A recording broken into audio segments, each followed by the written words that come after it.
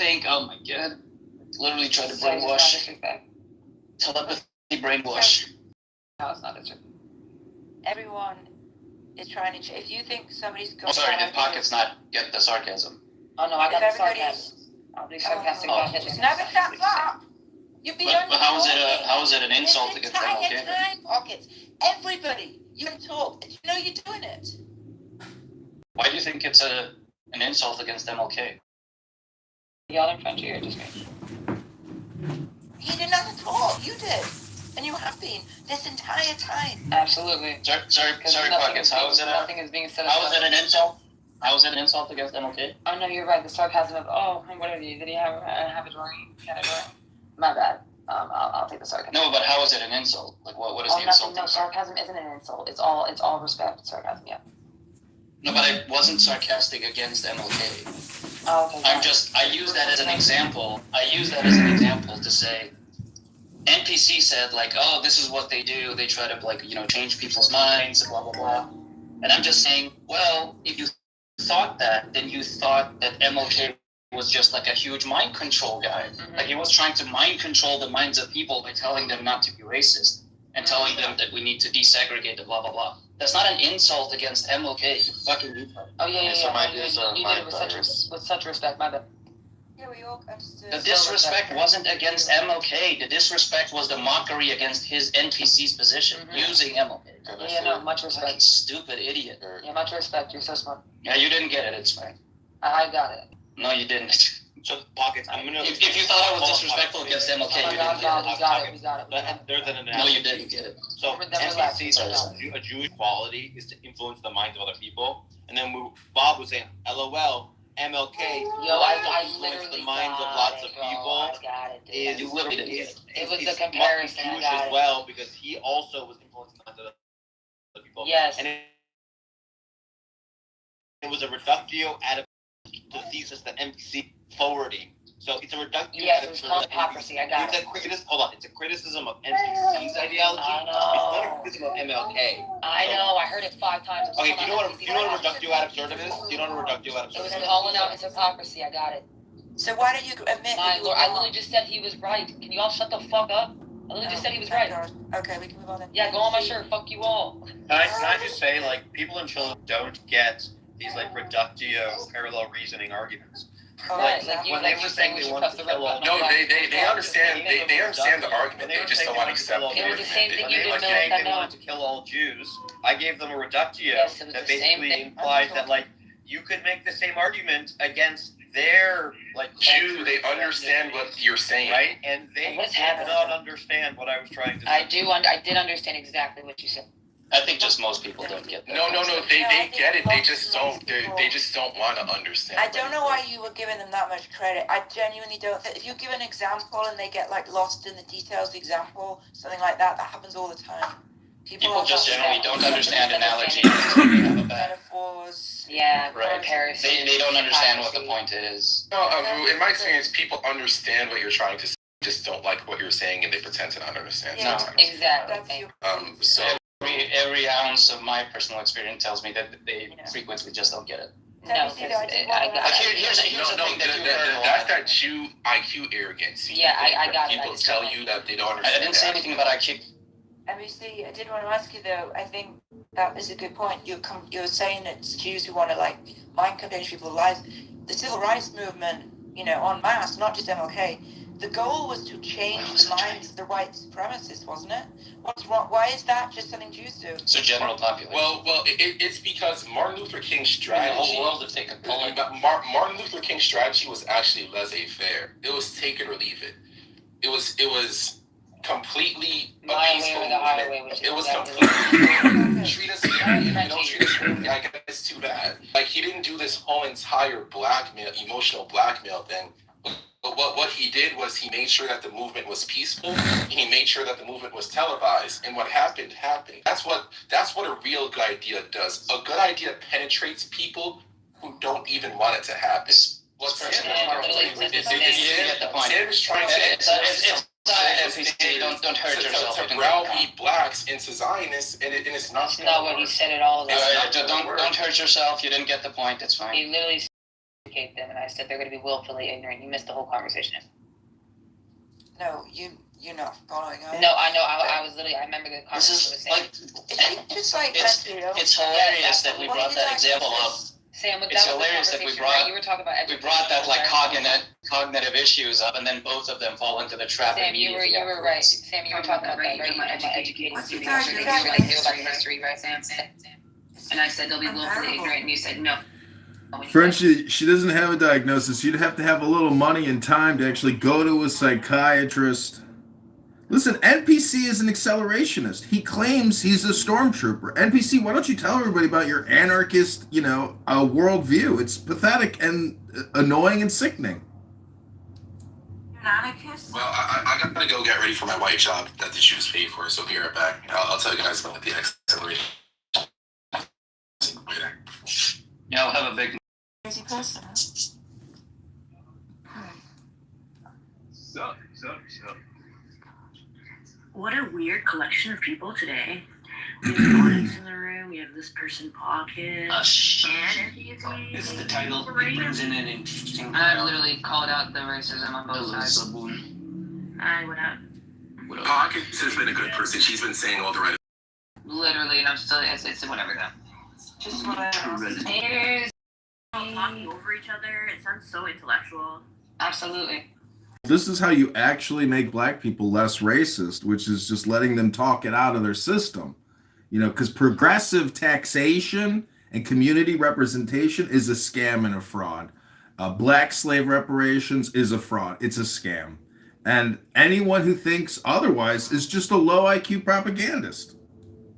We were saying that another. That was definitely a coherent point you just made. This guy was going to work. Yeah, we'll see when you YouTube. It's a really great somebody has to mute your mic while somebody else is speaking. I just heard three. That is a good one. What's happening? It's so funny that I never bring up Alistair up on stage, and then I give him one chance to say on stage once, and then he's like says some dumbest shit ever. And it's like, he's a troll, right? Like literally just a Alistair troll. had one shot, one opportunity. Palms are sweaty, knees weak, palms. I'm just kidding. Let's see you later. Sam, maybe you should actually make another rap song. Oh, I should make a rap song about that, but then I'll do one more. Cultural appropriation. I'll do one more. I'm not gonna lie, Sam can freestyle. That young bloke can freestyle, and I'm not gonna. He's talented. Yes, brother. But you gotta do it with a Nigerian accent, Sam. This time. I feel like when I do a Nigerian accent, it also just kind of sounds Jamaican, and I can't distinguish different black people accents, and it kind of sucks. You know what I mean? Like, Black people accent. I see it. Oh, that's You guys are like, you all sound the same to me. You racist asshole. You guys know there's like right? why are you gay? Wait, can we have Glenn do an American accent? Yeah, let's hear. I don't know enough to do those things. Okay. Wait, Sam, can you do a Jewish accent? Oh, what do you mean? You want a Jewish accent? Oh boy, my soup is still hot. Cartoonish. That would work for a good character. My bubble. The voice performers, they have to develop the character. That's a funny character. I bet you could play with that. Just try and sound like Merced. You don't need to make it much money. Yeah, I mean, I sound like a Jew regardless of whatever accent I Yeah, try never saying anything interesting. You go like Larry David. That's a Jewish accent. It's funny because it's true. Yeah. Well, I was say beef feast is too like I don't know.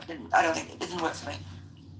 Personally, I think Mark's Jewish accent is the least Jewish of everyone. So, there. Whose accent? I want to tell you guys. Not Jewish at all, Mark. devoid of Judaism. You mean the guy who talks like this? Yeah, you're right. They're not very Jewish. Yeah, guys. Yes, hello. But here's my Jewish joke. Two Jews are meeting in a cafe, and one of them looks over at the other Jew, and he's reading this really anti-Semitic magazine. And he's like, "What are you doing, Hyman? What are you doing reading this anti-Semitic magazine?" And he's like, "Well, when I read the Jewish magazines, it says that we're all deconverted, destroyed. But when we read the anti-Semitic magazines, we control them. We're so powerful, we're so rich. Can I make a suggestion? I learned a really good joke myself a few days ago, or maybe a couple months ago. I don't know if I can deliver very well and much of a joke teller, but two Jews are walking by a church, and on the billboard it says $100 if you convert and get baptized. So Shlomo says to Hyman, You wouldn't know that Bailey is going up every so photo walks on in the that church. camera. Hyman waits next door. Waits around a couple hours later. Shlomo comes out, and Hyman's like, that took a long time. Did you get baptized? And Shlomo's like, yeah. And Hyman's like, okay, so did you get the $100? And Shlomo's like, it's always about money with you. It's good. It's pretty good. It's pretty good. I like it. Mark, have you heard this new idea that Hitler liked black people and was trying to save the true Jews from the fake white Jews? Have you heard? I heard a better theory from one of these people that actually Hitler recognized white people and Africans as like the master.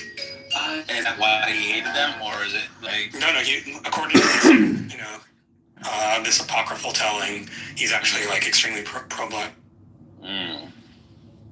It would have been more based if Hitler got really into race science, but instead of murdering lots of people, he just got really into like breeding people and like got like really tall dickas to breed with, like, just try to get like. He did have his hybrid camps. I thought they were into eugenics, like in a big way. But not into like Stalin had a hybridized human ape soldier program. Well, I've heard about that. I don't know if they ever actually tried it. Like I don't even know if it's definitely like something that was worked on, right, by like the Russian state. Like I'm not sure that they actually ended up being a woman with a. No, it's just they get some juice that makes them super smart, strong. But I think Stalin was thinking if you bred humans with apes, you'd get really strong humans. He thought he would get super soldiers that were like stupider and easier to control. Yeah. I am soldier. it would be really weird if we could breed ape like chimps and humans. Like I think it's not possible because literally the plot of Planet of the Apes. Well, aren't they just pure apes? Literally apes. No, they look like they're like humans. They're like hybrids. Didn't the Soviets try to do this? Maybe someone said this earlier. Yeah. But I don't know if they ever actually tried it, and I don't. I just said that, Mark. You fucking idiot. Oh, I was listening. Sorry. Someone tried it, but we don't know the results. It was the Humanity project. I'm pretty sure it failed. We don't know what happened. How's up? Yeah, what's up? If you follow the product of Jakub's project, so that's like white people and Neanderthals.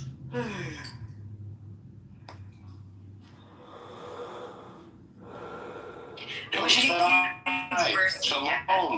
Oh my god. We've changed it already.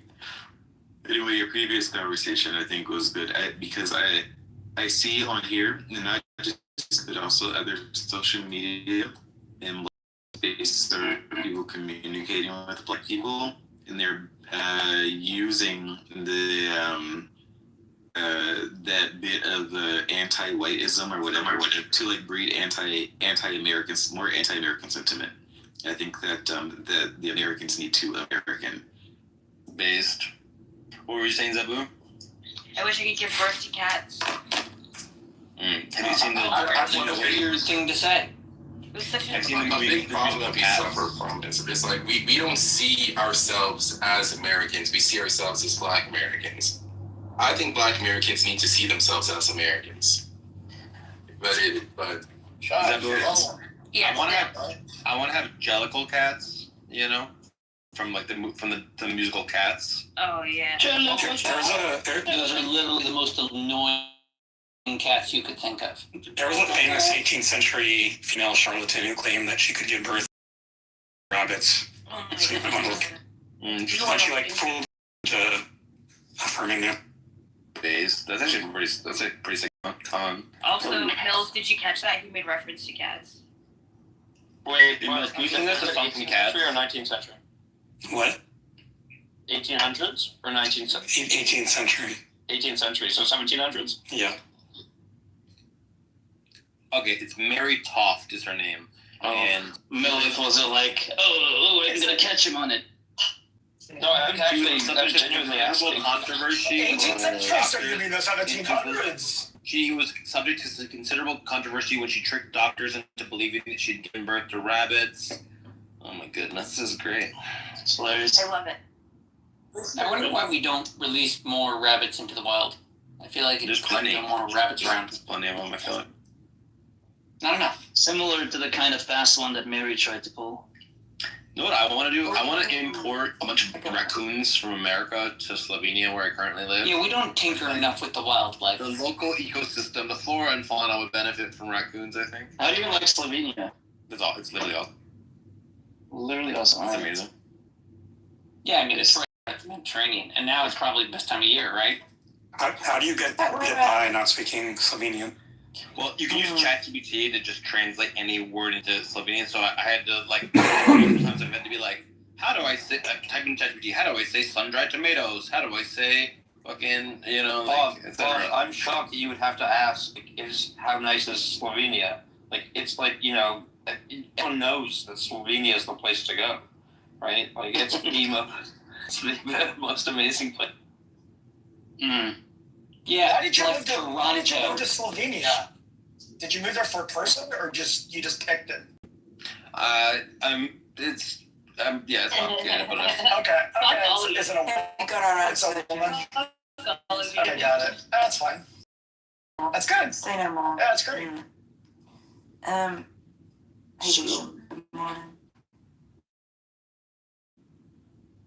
Never been to Slovenia. Bars. I'm gonna walk by the Adriatic today. It's gonna be awesome. I'm gonna skip stones and Beautiful sea. For y'all Americans, that's the sea between Italy and the Balkans. Oh. it's like the Gulf of Mexico, but it's better. Who gives a fuck where these things are? John, how come you don't want to agree with me? I realized after I said what I said that you guys probably don't you're not getting a visual because you're so what's the Balkans? You not know Exactly. I was like, I wasn't actually specifying something you could visualize, so never mind. Where is that in relation to the boot? The boot is Italy, so it's right in Italy. Well done for knowing it. So it's very good. So a lot of people know that Italy looks like a boot, but they don't know that Slovenia looks like a chicken. And that I had recently had a Slovenian man explain where a thing was, and where on the chicken it is, which is pretty.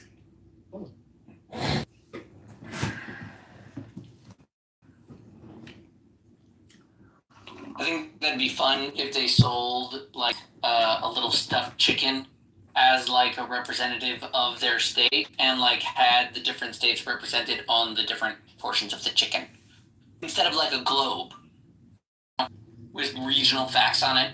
I think that'd be adorable. Yeah, that would be cute. I have a problem with chickens. I find them to be a little bit too cocky. Sorry, guys. Don't be jealous.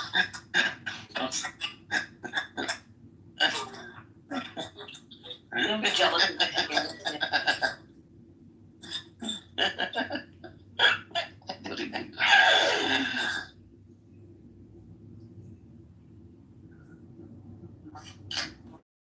I'm going to Austria this weekend. Does anyone know any Austrians that I should meet up with? Yeah, actually, Sam. Where in Austria are you going? Sorry, Vienna. Yeah. Oh, base! I was there last year. I've been there a million times. Okay, Sam. There's a guy in this app. He's been here for years. Frank. He lives, I believe, in Vienna, in Austria, or near there. You should go hook up with him. If you hurt yourself, my aunt has a clinic there. I'm sure she'll. That's cool. See you right up. Oh, maybe you don't like Frank? Oh, no. He's one of those middle-aged white guys who gets if you push back, they get incredibly angry, how dare you? And there's so many. You should see the Donau tour. You should see their park. You should see Schönbrunn, the castle. It's actually amazing. It's like mini Versailles. Sam. The inner city is gorgeous. You just like walk around there. Kunstmuseum. Sam, I have a question. Did any of your ancestors live in Austria before World War II? I think they're Polish. Yeah, but some of the Poles ended up in Austria. I just don't know. Yeah, I don't know either. Okay. I know that my grandmother on a couple of sides were in Vienna. You should go to Spanish. Oh, I connected it. Oh, it's all coming together. You should go to the Spanish writing school. Very well-renowned school in Vienna. The designer horses are from Slovenia. Enabled by the government to allow this massive literally the amount of horseshoe taxpayer theory. money to be funneled into nonprofits and NGOs. So a good-sized portion of that goes back into the election coffers to keep these people getting elected again, while these individuals, corporations, and nonprofits talked about that. raise like millions and millions of dollars every year. Exactly. Yeah. Denzel and Gene Hackman have that conversation. Pop, it's fucking on it. That's very good. Yeah. That's right. That's right. They're from Portugal. But that was a Lusitania, not the Lipizzaner. You know, Gene Hackman was great. It's sad that he fucking died. It was amazing. That fucking sucks. Yeah, that was sad. Quite sad. It was a pretty cool. Anyway, I'm stoked for you, Sam. I'm super jelly. Maze. Oh yeah, hanging out in Vienna is awesome. I've never been, but it's on my list. Whereabouts are you staying? My partner has a friend that's just letting us stay with them. It's pretty nice. So it's free. Oh, nice. Very good.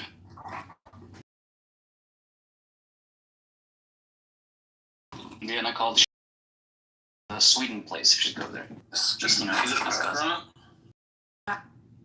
For spring break, and we're just walking around the beach, and someone goes, "Hey, our blank's son." I go, "Who?" And I turn around, and it was some woman who knew my mom, and she's like, I've seen photos of you on Facebook or whatever." And I was like, "Oh, that's crazy. That's scary, actually." Just, literally in a random state, on a random beach. And I was like, I will send you a photo of that guy. But in the photo that you don't look alike. But hold on. And what's funny is I'll ask my mom about that. I'll be like, I told her about it. I was like, hey, so and so, I met so and so at the beach. She's like, I don't know who that woman is. Yeah. She's like, I don't know who you're talking about. You zoom in on the face. I'm sorry, it's a photo where he flips off. He kind of has like similar facial features. So this person is half Dutch, half Portuguese. I guess kind of. Yeah, right? Not really though. No, not really, and a little bit. The nose. Because my brother his hair is super light. Yeah, I'm not talking about the colors. You look at the features. I told you. I did. Oh, what's up, John Kitover? I brought him. Hello? We've been talking about Talmud. Do you know anything about the Talmud? I've never bought the Talmud or tried to read it, but I've bought many Jewish books. I've read many Jewish books, and they're all pretty smart. Books are smart. They got a lot, because when you produce a book, the book publisher doesn't want to waste time putting together a bad book. By the way. Well, I do actually have a copy of. I do have a copy of that, and when I read it, I laugh because you have to realize that Hitler didn't actually write it. It's a ghost book, and the government purchased millions and millions of copies. That's actually how Hitler was able to siphon a lot of money out of the German government, was through that stupid book. And if you read the book, it's really not that good.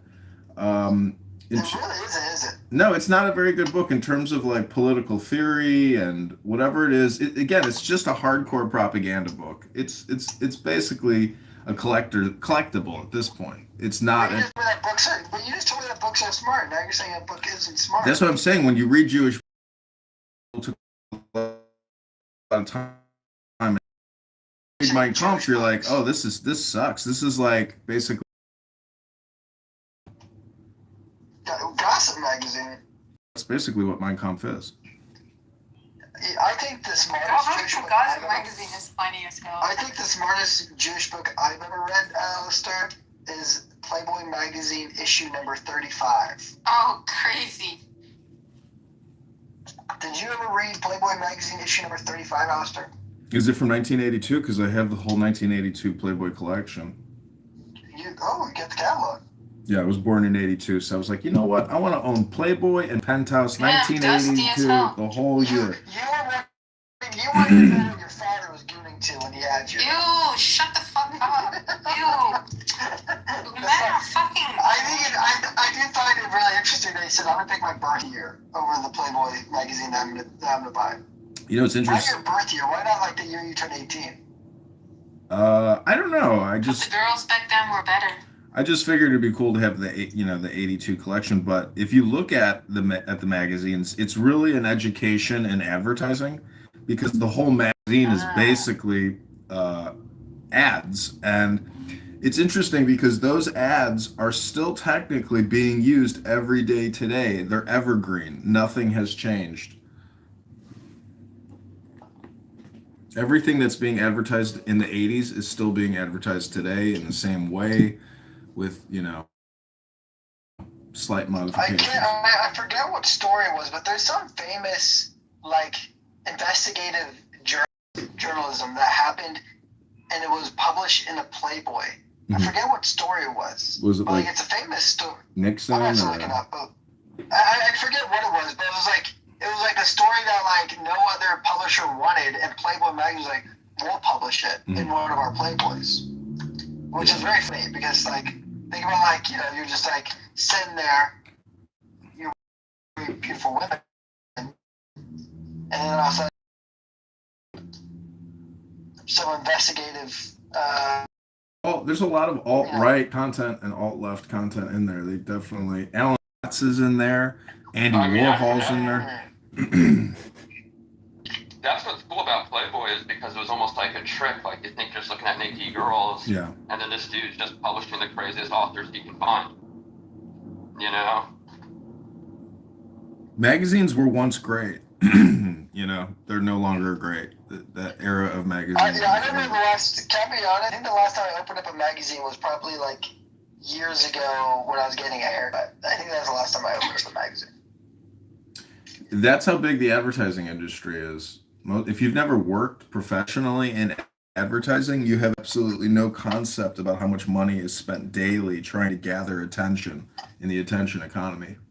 I remember, listen, there was a moment during COVID where I did have I don't like talking about this because I have to lead everything sense, and I hope that nothing comes to light, but I used to have a TikTok account.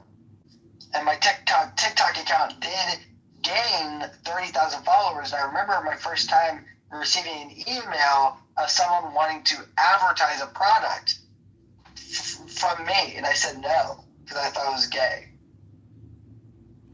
Those are usually just scams. They were willing to, but they were willing to pay good money though. What was your TikTok about? I'm not going to discuss it. It's been ended. And it was fun. It was fun for 8 months. My wife is always mad about it because she's like, "Your full-time job could have been a social media influencer," but I said no because I thought it was gay. I felt like I was spending too much time trying to create content. Yeah. Well, a lot of those emails to advertise on your profile channel are just fraud emails, scams, wasted time. So don't flatter yourself. I don't know. It was a real company, and they said that this is the campaign. They said I would have to make 4 posts, and of course, and I know that a lot of them don't pay. At the end of it all, right? But it was a real company, and I believe they're still in business today.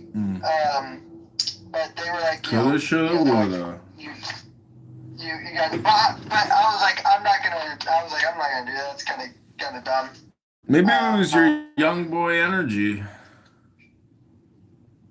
Yeah, young boy. At the time, I was working on, during COVID, I had moved back home with my parents, and I was working on their farm. A lot of the content was farm-related content. A lot of baby sheep and baby goats and chickens. You were gonna advertise Mein Kampf on TikTok. Yes, they were like, "Hey, we want you to advertise Mein Kampf 4 times, post about it 4 times in the course of 2 weeks, and we'll pay you." I think they offered me like $750. That's pretty good. I know. I was like, yeah, and I said no though. I was like, it wasn't that though. It was actually a dumber product than Mein Kampf. I would have done Mein Kampf. That would have been fun. Okay, I'm gonna ask Grok. What are the top 10 key extracts from Mein Kampf? There we go. And Grok's gonna be like, I have no access to that. Grok might My Jewish overlords. Yeah, no, that's more of like a ChatGPT thing. So at this very moment, I am wearing what's called Loki, which is an AI wearable, which live streams, records, does AI respond. It's pretty amazing for $200, and it's pretty cool. So like you're all being recorded right now on an AI wearable. What do you mean wearable? Where are you wearing it? Like, is it a necklace? glasses? It's a lanyard. It's basically the same thing as the Meta glasses. There's really no difference. So this is what Grok says. Number 1, I'm fighting the J words as the work of the Lord. He writes in chapter 1, page 60. Hence today I believe that I am acting in accordance with the will of the Almighty Creator by defending myself against the J word. I'm fighting for the work of the Lord. Number 2, on Marxism and the J words. The Jewish doctrine of Marxism rejects the aristocratic principle of nature and replaces the eternal privilege of power and strength with a mass of numbers and their dead weight. Thus, it denies the value of personality in man, contests the significance of nationality and race. If, with the help of his Marxist creed, the J word is victorious over the other peoples of the world, his crown will be the funeral wreath of humanity. Number 3, on the big lie technique. All this was inspired by the principle, which is quite true in itself, that in the big lie there is always a certain force of credibility, because the broad masses of a nation are always more easily corrupted in the deeper strata of their emotional nature than consciously or voluntarily. They more readily fall victims to the big lie than the small lie. Number 4, on the protocols of the elders of Zion. To what an extent the whole existence of this people is based on a continuous lie is shown incomparably by the protocols of the elders of Zion, so infinitely hated by the J-words. For once this book has become the common property of a people, the Jewish menace may be considered as broken. Number 5, on... I say something about how, like, basically... we can go on a fucking war in Iran. Thank you to Bibi Netanyahu. The economy is in the shitter, and niggas is what are you? What the? Yo, I see why Tim got so fucking pissed off. Yo, we have to be living in bizarro world, upside down world. We're looking in funhouse mirrors. You know the mirror, when you look at it, it distorts the vision. That's what you niggas is looking at. All of y'all, how in the world do you support the worst president that has ever lived? Has there ever been a president with as many rape allegations, fucking felonies, as much fucking pilfering, $1 billion here, $1 billion there, with nepotism? The Middle East. What the hell? Assad agent Jared Kushner, I forgot to. Yo, listen. You know how they say a chain is as good as it gets linked? Right now, the entire chain, or at least 50. So, for the great majority. Somebody vote, Jewism!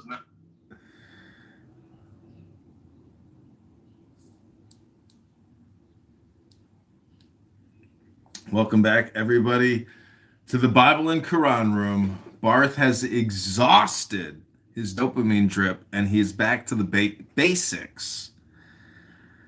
So, here we are, one more day at a time in Barth's working career here on Clubhouse. Hand me that nail! Every room keeps ending! I am the destroyer of rooms. Finally, we get to a flat earth room.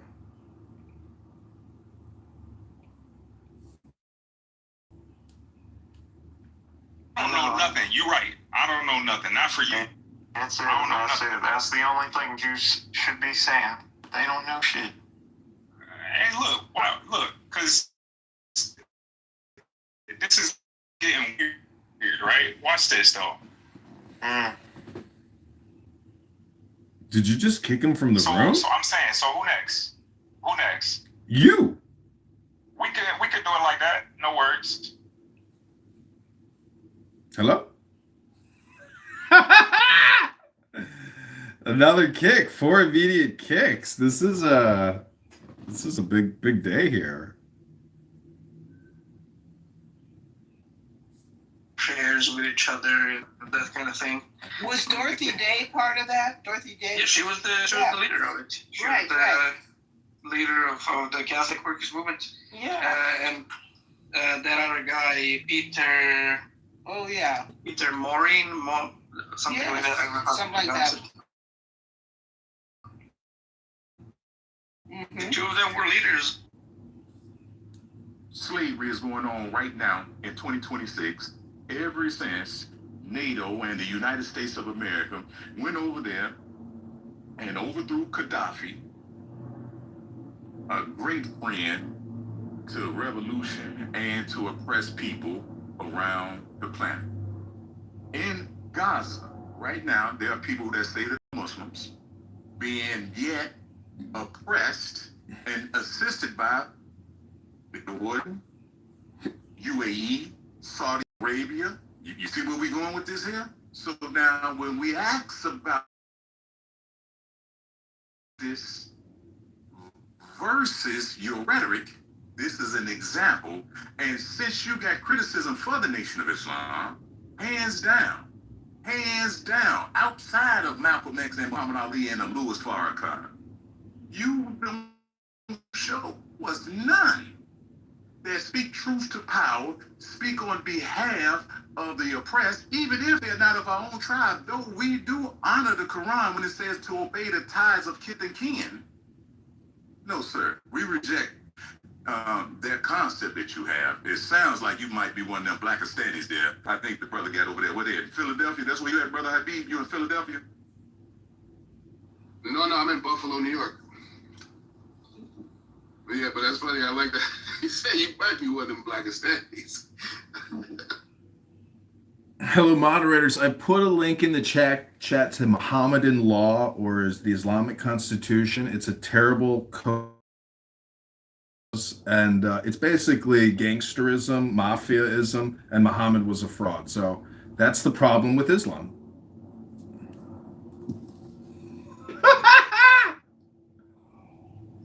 Mohammedism? What? Yeah.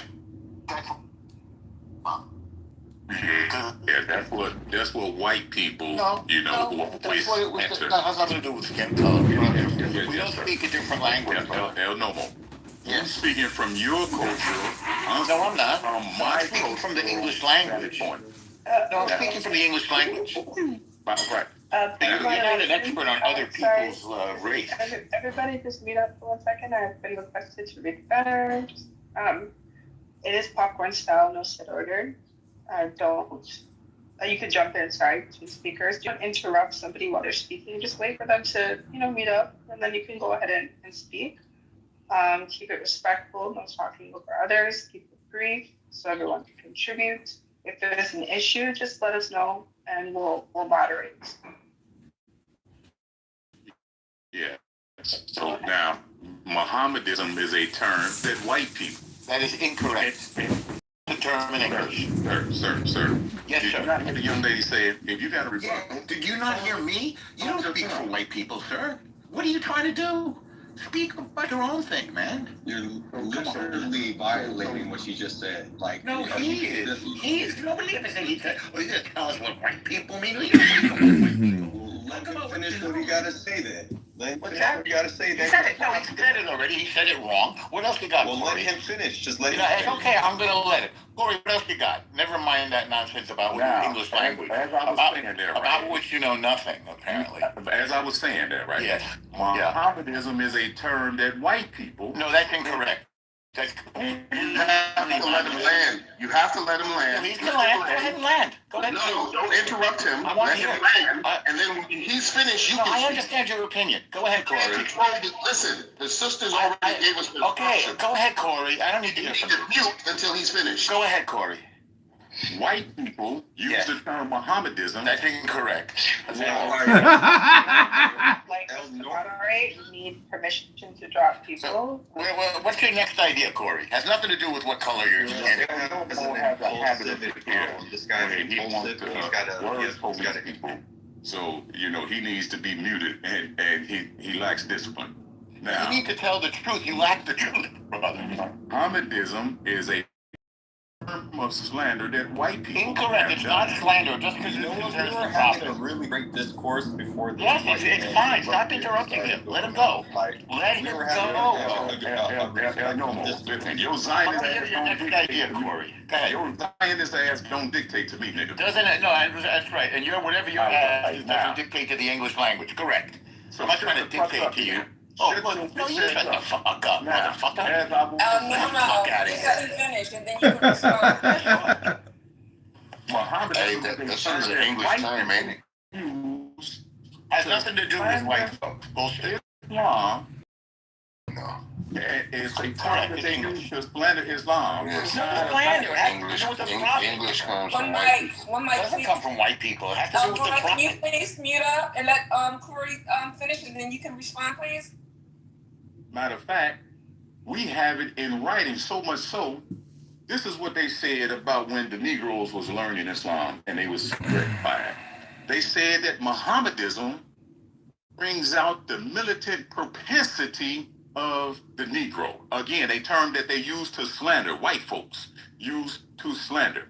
These same people that are Shriners and Freemasons and so forth, which means that in secret, they study the Quran, which means that they are cognitive of the term Islam. Wrong. And Martin Luther King was raised in a Freemasonic church. So does that make Martin Luther King a Freemason? The word Mohammedism has to do with the Prophet Muhammad, nothing more or White less. people, could you put them in the audience since they don't want to be civilized? Right, can you please let him finish? I frankly thought he had. These Keith Ellison, the first Muslim elected into Congress, wanted to swear in on the Quran instead of the Bible. And listen to the pushback. Hey, this is a Christian nation, thus and so forth. And when he shut them up with this. I want to swear in on Thomas Jefferson's Quran, which thus further gives evidence and proof that they know of the term Islam. Anytime when you refer to somebody other than how they refer to themselves, that is slander. And nonsense. All nonsense. And he did swear in on the Quran, by the way. As stated in this room, right? Elijah Muhammad rejected the term black Muslims. And I said, and El Nomo is in that character, the BHI, the Hebrew Israelites do not call themselves black Hebrew Israelites. They either say Hebrew Israelites or Israelites. And you cannot, around me and those who like me, slander them kinfolks of ours by calling them something that they don't refer to themselves as. That's not a slander. Is a term of slander by How is it slander? That did not want slander is a false statement, sir. What is false about it? Islam, and they use slander and they use invalidation and interruption, COINTELPRO, but this dude is Mossad and he using Hasbara tactics. Right. Why don't you put a link in the chat? Slander is a false statement. What is false about the term Mohammedanism, please? What is false about it? Nothing. Just means followers of Muhammad. No, it had nothing to do with your race. You're very limited in your knowledge, sir. It implies that Islam is like Christianity and it's Muhammad centric instead of worshiping God. Doesn't imply that at all. After Christ, Islam is not named after Muhammad. Nobody said that it was.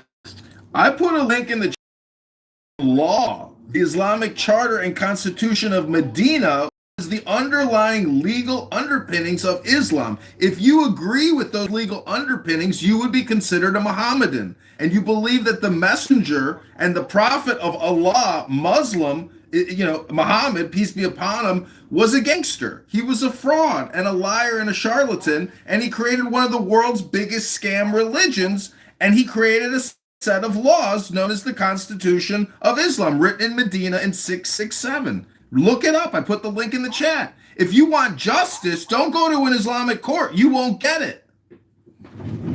By the way, if you're going to make outlandish and fallacious claims, and you need to really come with evidence. You can't just sit here and spew all of this, so-called opinions or that you have about Islam and say, oh, this is truth, and have people try to convince what Islam says. No, like you're just like with anything else, you're going to have to present with proof and evidence. You can't just sit here making fallacious claims. What are fallacious claims? And passing it off.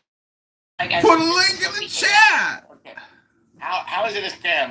That's why they all hate Israel, because of their lies and their false claims and their victimization. This is part of it. You mean because of Islam's false claim? You're doing right now, what you're doing right now is another false claim. And what's the false claim? You're I want to hear the false claim. And dude, everything that you just said, everything that you just tried to say, we don't have to repeat it, we heard everything. Oh, you don't have to repeat it. Okay, so if you feel so strongly about what you said, then please provide the evidence for that. What is it that you heard me say? I'm pretty sure there are some pretty knowledgeable people in here who could break it down for you and tell you exactly. Instead of you just going off like what you believe, you're as far as no, that's not. I don't think you heard what I said. Which is false. Right. I don't think you heard what I said. You're confusing me with somebody else. I said that Muhammad. Oh no, I'm not at all. Okay. So then what did I say Let me ask you this then. Why are you using Mohammedism instead of Muhammad? Or Islam? I'm not. So no, you're literally saying Mohammedism. Why are you using that obsolete term? Because I'm referring to it in the context of, they said it was a derogatory term. And I'm saying that it's not a derogatory term, it just refers to followers. Why did you bring it? Why won't you say Islam? I didn't bring it. Why did you say Islam instead of I didn't, because we're talking about the word Muhammad is not shown nowhere in history. I say Islam. Are you going to find anywhere in history in Islam? Look up the origin of you're saying this is something that to do with created themselves. This person thinks he's talking about the nation of Islam or the black Muslim. The reason why it is slander, because he can show somewhere in history where the people refer to themselves. What does that have to do with it? How is that a slander? Term, and it was a term given by white people. No, it has nothing to do with white. Yeah, it's fallacious. Everything. What's fallacious about it? What's fallacious? What is fallacious about it? Well, for starters, what you just said, the term Mohammedism. Can you tell me what's the origin of this term Mohammedism? Yeah, it was used in Spain under the Andalus when Islam subjugated it for some 500 years. Yeah, it was used then. Let me ask you this. No one now, what's your next question? What did I say? No one in this room said Muhammad. Wait, what did I say that's false? So the reason why we're discussing this word now is because you used it. Why did you used it? Why are we? I never used incorrect. Why? Well, no one hears that. Corey made a false statement. No one used that. Because Corey brought it up. Because Corey said about 27 times in a row that it was a racist term. Why didn't I pointed out that's nonsense. And it has nothing to do, and it's not a slander either. That's why. I didn't bring it up. He did. It paying attention. You're not paying attention. Alistair brought it Oh, yeah, up. come on. Something other than what I call myself in the slang. Yeah. So a slander is a false statement. What's false about it? Yeah, it is 100% false. It is 100% false. What is false about the word Mohammedanism? Okay, let's go through the steps, right? Sure. God, the religion of Islam is submission to God alone. Yeah, sure. When you distract or deter away from God alone and make it about a person by saying Mohammedism, you're making the focal point of the religion Muhammad opposed to God. No, that is not a true. complete It's slander. both can be true. No, So absolutely not. Christianity- I'm telling you no. As a Muslim, I'm saying no. Right, but you're I'm wrong. saying no. You said that already, and you're wrong. No. You're wrong. You're 100%. Want to put focus on religion, focus on a human being, then that's fine. No, but I don't. Well, you can do whatever you want. Slanderous about the term Mohammedism because they are followers of Muhammad. I'm offended by it. I'm offended. Because you're offended doesn't make you correct. Offended by it. Sir, you're a Mohammedan. And you cannot. Sir, you don't know what the word slander means. I feel and what I feel. I'm You sorry cannot about your dictate. feelings. I'll get you a Kleenex. It has nothing to do with being false. Your feelings don't make something false. Yes, so and your lies don't make nothing true. Sir, you are a follower of Muhammad. We don't agree with you. You don't know right what I'm saying. So we don't agree with you. We don't agree even with understand. You can't disagree with me because you don't understand what I'm saying. We can agree to disagree. We will get your white perception. It has nothing to do with the color, as I said before. This is a westernized term that you're using, okay? This is not anything that originated from Islam. Wait, say that again. It's a what term? It's a westernized term. It's not a westernized term. Right, western it is. It has nothing to do with being This is what Eastern they West. refer to as, and it's Born derogatory, liar and okay? a sociopath. Islam invaded Spain and conquered. Okay, one mic. He's a slander. Now, One those are mic, slander. one mic. One mic. You guys give El Normal 3 minutes uninterrupted. Go El Normal, one mic, Fine. everybody. So, people who are Muslim follow Muhammad. There is nothing false about that statement. They also submit to God. There's no contradiction between following Muhammad and submitting to God. Because it is not false, it's incapable of being slanderous. This term became widely used in the centuries of Al-Andalus, when Islam conquered northern Africa by the sword and then invaded Europe, again, by the sword, and conquered Andalusia of Spain. Up until the year from when Muslims, Spanish Inquisition, the Catholic Church, they ejected the Muslims, and by the way, also had anything to do with skin color. The Muslims that invaded and held Andalusia, Spain, they were of various colors. They weren't black, they weren't white. They were basically North Africans. They were Arabs. It was an Arabization, not a racial conquest. And those who refer to Islam as Mohammedism are merely more of an antiquated term. So the same way we don't call Jews Hebrews anymore, it's antiquated. Hebrew is the language. So we don't call Muslims Mohammedans anymore. But it was a widely used phrase. It's not slanderous. It's not offensive. It's not derogatory. It is offensive. There's nothing offensive. One mic. You're gonna land. One mic. You are followers of Muhammad. You are followers. One mic. Thank Can you guys hear me? One mic. He has one cement. I'm in. It's okay. We hear you fine. There's nothing negative about Muhammad, and there's nothing negative about Mohammedism. It happens not to be the use currently used today. Christians believe that Jesus Christ is God.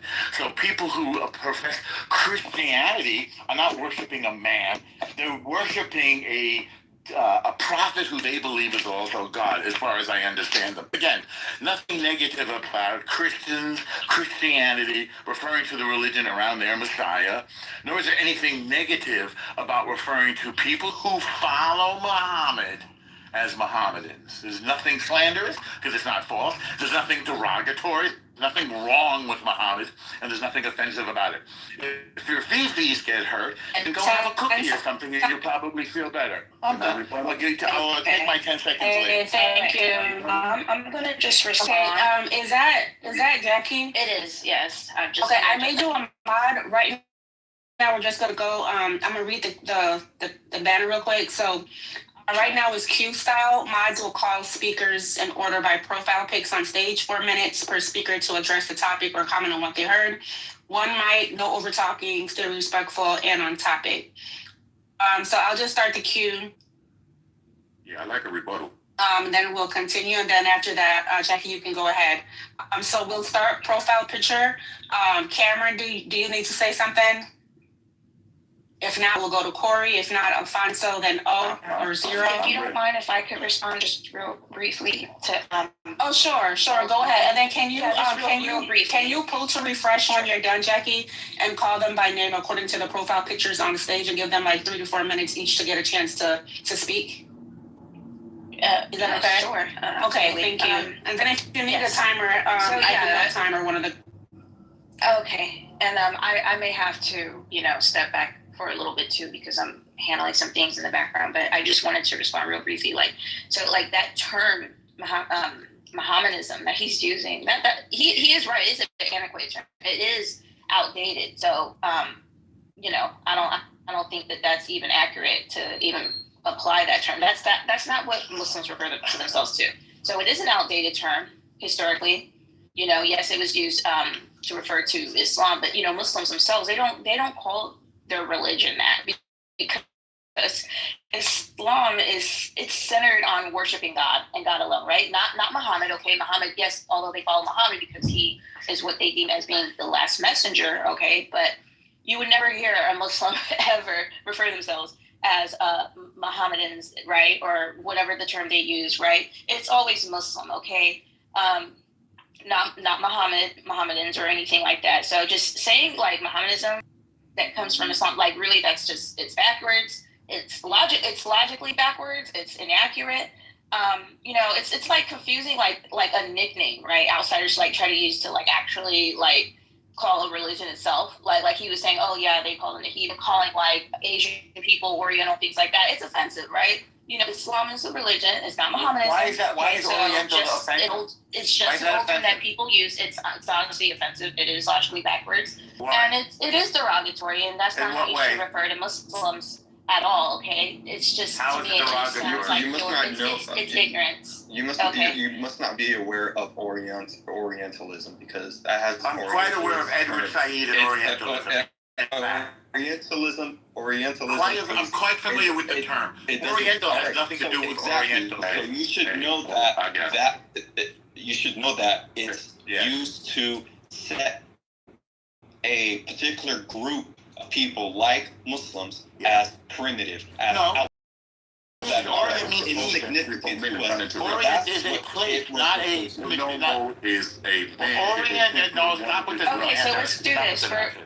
As Orient just means we're gonna have to go in order. I know everybody has something to say. I understand. I think so. I had to pull to refresh, so it would be Corey if Corey wants to go, and then I don't know if Alfonso is present, but if not, then O could go after Corey, and then we'll just continue going in order like that. Now, I got a link. Corey, if you would like to respond. Yes, I got a link in the chat that I'll read from. And as stated, it is offensive because we say it's offensive. Now, that being said there, right? This link in the chat there that everybody can read along with me here. The term Mohammedism and its variant Mohammedanism emerged in Western literature around the 16th and 17th century, as I said, white people, with earlier white people. It's literature, not white people. No, we have people.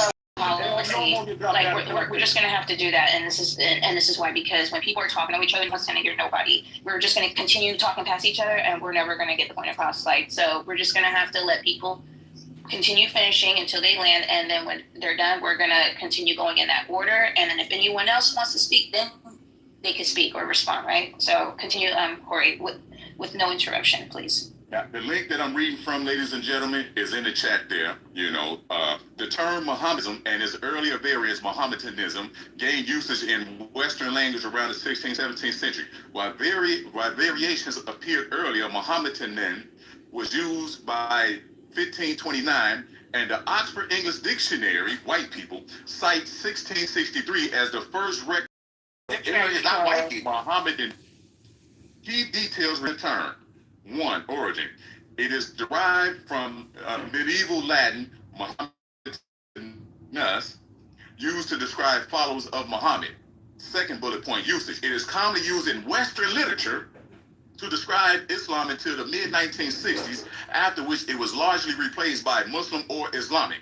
Next bullet point, evolution. Earlier variations in English date back to at least 1529. Next bullet point, context. The term is generally considered archaic or offensive, as it implies Muslims worship Muhammad rather than the religion of Islam, because Muslims also follow Jesus. Moses. No, they don't follow Jesus. They call Jesus a prophet. Damn devil. That's another thing false. What is wrong with this devil? More slander. What is wrong with this? Normally, you're gonna have to put a lid on it. If you interrupt one more time, I'm gonna have to lose the audience. Do we have to listen to this No devil talk his nonsense? That's your last warning. Okay, we have to listen to this devil talk his lies? Okay. Now, as stated there, anytime you refer to people other than how they refer to themselves. Matter of fact, the Holy Quran says a nickname after faith is evil. Is that the 47th surah there, brother? That's what Islam teaches. That to give somebody a nickname is an act of evil, and Muhammad. Well, Corey, guess what? I'm the new Muhammad and the new prophet. I'm the new messenger of Allah. And if anyone here needs anything, if you have any problems, gave that term as a form of mockery, and in Islam, phrase, we make no distinctions between the prophets. Big on all of it is from their Lord. And so thus, Muhammad, Moses, Jesus, or any of the other prophets are also acknowledged in the Quran, and their wisdom is considered revelation from the creator of the heavens and the earth, and thus we don't follow no man, we follow righteous conduct as given through men, call them prophets or messengers, which, different variations of that, both male and female prophets and messengers, and thus we follow a standard of righteousness. If the example comes through Muhammad, Moses, Jesus, or somebody else, so be it.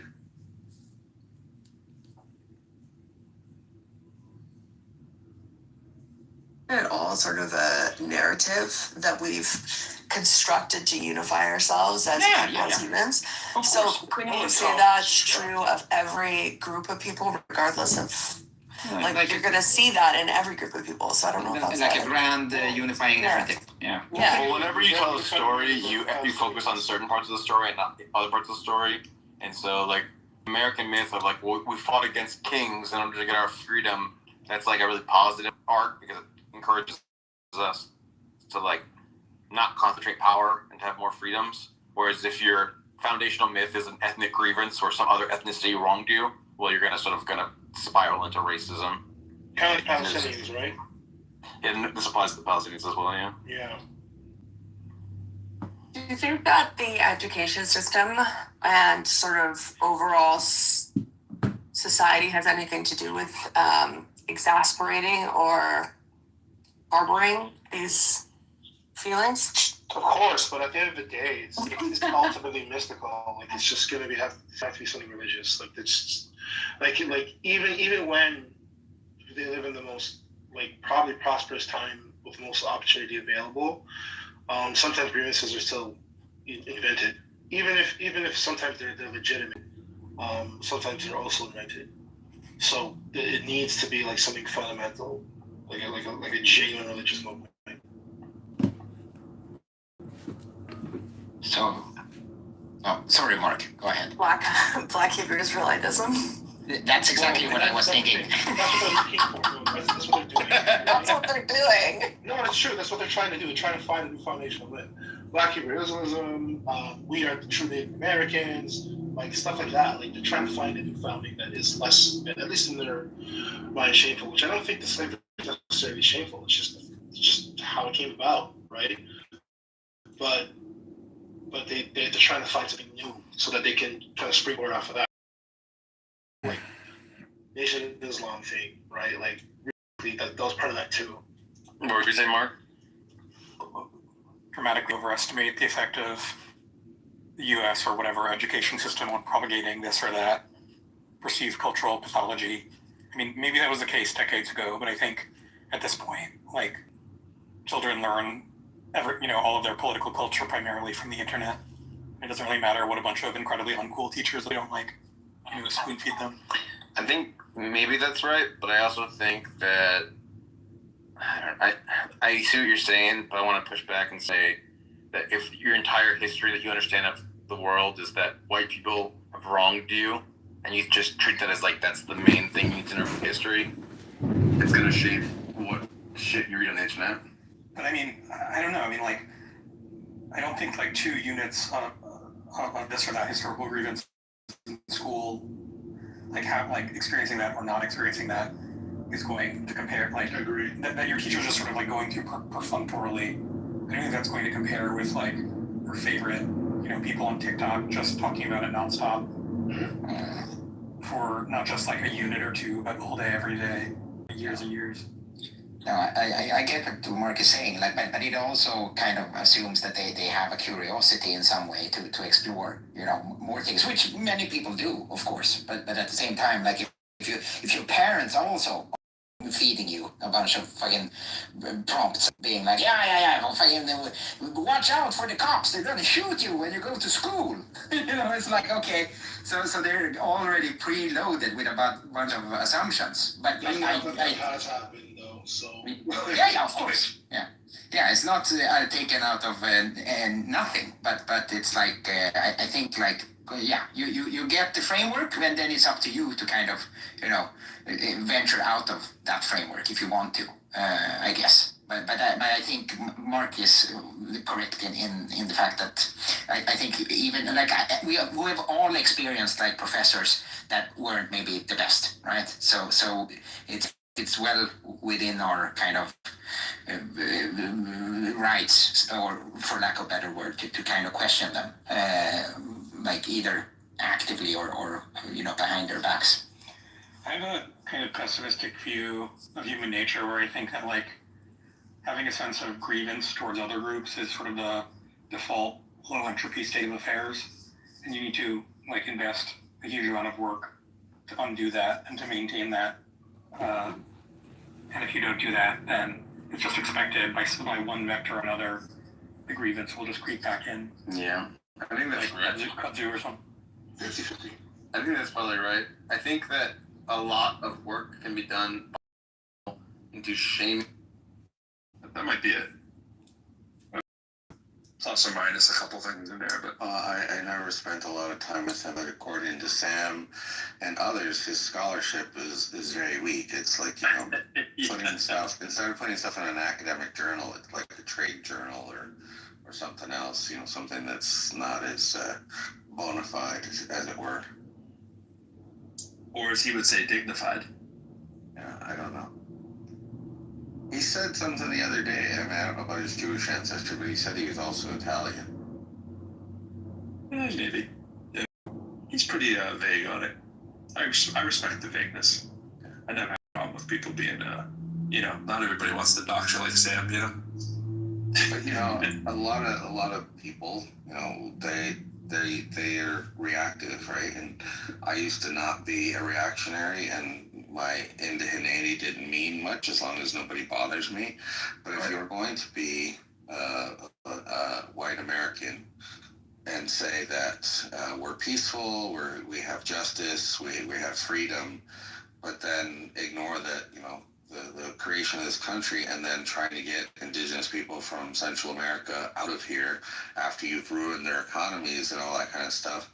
And then when you keep digging and digging and digging, they're like, well, we won and you lost. We used violence to take over this country. And I'm like, well, we're using violence to take it back through gang warfare, through the cartels, through whatever. So shut the fuck up. Make up your mind. Are you peaceful and free and you're going to let us in and be part of your society? Or you're going to say, hey, we run the world by violence. And then I'm like, okay, then we run the world by violence. So shut the fuck up. Right. Oh man, I should have put John on the list. I didn't even think about it. I mean, there's only so many spots, John. No offense. I would have put John if I could. Received a lot of votes. Thanks. On a recent People magazine survey on the index, I was rated in the top 1 percentile of world's most annoying people on the internet. You claim that distinction? I'm being facetious, but I do think that there's some value in playing like the court jester, the fool in the court, because it reminds people that a lot of this is just blown out of proportion and taken so seriously that there's no play or fun. And if you think that the purpose of life is to right historical social justice wrongs, but yet you're not having any fun or joy, I don't think you really understand the utility of the fool in the court. Like if you pat the butt of the king, hopefully the king will pardon you, but you can't insult the king or you will die. But the court jester can get away with it because of his position, as the fool. So I don't know if that makes the most illuminating thing I've ever heard you say, but I think that there's some truth there. Yeah, I try to be funny. Right now. What indigenous? How many cell phones do you have set up right now? I'm looking at 25 cell phones right now, live streaming on YouTube. You want to see what my office setup looks like?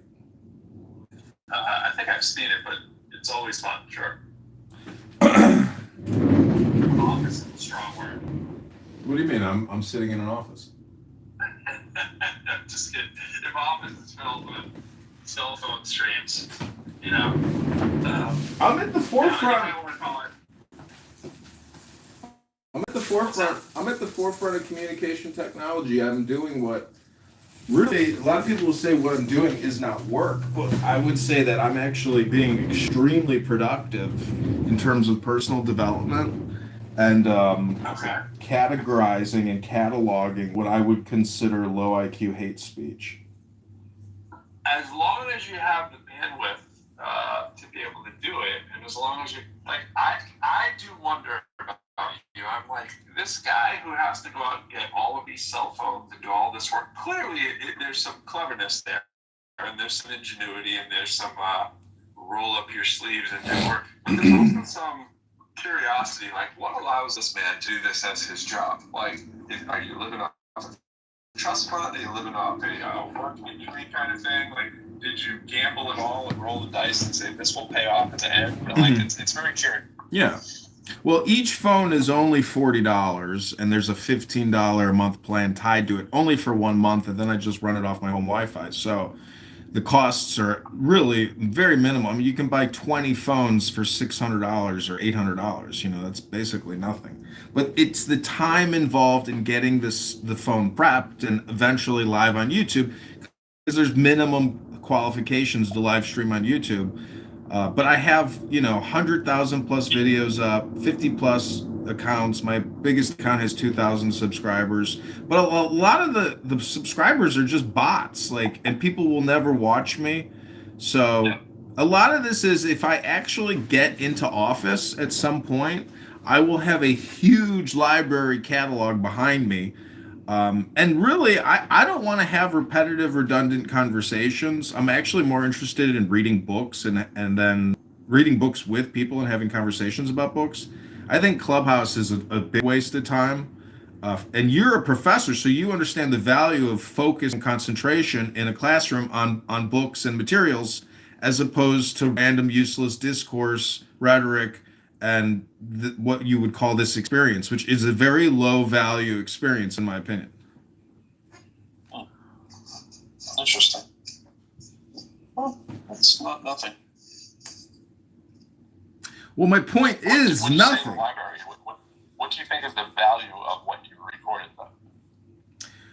When I compare audiobooks to what you could call Clubhouse conference call audiobooks, because as the user, I'm indifferent really to the audiobook. And I just, if I'm not going to come up on a stage and I'm just listening from the audience, that's the same experience as an audiobook. And the content that you're receiving as a GU audiobook listener on this, conference call app is so low quality in terms of what you're actually experiencing. And the worst part is you experience other people's emotions on this app. And that is a problem, I think, to sit here and literally be emotionally tuned up constantly. Some people, I guess, love it. Some people say they thrive on it. But I think from like a therapeutic and a central nervous system perspective, it's a horrible usage of your time. Hello? Yeah, I get that. I think that is why I actually, his name's in the thing there. That is probably the best quality I think about Benjamin. He is remarkably low level, worked up emotionally. Even though he is the brunt of most jokes, insults, jabs, he generally does seem to thrive off of it because nothing really impacts him. Now I realize some of that can be life circumstance or whatever, but I think he has adopted sort of that philosophy of where you'll hear him talk about people that are in board meetings. One thing they never do if they want to be successful is they can't yell or scream. So he's not a yeller or a screamer. Everybody has points where their buttons get pressed a little bit, but he, in terms of like comparing him comparatively to how often people's buttons get pressed, very low level. Now I have a threshold of which, like, my philosophy, my guiding principle in life has been like, I will punch you in the face, but I generally don't want to. I don't lead with it, but I will knock you out. But would it be a foot? Since you're a martial artist, would it be a foot? It'd be a foot. Yeah. But the thing is that like, but I can get worked up. But I generally try not to. It's sort of that Sun Tzu, the best battles the ones you don't wage kind of thing. But it doesn't mean that you're going to let someone just repeatedly smack you in the head kind of thing. I take it back to other sports too. Like, I was talking to my son about basketball this morning. I was watching. It's just like he's very passive, like kind of, if the guy pushes me out of the way, okay. I'm like, throw that dude out of the way, bro. If you're in the paint, you got to box that dude out. Like your mom's life depends on it, bro. Like, just, you got to want that. Have you been in the room when I've driven Benjamin out? Oh, that's wonderful. That's wonderful art. He likes to talk about race and he likes to talk about elitism in academia, but he does not like to talk about class. About his class, then he leaves. Well, that move indirectly. He loves to talk about class if it's deferred and not about race, because he thinks race isn't real and class is the real argument. That movie. See, Pro, you have a potential for violence, and have you ever seen that movie, A History of Violence? Yes. What I'm trying to tell you is that your potential for violence is very brutish and thuggish. I'm a former United States military officer, and even if you look at like the mafia, they don't just throw blows. They get a contract and a confirmation from leadership that the assassination is to take place. So, your approach to violence is very juvenile and pedestrian. It's just my opinion. Well, you don't know Pro at all. If you knew Pro, you know how wrong that statement is. I don't disagree with why you would say that, but again, well, kind of like Chinga, you really don't know me, so I mean, I get why you'd say that, and I get how someone may appear or whatever. It's tinged with racism because you're a rapper. It's terrible. I heard that one. Yeah. I consider the source. I read what you were writing in the chat earlier. You went for the rap. The EAP, the HAP, and the RAP remarkably annoying people. How was the rap one? But not a rap guy or anything like that. But yeah. No, that's not true. I have Biggie Smalls memorized. Funny with the money. Oh, you got me mistaken, honey. I don't want to rape you. I just want the papers, the visa, the capisha. I'm out like the papers. Who's the head honcho? Slick like Ramacho, cool like Cumacho. Gosh, I have an issue with Norm up top. but yeah, that was poetic. Any other rappers you like other than I mean, I like all the classic rappers, I suppose, but I don't really go out of my way. I've met DMX, so I did buy a bunch of DMX records. I met him at McDonald's one day, and I came up to him and I said, "Excuse me, can I take a?" I said, "Can I take a selfie with you?" And he says, "Fuck you!" And I was like, "Holy shit!" I was like, "That was actually very rude of me. My name is John. What is your name?" And he goes, "Earl." And I said, "Well, can I tell you a mantra?" And he goes, "What's that?"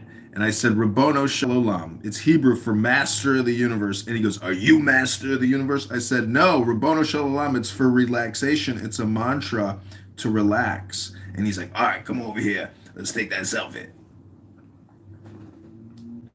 Interesting. Interesting.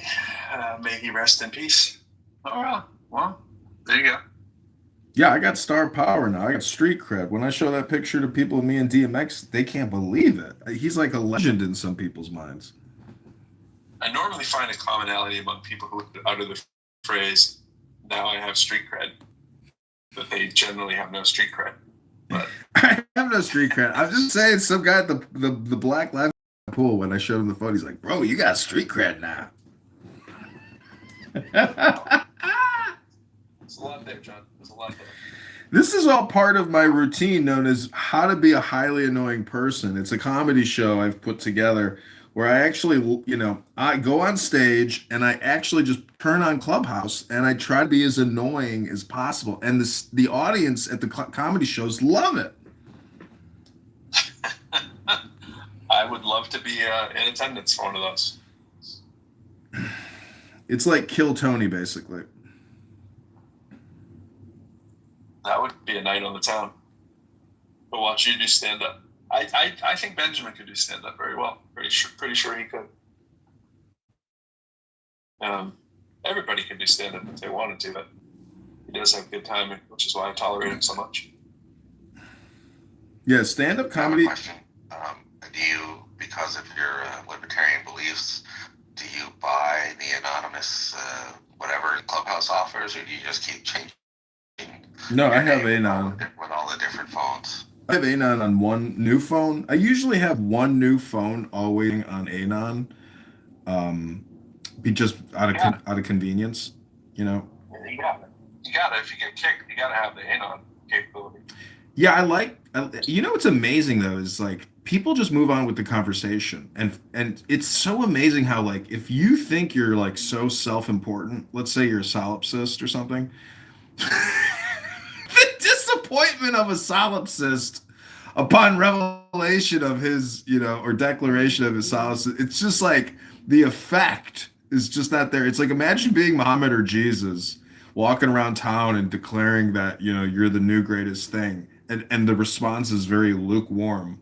Like, how do you respond to that if you are so special and so unique and important and trying to help other people? I'm just saying that like the bodhisattva who comes back to help the people that haven't gotten to nirvana yet is generally disappointed in the quality of candidates.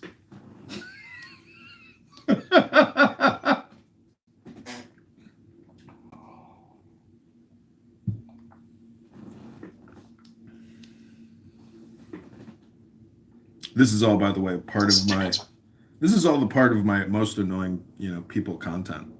Like, you know who Gilbert Gottfried is, right? Like, I have realized that essentially Gilbert Gottfried, yeah, him and Al Pacino, technically, or even Sam Kinison, their whole shtick is to be, kind of monotone and low, and then just peak with screaming, and then they go back to the lower vibration, and then they come back up to the scream, and then they go back to the lower. That's their cycle of success. So they flare your dopamine with the screaming and then bring you back to set you back up only to scream again. Like that is the sound pattern of a lot of successful people. Interesting. I wonder how successful they are in certain areas of their life. Like, I think there's a pattern there to the Sam Kinnisons and some of the people who are the scream louder people. I know Gilbert Godfrey also passed away. I can't remember what. Wasn't like some kind of cancer or something? Throat cancer or something like that. I don't know, but the aristocrats is a very funny joke. See, I like the concept, you know, as you know, that all communication is hypnosis. And if you kind of integrate that thought into like a lot of your experiences, you are a participant in other people's hypnosis experiments constantly. Every room on this app, every time you put on a record, like you are essentially allowing this vibration to focus your concentration on it if you willingly want to sit there and concentrate on it. So let's do some.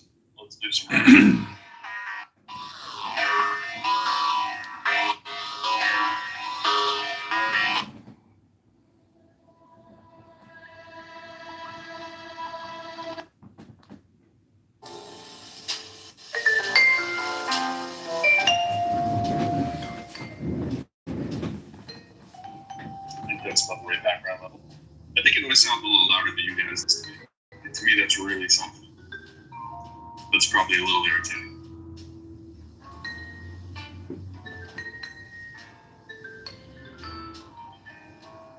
Let me turn that down a little more. That's on 1. That's as low as it can go while still being audible on my end. You can hear that? Yeah. So now, I'm okay with being part of other people's hypnosis. yeah, I mean, if you create hypnosis, you should be, you know, willingly be able to participate in other people's communication. But it's really just like a way of talking about programming and content. You know, television, the vision of the telephone is now traveling through the air. We just live in an age of lazy communicators. No one is willing to read a book. And even if they did, their comprehension and integration of that knowledge is lacking. But the truth is, nobody here on this app reads anything. They're just like pre programmed. People really just come here for the instantaneous dopamine. That's really what's happening. There's no book reading. There's no progression of intelligence. In 5 to 6 years from now, no one will have learned anything because the same people are saying the same things right now that they were saying 5 to 6 years ago. We're just chatterboxes repeating over and over and over again, unless you put in new content. You can only express new content if you put in new content. We're just computers waiting to be programmed. And you're academic. I've been to college. Many people have been to college. They understand your personality, your intelligence. It's all pre-programmed from the work you did, you know, in your 20s or in your teens. I think, I don't know, since COVID, around that time when everybody got online and got on these places, I definitely was reading way more books. I would say now I'm reading way more articles. And I was already reading a lot of articles and a lot of books. I don't read for joy as much. My hours that I use for like what I'm going to do largely have turned into app-based, audio-based, digital-based kind of stuff. And then I find when I'm reading, it's because I have to read a little bit more, as opposed to like, oh, gee, you know, I can't wait to go finish this book. Now, I still have scores of unfinished books all around my house. They're almost in every room. And I certainly know I've probably read more than the average, you know, person in my life, so to speak. But I don't know if people aren't reading. Maybe to your point, the books. But I think most people are probably reading more articles because they're spending more time online. And they might have a net gain in terms of what they've actually read if they weren't heavy readers before. You know what I mean? Not really sure though, but Yeah, I mean, my concept of intelligence maybe is like it's everybody's intelligence or everybody's concept of intelligence is biased based on their pre-programmed, content. I'm just what do saying, you mean by pre-programmed? What do you mean by that? like the now is a compression of the past and the future, so everything you consumed in the past is an amalgamation of who you are right now. Mm-hmm. But I'm just saying that, like, I like Alan Watts, I like Zen, I like Buddhism, I like Hinduism, I like Taoism, I like Christianity. But when I look at the legal code of Muhammad, that's when I start criticizing their religion because the laws of Islam, the Constitution of Medina in 660, it's so ridiculous. It's like a gangster disciple a charter for starting a gang. Join us and pay for our organization or we'll kill you. There's no courts of law. There's no juries. There's no witnesses. Muhammad is the final arbitrator. So I don't know. To me, Islam is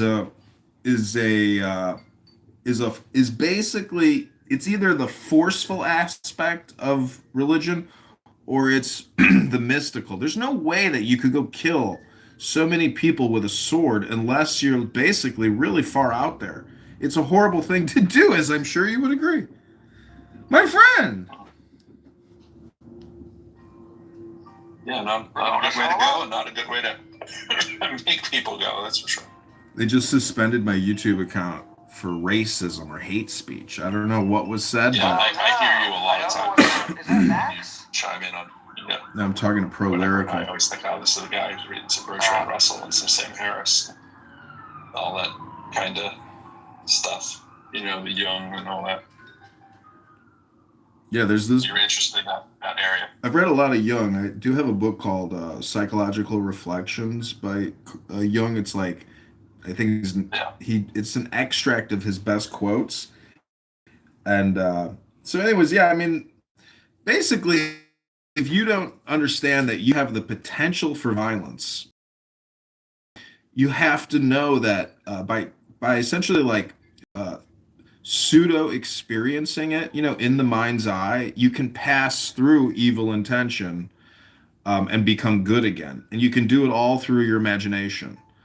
And that's what education does is you can use your mind. See, this is what's wrong with Benjamin, is that he doesn't understand that we're not doing child sacrifice per se. I mean, I think we are in terms of abortions, but using the mind as a computer system or a 3D simulator to model, past horrific events to get through it now. So we don't have to do it now. We can create a movie, we can create poetry, but we don't actually do these horrible things anymore. It's all just hypothetical. Like, if somebody accuses you of being a Satanist and a child sacrificer, well, the response would be, we don't actually do that. That's just part of the liturgy or the books to run the simulation through your mind. So we don't have to do that because that's ridiculous. We use the books to just basically LARP and role in a non-violent, peaceful way. That's my opinion. Yeah, I'm not a blood and gore person. I love John Wick movies and stuff like that, but I'm not I don't usually choose to go see blood, gut, horror. I don't select that for stuff that I read. I have really no interest in that. I have no desire to go commit violence or anything like that. Like, kind of the opposite. I'm not afraid of it, I guess is what I'm saying. I'm not like, oh my gosh, this might be a violent situation today, let me not cross the street. That's definitely not my mentality. But I have no desire to go watch blood, guts, gore. Yeah, neither do I. But I guess what I'm trying to say is through education, we can become rational and peaceful. It's really the uneducated that resort to violence and that type of behavior. Are you sure about that?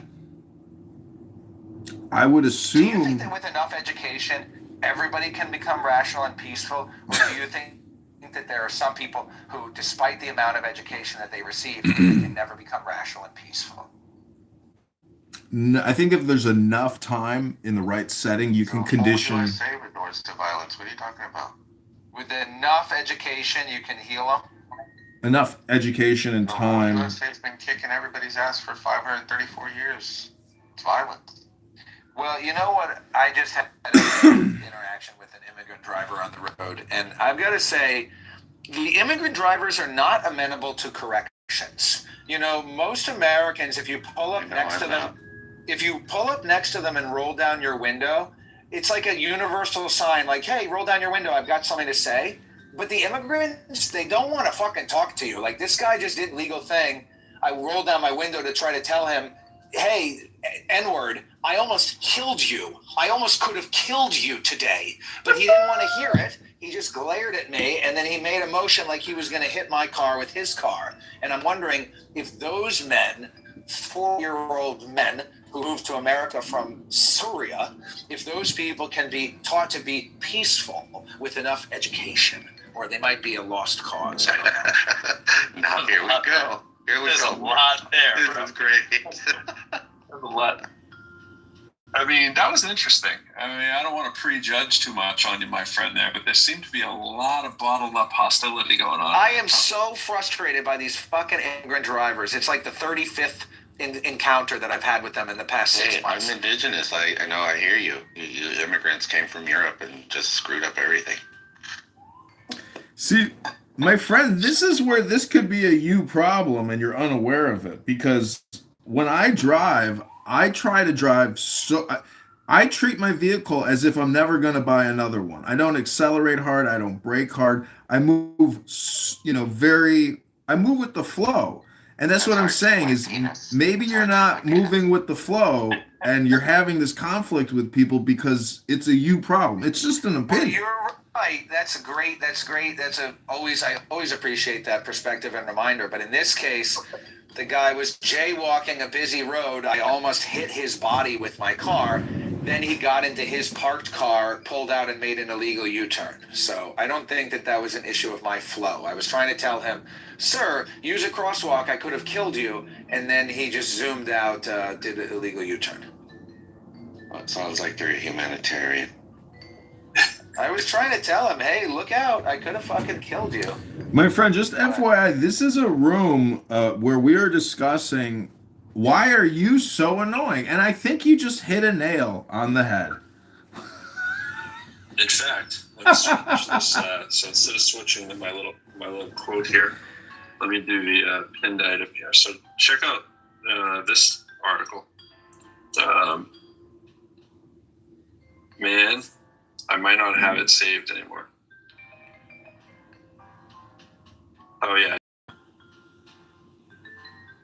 So this article about what makes people so annoying to us.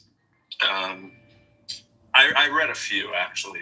So this one probably doesn't have as much, but this one talks about kind of what he's saying, that some of it, like, you're either annoyed by something, but the reason, or you're doing a little bit of the annoying in some cases, but it's kind of like what you've been through is why it annoys you, right? Like, there are certain things that annoy you, and you have to take inventory of who is the personality, or who does this person remind me of? It's probably still unresolved. And your line about the immigrant cards might be kind of telling there. First thing that jumps out, of course, is how would you know it's an immigrant?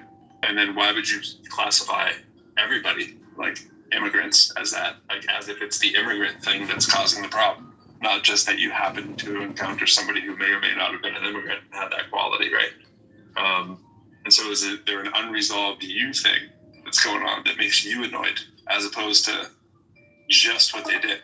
Like, you might have seen a non-immigrant do it, maybe you wouldn't be as annoyed, right? Because it doesn't seem to be a function of immigrantness unless you believe that all immigrants are bad drivers or something. Now, there might be something to the fact that certain countries have different, levels of driving comfortability. Roads aren't as crazy or more crazy than us and don't need to drive as much, but country to country, right?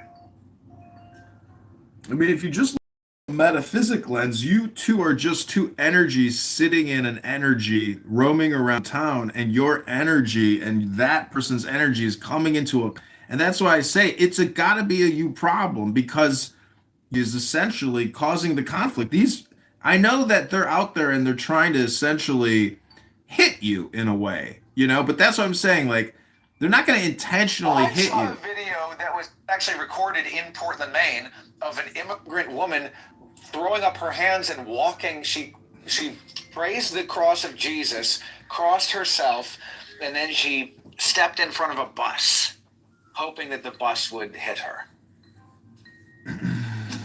Do you think that's never happened to a non-immigrant person? No. That's not. Sounds like someone wanted suicide, right? No, I think she wanted a payout. The bus was fast enough to. Well, let me tell you, I live in a city where a case is just sort of like a weekly thing. Like, that's what we call it. Nothing's ever a big deal, and anything that we're ever concerned about, nothing ever really happens.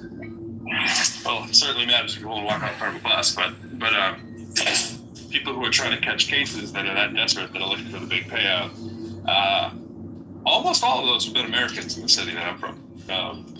But I'm sure now my city does have a lot of immigrants to it, so I'm sure there's a lot of immigrants who do that too, but they're very understanding of the system. A little bit of privilege baked into understanding the American law system well enough to know what you can do. Kind of behooves you to either be very familiar with it or just be American in the first place. That's my experience in Massachusetts. Pro, you consider yourself progressive, right? Yeah. So in the progressive movement, the reference to immigrant communities, I believe that these are law-breaking communities, not immigrant communities, and they should be rapidly deported. But what I'm trying to get at is that when did we start considering law-breaking into immigrant community? Because I mean, this sounds ridiculous, but really it's the terminology that we're using in the progressive movement that I hear over and over again, which is really just code word for, hey, they're breaking the law and we're not going to enforce it, and that's okay because of social justice equity, because of a history of white racism. Do you and Benjamin meet for breakfast every morning and discuss these topics? Can we deport the Italians, the Jewish, the Irish, the Germans that started their mafias way back in the early 1900s? Because those are the people I want to get rid of. Well, what I believe is in philosophy, the now is all important, and so but they're still doing it. Like the Jewish mafia just became corporate. Well, that could be your opinion. I mean, are you 100% sure that's a fact? I'm from Chicago. It's true. Don't pretend it's not true. I'm sure you and your libertarian circles sit down with them and drink beer every day. It's true. Okay, if you say so. But what I like about Benjamin is really his personality. This is how they deflect and get back to the dirty brown immigrant thing. These people won't admit their own crimes, and then how they love it. I don't have a problem with him because he has brown skin, sir. I don't appreciate the insinuation that I said anything racist. I don't have a problem with him because of his brown skin, just to clarify. I heard you say just with a backhanded way. Wait, my friend, didn't you start with when you used N-word in place of the actual word? Wasn't that you as the speaker? Yeah, but this guy wasn't even black. So, but you chose to use the N-word to talk to him? No, I just meant like, I could have used the MF word. I could have been like, motherfucker. I almost hit you. You were explaining that to me as you, the narrator, and said N-word. It's a colloquial. It's a colloquialism. It's not a colloquial. It is on Clubhouse. It is a welcome to Clubhouse, my friend. Yeah, thanks for the welcome. I'm going to welcome you to the real world. So you, being who I have to assume is Caucasian from everything that you said, in what universe do you think that you explaining a story to someone on Clubhouse, that you would start with N-word when you're talking to them, would ever not display something that I should think that you're racist? Well, you're clearly very woke, my friend. And I clearly am. We obviously don't run in the same circles on Clubhouse, but I hate to break it to you, but just to answer your question with as much. Excuse me, I'm just trying to speak with as much. Excuse me. I'm sorry. Yeah, thank you. Shut up? Okay, I'll just shut up then. Thank you. Sorry, pro-lyrical. I'm going to shut up. Yeah, I don't care for your politeness. It's not going to help. Okay, I'll just shut up. Dragging you. You see, this is where I think that people don't really understand what annoying is. I think everybody is annoying individually. Like Pro is annoying, Indigena is annoying, I'm annoying, my friend is annoying. If you really think that you're less annoying than me, we should have a real world annoying competition. From China, from Russia, from Korea. We love John Kitover's house. Thank you. And all I gotta say is, you know how they always say there's like an attention economy? It's really just an annoying economy if you ask me. Oh my God, it's the clone show. Hello? I mean, let's be honest. This capital surveillance economy, this attention economy, it's all just based on highly annoying people. Like Indigena. John, did I tell you about the Asian man with the fish food, the rotating fish food in the bag? No, you didn't. Go ahead. That gets stabbed. Have you seen these videos where there's like a fish in a barrel and there's like a dangling bag of fish food that's dangling over the fish, and then there's like all these knives that are mechanized to be stabbing the fish food bag, and then people vote in the comments. They vote for like knife number 1 or knife number 2, and it costs them money to vote. They have to vote using like a heart emoji or a clown eyes emoji or whatever, and it costs money to make these votes. And then every time they make a vote, like they might do like hard eyes, diamond, diamond, diamond, bomb, bomb, bomb. And then the different emojis take to them. There's like the knife, the hard eyes knife, and then there's like the bomb emoji knife. So if you do like hard eyes, bomb, bomb, bomb, then the knife from the left stab, stab, stab, and then the knife from the right is stabbing, stabbing, stabbing. And so all these people are paying like 10 cents a vote to stab this bag of fish food, which eventually is going to dump the fish food feed all the fish. And this is the entire news. This is the whole video. It's just you're watching this fish food bag, and in the background you can hear this Asian man when a bunch of people voting. The Asian man says, "Oh, thank you, vote again, thank you." Anyway. That's the attention economy. That's what the attention economy has become. See, I think just telling us an extremely annoying story is as good as actually experiencing, this video that you're. That's why I like Pro. He's open to content. And the essence of creativity which is freedom of expression and content to create contentment or lack thereof. Is actually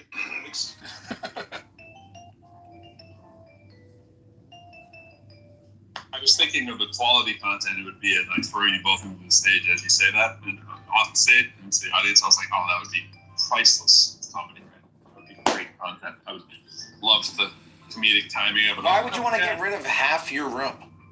Oh, I don't care about numbers, but I do. I do love the examining the mindset. And I was thinking to myself the whole time you were both speaking. I was reading the comment down below about 2 of the most annoying people on stage, and I was saying, you know what? I'm not sure who those 2 are, but let's just imagine it's John and my friend. And I was like, John is possibly less annoying than my friend. That's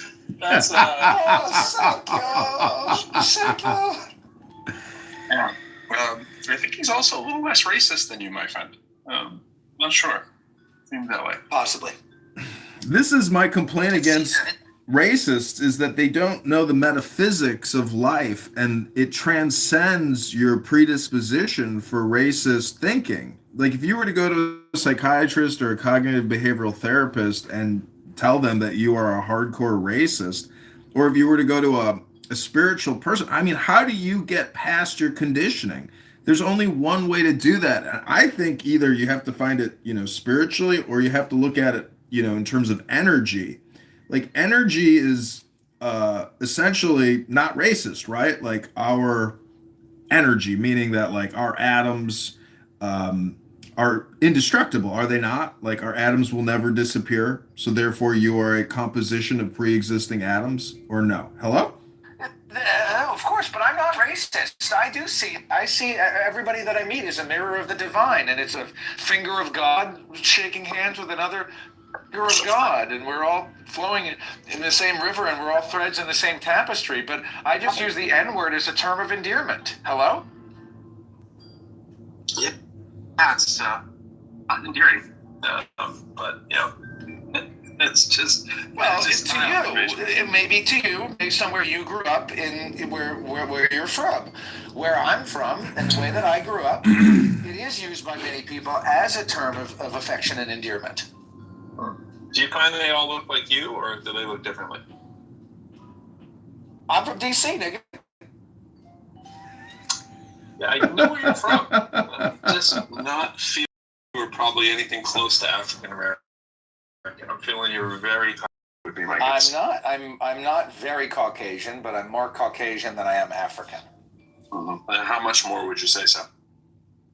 Probably 20 to 30% more. Wait, how do you know you're not African? What do you think, John? How much more Caucasian am I than African? At least probably double or triple. But you have some African in you. It may not be the Black African that most people are accustomed to, because I have dated Moroccan Jewish women, basically Africans. Hello? I'm loving this music, by the way. Are you playing that music, Pro Lyrical? It is a part of the app, yes. Oh, you can play music through, like your room is playing it? You're not playing it in your house? The app is playing it? That's right. Watch this. Oh, that's very cool. I didn't know that the app could do that. So, Pro, let me ask you a question. What's your worldview? And, if you were the ruler of the planet and everyone had to do exactly as they were told, what would your, 3 primary instructions be? And what would your punishment be for use of the N-word? I think my 3 rules. First of all, I would take a lot of time to determine that. So whatever I say now probably would be a good answer. That would be pretty heavy stuff. So I'd probably ask, can I have a week to get back to you? My inclination now would be we will try to assess optimum outcomes that we'd like to reach and try to come up with a way and a pathway to get there. And while figuring out what those optimal outcomes are, we would survey people. And once we figure out what those optimum outcomes are, and we've surveyed the people and we've heard the why and the what and all that kind of stuff, we try to develop a kind of system that allows for those. I don't know what that would look like. Don't know how it would happen. That would be the goal. So, but if you gave me a week, I could probably come up with things that lead towards that. If that makes sense. So, to me, the most I've been asked, basically, what is the golden rule? And it's obviously treat your neighbors the way you want to be treated, which is with kindness and respect. And so I'm just amazed that your first rule wouldn't be the most basic. Yeah, exactly. Everything else is just commentary. We've all read that in numerous articles and books, and the rest is commentary, and everybody shares the same golden rule, blah, blah, blah. But don't you think treat others how they want to be treated is a little bit more important than how you want to be treated? I strongly agree, and I've been saying that for years. That's the platinum rule. Are you familiar with that? Well, it's one about gold, right? No, that's the platinum rule. 2 above gold? Oh, my bad. I thought you said that's the one about gold, but you said one above gold. One above gold. I thought you said that's the one about gold, and I was like, no, dumbass, it's a platinum. But see, I didn't hear you correctly. But fucking, right. Do unto others, treat others the way you want to be treated is very good if everybody's like you. Give everybody what they want, treat how you want to be treated. But if I treat you how I want to be treated, that's not so good. I need you the way you want to be treated. That's the platinum rule. That's pretty well. That's pretty well coming from you, my friend. No, but that's what you just said, isn't it? Yeah, but I was okay with you calling me woke. Well, I've been woke for years. I was woke for 20 years. I'm I'm post woke. You're post woke. I'm So you're post platinum woke. level. I'm on You're the other platinum side, level. platinum woke. Right. I'm after woke. See, my friend, to a current progressive wokeist, that could actually be a very annoying statement because you've just one-upped his wokeism. I'm woker than woke. I'm awake, bitch. Okay, so let me ask you this question, gentlemen, in terms of game theory, because regardless of what your philosophy or worldview is, in my opinion, we are all technically competing against each other and using our own game. Of game theory players out there who are essentially just repeating progressive slogans for the sake of maintaining or creating power. But really, they're just ruthless charlatans. Wouldn't you agree?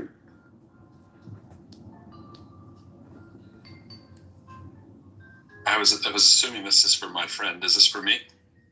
I mean, we're all, what I'm saying is you, me, and everyone, we're all doing game theory all the time, whether you're aware of it or not. But I think some of the best game players are aware that they're actually being extremely manipulative with their terminology.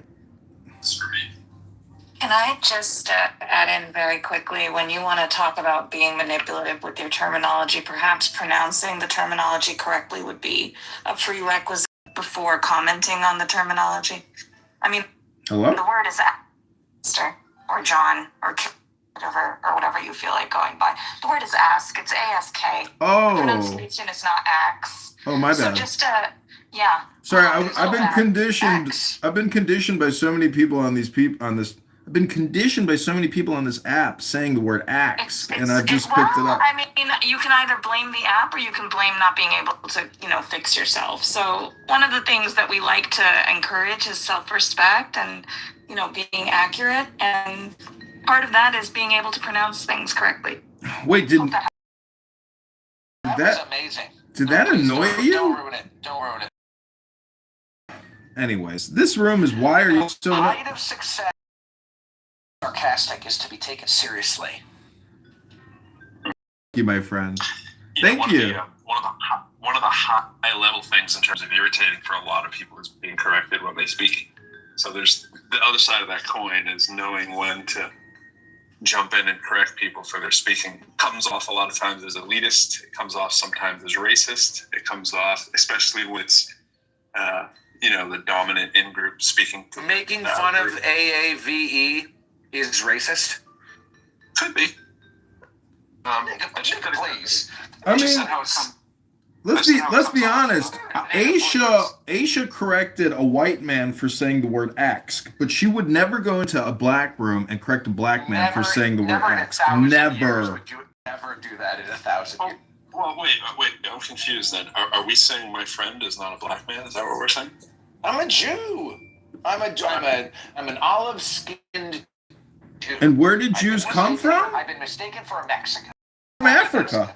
They came from Egypt. Egypt is a part of Africa. This man was a liberated African.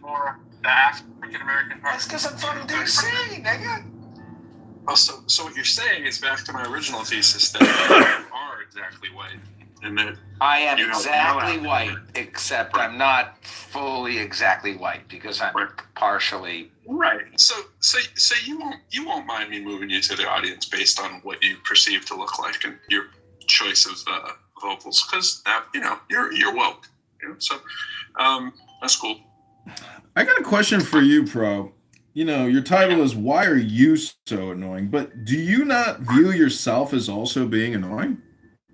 Absolutely. Yeah, I got that's why my first one up there was I annoy myself a great deal. But I don't annoy myself at the level that the people who annoy me the most probably annoy me more than I annoy myself. And that's part of what's in the article too. Like usually there's something, you talk about like what Trump always does, right? Trump always calls out what he's always doing, and it's like mind numbing. Like, how can you not see that he's saying this? And this is like a characteristic he has, right? That you see it so often as a psychological. And when people consistently have patterns that they do stuff like that, after a while, it turns it from, it's not even just annoying. You're just like, I've lost respect for the person because I see the whole game, Like I readily acknowledge that when I'm annoyed, it's very easy for me to get, you outwardly do the frustration kind of stuff, like, and you want the person to stop annoying you, so you let them know, right? That's gonna happen more when you're unsettled, right? If you're unsettled and you're like, oh man, this thing's pissing me off, and you're gonna have less tolerance for people, like the less tolerance I have for my friend repeatedly using the N-word and not realizing that I'm infinitely more clever than he is, right?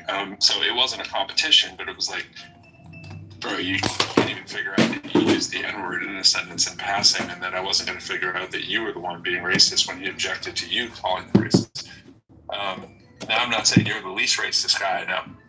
Just saying in comparison to my friend, who might be the most racist person I've heard in a month on the app, and that's saying something on this app, then of course I'm going to catch that. Like, it's not going to pass by me. Now, am I annoyed with him because I have an unsettled issue, or was that something more objectively annoying, right? When a white person comes on pretending they're smarter than they are, pretending that immigrants are the problem, that they drive poorly and he can't see it, and calls me the woke person. Like, is it a me issue? Do a split. I'd say, it's probably 80-20 him, Well, earlier I was talking about the fool and essentially that game theory, or that simulation of the fool in the court, the jester. And I gotta say, the thing which sucks about being a fool is the fool's errand, meaning that try, you're not gonna change nothing. You ain't gonna change anybody's worldview and their personality or their persona. The only way to change your character or your persona is individually within, and it has to be that person's perspective driving the change. The environment isn't necessarily going to change their internal workings, even if you are that environment trying to recondition somebody to be less racist or less annoying. So it's a fool's errand. There's a lot. I mean, that's, first of all, it's not like a law like it is in physics. It just tends to be true that it's a hard force to move, right? Like, it's very hard to change yourself. So of course it's going to be hard to change others. So, and that's kind of where you come up with, that error. It's that you have to remember that when you're thinking, like, man, how hard is it for me to change if I'm being a slob, how hard is it for me to become a neat person? For a lot of people, anything on the executive functioning skills is very, very hard to change, like, overnight or quickly or any of that stuff. And then you try to get someone to do it. They have to see it. They have to see the value in it. You have to talk to people at where their values are, so that they can understand that, there's something maybe off in your valuation system. I mean, I get pretty, into the nuts and bolts and mathy with a lot of stuff, and ratings and quantitative, and, as my good friend Aisha would say, reductionist. But at the end of the day, you have to have some level of value for things that are out there in the world. There's reward and punishment for things. And there has to be a reward system for you in place to want to change something normally, or a massive penalty that's going to make you rethink it. I don't know what else there is that makes people change their behavior other than reward and punishment. Right? And thinking about, like, what is that valuation system is the most likely thing that's going to get you to do it, not just necessarily teasing somebody because they're stupid. Well, look at my profile with all the phones. Each one of those phones is on a platform, and I speculate that this will eventually change human behavior, meaning that speech is totally policed on these platforms. And if you want to participate on the platform, you can't. You have to essentially modify your behavior and your speech. So I do think that it's not just coming; it's already here. But there are some annoying aspects.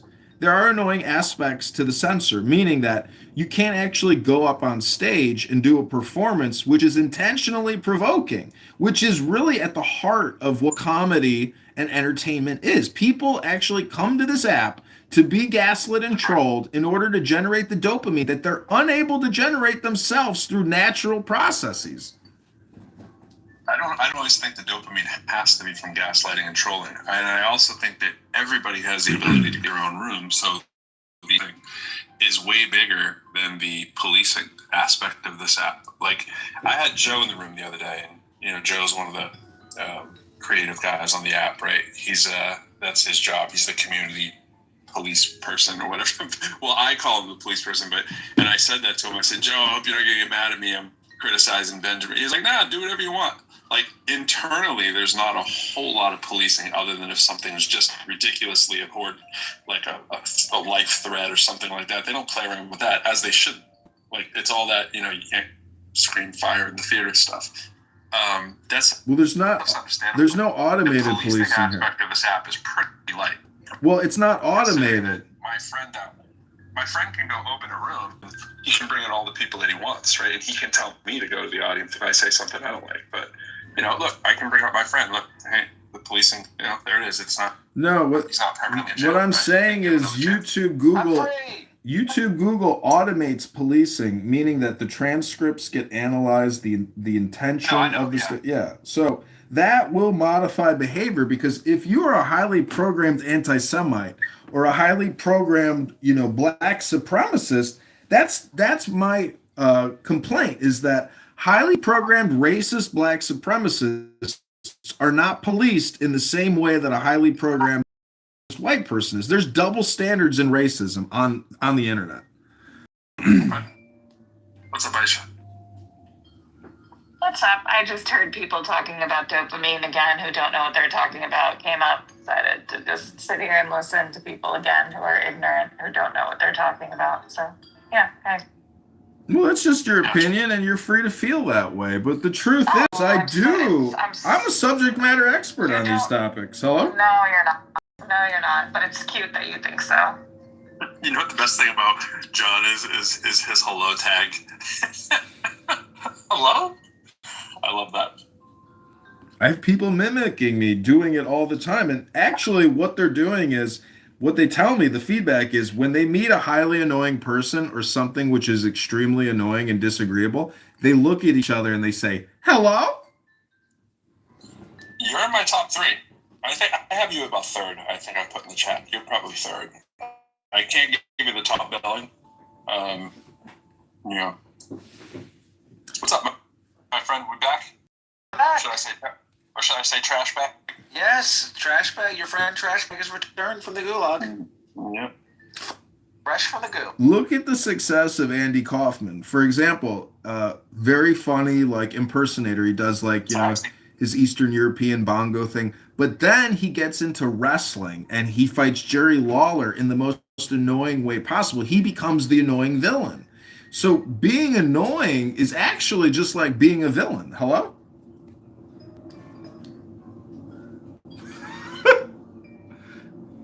I don't know how you entertain some of the dumbest people on this app. Well, see, can I make a point? I'd like to respond to that briefly if I can. May I respond? I love Locked Up, by the way. I love Locked Up. Can I respond to that without? Yeah, Locked Up's pretty good. Yeah. No. Or should I not? Should I not be given I was a taxi fan.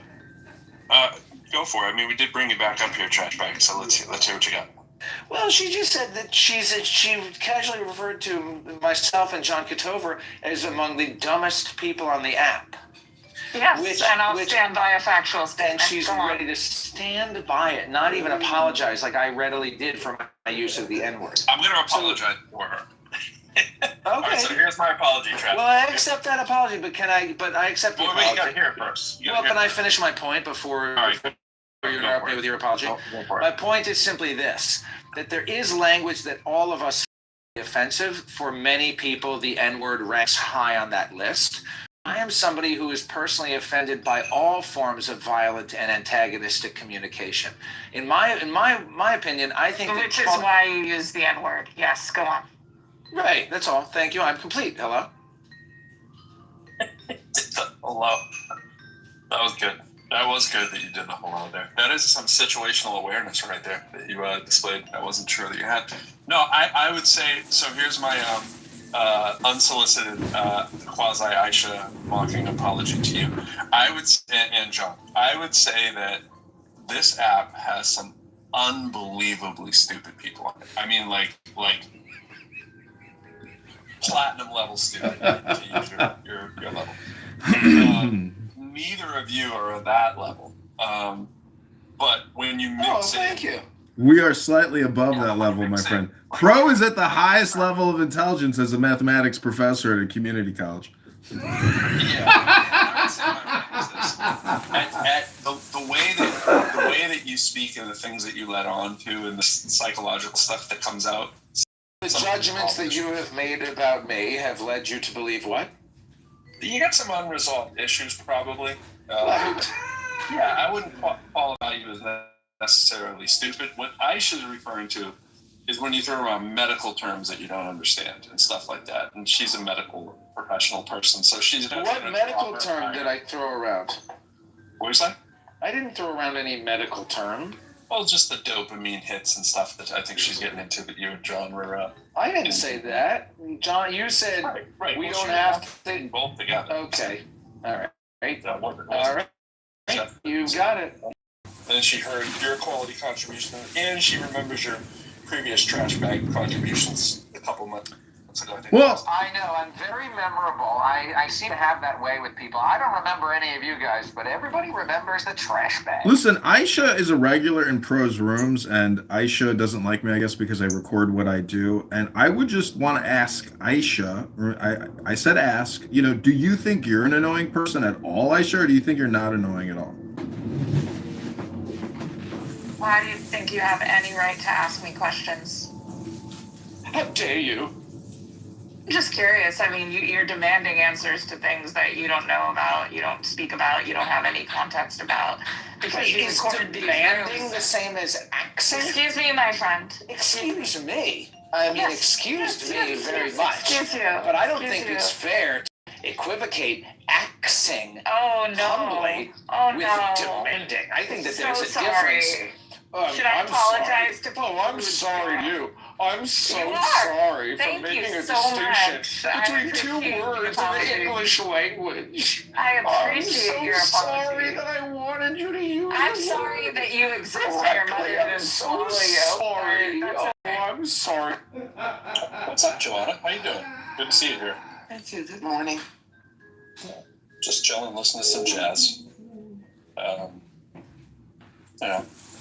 My friend Aisha is talking to my friend, and my friend Joanna is here while John is here. We're just, Yeah, I hang out with John a lot at his rooms.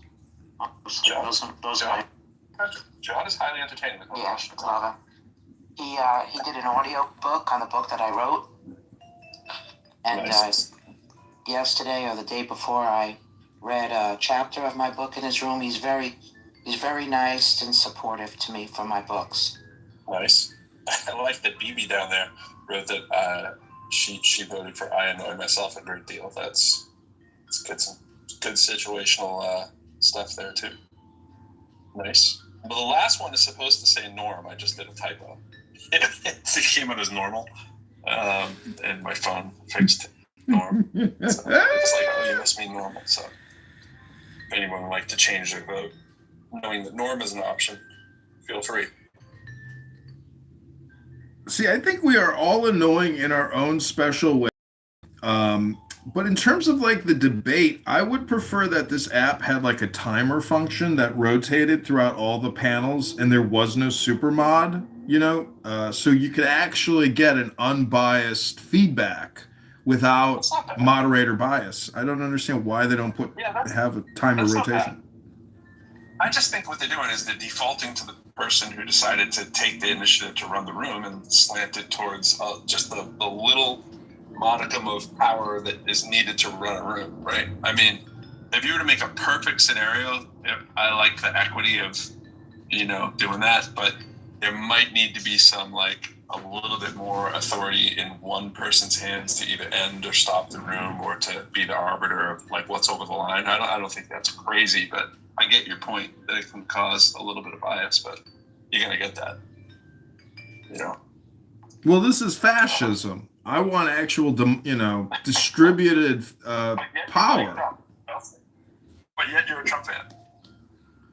Well, see, I see in Trump what I think a lot of the haters don't see, which is self-deprecation. But maybe not. Self-deprecation in Trump? He is self-deprecating quite regularly in a not in a great way. That. Yeah, he's been really nuanced. He's had his head almost blown off, and he knows he's on the way out. Anyways, what I'm saying is high level intelligence.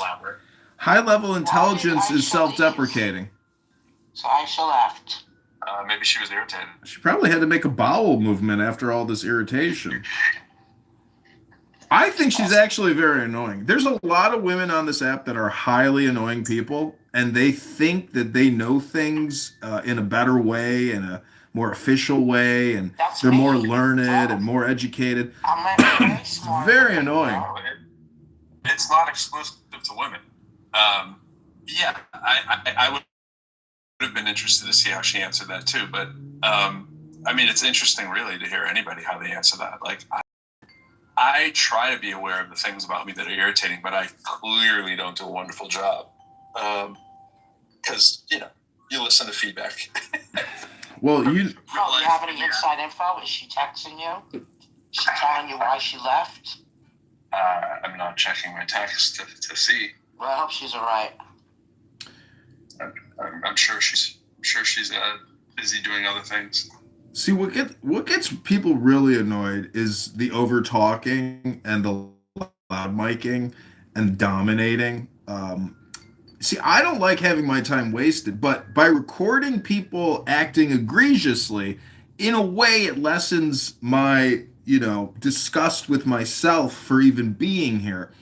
But what I'm trying to say is that this app is a choice and an experience, and it's remarkable the hypocrisy of people. That's, I think, what I've really realized. I'm a hypocrite myself, but I try to lessen my hypocrisy by calling out other people's hypocrisy in maybe in an annoying way, because there's really no other way to do it. You could try to do it peacefully, but there are times where I do want to just try to break what I consider a malformed and defective human being. So I try to be as annoying as possible to see how far I can take it. But what I'm amazed is, like, nobody has shown up at my house with a protest sign or a gun or a knife. Like, there's really been no real world repercussions for basically humiliating and mocking people who are worthy of mockery. And maybe it's because they know that they are worthy of mockery. That's a lot to really go to somebody's house if you're mocked on an app. I mean, that has happened. I think a couple people were shot from this app back in the day, but that's a lot. Yeah, those are people that it's probably a good idea to block. If somebody's trying to take it to your doorstep, kind of level of crazy. But I think that somebody would need to put up that much effort to find you that annoying. How would they find you anyway? I mean, it's relatively easy to find anybody, especially. I believe they could just go to johnkitover.com. Yeah, it wouldn't be hard. But I'm saying you don't want to. I don't think that's the real last name. Well, it wouldn't be hard, is all I'm saying. But yeah, I mean, I get that that you're annoying and that's part of the act and all that stuff. I don't think you should think that people would be. It's funny. There are very few people who are out app, as who they are. And I'm not saying I'm especially great or that you're great or that we're special for not being afraid of being doxxed. But the thing about self-doxing is that, like, this is who I am. I'm just literally talking. You're annoying. You are annoying. All right. Well, the voice.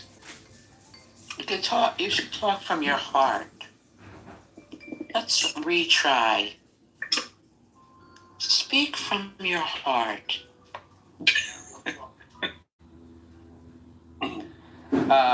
No, I was just trying to elaborate about how it's fun not being afraid of being doxxed, because I don't really have anything to hide. And a lot of other people are, using these anonymous names, such as Joanna M. But you do go by my friend Trashbag. I mean, I'm not. Yeah, but that's a joke. But a lot of people know who I am. Gotcha. I mean, I'm who I am too, but I don't think that people need to. I respect that people don't want to be who they are on an app, but you know, I get it. Like you might be hero protagonist, for instance. Hey, what's up, hero protagonist? Can I just Can only be two, actually. Can I just say something about social media and credibility and your online brand or persona? Meaning that I was terminated from a job once because while I was at work, I was looking at Facebook, liking and tweeting shit on Facebook. A coworker and management say, "Hey, John is on Facebook all day long, reposting stuff," and I got terminated because of that. Because I became friends with this dumb bitch at work on Facebook, and she reported me for using fucking Facebook while at work, working as a digital marketing manager and moving, cars over the curb for auto dealers. I was really upset that I got terminated for using Facebook at work. And all I'm trying to say is, what's so crazy is you can't be yourself on social media, but politicians seem to have this unique superpower to post all the egregious, ridiculous propaganda. And so, what I'm trying to say is, I'm very open and totally public because I don't think there's any other choice now in terms of society other than to be totally transparent. Because the other way of privacy, it just doesn't work in terms of personal or even social salvation. And this is why I feel like I have to essentially project my existence onto the land. Hello? Hello? I mean, there's a lot of truth there. I hate when I agree with you, John. I just noticed, Joanna, that it says in your profile, it says, be gentle with others. And I've got to tell you, it did not feel very gentle when you said to me, you are annoying. But this is the room for annoying people, so you might be your prerogative. Yeah, we brought it in. Yeah, definitely brought it in. It's just scraping the surface. No, but to John's thing, I mean, there's a lot there. I do think it is smart to think about that your actions in real life and online are kind of act like you're being watched all the time. It's a good way to raise your kids, to let them know that that's going to even more be the reality. You probably are, risking more than you did in the past, and if you're not willing to share it, you might not want to share it at all. Kind of thing is not the worst philosophy to have. I don't know if I agree that the full point you're making on the politicians thing, because my thought is that is a recent change where politicians. Well, this isn't totally the point you're making, but the idea that politicians can either get away with saying anything or doing whatever they want, that certainly was not always the case. That's more of the case now. I think we know how some of that got ushered in. Well, look at it this way. I was a former IRS employee, and there's guidelines. You can't even basically have you can't have a profile on social media as an IRS employee according to the guidelines. But how the fuck can a congressman have unlimited, unrestricted propaganda distribution for their position, but yet other federal employees can't go online and say what they're thinking or feeling? There's a total double standard in the surveillance economy. Well, Yeah. I feel like. Sorry. No. Hey. Well, I feel like as a politician, it's their job to spread what they're about. So it's kind of the easiest, most efficient way via social media. It's what's used the most to be able to share what they're for or what they're against, if that makes sense. And I was also thinking the same thing, but I was also thinking of the part about, I should say, and also, as the great improv people tell you to do. And also, Christina, now that money is in politics and we've voted that to be a thing, you have to assume that a public figure is going to need to be on all the public platforms, right? 24/7, and looking to campaign and looking to raise money and all that kind of stuff. And it's kind of an unfortunate reality, but it is the reality. Benjamin, I was noticing John Kitover has a lot of the same points as you. I don't know if you guys ever realized that before. I said the joke to John, it's like you guys eat brunch together on like once a week or something, or meet for morning check-ins. It's just like big feet. See, the philosopher in Rome, ancient Rome, was banned and actually thrown out of the country. See, a philosopher is just a contrarian constantly pointing out contrarian positions to hypocritical people to try to enlighten them to their bias. And basically, even if they're accurate or they're justified or right, the philosopher contrarian is always going to be censored because of their opposing view, even if they're just trying to propose the contrarian position to just try to get to a silver lining. And so I put in the chat, why do liberal senators and Congress people get to propagandize nonstop, but a U.S. Army general who might be conservative can't also put out his thoughts? So we have siloed and we have essentially censored and policed speech, your position in society, which is totally fucked up and contrary to our Constitution.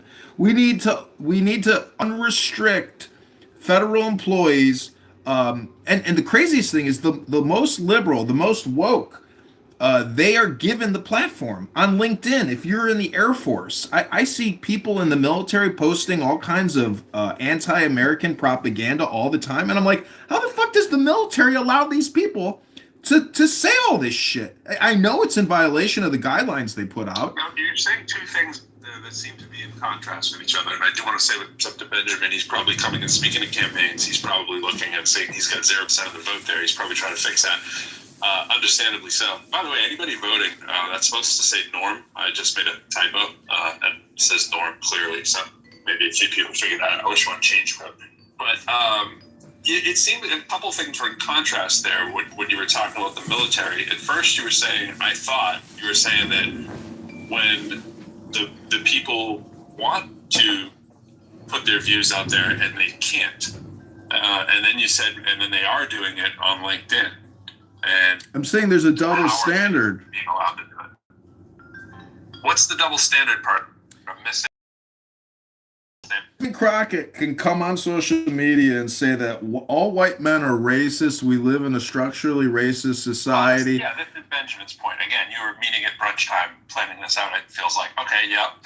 Well, gotcha. don't you see how essentially the left mob dominates all the platforms, but highly conservative, patriotic Americans are censored and libeled and slandered, and in fact, they can't actually even say what they're thinking. I just want to say that if you're both in the military, right, and one is liberal and one is conservative, there's no power source that's not letting them both post. You were like, how does this person get to express their liberal viewpoint? But if they wanted to post a conservative viewpoint, they would have been able to do the same thing.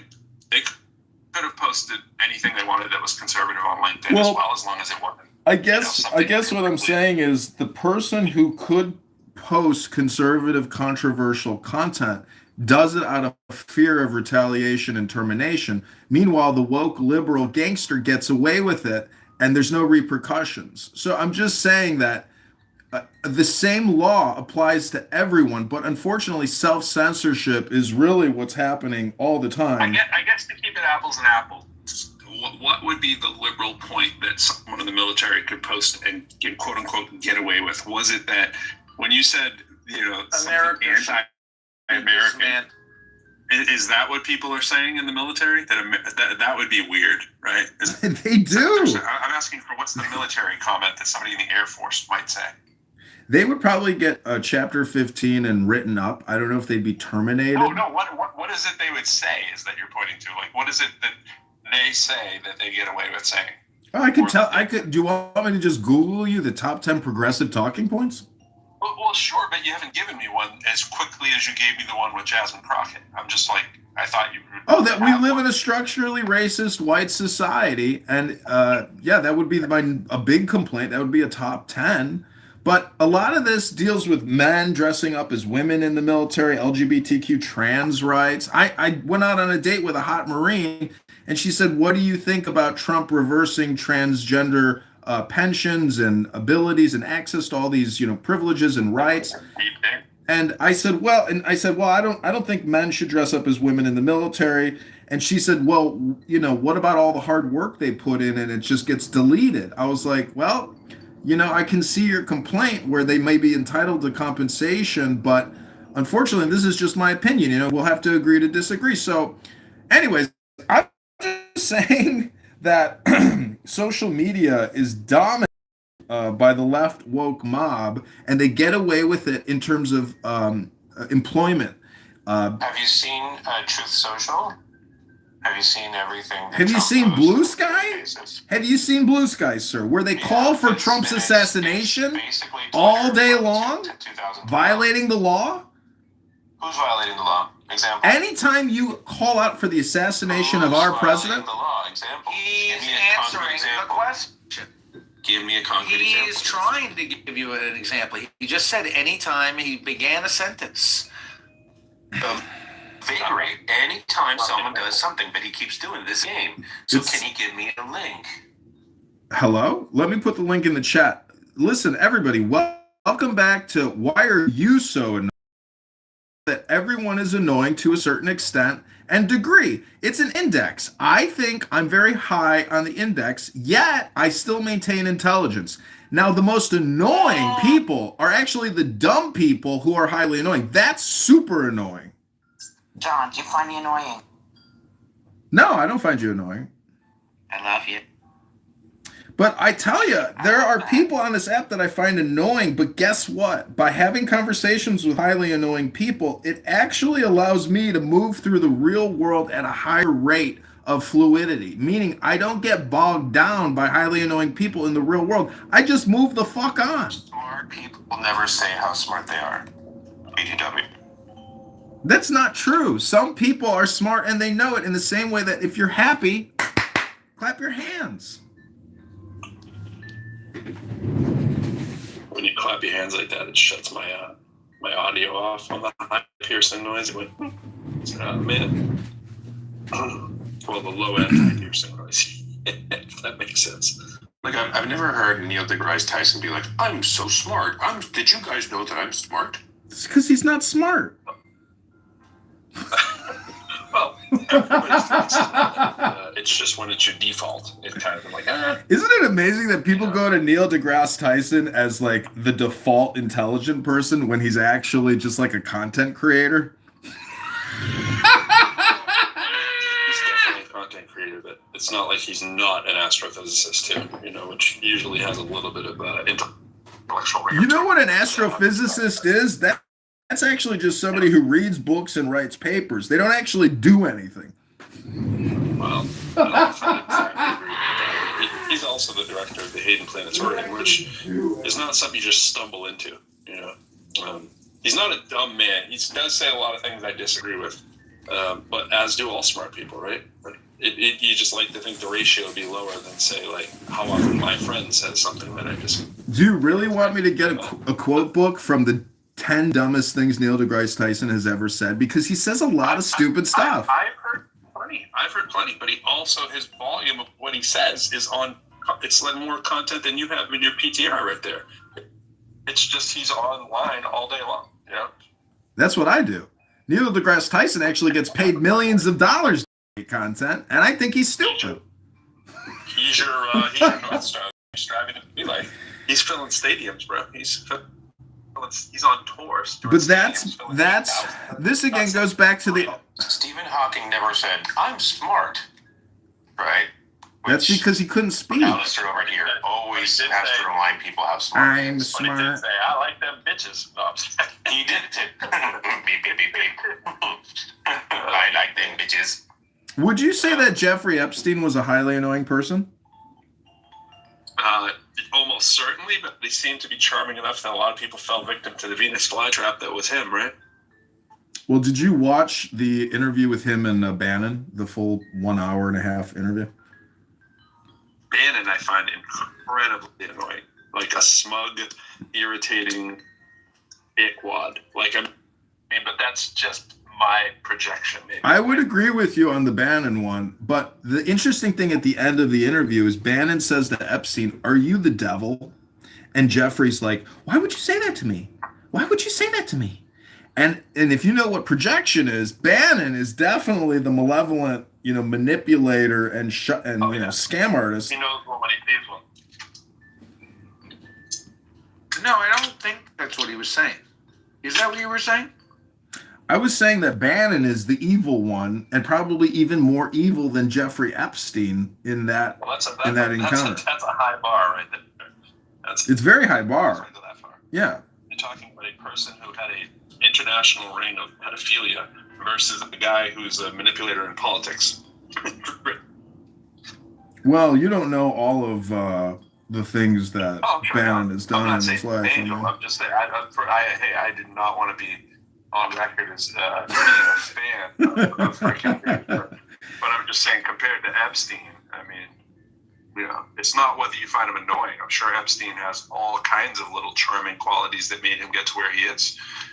Some people just use power and influence, and other people use charm, power, and influence. And I think Trump is in that boat too, where he's used the charm thing for certain people that find it charming and not annoying. There's a thin line sometimes. Look, we got Sam here. Sam is down in the audience, and Sam, I would rate you as one of the most annoying people on this app. I know that may come as a shock to you because It would take amazing pride coming from you on that. Sam claims that he is a chemist and that he is an attorney, and he claims that there are negative side effects other than bruising and inflammation from taking the COVID-19 Zav. And Sam, I just got to tell you, I know you got buyer's regrets and you've suffered medical trauma and you have health problems, but Sam, you are one of the most annoying people I've ever heard on this app. You are an elitist, homosexual psychopath, and I hope you know you're very annoying now. I would say this. I'm just saying that is high praise. Yeah, I'm gonna say Sam. This is amazing praise coming from you. Obviously, those of us who live in the real sanity, the world of sanity, would think your comments about COVID-19 are ridiculous. Aside from that, I think. Oh, I'm very serious. I think he'd say. I'm way more informed than you on this issue because it is something to do with his domain. And I think that he would hold it as a badge of honor. And the homosexual thing is a weird comment, but... well, I don't really think it is, because... See, this is my opinion, is that we are so conditioned to be submissive to homosexual activity and homosexual rights as a privilege and a freedom that I find it very annoying that we have to essentially never discuss LGBTQ. When in fact, I think homosexual men who have positions of great power and authority, and they are homosexual predators out there who are essentially orgasm freaks, and they want everybody to know it. Hello? What's a homosexual predator exactly? What do you mean by a homosexual? Oh, you don't know what an alpha predator is? It's a bisexual. Just for the record. The most dangerous men are bisexuals, meaning that they will fuck anything for, power, for money, for influence. They'll fuck their way to the top, and they'll fuck anything. How do you think Jeffrey Epstein? He was having homosexual sex with the founder of a Victoria's Secret.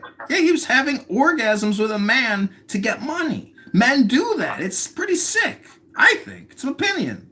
But I'm just an annoying person. What do I know? Right. No, you are.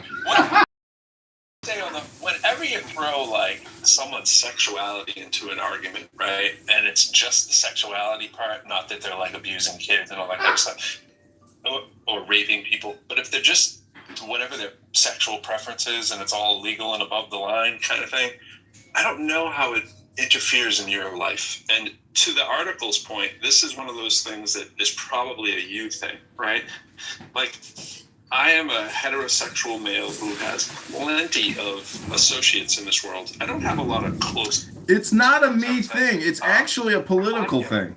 It's political. Homosexual family, lesbian family, friends, associates. Now, I use friends in the most liberal sense. I don't have a lot of great close personal friends. None of which are, if I'm being truthful, none of them are gay.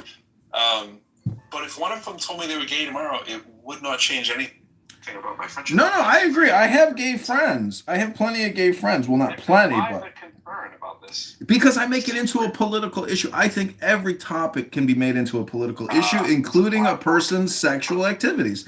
As you know, people make sexual activity into political content all the time. It just seemed kind of out of left wing. So the criticism that you were doing earlier about people using their platforms and so forth online and whatever, I mean, it kind of feels like you're doing the same thing a little.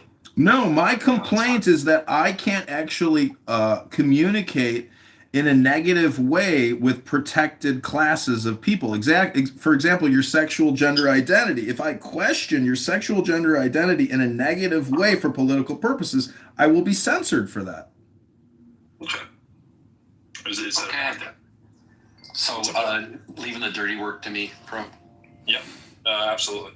Okay. Hey, John, remember, the topic is annoying people, so we can't kick people for being annoying, though. So, sorry. I got to rein you in. I promised I'd do that, so I had to. Oh, man. I'm so glad. Yeah, that's beyond annoying. It's I mean, annoying could be like kind of cute. Wait, did you kick him? Yeah. No. Wait, why did you kick him? Well, we don't enjoy talking with John. I did. John, just to be clear. Because he's an asshole and he is free of content. What did he do? What did he do that's an asshole? He's annoying. How is he hateful? It's just the sound of his voice. Maybe you hate him. How is he? Is it that he said he couldn't communicate because for some reason, right? But he doesn't communicate, right? Now, just for the record, I picked my friend, but I brought him back up. I was about to say, I'm about the version. I've only been here for like 3 minutes. I'm about to kick my second. Why? Why? What did I do? You seem to be John Kitover, as far as I can tell. I don't know. We don't have sound you the ever same. interacted with him? I've interacted with him before. Okay, so you know he's an asshole. I mean, you can't. Well, I don't interact think with of him and that not way. know that. Wait. If we were doing a pecking order of John Kitover and my friend, in terms of like maybe disparaging qualities, I think John might be a little higher on the list than my friend. Higher in a good way. You mean better than my friend? Yeah. Oh, like, okay. I think my friend is more of a trash bag than John Kitover. Yeah. Okay. You say no more. Oh yeah, he's in a different category altogether. Like John is probably a much more socially redeemable person. Wow, that's amazing. Yeah. Well, also trash bag just sounds like he's posing as a non-trash bag human, but he really is. I see. Well, and for better or for worse, John Kitover's name has become known. Like he has established himself as a brand, as an asshole. But still, I have no idea who my friend is, and I don't care to know. Hey, I wanted to talk with, I don't know, Andy, have you talked at all about this video? No. I just woke up and that was one of the first things I saw, and so I sent it to you. I'm like, hey, have you seen this? Partly because it's like, we've been talking about getting more photos and whether they're going to release them, and apparently they released like a bunch more recently, like with a bunch of outtakes and bad shots and all that stuff, and then immediately somebody does this, which is great. it's like I didn't want to have to do it. What is it? Casual conversation on the ship? No. What it is? So there's that famous shot of Earth with kind of backlit. Yeah. And you can see the moon rising. That's so funny. And all Isn't that. that collection of those most annoying virtue sicklers that Cloud has? On the roll, and somebody like collected them all and kind of picked the good ones and kind of registered them and made a bit of an animated sequence out of them. And it's pretty fantastic. Oh, okay. I haven't seen it. Well, that's what we're talking about. Was that part of the file dump yesterday that I was saying, which file dump would you rather have? I think exactly. So actually, that's why I even know about that. So I wouldn't even know anything about this if you hadn't mentioned it. I haven't seen the file dump myself because I heard somebody here talk. Yeah. So I put the link in the chat, and the thing. So Andy sent it to me and said, "Have you seen this?" And looked at it. And the thing he sent me says, "Wow, you see the aurora." So it's an animated GIF made from these pictures of the backlit Earth, moonlit Earth from the backside, right? High exposure, high ISO, basically. And it is cool because not only do you see the aurora, but you see them now in motion. You see the Earth turning slightly, or as the. I will bet $10 as I get kicked from this room, then I will return in a on. way that puzzled me for a while, which was a really interesting story I haven't talked with Andy about yet. But the coolest thing of all is you can see fucking satellites orbiting around the edge of the Earth. It is amazing. Really clearly? Yeah, very clearly. I mean, way more clearly than you'd expect. The classic flat Earth complaint is that you can't see stars and you can't see satellites. Right.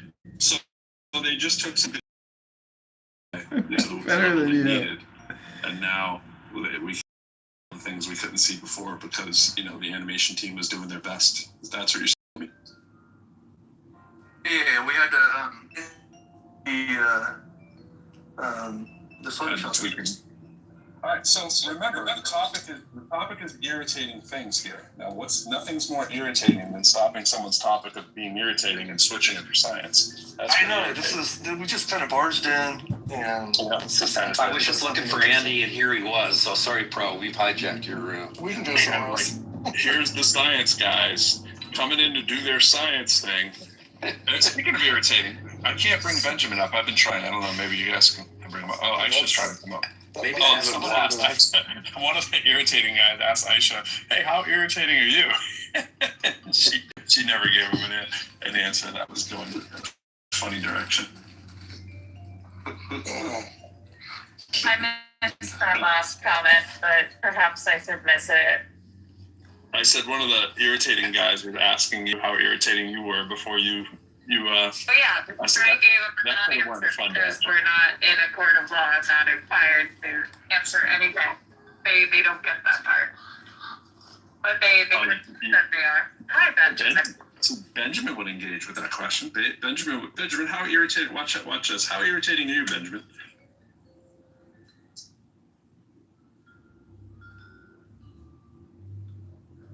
Not irritating. For calibrated answer to this. I think that Calibrated. I heard calibrated. That's all I heard. I didn't hear your intro. I was going to offer a calibrated answer. I think that my goal, and I think that I achieved this really quite remarkably, is to be just irritating enough to create a pearl. To create a what? A burrow? Like a bunny? Just sufficiently irritating to create a pearl. A pearl? Oh, okay. Gotcha. Yeah. Gotcha. That's some high praise for yourself. That was a good one, but then I have to give you credit where credit's deserved. That's some high praise for yourself. Like the irritation causes the pearl, and you have the pearl of wisdom, and that's well played. Too many levels. So, would you post yourself higher or lower as than a John? surfer? Sorry, what did you say? He said as a surfer. Well, I was just gonna say, as a surfer, pearling means something that I think is more like what Benjamin does. Is that making the curl come up from the back or something? No, pearling is basically like nosing in, like you're catching a wave and the nose just goes down and you go flying forward. And Al's looking to come up. Al, we're gonna have to bring my friend up later. But you in small dosage, my friend.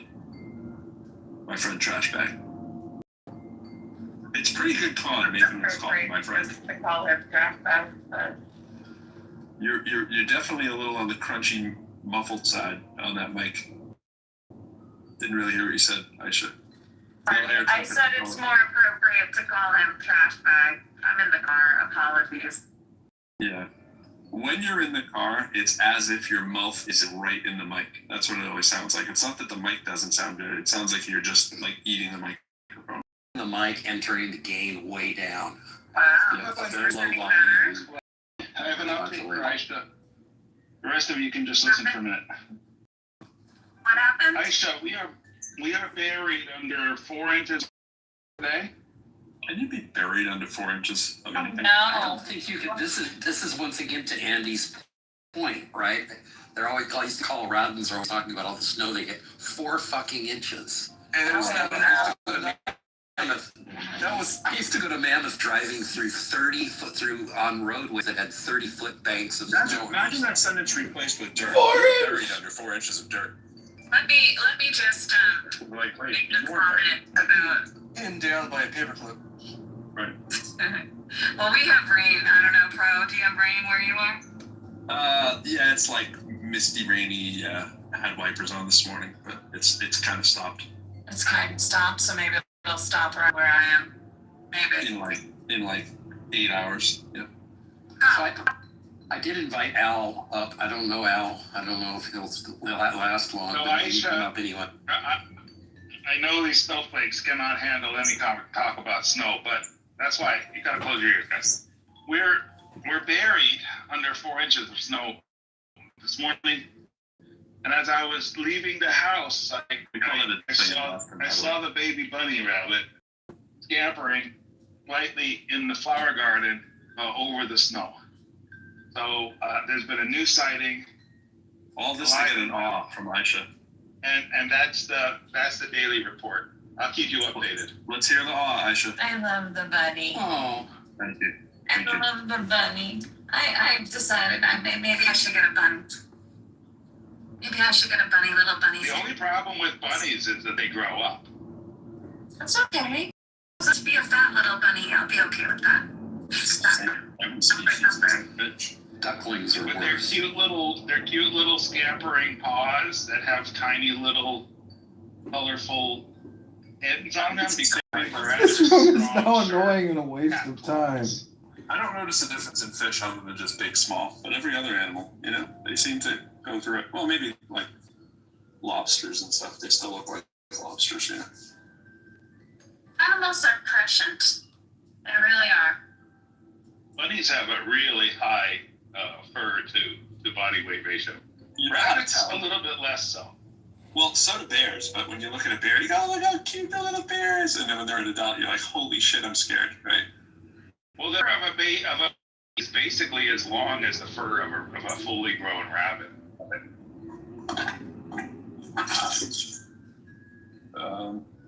John Kitover's back. Well, Benjamin, are you ready to be the least annoying person on the stage? Watch this. Oh. I think I'm always the least annoying person on the stage. Well, I mean, not the most. When I say least. Benjamin, you have provided me with so much entertaining content, especially in your interactions with Steve Appel. And when you said that Steve Appel stabbed you, when you said that he stabbed you in the heart with a knife, that was like so Shakespearean and so epic in Clown House history. And I just really enjoy your style and the way that you move, Dr. Benjamin. Now this doesn't. Is he talking about somebody else? He's got me confused with somebody. That's okay. No, I know who you are. He's generally confused. But be careful telling him you love him, Benjamin, because he went on a rant about penis a second ago. This is a very good situation when we have to consider the source, Benjamin, when we're looking through the research articles. Just look at Curb Your Enthusiasm with Larry David. That's actually a show about a highly annoying person, and people find it funny to watch a rich man in Beverly Hills live a leisurely life of being highly annoying and being highly annoyed by other highly annoying people. To your point, there's a lot of Benjamin in that story. There is. He's a very sarcastic. Benjamin, you wouldn't allow me just to call you sarcastic. You take it up a level, right? Where's Beverly Hills? Sarcastic. No, sarcastic. I mean, isn't sardonic like sarcastic turned up a notch? Yeah, I was thinking cynic is where I was going with that. No, I prefer skeptic. I don't know why you'd say cynic. Well, because you're less scientific and more cynic. Cynic is the view that everybody is doing whatever they can in their own self-interest, and they can't focus on any interest that is outside of themselves. That view is probably not you. Well, that view is probably pretty think there's a lot of support for the cynical view, to be honest, but I don't think it bears a lot of conversation because it's kind of like asphalt, you know? Everybody drives on it, but it's not very interesting.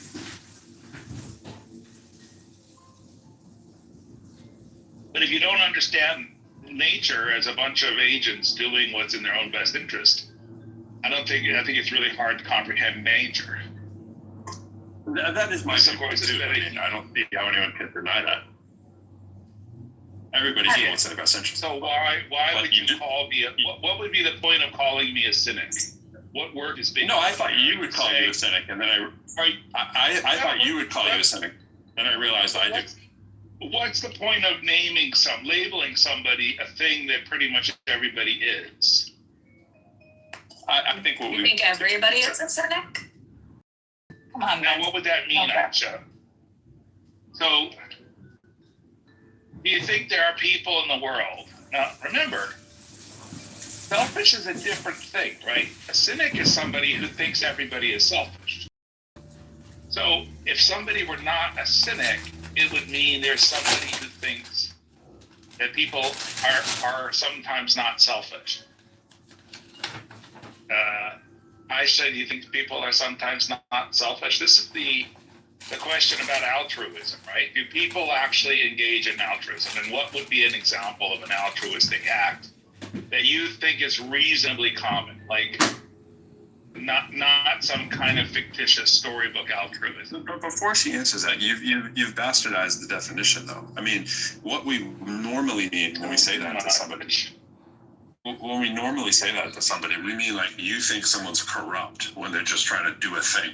They don't necessarily have to be corrupt. Yeah, they have their own self-interest, but it doesn't have to be a horrible, vile interest. That's the point. No, this is where John kind of corrupts himself intellectually, is that he always takes my view and creates an entanglement where I am saying people are corrupt. And that is, I think, you're trying to do some work there. I don't know what you're trying to do. Well, look at it this way. When you say corrupt is a tricky word. When you say altruism, I sweep off my neighbor's cars in the winter with a broom. And I do it just to help people. I don't ask for any type of praise or confirmation that I did it. I just do it because I'm there and I want to do something for a neighbor. And you're here telling us about how good you are, which is exactly No, I have a whether you did it or I have a not, contrarian statement. Hold on, I have a contrarian I'm not bragging.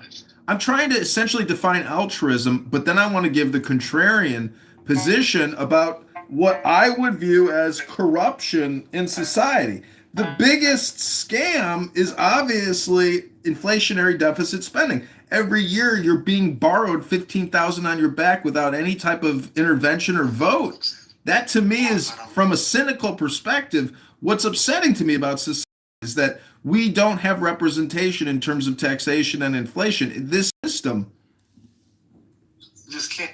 It's that annoying. It's just grading with no content. I want to talk about my things. What about me?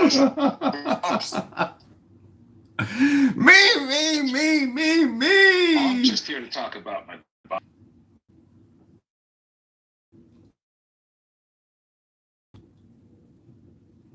Did you use bunnies and rabbits? Like that wasn't actually what I wanted to talk about. Rabbit puppy? Yes. Not bunny. I thought you could call any rabbit a bunny.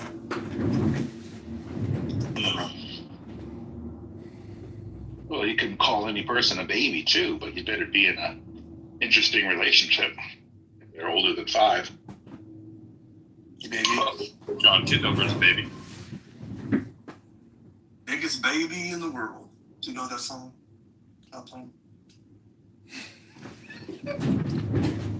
I developed a noise gathering microphone, and it snowed yesterday, so I couldn't use it because nobody was going to fly in the snow. And now today it's snowing again. Does it filter out signal and only measure noise?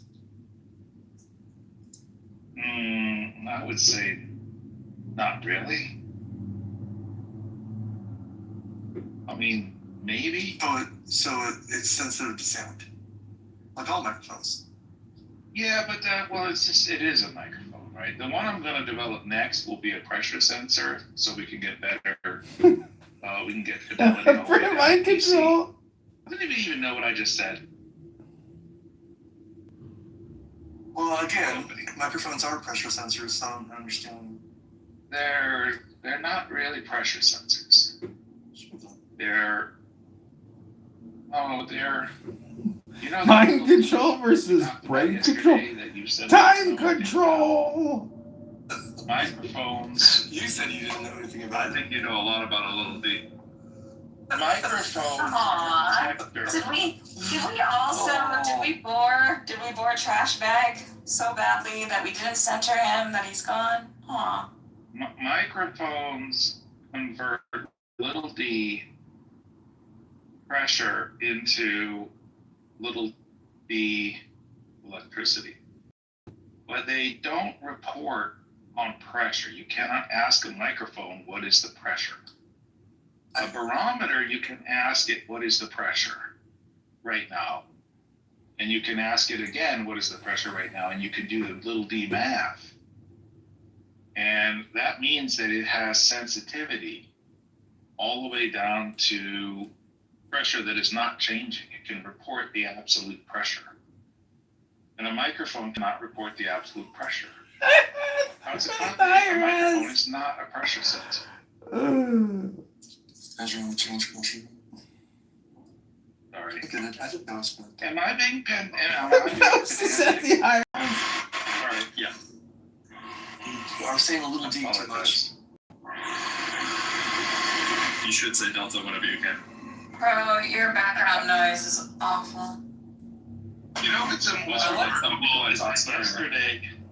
Well, there were marimbas in the background earlier, and I like that.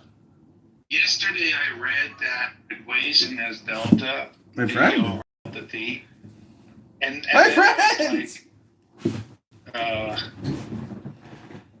Let me get into the little d. Okay, what we're gonna do is, before I leave the room, I'm gonna go in with an anon, and then we're gonna see what the feedback is. Delta Pro said, "Oh, that's good. Well, we'll take." First, that. I'll try to come up on the stage one more time. You said it first.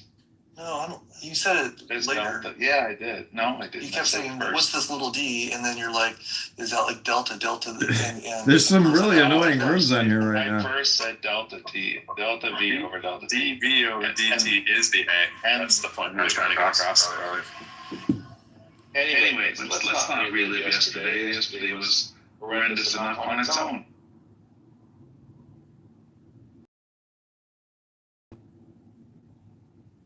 Hey, bro, I want to get back to this notion that a good educator is going to be irritating enough to create a pearl. I think that's I think something to hold in the hand. Are you sufficiently irritating? Sufficiently irritating that I believe so, yeah. What's an example of your irritation approach? I don't accept people believing or using the excuse or using the crutch that they're just not this kind of person, they're not a math person, they're not a blah, blah, blah person, or that they just don't understand it. Okay, that's it. Let's see if there's any feedback. Here we go. The coach should be irritating that makes you do a lot of push-ups and a lot of suicides until you see it for yourself. I don't do the work for them, make them do the work and run hard, and then another level of irritation sets in. I would be very annoyed if he was my math teacher in undergrad. That's just me. Welcome, my friend, to Bible and Quran. Allahu Akbar. We just left the most annoying room on Clown House, and we are recreating it. We're going to retitle this room, How to Be the Most Annoying Person Who's Ever Lived. We have some formulas on how to achieve this. One of the ways to do it is through the Quran and Muhammad, his messenger, the prophet.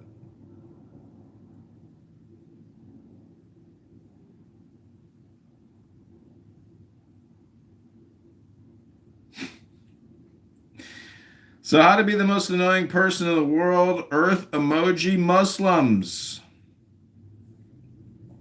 I don't know. Do you know who Regal is on this app, my friend?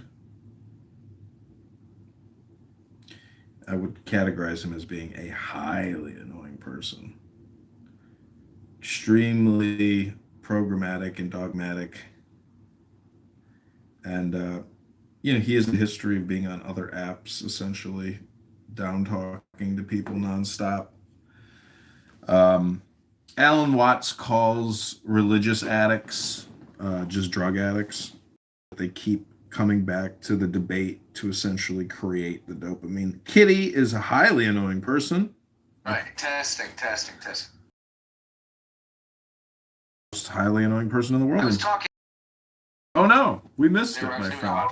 Oh dear no. Annoying person in the world. Welcome, Kitty. Welcome, Kitty.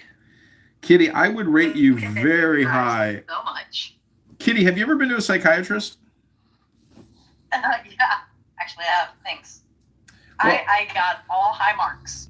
Well, what I'm saying in terms of I got a check. What I'm saying in terms of diagnoses, I'm surprised there isn't just like a diagnosis for like a highly annoying person index, meaning that like that would be one of the diagnostics they give you when they leave the office, so you're more aware of how annoying you are. Me as all stars on the hat. Okay, I got all check marks in the hat. All right. Okay.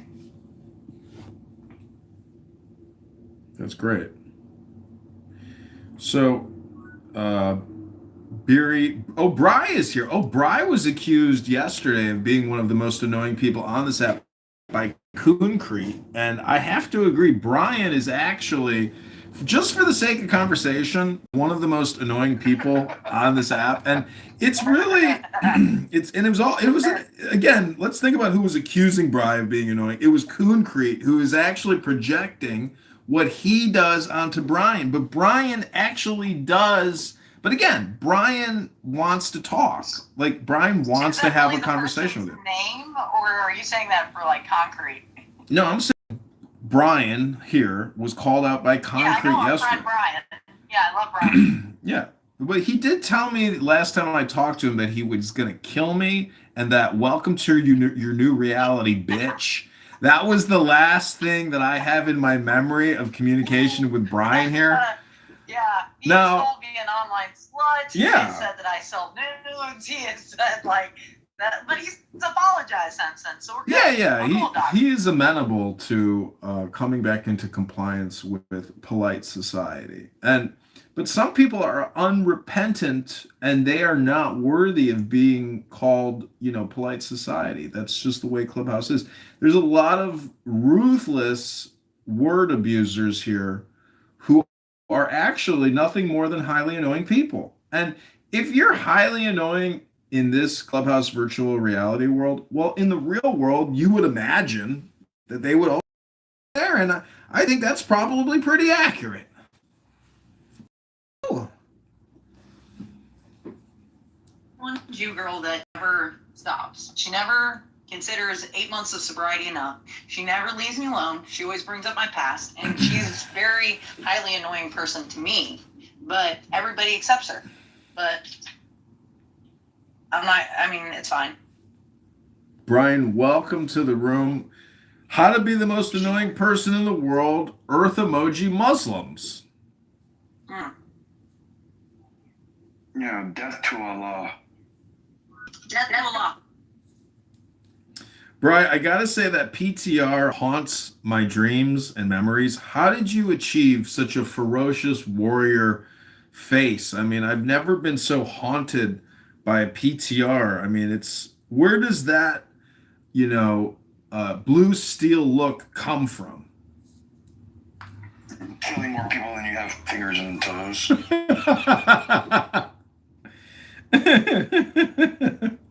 Yeah. Fuck yeah. America. So we were listening. And I've already showed all the paperwork. Everybody's like, you've never done that. I'm like, yeah, I just showed you in the work where they give me a work for killing 5 people with one barrel. Issue to come into play, right? The more chance for noise, right?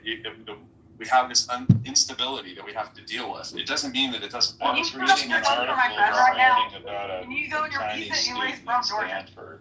Young Brian, girl, can you kind go of in? brilliant. Can you shoot up your gun for my friend right now?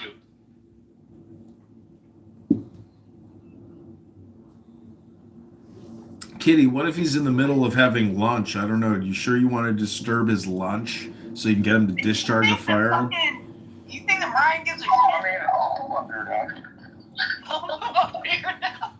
You're my favorite person ever. You're going to cause unnecessary damage to the flooring in his house. Come on.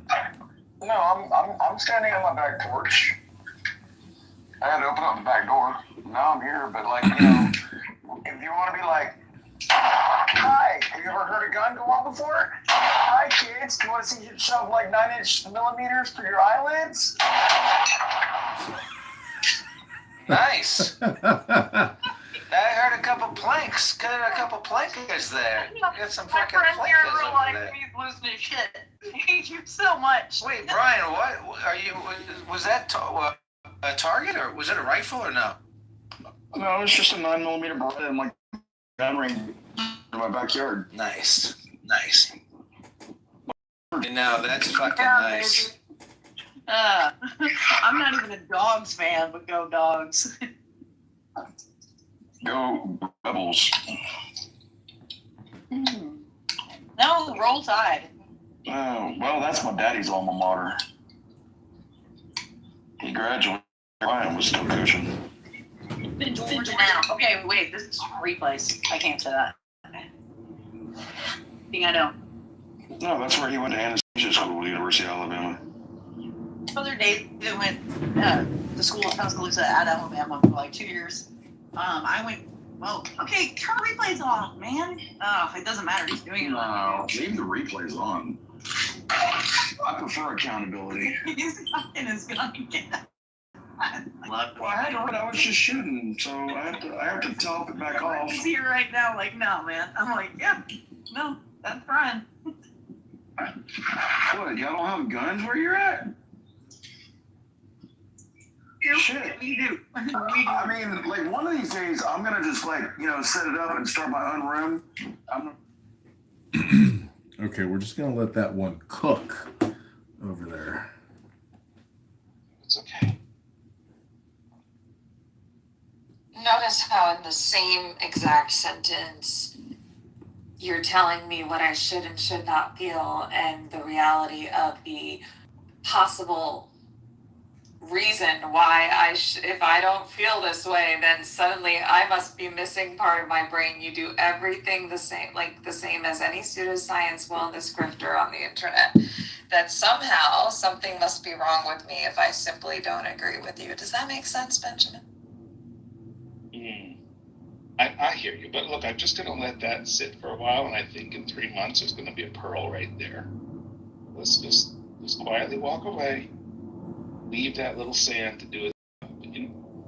Some part of you. Point, Aisha, Benjamin, 0. Okay.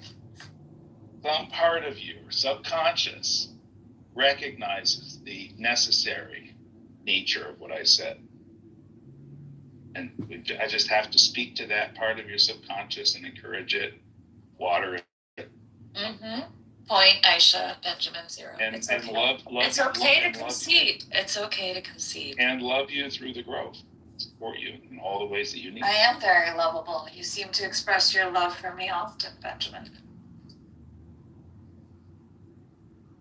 Usually love is also epitomized in a piece of jewelry that happens to ensconce, I don't know, diamonds, and flowers. Oh, a long way for that. Where's Boston?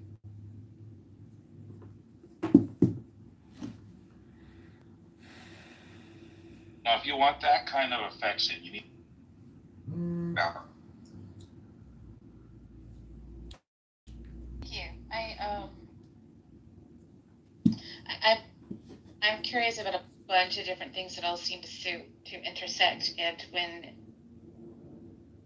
I think we're products of our environment, and when we're talking about the influences on the foundations of what is science, or when we're talking about philosophy or concepts of consciousness, or what is reality, right? When the environments were shaped by certain systems of power, then I think that inherently it has limited our perspectives on what is, because of how we're told to categorize, for example, even the idea of family.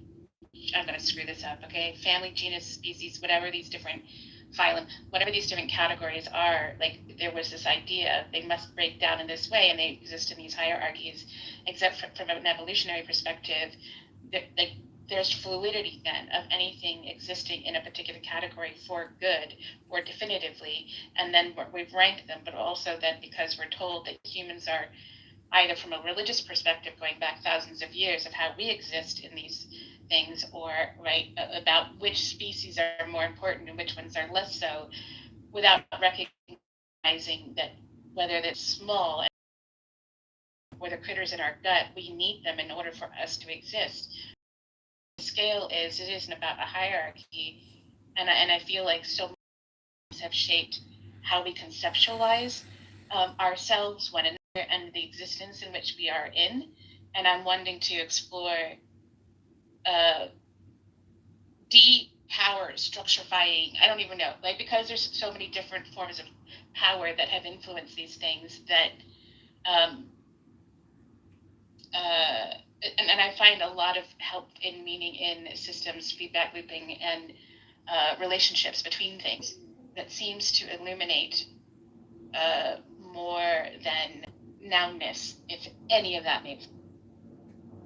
A lot of it makes sense. Actually, there's an old guy named Robert Wiener. He came out with something called cybernetics. And when I'm listening to you, I think that you might be very interested in that area of research, that field of research, especially when like how you say we're products of the environment. Just how the environment does impact us. So with AI, cybernetics is being talked about a little bit more than before, but you might be interested. So, do you get offended if they call you a warhead? I mean, I think that it's like, I'm not a Marine. Oh, okay. What branch were you in? My dad was in the Navy. I was a U.S. Army combat medic. Colloquial feedback loop noun. Yeah, okay. And then what I usually refer to as feedback looping, but that's not conceptually, colloquially talked about in that way. Okay, I wear them once a year. Definitely I would put them in rubbing alcohol or something. I do clean them. Hey, Carmen. They look good though. You look good in pearls. This is probably some weird psyop. It's unnatural for me to give compliments today, so just take it. Hi, I'd like to give out a free pearl necklace. Here we got Carmen here. No, I've seen the pearls used as a psyop. The man is wearing pearls. It's a psyop. I'm wearing pearls now. Do you want them? No, I don't have jewelry. Like, I literally, like, Do you want a pearl necklace? To match your earrings? Frown upon it because you realize that there are people from East. No, I'm not Europe. like big into jewelry. I'm just like Their ancestry person. is not from the land. Their ancestry is not from. Peggy. My grandmother was into jewelry a lot. She had very, very expensive things. The one that was in the Epstein More than files? just the Ashkenazis. There's like Nobody was in the their files. There are Jews.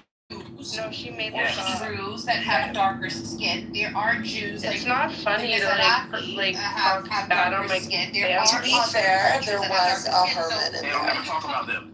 And they did both live in Palm Beach, and they both were members of the same country club. So they probably did know each other, to be honest. The name that you're using is my great grandfather who died in the 70s. And trying to teach them. So forgive me if I say something. You're fine.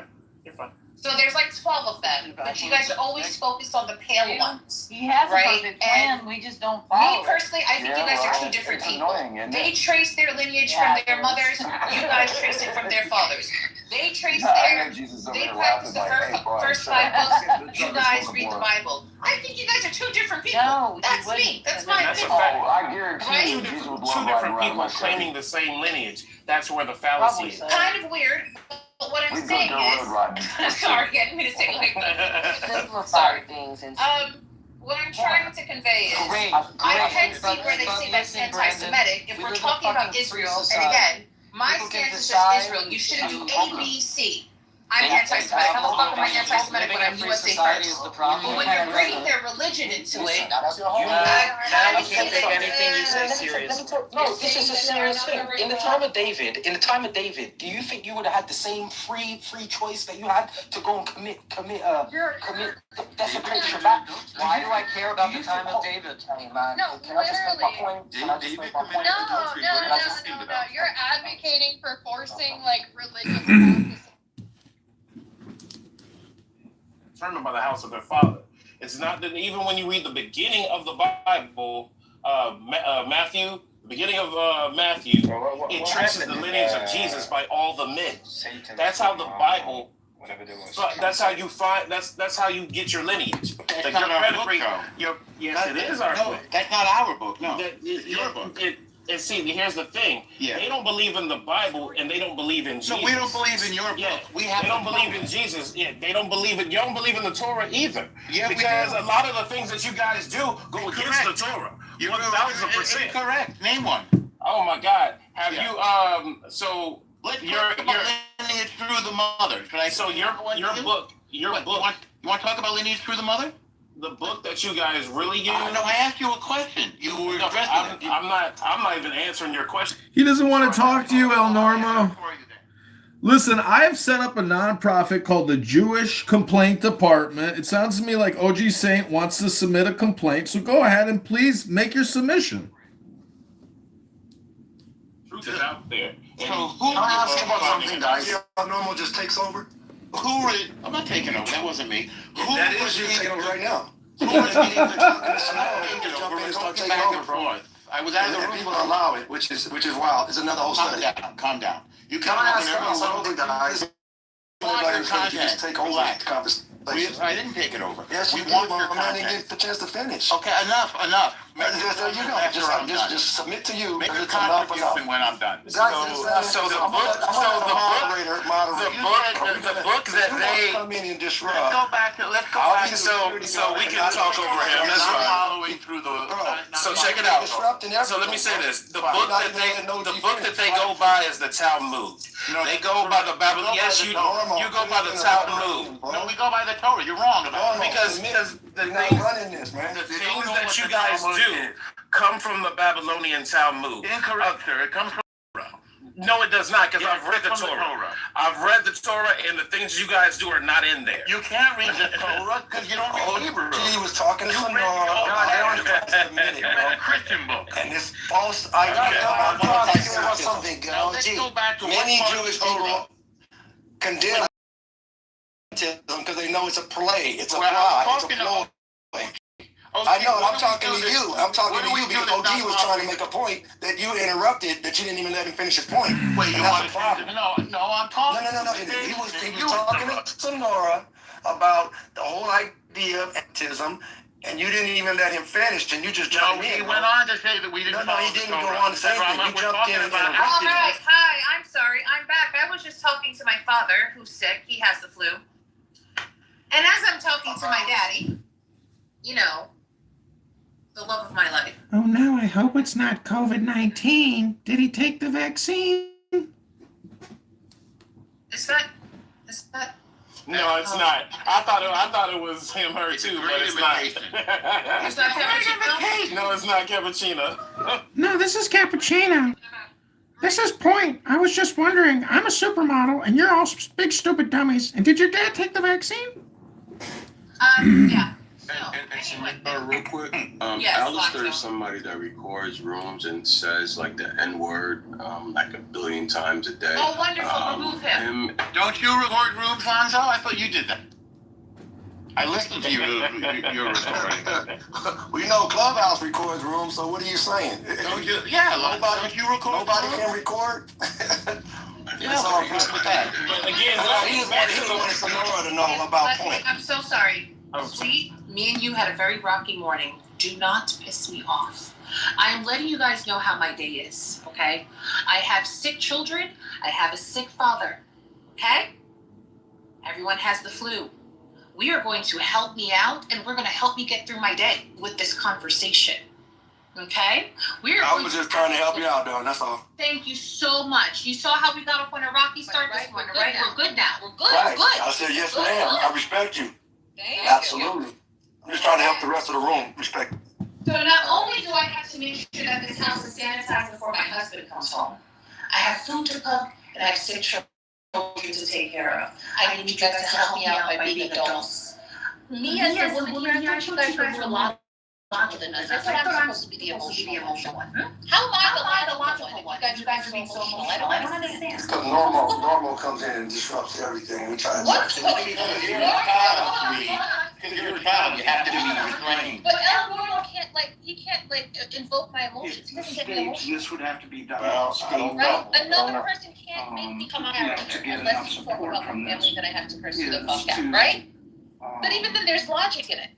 I don't know about you coming out here. I don't want you being emotional. Can I ask questions? I'm just saying a normal comes in. How do you say your name, Mr. Squiggly Line? Mikael or Let's go with Said. Said? I want to ask about. I believe on it. Okay, Saeed, you can go after I Thank finish you. my reset, okay? Okay. So, because I'm dealing with an entire household, I need you guys to regulate yourselves because yes, I'm listening on my AirPods. Like, I know this beautiful technology. You can leave your phone somewhere and listen to the conversation in the AirPods. So I can't punch my phone and be like, one mic, right? I can't do that. Okay? So, men, I can't believe I'm saying this to men, regulate your emotions. Let's ping up. Let's try to have a conversation of the both sides here, okay? One mic. Let's calm down and stop being so emotional for men. What's going on here? Hello? That being said, Saeed, I think you wanted to say something? Yeah, thank you. Just thinking, like Israel, it's what we think. Most of the people, it's one of USA states. To speak when other people were speaking. Is that true? Say something. People misunderstand it that way. It's not. Think of it that way. They haven't been. It's a Middle Eastern country, sort of in a Western tradition, with a democratic parliament, which none of the other countries in the region have. Kind of Western development. It's developed a lot. Its economy has quadrupled in the past 20 years. It's a leading tech country. It's a leading agricultural country. It's a pretty impressive miracle of a country, Israel. Then if they're doing so well, then they should be afforded to, not have our aid. They can afford that. The aid is transactional. Hold on. They can afford it. You landed. Yes, I haven't landed. I'll let you know when I landed. All right. What are you threatening me now, Lonzo? Yes. What's the threat? To be in the group. Oh my god. I'm U.S. first. Melting my brain. My island first. You know what I mean by okay? It's United States, Haiti, and Santo Domingo all day for me, right? Santo Domingo. But like when we talk about the money that we send over there, we do purchase things from them as well, like tech and Ooh, stuff. I can't And upload to my we do YouTube. need Too many allies. strikes. So our relationship with them needs to be strong over there. Don't you agree or? Hello? Yeah, I mean we with Iran, we could work with Saudi Arabia. You think it's We can work with anybody who want to work with us. Absolutely, yeah, for sure. Well, we're allies with the Saudis and we're enemies with Iran, so you were half right. Hello? Yeah, but that's more, Israel's enemy. No, right? they So we they can change declared that. death to America for everything. Because of what Israel's doing. No, they declared death to America because they hate the West. Because they hate non-Muslims. Well, hold on, Normal. So what I'm trying to say is, like, I hear what you're saying, but to not have Israel as an ally, I think that would be more. And again, this is just my opinion. I'm always open to. Damn, appeal rejected. Based on new information, so I'm not stuck on this. But from everything that I It's an old video. that I've read, I think it would be smart for us to have. You're such a Nothing. From a very old video, they said that I violated. for us to do. So when we're talking about the money that we send over there, Terms and policies, restrictions. I wonder what the video was. I mean, we spend much more, but we spend much more money to Europe and Africa and Asia. All right, I'm gonna. Normal. I'm really like. I'm gonna move you down, bitch. I'll move you down. I'm gonna move you down. He's a chop. All right, so you fucking bitch. Yeah, I mean. Yeah, he's a bitch. Send money to different places. However, I've roasted this guy so good so many times. I've had rooms completely turn on Lonzo and just fucking hate his guts. When you send money to other places, Haitians just destroy. Like everybody hates this guy. When I've roasted this guy so good. We just send it over there and hope that they do the right things with it, right? Some of the money that they use kind of gets skimmed to them having free healthcare, them having a lot of free shit. They even use some of our money to kind of further. If you can find this room, it's called "Can You Criticize Israel Without Being Called Anti-Semitic?" The house is called "In Real Life." In fact, the money that we send to Africa, right? If you take like a PEPFAR, right? This is like something that's supposed to help Africans push back, anything that has to do with HIV/AIDS. We're using that as a bargain tool, right? If Africa doesn't do this, this, and this, and this, these African nations, we're going to limit it, right? That's not right. So this is kind of sort of like what's been happening to these other countries, and that's not happening to Israel. So maybe we could start doing the same thing to Israel, right? Alonso. If you don't... Yeah. Complete, sorry. If Israel, like we can kind A South Carolina judge is preventing a man's execution due to his mental illness because he claims he's immortal. 25 years ago, a psychiatrist with the prosecution, as well as the psychiatrist and psychologist with John Richard Wood's legal team, agreed that he failed his two-pronged legal standard for competence to be executed. This place. He's too stupid to be executed. This amount of money. That's what I'm asking. People are starting to ask now. As these videos come out, we're starting to see that these people, these Israelis, are taking advantage of these other neighboring countries, and it's just not right. Other people are complicit, right? Because them or their people have done this in other places like America and other European countries, so they just shut the fuck up. Black and brown and and other groups of people seeing. They're saying if Sam Bankman-Fried never stole any funds during his his business, he'd be worth $100 billion now because he invested in a bunch of AI and crypto projects that have exploded. So Sam Bankman-Fried, he would have been one of the richest men on earth. Instead, he's sitting in a prison because he stole $50 million or something like that. I'll say this. I bet you Trump pardons him.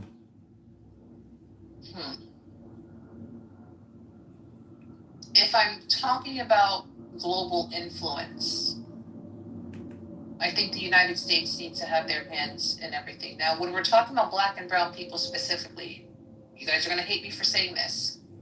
I don't think either side ever liked us.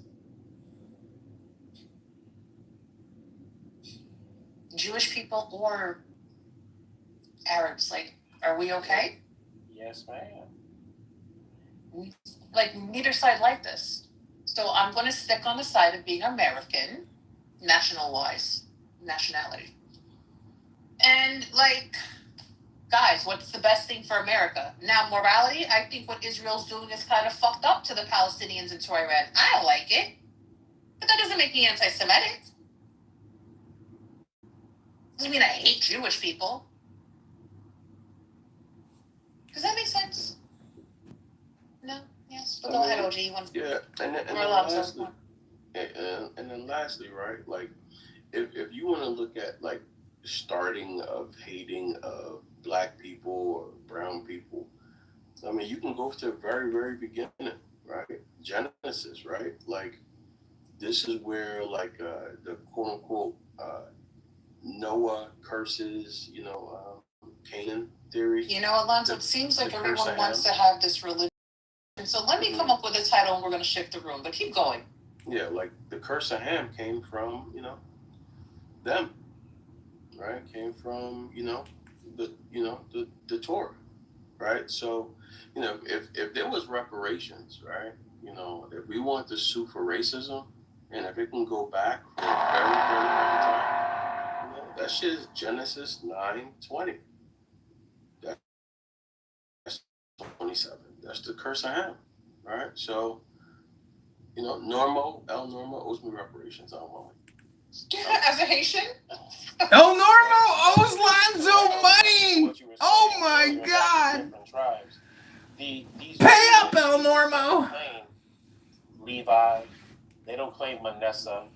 They don't claim, the other tribes. They don't claim Asher. Oh my God. They don't ever talk about it. They talk about the southern kingdom only. Oh my God. Judah. They don't really get other tribes.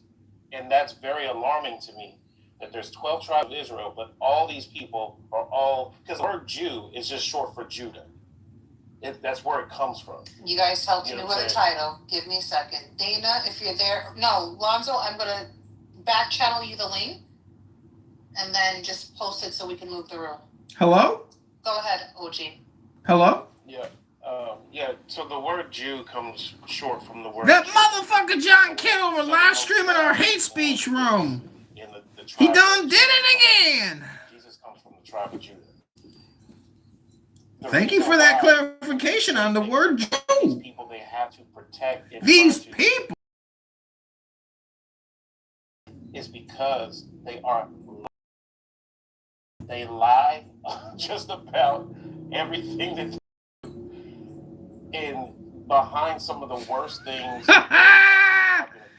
Michelle Obama's got a dick. I mean, just and some of their ships were the ships that brought you here to America. You know what I'm saying? I'm watching some videos of Michelle Obama I've never seen before. Things that you can She's got junk in that trunk. Things you can look up. And just the amount of things that you can list that these people do against the world, and against us in particular. Hello? Because they know who we are. Hello? As opposed to who they are. And they know who they are too. Oh shit, they the real Jews! And they changed who we are so they could be who they are. Oh. And that's a weird thing if you don't understand. My grandma was a scam artist. My friend, I didn't know my grandma and my grandfather were lying to me. They were making it all up, my friend.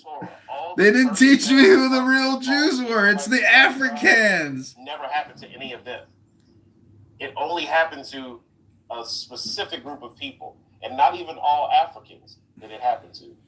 Because when he's talking about the curse of Ham, Hamites are the majority of the African region, what we call Africa now. My friend. Majority Hamites. My friend, the Even trash though they have bag. the same skin color, there's differences in many of these people, and those things are outlined in the Bible. The table of nations, all that stuff is there, and you have to really dig deep into it to kind of figure out why these people always go on the offensive, and why the world is set up the way it is, that you can't say anything about them. Why Kanye has to apologize.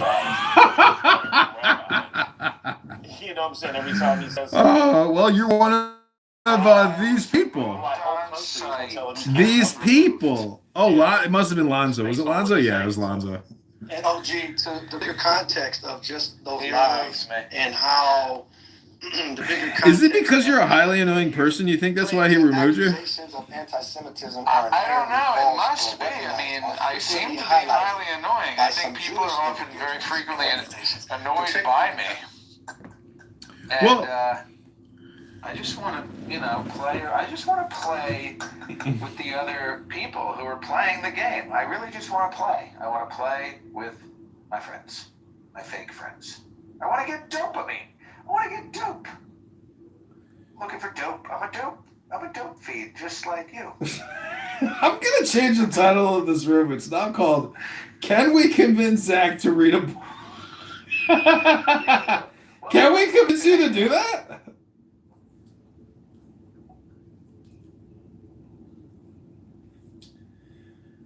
Because I do, yeah. The first step in removing someone's power as a highly annoying person is to get them to read a book.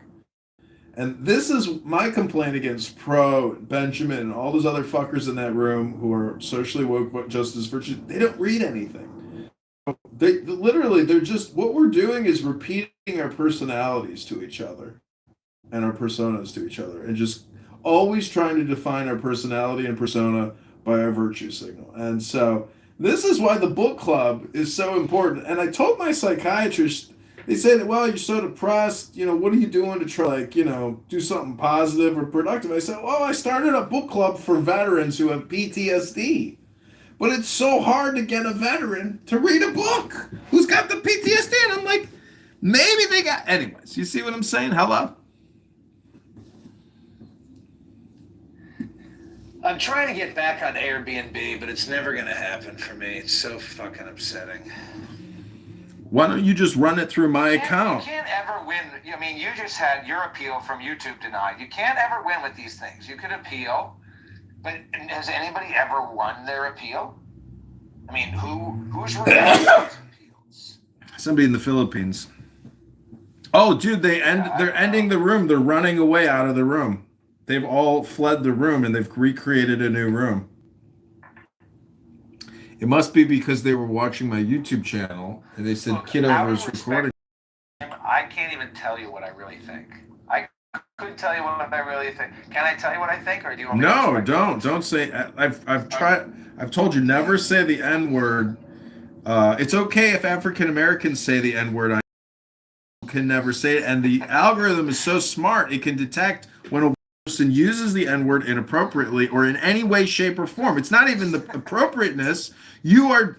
Oh, dude, I had to tell you, I heard the funniest room ever about the N-room. It was a room by a bunch of N-words who were talking about the value of the N-word economy. And they were literally saying, do not abuse the N-word. We have to make it precious and only use it when the time is right. I was dying laughing. They went on and on and on. They said? Yes, it's a magic word. It is a magic word because it's one of the top 3 words you can't use. Actually, it's the number 1 magic word because you can't use it. So it basically, you know how the real magic word is the name of God? Well, to an N-word, the N-word is the name of God. And so you can't use it unless... So they're like, don't use the... Exactly. It was the funniest. Never use the N-word in vain. Only use it when it's profitable, my friend. Right. Only when you really got to hit them with the N-word, that's when you hit them with it. I couldn't believe what I was listening to. I was like, dude, I was happy that I was recording it, and I was like, oh, I can't wait to tell Zach about this N-word conversation. And I'm honored. yeah, my sister one time, she watched a video or something, or a room. It was called the N-word or something like that, and my sister was bringing it up. Anyways, it was just very funny. It's because that's the thing. It's all about comedy. Well, that's what I was going to say. I don't want to say it out of respect to your live stream, but I was going to say, them N-words is G-word, the G-word. Them N-words, the G-word. What's the G-word? Gay. Well, I actually heard a rumor that Donald Trump is bisexual. I just read an article that said that Donald Trump was wearing a diaper and had poop in his pants. Well, I just read that Donald Trump suffers from narcissistic personality and borderline. Oh, did it? So wait, you were diagnosed borderline personality disorder, right? That's what they told me. That's Well, what one lady told me. it's crazy because my psychiatrist, Dr. Vinny Boombatz, the other day at the VA hospital, he said, "Have you been diagnosed yet with borderline personality disorder?" I said, "No."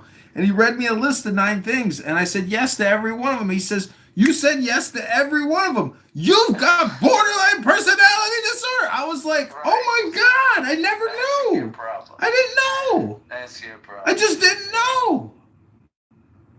Well, wait. What about self-harm? Do you harm yourself? I'm trying not to, but I have thoughts. Uh-huh.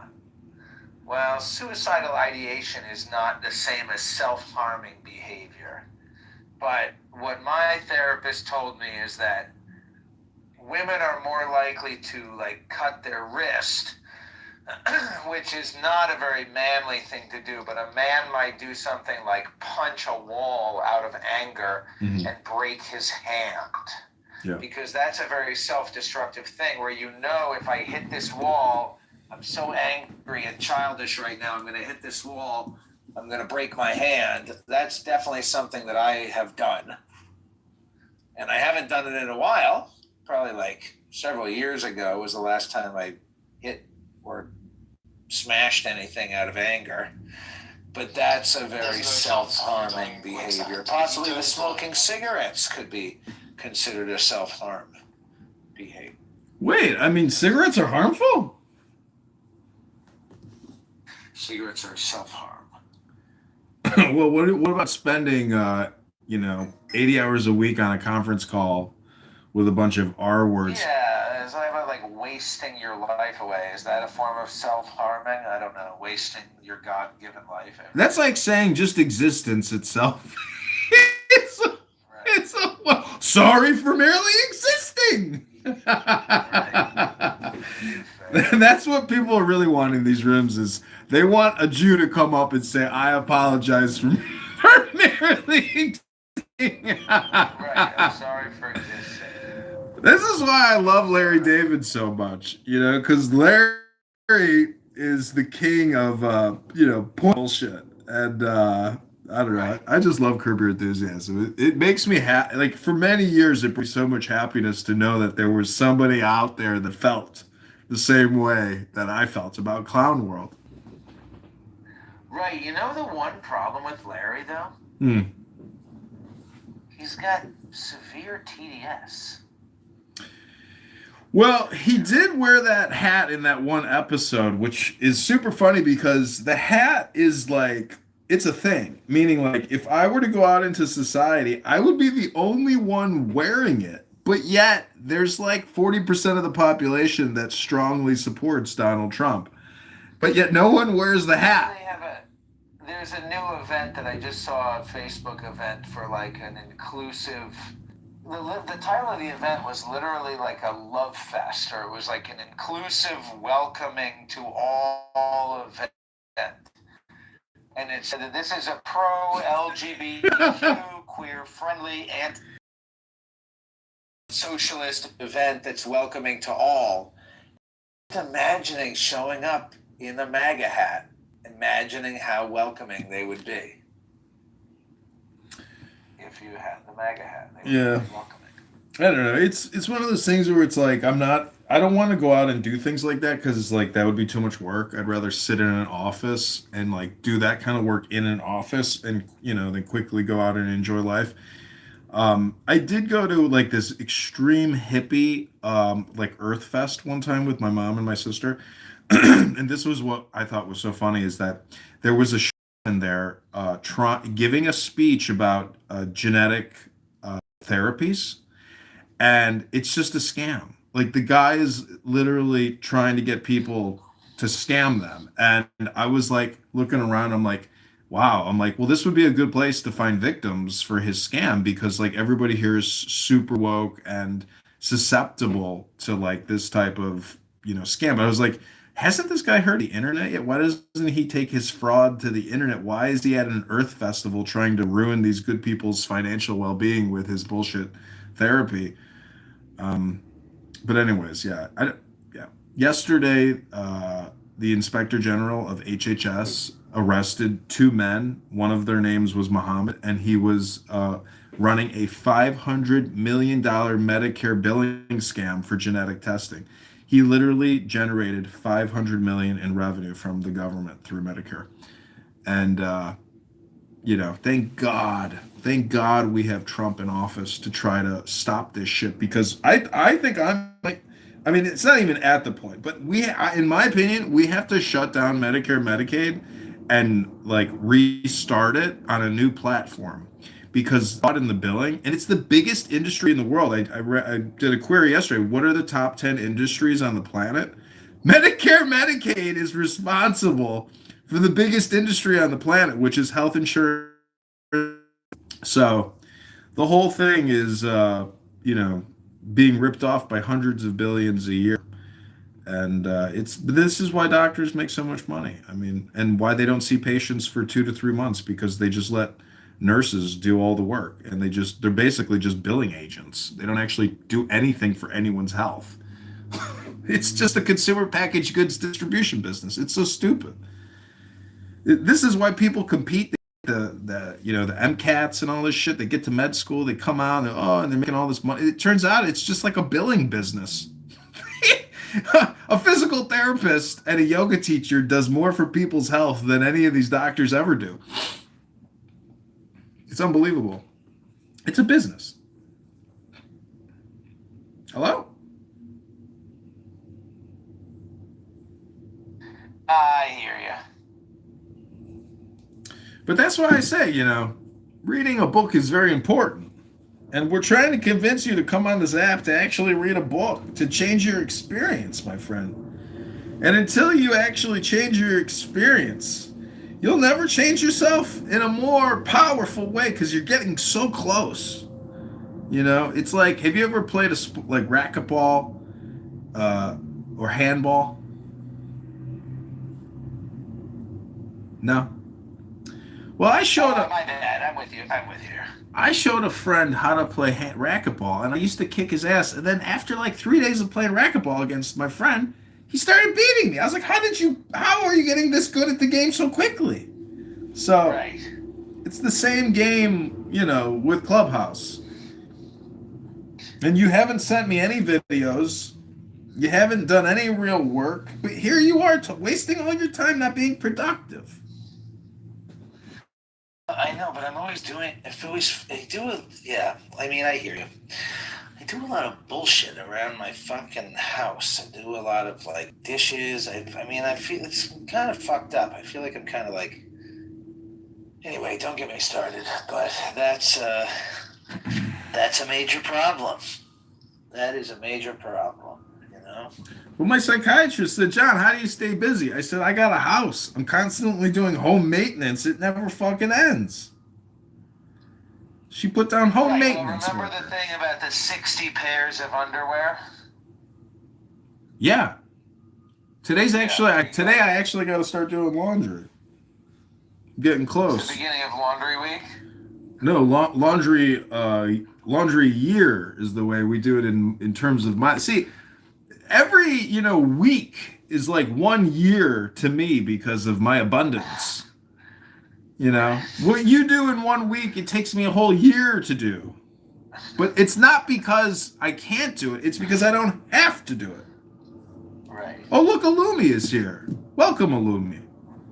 He is a member of the book club, actually. He read a book. We read books the other day together, and then I think he, insulted me and then left. Welcome back to the book club, Alumi. Oh, maybe you didn't insult me. Maybe I was insulted that you weren't saying anything. Maybe I was rude to leave. You Irish goodbye. Signaling, yeah. Yeah. I like Irish goodbying. And I go to Irish bars, and there's a lot of people that are worthy of being mocked but I would never do that in the real world, just on the internet. But I do just Irish goodbye all the time because I say fuck it. Hello? I don't know, John. I think I don't know. Maybe you haven't felt respected by people. And, No. It's not about that. I could care less what people, think in turn, because I don't respect the people here that don't give me respect. I mean, that's what it is. I mock a lot of people. Somebody applauded me for running for Congress, and I said I'm only doing it because these people are worthy of mockery. But that person didn't give me a response. I don't know if they agree with me. A body was found by a Portland roadway today. So, Illumi, are you going to read a book? If you want a mod badge, you got to read a book in the Can We Convince Zach to Read a Book room. Because he's busy doing dishes all the time and washing his underpants. But you probably don't wash your underpants or do any dishes, do you? I have to go teach a driving lesson to an African immigrant. Oh, my friend, what did you think about what did you think about the classroom work? Because do you do classroom work with these people? Because when I did my driver's test at 16, I had to do classroom work, on the road testing, all that bullshit. I don't do the classroom rook, but they want me to do the classroom work. They want me to, but I just do the part in the car. But I think that I'm gonna start doing the classroom stuff as well. Yeah. Because that's where it's fun, where you can just test people's, language and comprehension skills, and then you'll say, oh, there's a reason why you're a shitty driver. It's because you can't even, comprehend and perform in the classroom. But I think the classroom work is where you can break, through the threshold and get them to start maybe driving better. Hello? Oh, so you're going around sending these little gold coins around, huh? You sent me 2 cents. 2 penny bit. Yeah, I mean, it's better than trying to prove to people who won't reason or hear you that you're not necessarily coming in hostile faith. Well, I bought the bare minimum of the gold coins, and it's so stupid. I was sending gold coins to myself to try to see, how could I actually monetize this app? And the gold coin system here is you cannot make any money from it. It's stupid. It's just like... It's okay, Draco. There's only white people here. Come on.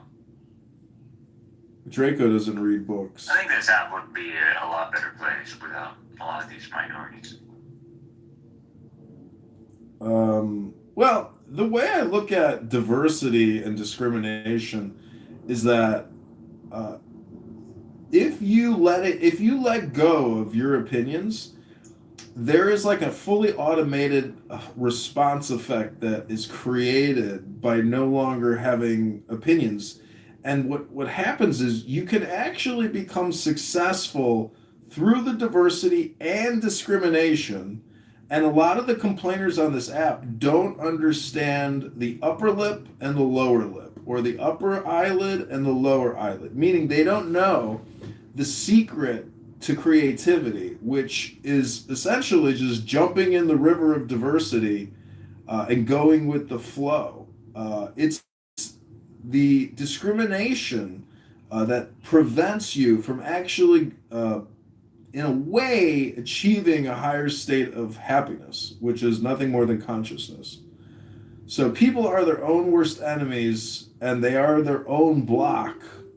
And to get around that, you basically just have to let it go. Meaning all your assumptions, opinions, and pre-programmed dispensation or disposition. Your personality and your character is what's preventing you from attaining more joy and abundance in your life. It's my opinion, of course.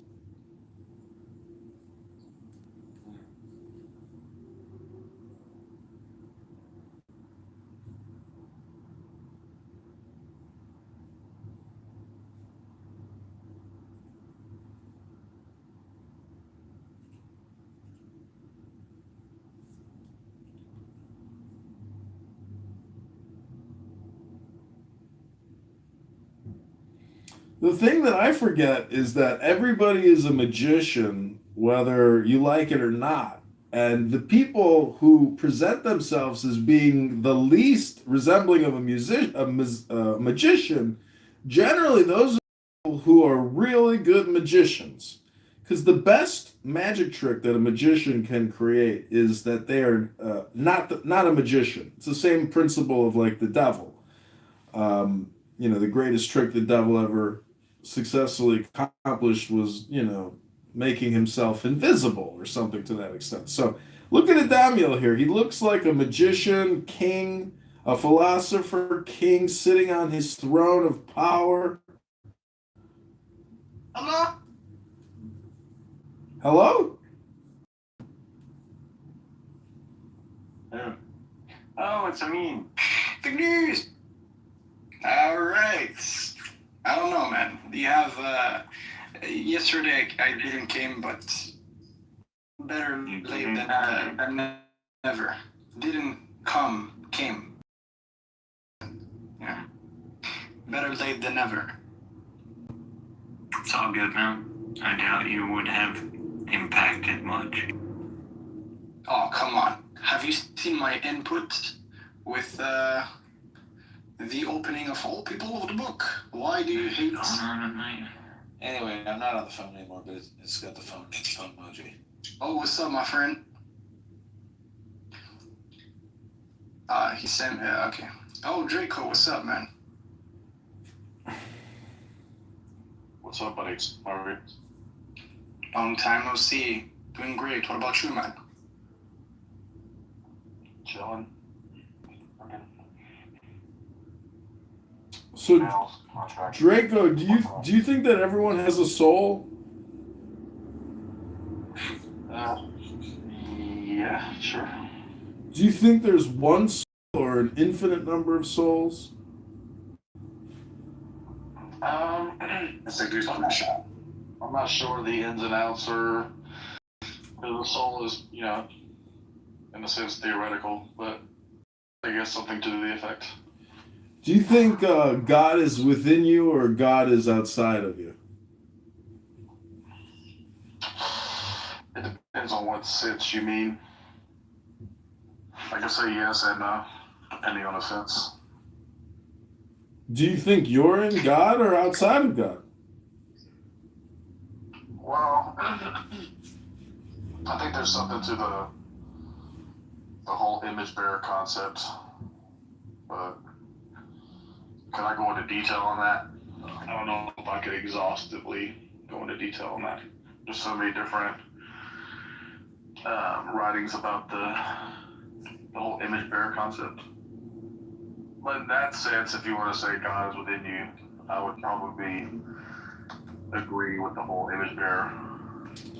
Do you think the subconscious is a concept, or do you think it's literal?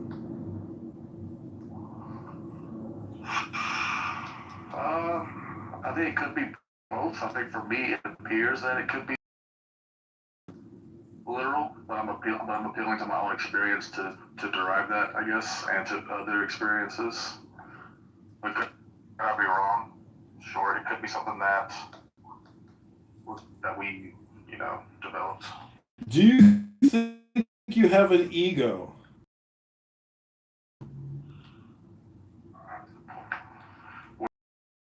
Do you think you have an ego? EGO? Yeah. You do? Like in classical sociology, yeah. Okay, well, the biggest ego trip going is thinking you this thing called an ego, because that's a concept, my friend. No one has ever touched, tasted, felt, eaten, or seen an ego. It's just a concept. And so, in the same sense that God and soul are just concepts, no one has ever seen, touched, tasted, felt. But if you believe that everything is God, well, then actually you have seen God. You're actually talking to God right now. And you are God, and the cell phone is God, and the wireless, internet transmitting our concepts is supposedly God technology or something. But we're just trying to convince Zach to read a book about spells and magic words. Hello!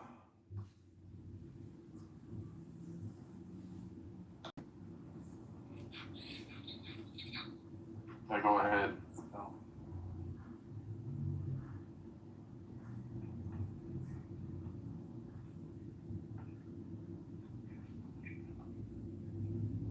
So, how would you define the word synthesis? I don't know if I could give you like a regular. Relating subjects in a cohesive framework. Do you think A plus B equals C would be a good formula for synthesis?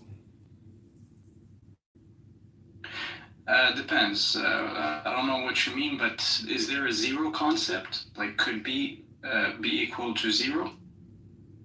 Well, could 1 equal 0? Or could 1 equal 10? Hello? No, I thought you said A plus B equals C. That's not what you said? Meaning you have two variables, and when you add them together, you get a catalyst known as C. Or you can multiply them or divide them, or put them to a power. So I'm just saying that for many Christian literalists like Regal or Megatron, they fail to see their own mystic path. And essentially they, in a way, they devalue their self by putting such a strong emphasis on this tertiary God, which is supposedly like a literal all or nothing point of supreme power and intelligence. But the concept that you are part of a one God or a one universal God, it's just, I think it's just energy metaphysic, meaning that, it's just, we're just eternal energy in a different amalgamation of what we call God, and not that we are God, but that we are essentially God observing the God effect. To a certain extent, but not like we have real powers. Our greatest power is our imagination. So whatever you can pretty much visualize, you can in a way hopefully create in the real. But with AI and all this other stuff, I think we're living in the best of times and the worst of times. And you can go around this app and confirm it's the worst of times for people, but there are just rare people who are actually super optimistic and positive because, they're happy and they know it. So part of therapy and psychology and philosophy and religion is to try to make your experience less friction. Grease the skids, grease the wheels, put some oil in the engine. So in order for this, I think there is a need for increase in honesty and truth. I think truth has less friction than like lying to yourself, or because that's the thing, right? Sometimes we do try to hide something because we're scared of it or whatever, but no, like when you address it directly, it's better. That's my little personal experience. But yeah, I get what you're saying. But I just want to say a comment. So I do agree that the human spirit is much more powerful than what some people may portray it. But let me ask you a question. Do you think when you say like that everything is God or you're God, do you think this is like an ontological identity, or it's used in a different way? Well, ontologically speaking, I'm not sure what you mean by ontological. I'm merely just trying to say that everything is God, as opposed to nothing is God. But again, this whole thing is just personal development. Don't take it too literally, and don't waste your time, with it in a way. Like there's just too much personality involved in it. Like everybody's personality is wrapped up in their religion, your persona, your non-playable character is what I'm trying to break. And did you see that movie? That guy, he's a non-playable character, but then he sees a hot chick, and then all of a sudden he like starts killing the actual humans playing the game, and they're like, "Oh, there's a glitch in the game. This non-playable character is now, fighting us when he should have just done his, No, pre-programmed." what movie is that? It's with that guy from. Reminds me of one of my dreams. But anyways, I don't know the movie, but yeah. Nice What are you even doing, man? What are you working on? What are you doing? I'm getting you Me right now? I'm just Did you follow my channel or what? what's your channel? Oh, it's called Free Guy. At Operation_Cerberus. On YouTube. Yes, sir. No, not on YouTube. On fucking TikTok. No, not even. I just follow. What's your regular account? I just liked one of your posts, man. Just recently. It'll be only. See, Draco accused me the other day of being a non-playable character. He says I come to the room, make no point, I have nothing valuable to contribute to this conference call conversation. And I just got to say that to me, that was Draco's projection. It's not a me problem, Draco. That's a you problem. Link is pinned above. Watch the Free Guy. No one likes He's crashing out. People fucking haters. Bro, it's because it's just a picture. You literally just posted a picture. So what? What else is there? You know, this generation is demanding. Like, people want something much more. I'm sorry, this is intelligibility. It needs to be showcased. Everything in this card is exactly what is necessary to understand this verse. I was talking about your picture, the billionaire picture. You were not talking about this one? I'm fucking talking about... No, don't go to my account, the one that Illumi only. No, Operation_Cerberus. Ah.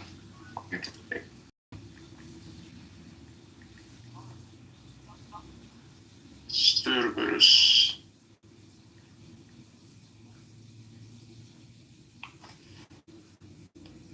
Alright, you got 4 followers now. And the likes. Can you guys also follow the Zach's Mom podcast on Spotify, please? I don't even have Spotify. I just listen to YouTube music.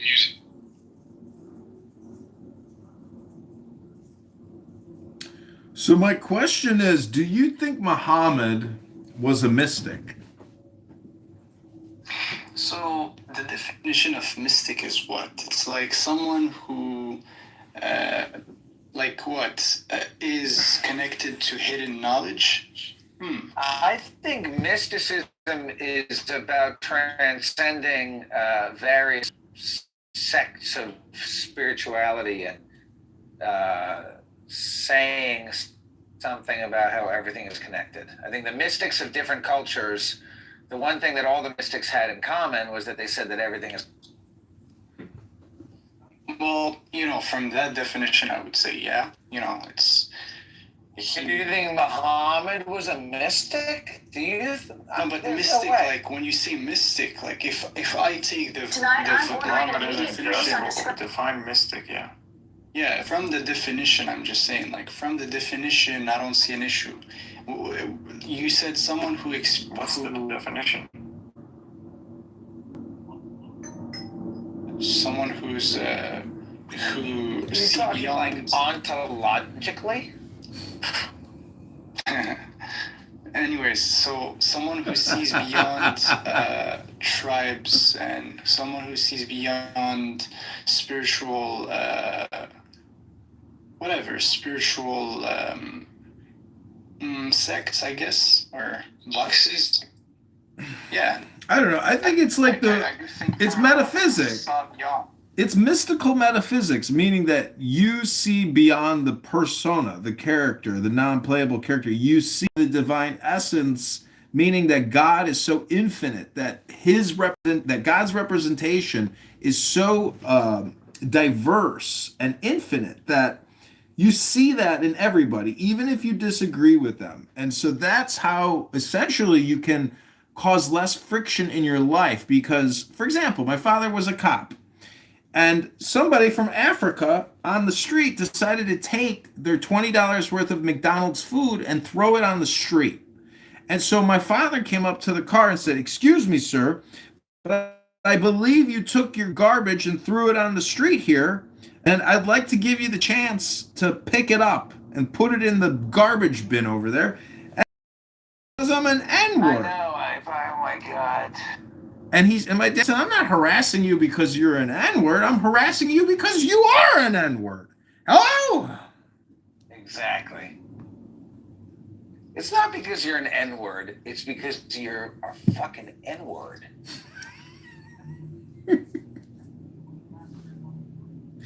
Anyways, I don't have a problem with people who are the N-word, by the way. See the thing, So, the we one, have, the one. Here, I just want to see something here. It says the definition of a mystic, according to the Cambridge dictionary, it says someone who attempts to be united with God through prayer. Okay, that's one. Second, relating to magic or having magical powers, dark secrets. So for sure, that's this definition. He was not that. I don't think he was. Of course, he's not a magician. He's not a. You never heard his nickname, Muhammad the Magician? No, I said no. Of course not. Oh well, he is a magician and he is a mystic. It's just your opinion that he's not a mystic. No, it's directly God in the Quran that says this. He's a magician? Yeah, Muhammad was a magician. No, a magician. What is a magician? He was a powerful wizard warlord who nearly conquered the earth with his powerful. Clearly, the man must have had some type of mysticism. It's just your opinion that he didn't have mysticism. Hello? Oh, I'm sorry, Adamia. Are you a time traveler from 660? Is that time traveling chair? Are you from the year 660? Hello? Hello. Yeah, no. So, I could point you to someone who is definitely a mystic in that definition, based on clear historical evidence. But, if we take the definition of, like, if we try to understand the Prophet through his disciples, through the people who preached his message, through the Quran itself, there is a clear verse that says he's not a magician. So, do you want me to oppose that? Of course not. Yeah. Well, it's just your opinion that. See, the thing about the Quran is because of taqiyya is that when it says Muhammad is not a magician, that's actually saying Muhammad is a magician. It's just like your opinion, though. No, now you are doing taqiyya. No, I'm not. I'm stating my position, aka otherwise. Adamia, let me ask you this. What is the difference between an opinion and a fact? An opinion could be wrong. A fact is a fact. So a fact is never wrong, right? Yeah. Just opinions are wrong? Well, yeah, opinions could be wrong. Could be wrong. Okay, so tell me a fact. About what? About anything. I want to hear one fact. You obviously everybody has facts. What tell me one of your facts. Yeah. There would be a necessary existence. There must be a necessary existence. Well, that doesn't really sound like a fact to me. There must be a necessary existence. There is a necessary Necessary existence. That's a fact if I've ever heard one. You know what's so amazing about facts, my friend, is that when you ask somebody to tell you a fact. Wait, but this isn't Hello? ESL language. This is.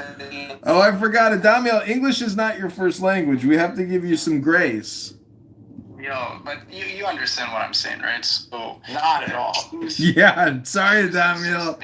You're gonna have to go with a more basic fact, like outside the road is pretty much flat. That would be like a fact.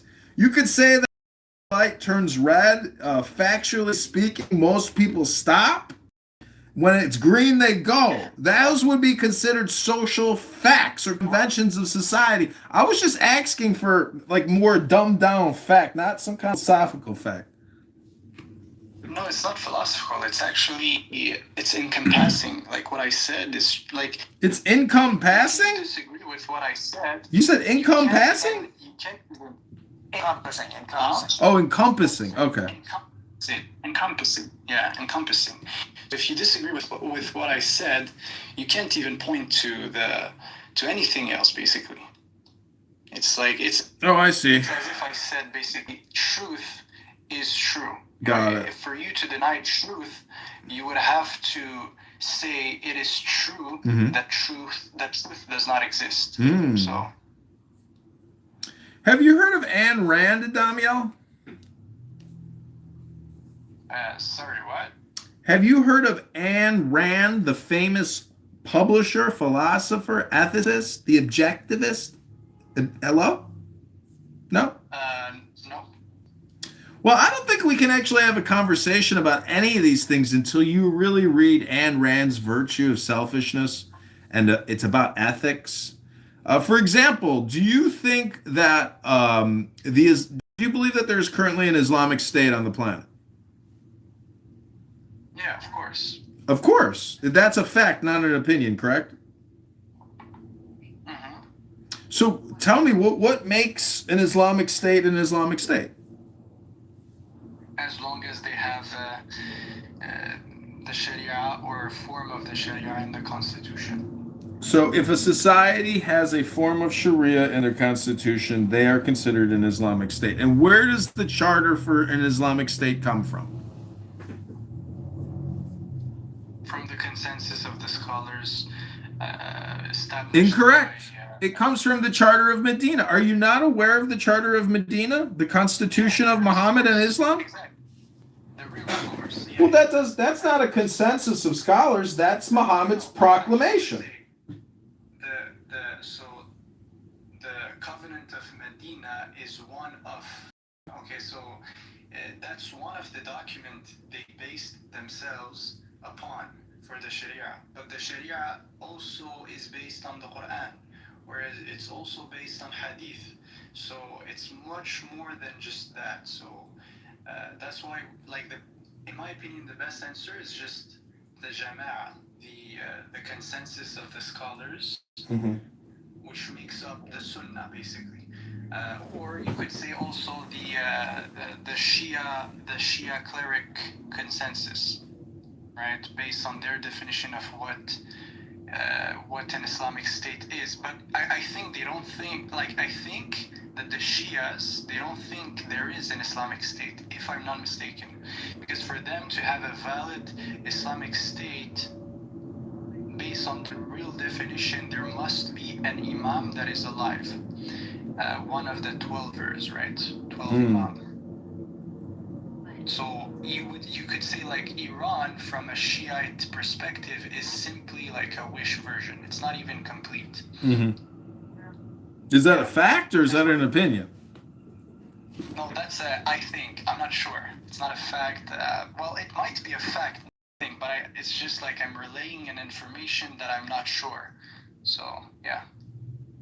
So it says that an imam is a Muslim religious leader derived from Arabic for leader or guide, delivers sermons or khutbah, provides religious guidance and serves as community role model. So it's really just like a leadership position within the Islamic State. But, in terms of how many Islamic states are there around the world? Is it just one Islamic State or is it multiple Islamic states? There's maybe 20 more, multiple. Right. So the many faces of political Islam. Anyways, Rabbono Shalom, we tried to convince Zach to read a book here today on Clown House. We couldn't get Zach to open a book.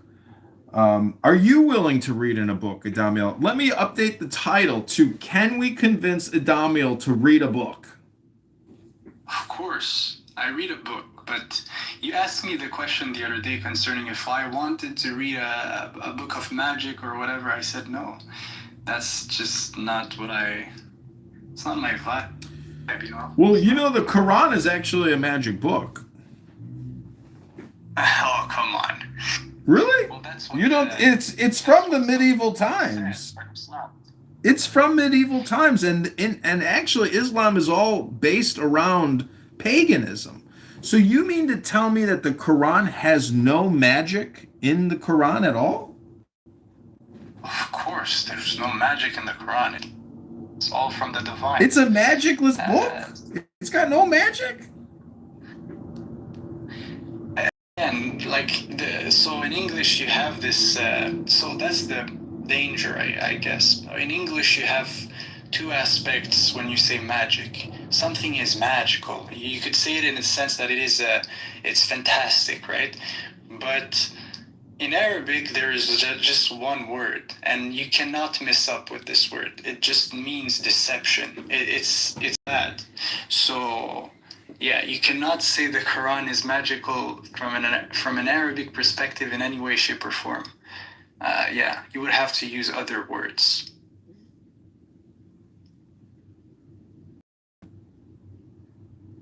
Well, unfortunately, you're wrong, because I'm looking at Surah Al-Falaq 113. It says in Surah An-Nas in 114, known as the Mu'awwidatayn, the two verses of protection. These are recited to seek refuge from the evil of magic, sorcery, envy. So there literally has a magic spell to essentially negate and invalidate other magic. Isn't that magic to fight against magic? Hello? No, of course not. Yeah, so the concept is this, right? The last 3 chapters were revealed in a time where the pagan Arabs were practicing sorcery and magic upon the believers, right? And God basically sent those verses as a mean of protection. But this is not a magic against. We're not in Harry. It's not Harry Potter here. No, it's literally just. It's the spark of light. It's a spark of the divine. It is true, and it is not. It is not deceiving, right? So that's the difference.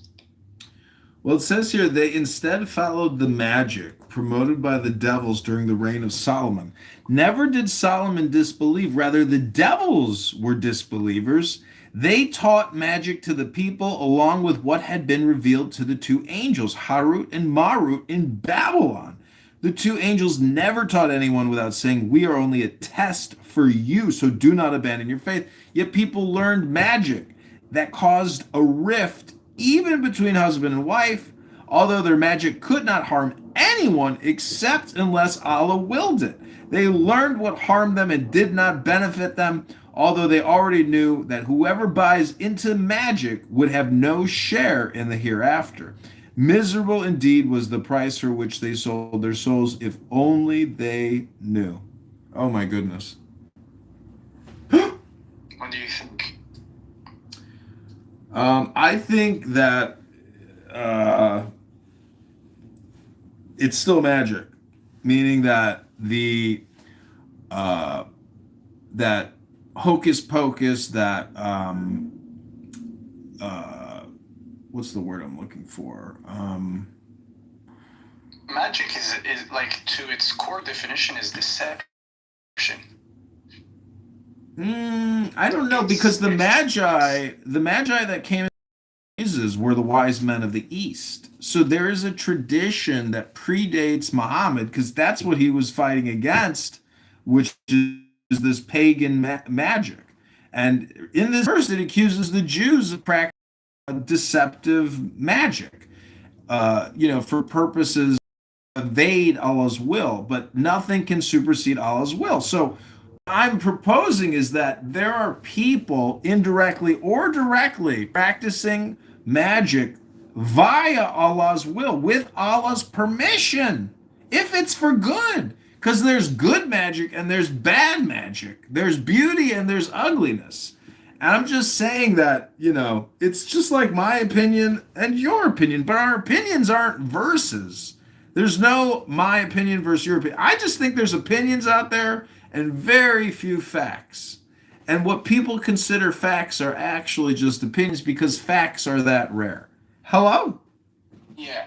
So let me just, I see what you mean, and, I'm open-minded. I love to have these discussions. So, the example we have also is the example of Pharaoh. So Pharaoh, he thought that he himself was God on earth, and that people needed to universities. Economically speaking, this increases demand, drives up prices, and also reduces incentive to reduce costs, because the university says, well, what we can do is instead of reducing costs, we can add a bunch of amenities that are going to attract students to take out large loans. I think my ideal situation would be one in which the government invests very heavily in making sure that people can get an extremely high quality education from a community college or public college, and that it's a very respected thing of like, it's not considered some third rate thing. It's, you went to one of the public colleges. That's where most people go. You get a good education there, versus spending all of this money to send people to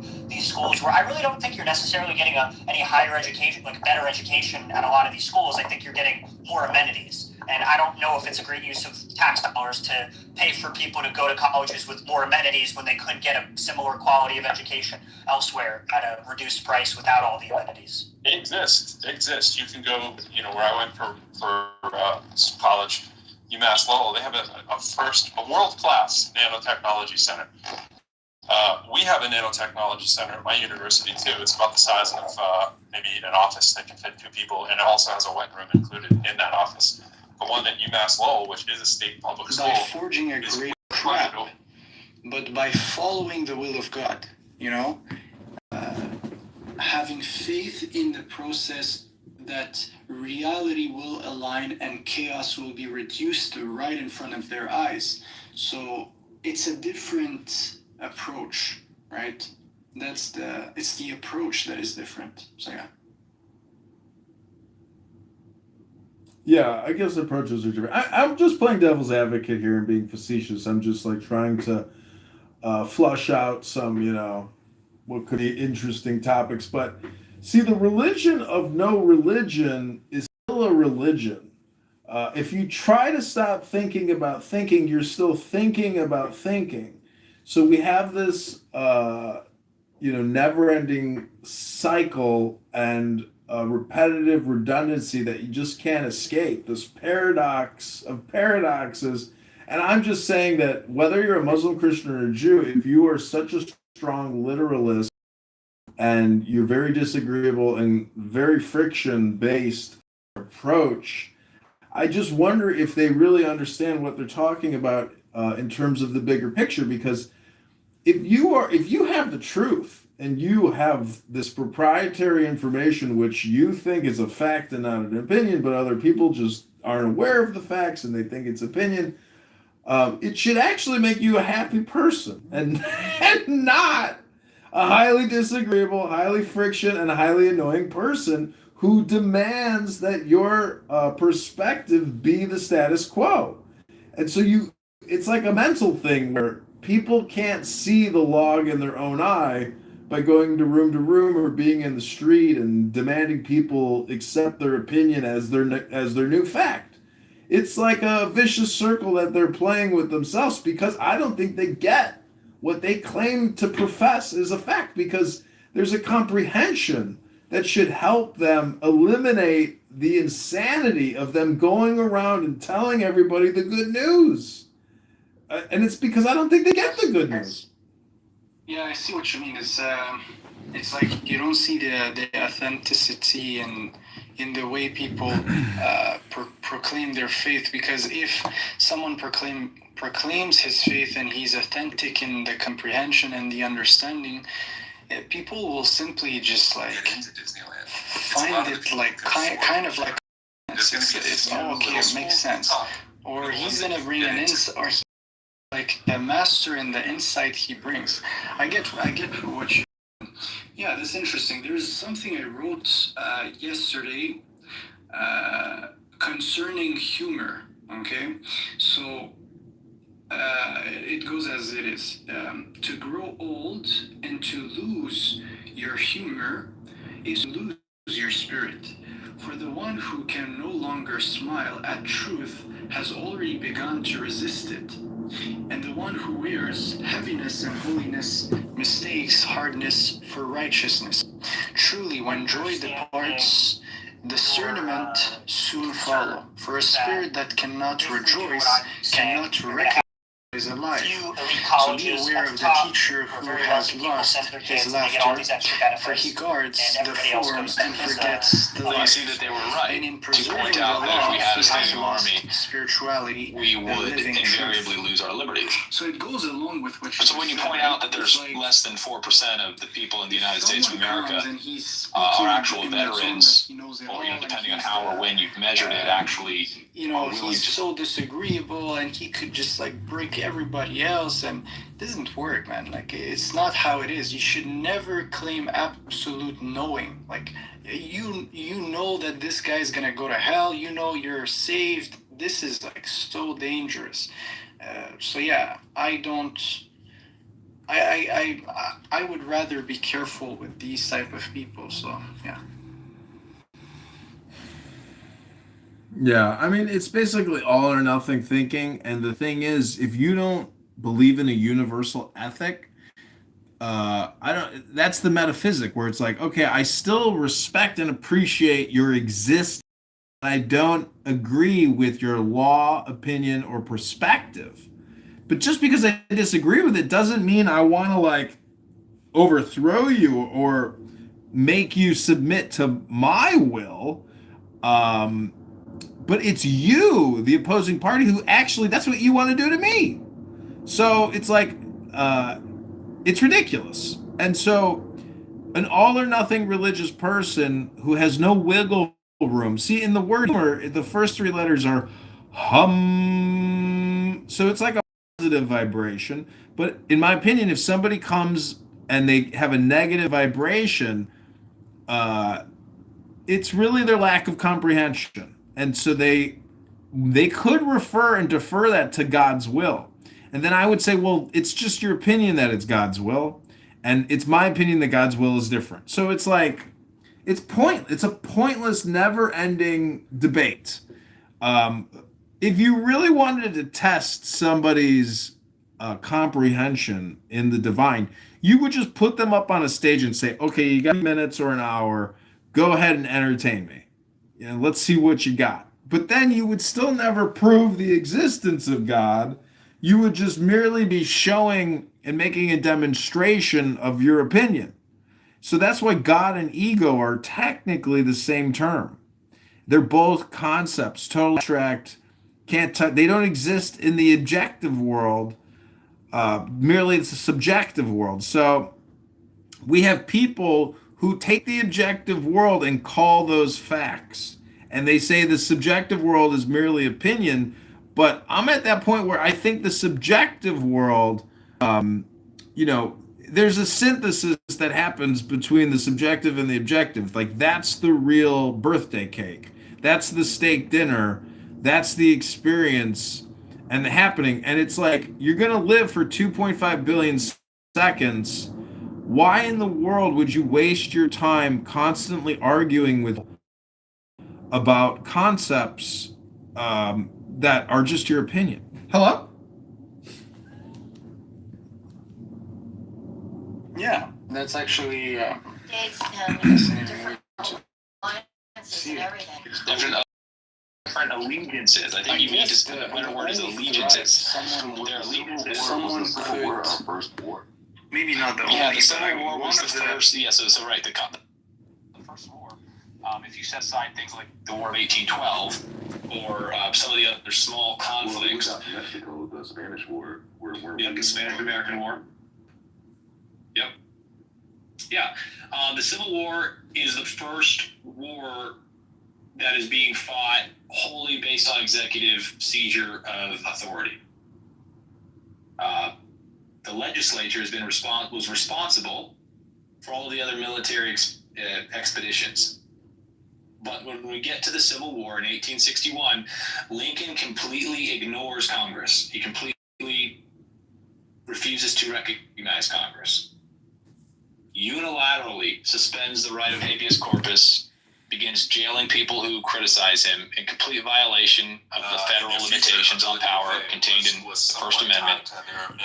He calls up the militias without a declaration by Congress, a complete usurpation of the legislative authority, non-telling Article 1 of the Constitution. We did that shit. Schools have these Bring kind it of to programs. others, kind It's of just like that they don't have to found advertise something, that heavy but because first it should work on them, right? Or else it's really hypocritical, right? Jesus said, remove. Hello, Diogenes. You know that guy T.S. You know what's so amazing about The Boy Who Cried Wolf? Yes, I do. What? Is that the lesson is so clearly lost on the public. No, there's a secret mystical interpretation of Boy Who Cried Wolf. It's not that you lose credibility the more you complain and cry. It's that every single time it works. So every time you come back with the new complaint, it just reframes the old complaints and it works. And until you actually bury that wolf that keeps, redundantly complaining, it will never end.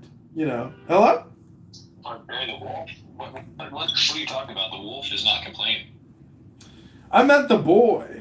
Hello? The boy. You said wolf. You meant boy. I see. Yeah, I meant The Boy Who Cried Wolf. I'm just saying that guy T.S., he creates rooms he uses the S word a lot. And it's just like... What is the S word? It ends in an E. I can't say it live on the YE, the YouTube. S ends with an E. Yeah. What? That's a word you can't say. Yeah, SUIC.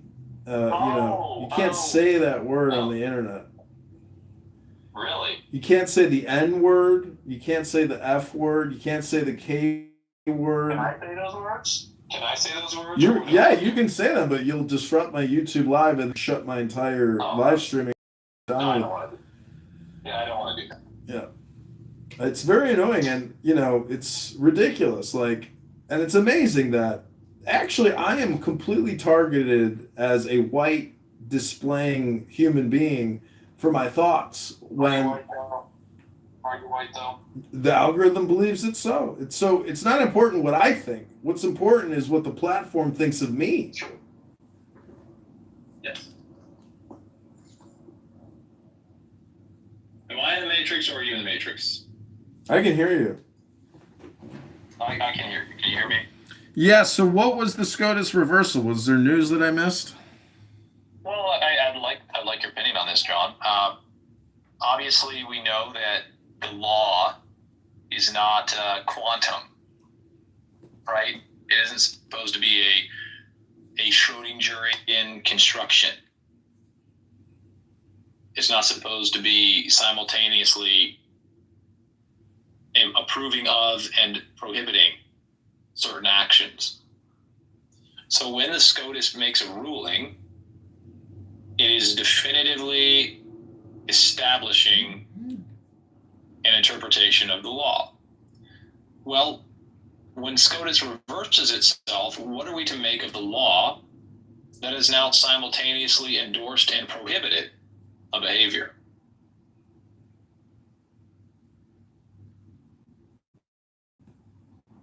Wait, what? Can you ask the question sentence? I would like to try. Here we go. The law, according to the Constitution, is to be arbitrated by the Supreme Court of the United States. It cannot simultaneously allow and criminalize the behavior. It cannot simultaneously prohibit and endorse behavior. When the Supreme Court of the United States reads the Constitution to endorse a certain behavior, but later the Supreme Court of the United States, the same entity, reads it to prohibit a behavior. What are we to make of this irreconcilable contradiction? And what are the implications for the law itself? Yeah, that was another giant run-on sentence. Can't you compress it to one sentence? Come on. Yeah. Supreme Court of the United States has contradicted itself 250 plus times. Probably in my. What are we to make of these major reversals of the law? Well, it's personality dependent, and whoever the president, it's not supposed to be. It's not supposed to be, but it is, unfortunately. No, it isn't. Hold on. If it is personality dependent, then it isn't law. No, I'm not in disagreement with you. I find it ridiculous and abhorrent and very upsetting, and I'm not happy with reality, but I don't know how I can. Hold on. We have to be clear about this. It's not the law if it's if it's subject to personality, right? And so if we can agree there, we've taken the first and most important step to rectifying the situation, and we've recognized that it is not the law that is governing us; it is personality. The judiciary has been reduced to personality. Yeah, we have an attorney. We're not having the law. We have an attorney general. We have an attorney general in Chicago who let off serial murderers because her personality deemed that it would be socially equitable. And, to me, that's like, okay, well, I'm at that point where I think unless sheriffs are willing to sacrifice their careers to arrest criminal judges and other criminal attorney generals, because they have that legal power and the gun and the badge, we're in a lost society, which is rapidly unraveling because of personality and because there is no adherence to the law. If the final authority on the law is unmistakably, logically based on personality and not on explicit textual law, then you are not governed by the law. If any difference in understanding of the law is adjudicated by personality, you are not governed by the law. And if we are not governed by the law, then this entire system is illegitimate. Now, asking a sheriff to arrest a criminal judge is an interesting conundrum, because you're asking an illegitimate authority to arrest another illegitimate authority. For where is the sheriff's power drawn?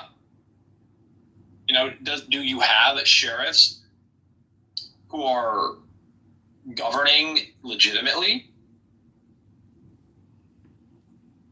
Well, it's possible because they are elected. And so, but also their authority does come from like state legislature and laws.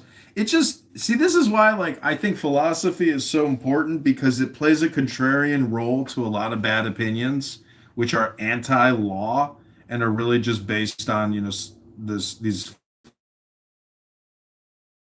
people are complaining about injustice. What they're really trying to the world. Say that the countries are going to go fascist, but they're going to be liberal fascists, not conservative fascists. And I think we're already living in a liberal fascist society based on the fact that we kill 2,000 to 3,000 babies a day. We have rampant deficit spending.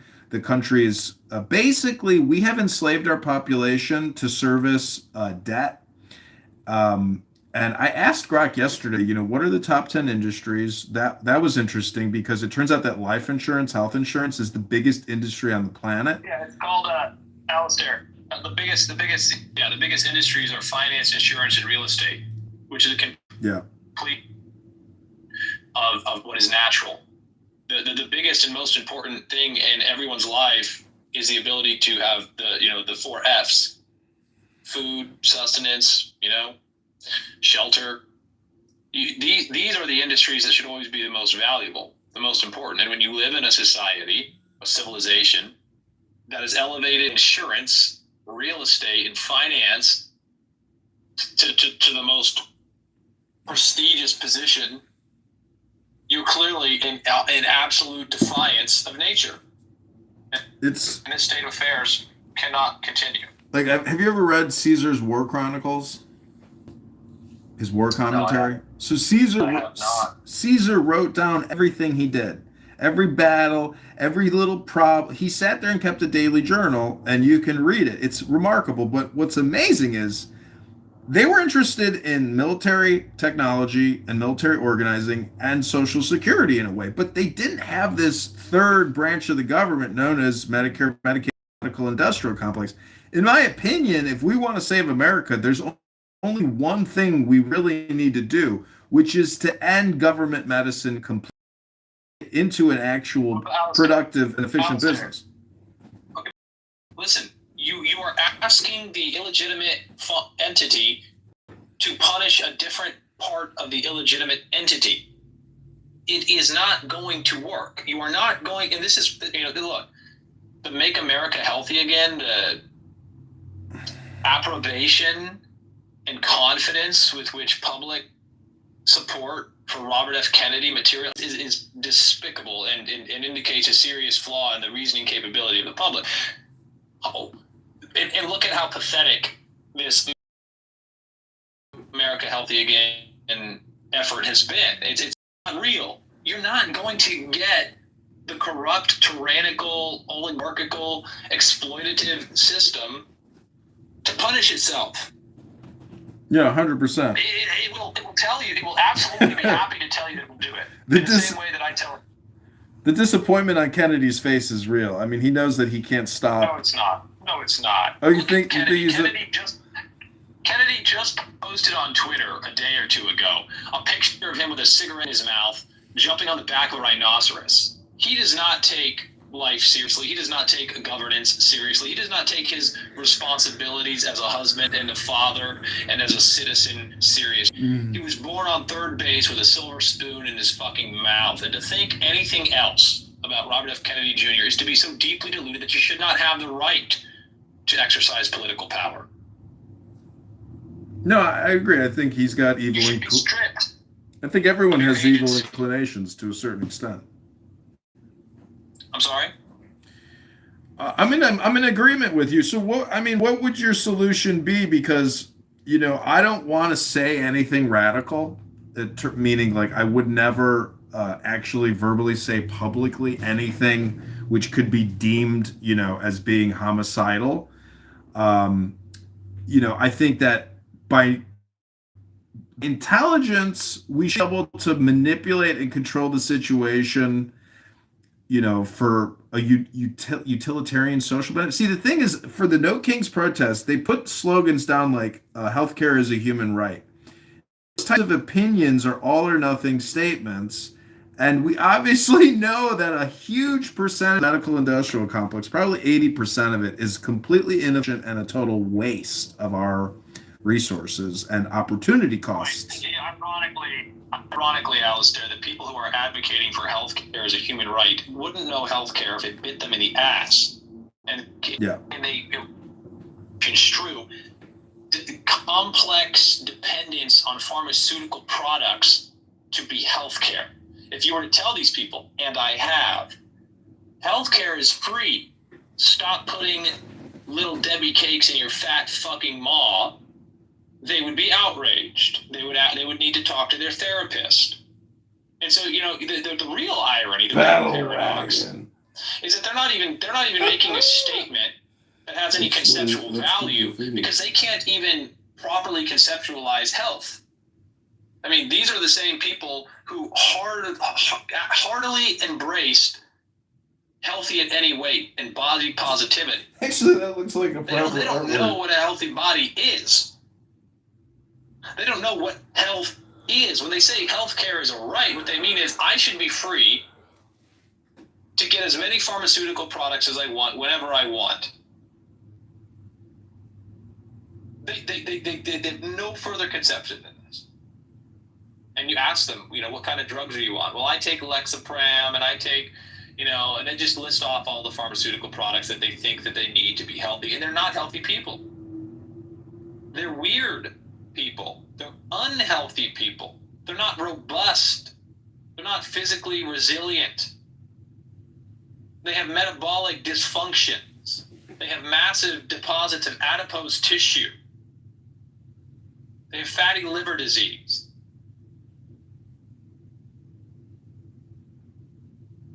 If we really wanted to examine healthcare as a human right, what we'd really say is that the most important thing in our society is having access to the 4 F's.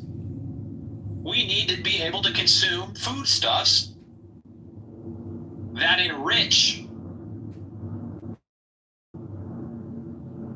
that develop.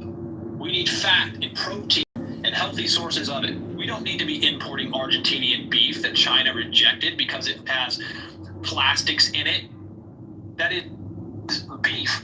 Hundreds of tons of beef being imported from Argentina that has been injected with plastics that cause aplastic anemia, chemicals that cause aplastic anemia, that China wouldn't even take. But is the Make America Healthy movement addressing this? Are the people holding signs on the street saying healthcare is a human right addressing this? No, they're not addressing this. They're not even aware of it.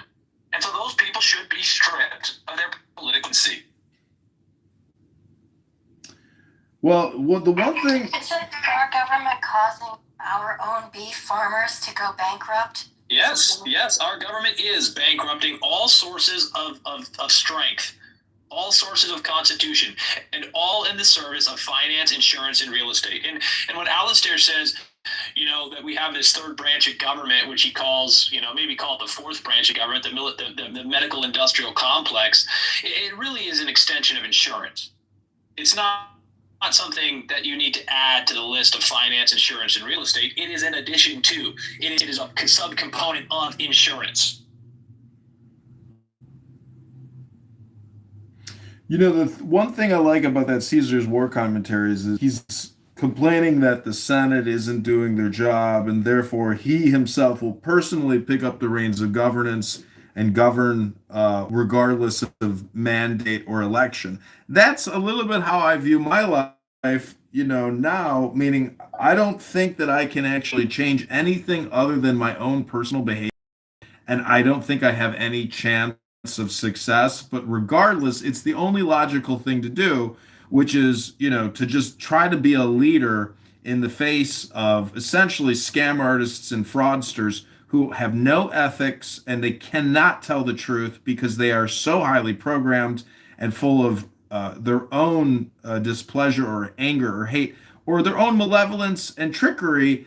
I think the truth of it is, Alistair, that they cannot tell it, because to tell it would be to recognize their illegitimacy and to admit their fraud. That's, now let's say it simply, right? Why is it that insurance is the most lucrative industry? Why is it that governments require insurance? It's not natural. It's the government which makes it lucrative. It's totally artificial. And so that which is not natural is perverse. It is perverse. It is a perversion. It is wholly perversion. You're not going to get people to admit their perversions. See, Muslims will claim that Islam is actually a completely natural and pure religion and supersedes Judaism and Christianity, and that they are Christians and they are Jews, but they're the updated model. And so I was just in a room and I was asking, was Muhammad a mystic and a magician, or was he, just a warlord? The thing is, they will say that magic is completely nullified by Allah's will, by God's will. And they claim that it's purely natural. But, we are living in a completely upside down economy, an unnatural health situation. You just go to McDonald's. I mean, a chicken nugget deep fried into a nugget, and so you're eating basically a cigarette in a way. again, I'm just very disappointed that reality is the way that it is. I don't know when the breakdown really started happening. It could have been the 1920s, probably, 1913. Alistair, if it is productive for you and entertaining for your prospective audience, let's examine the chicken nugget as a microcosm of our problem. Now, you and I hope, and I hope that people should be free to sell whatever they want. If people want to sell cigarettes for consumption, they want to sell chicken nuggets made of chemicals and paste with no real nutritive value, no ability to sustain or develop the health of the organism, they should be free to sell it. But it begs the question, why are people buying it?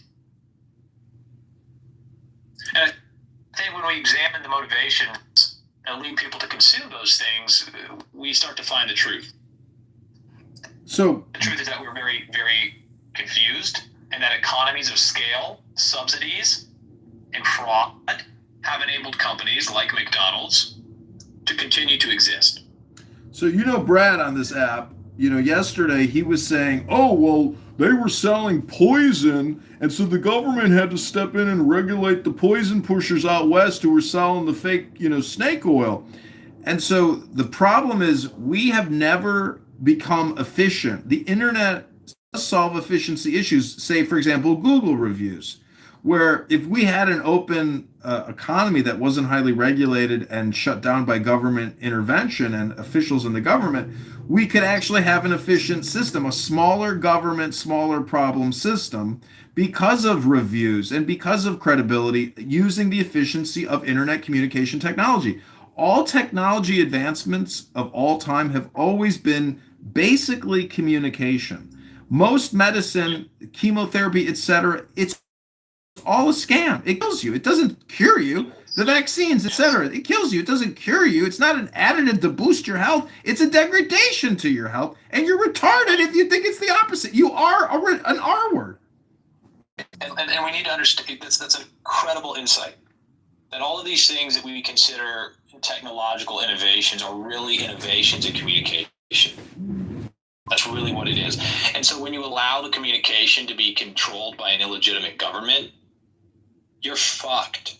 And we are here where we are now, fucked, because the majority of our communication is mediated by an illegitimate government that has a vested interest, its very survival, in ensuring that you do not develop alternative means to authentically communicate and to organize yourselves and to exercise your agency and resist.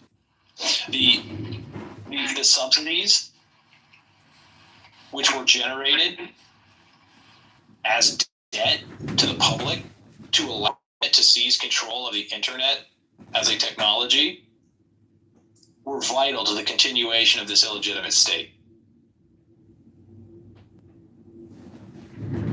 Thank you for that insight, Alan. Yeah, I would just kind of look at this app. I mean, this is an advancement in technology, but it's for the purposes of communication. And the thing is, we have a player error, like a non-playable character error in the system. That's the problem, is there is no resistance. There's only highly programmed people. And so, if you want to, in my opinion, life has like basically become a video game of choosing in a way. Like my whole experience over the past 20 years has been my choosing, and I'm just I feel bad for people that never had the willpower to choose for themselves and just merely did what they were suggested to do. And that's the basis of Pavlovian conditioning and hypnosis itself, which is suggestion. And so we live in a suggestion where there is no resistance, and resistance is futile because the platforms censor the reverse suggestion. Well, we don't need to get hyper-focused on this. We need to be focused on the resistance. The First and Second Amendments are concerned with the most important aspects of freedom, which are the ability to psychologically and physiologically resist. This is the necessary element of ratification. The states would not ratify a document would not allow their resistance psychologically, that is their ability to express, print, communicate opposition, resistance, or physiologically, by the keeping and bearing of arms as a means to overthrow a government that would negatively or seek to use the threat of force to compel slavery to freedoms. Unjustly, there is a just diminishment of freedom. You can and should cooperate with others and voluntarily assent to the restriction on your liberty for the prosperity gained, the benefits gained. This is the 10 Commandments. Thou shalt not covet thy neighbor. I mean, clearly infidelity is so destructive to a community that it's listed twice in the 10 Commandments. There's only 10 of them, and twice they address infidelity. They address coveting your neighbor's wife, taking your neighbor's wife.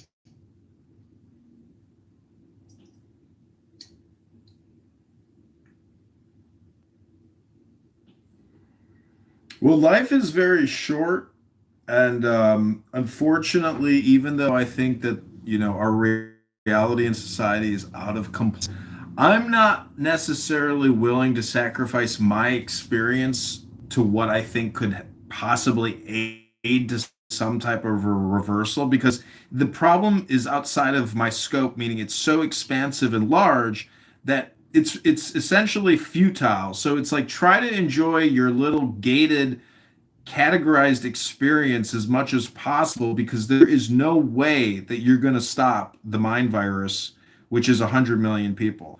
They have no idea that they are their own worst enemy. Let me clear about this for your audience, because it sprang to my mind as soon as I said this about it's that many people don't understand that the 10 Commandments mention adultery multiple times, or that, infidelity. So the 7th commandment, shall not commit adultery. And the 10th commandment says, you shall not, which is always reduced by the Judeo-Christian narrative to, you shall not covet, or do not be jealous.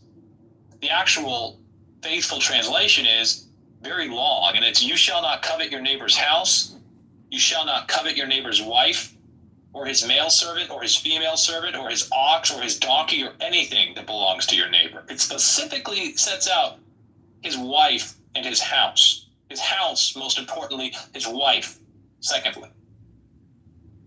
This is the 10 Commandments. This is understood in antiquity. Yeah, 10, not 11, 10, not 9. I'm sorry? 10, not 11, 10, not 9. It's 10 rules to live by. But when you compare it to Muhammad's rules, which is pay up and fight with us or we'll kill you, that is by force, not by convention or suggestion. That is mafia gangsterism.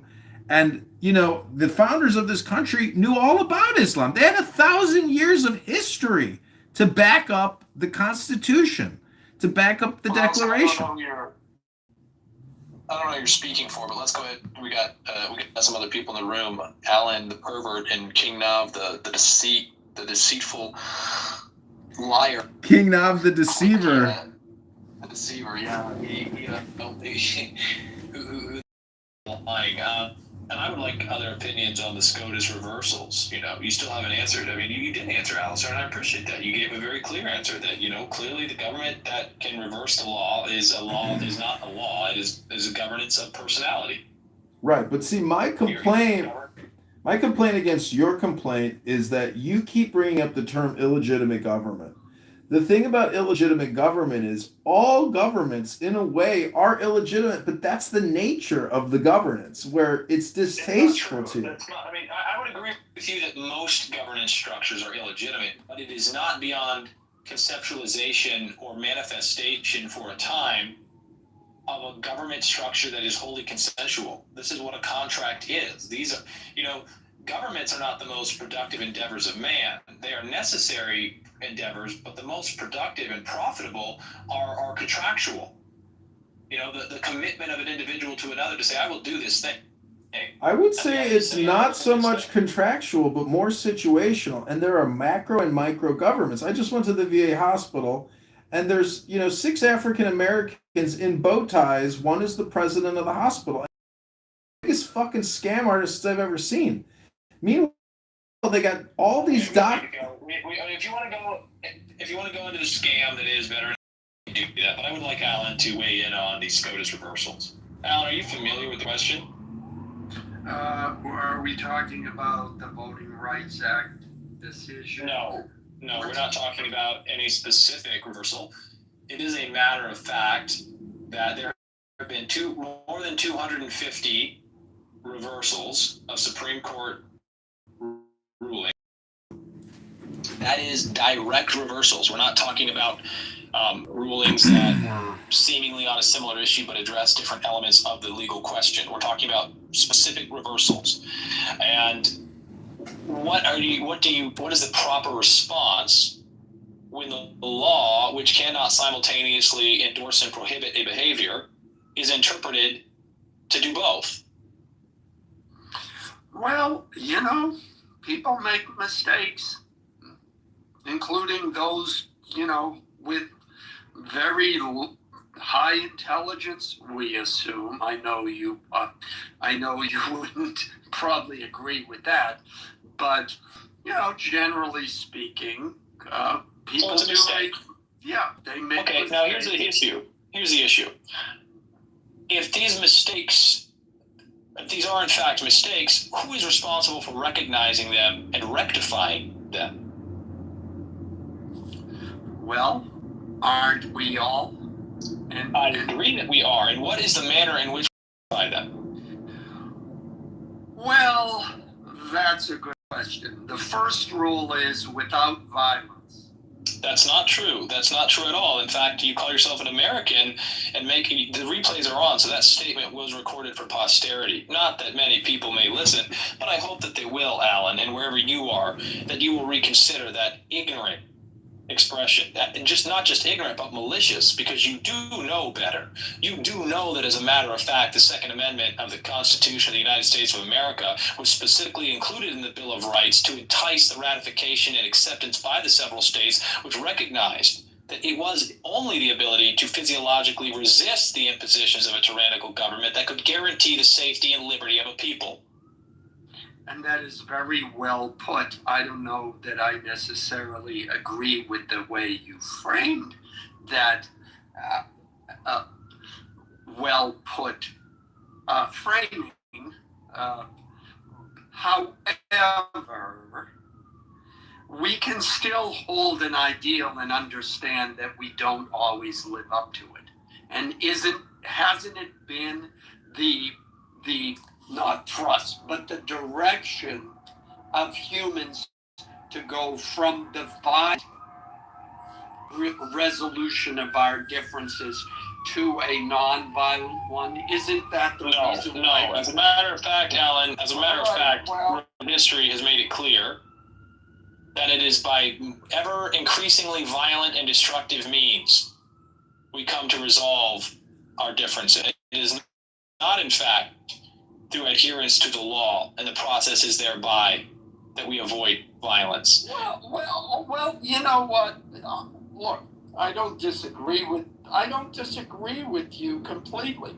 I mean, certainly, who was it, Andrew Wilson, or I get that guy? He makes the valid point. All rights and laws are enforced through violence or the threat of violence, and have been created by men, period.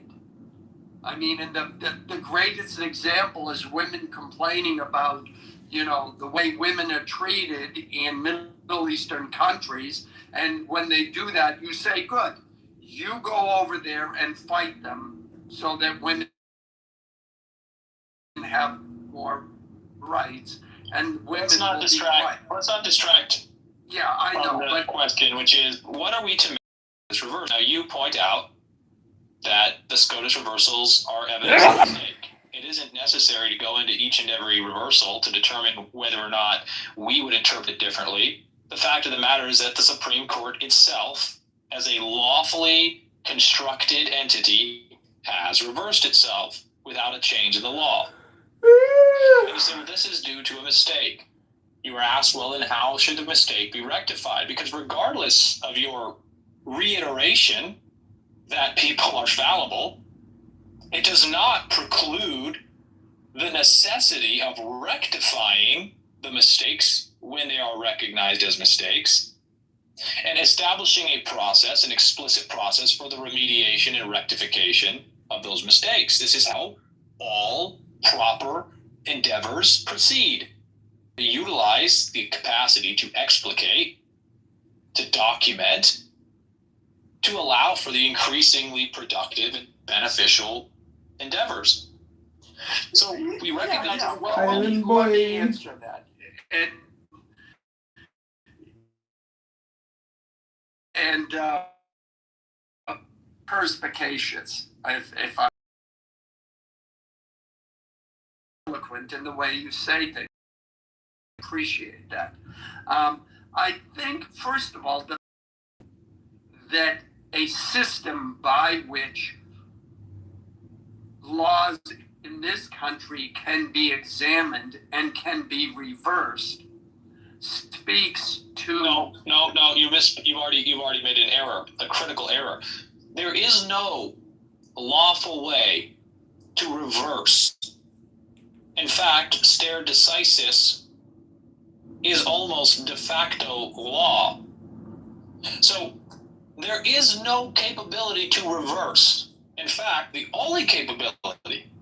Wait a second. Wait. You lost me, because you're saying they've reversed themselves 200 or so times, and yet now you're saying there's no lawful way to reverse. Or correct. Yeah, that's correct. They have reversed themselves, but it is clearly unlawful. You have agreed that it is unlawful by claiming that it is a mistake. Well, the mistake is that action. No, that's not what that's not claiming. If it's lawful, how can it be a mistake? What I'm claiming is that we, in this country anyways, we have a system that recognizes that people do make mistakes, even the Supreme Court, even presidents, even Congress, and that it at least gives a way by which those mistakes in law, not in consequences, but in law, can be changed. Now, one might, I would go one step further to say that one might say, well, these are mistakes. And we're having this discussion in which you're characterizing them as mistakes. But they may have been, okay, because I accepted that definition, and that's fine. I don't want to get into a leftist back and forth over what a word means. But to say that those Supreme Court decisions may have been appropriate at the time. And now that hold on, Alan. You're only getting yourself into deep water. Now, as the record will clearly show, for those interested in it, you are not capable of being intellectually consistent. You do not want to accept the only appropriate remedy for rectifying these mistakes, which was clearly laid out by those who founded the Constitution as the supreme law of the land. And they said the appropriate way. It is when a train of abuses and usurpations invariably evincing the same design to reduce the people under absolute despotism, it is their responsibility to overthrow that government and to enact for themselves what forms of government they might think best to protect themselves, their liberty, and their prosperity, etc. Okay. Do you feel that these Supreme Court reversals are an egregious act on the part of the government that require the overthrow? It's being overthrown? Yes, as a matter of fact, if we believe in the rule of law, then when there is no rectification of unlawful acts, there could be no other reasonable course for men to take. Free men, that is, cowards and slaves notwithstanding. As a matter of fact, the law, as it is constructed, does not come with time limits. It does not provide a caveat which says your responsibility is to properly, thoroughly interpret the law unless times change and you decide that it needs to be interpreted in a different way. Now, the intelligent, wise, forward-thinking founders of the Constitution included appropriate and necessary steps to ensure that the Supreme Court would never find itself in a position where it was necessary to reverse itself. All that would have to be done is for the people to agree that the law needed to be changed in accordance with the times. But that hasn't happened. And so the Supreme Court refuses to accept its limitations and seizes power granted solely, non-delegably, to the legislative branch in Article 1 of the Constitution to make laws.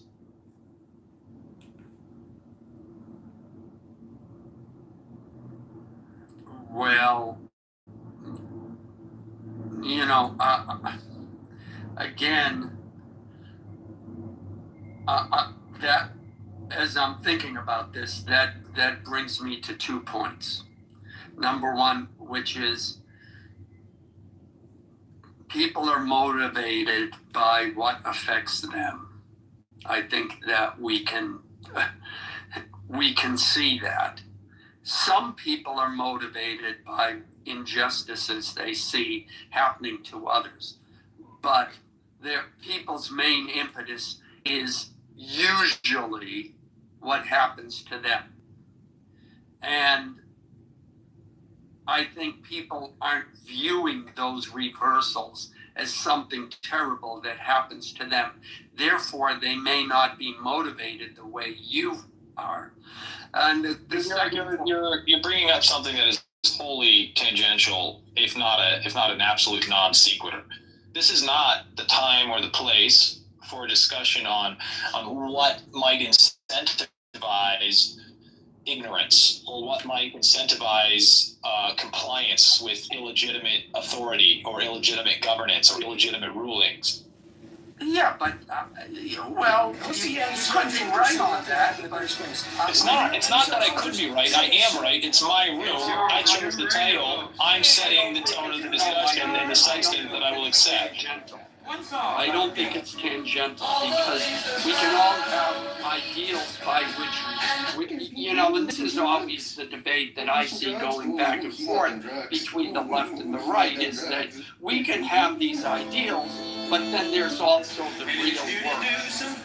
I mean, and that in the recognition of individuals' motivations, or even the motivations. It is tangential because we are not discussing motivations. We are solely discussing the only logical conclusion, or what are the possible logical conclusions or rational conclusions of the legitimacy of the government when the SCOTUS reverses itself. This is not the time. This is not the time or the place because. I understand you don't want to talk about that. That's fine. That's fine. This is your discussion. I have no problem with adhering to that.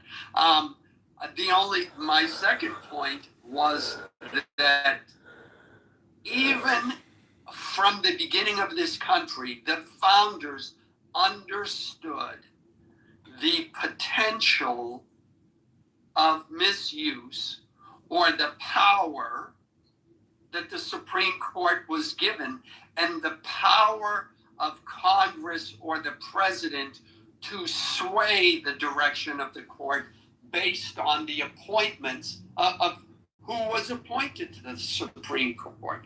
I mean, this whole, the whole debate going back and forth in our government now over who was appointed, was it fair, were they impartial?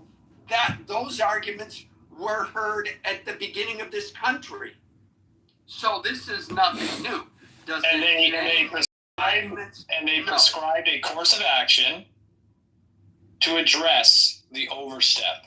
It was very clear. It was openly discussed that it was only a matter of time before Newton's second law of thermodynamics, entropy itself, set upon the order that they had established from the chaos, and it would be time to refresh the tree of liberty with the blood of tyrants and of patriots. This is not. I mean, you're acting like they didn't understand that there would be a necessary conflict.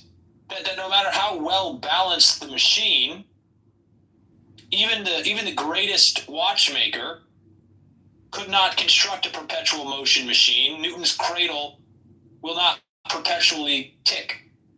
They understood it is only a matter of time.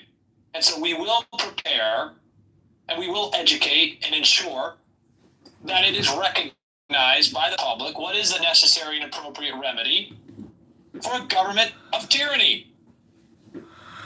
You just don't have the balls to say the truth. You've admitted it. You said, well, I don't want to say violence. I don't want to admit violence. I don't want to accept that violent resistance to tyranny is acceptable. Not only acceptable, but the necessary and appropriate response of free men. Well, again, I have to come back to, you feel that, or you've provided evidence that these reversals are evidence of tyranny. And you could be right. But in the practical world, you have to get people to get off their sofas and go out and pick up arms and risk killing themselves. That's political.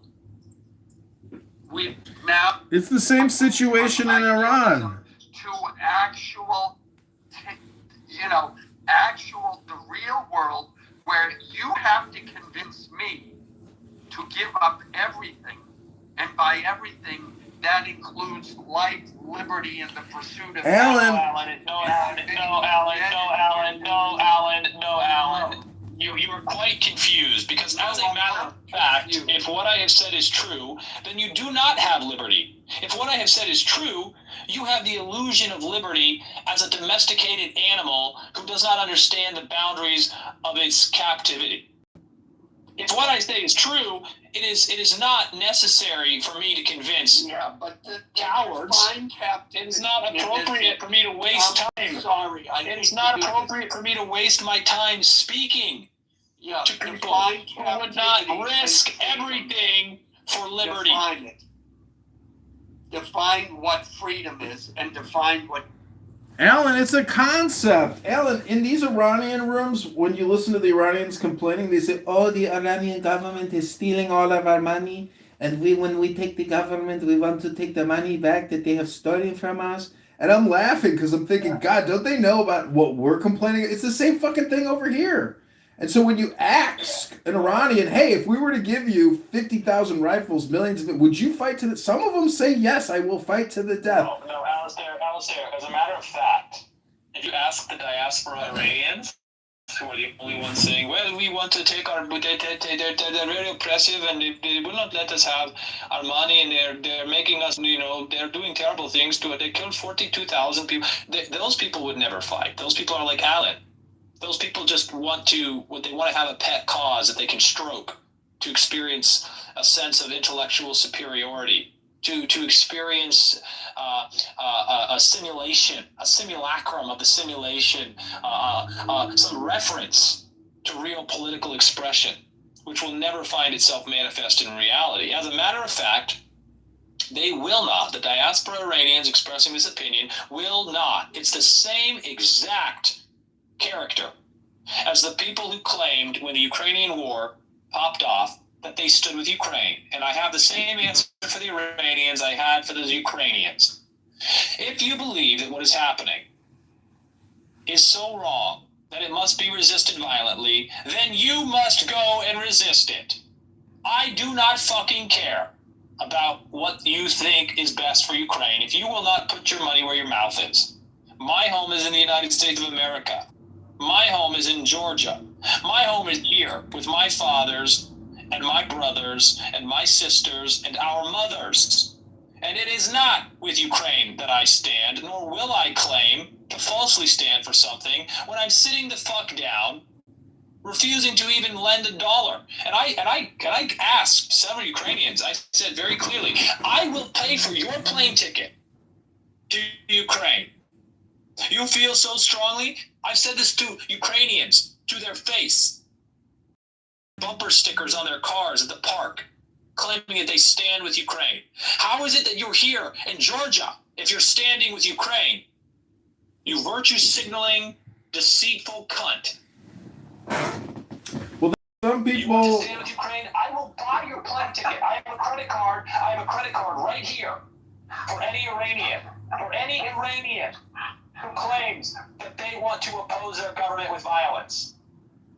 I leave comments all the time on what's his name, Zelensky, on his comments and stuff. And people like my stuff because I say if there were fair and open elections, you'd be gone. And instead, he's pitching the latest in drone technology and Hummer technology. He's basically an arms salesman now, and it's remarkable. Yeah. It is remarkable. But let's not lose sight of the truth here. The truth is that these diaspora people are the same as Alan, and their unwillingness to actually exercise their agency in pursuit of what they claim is the highest moral, lawful good. And they denounce those people who claim it. And so, to the Iranians, as I spoke to the Ukrainians, and as I speak to Americans, if you will not participate violently in defense of what is good and right and lawful, you're irrelevant. You mean nothing. Well, Diogenes. As Brad Pitt said in Troy, this is why no one will remember your name. You just cut up. Yeah, but Diogenes, nobody's gonna remember you though. Yeah. It's wrong out there. My children will remember me. My children will remember me. Yeah. Well. First of all, how many children do you have, Alan? How many children do you have? At least 40, because I just have to spread my seed everywhere. Look. So is that 0? Is that 40 multiplied by 0? Yeah. Look, I will.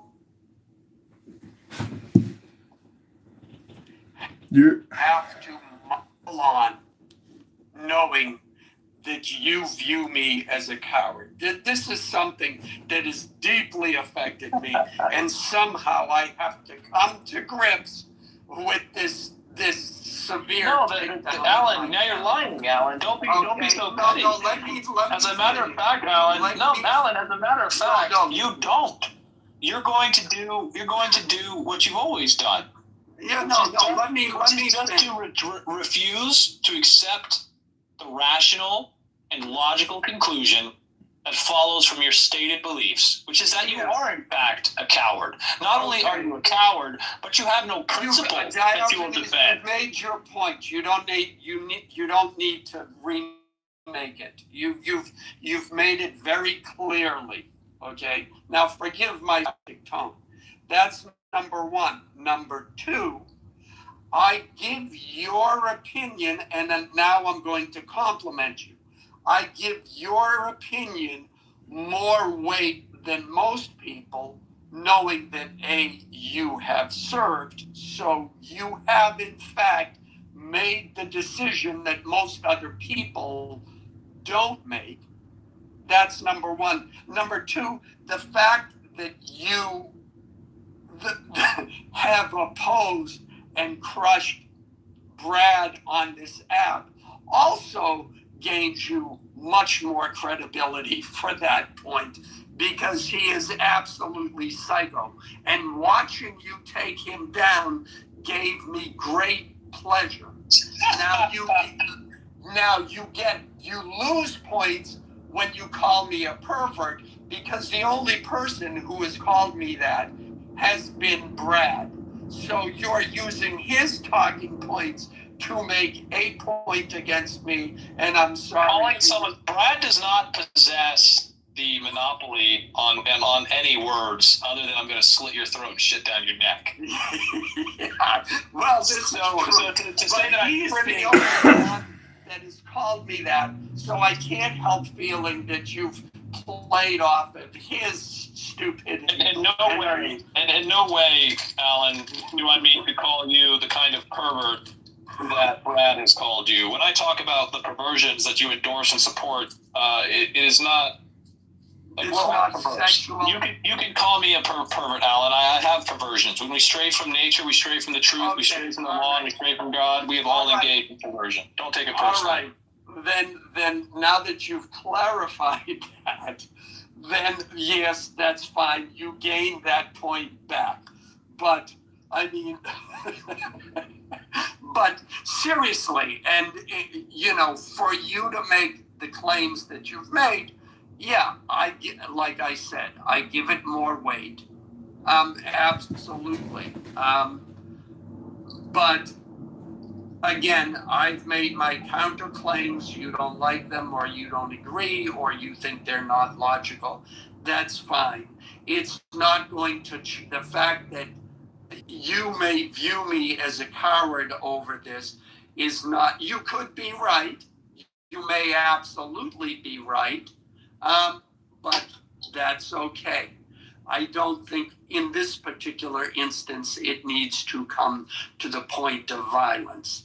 And to your other point, I did want to say that your point about every once in a while that freedom must, what was it? The quote from the father. The quote is from, I believe, Thomas Jefferson, when he said, "The tree of liberty must from time to time be refreshed with the blood of tyrants." And I don't think that is a unrealistic quote. I mean, certainly we had in the Civil War, and certainly you can look at a film, both the book and the film, The Godfather, and where, the scene where he's practicing how to use the gun so he can assassinate the police chief and what's his face, the other mafia guy. And, I think it's Clemenza says, every 10 years or so, we have these wars and to clean out all the bad blood that happens between the families. And I think, what Jefferson might be speaking to is the fact that, people we're humans. We want to beat up on each other, and after, we got to do it. And I wouldn't disagree with that either. So, that's where I'm at with what you've said. I like the metaphor, or I like the quote from The Godfather, where he's pointing out that, there is this entropic process, which, necessarily results in irreconcilable differences and recourse to the only real settlement layer, the final settlement layer, violence and the taking of one's life. That has to come to that. That any and all conflicts will have to finally be resolved in that way. And it would be a shame for any man to refuse to participate, slave thereby. Yeah. Read any Gurdjieff? No, I have not. Okay, Gurdjieff he was half Greek, half Armenian.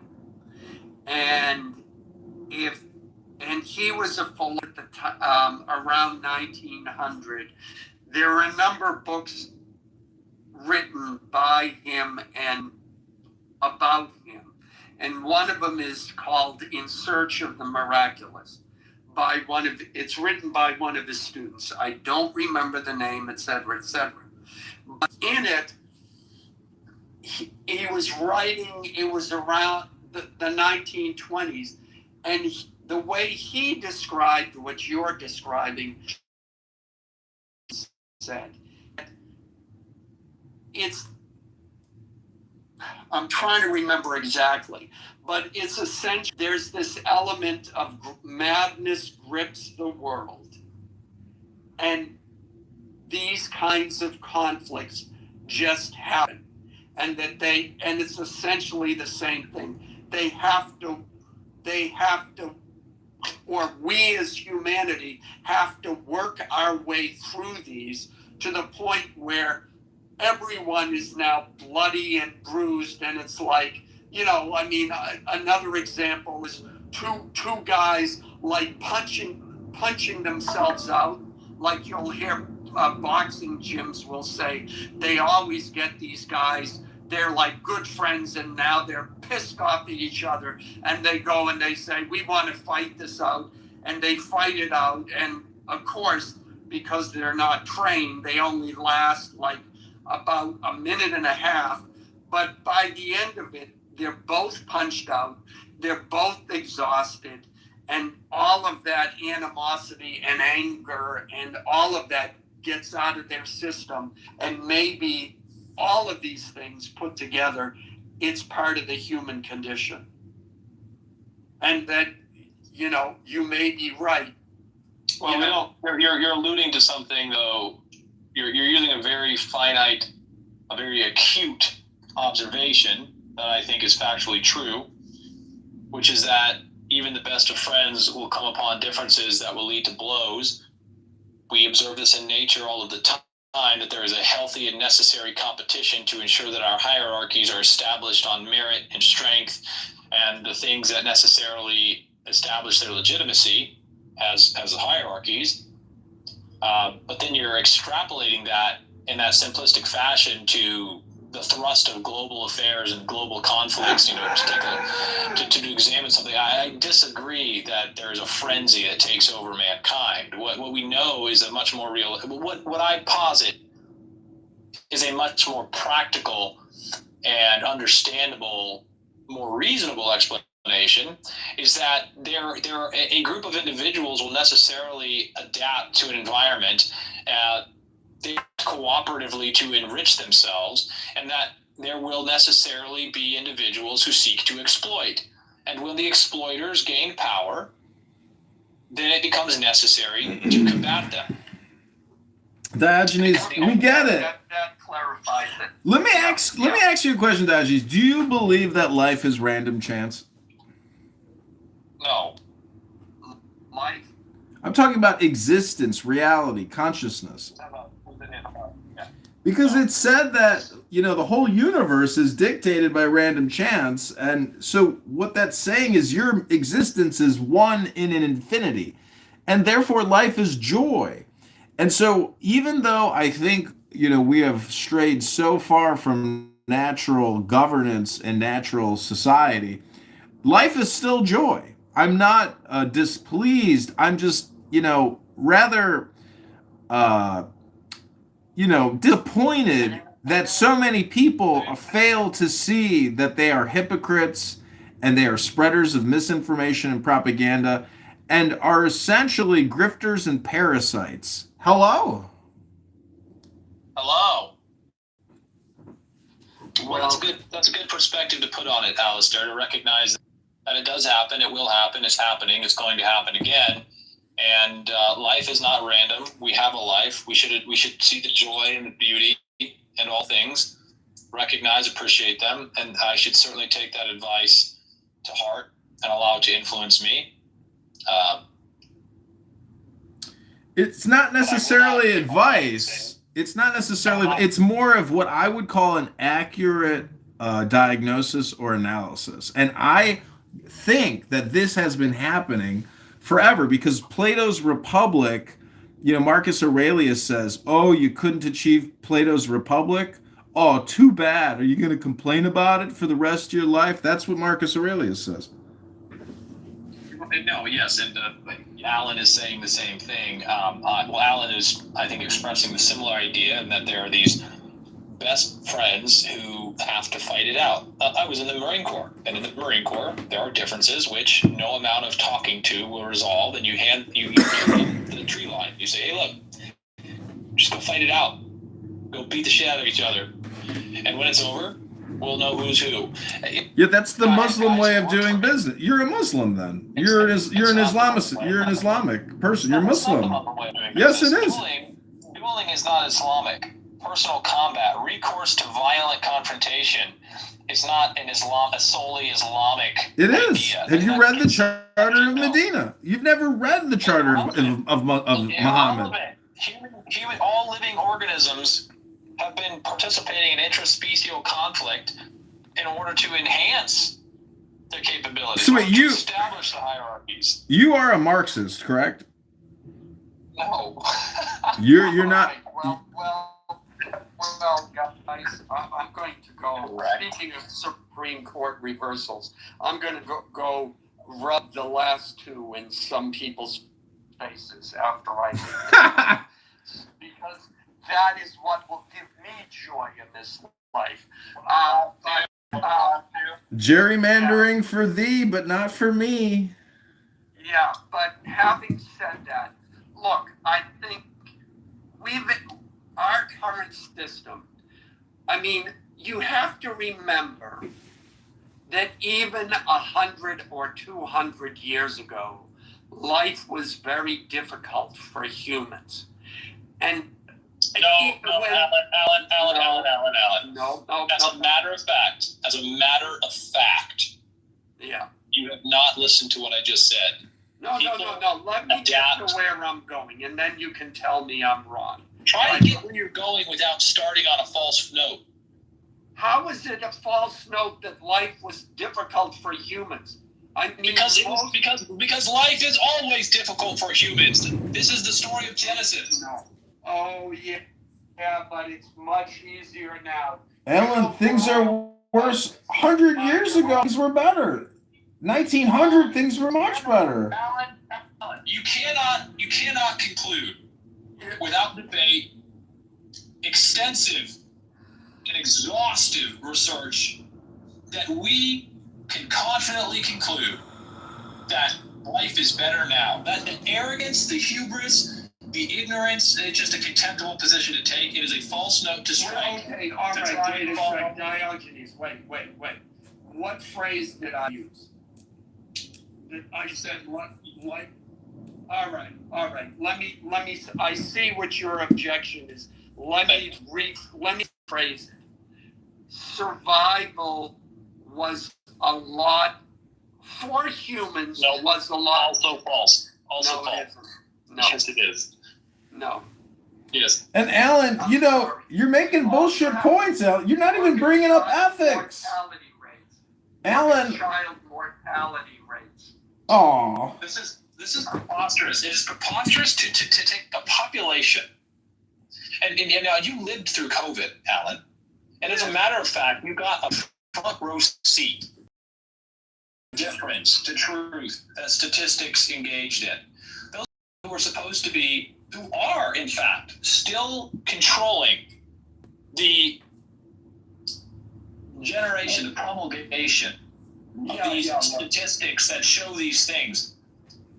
Look.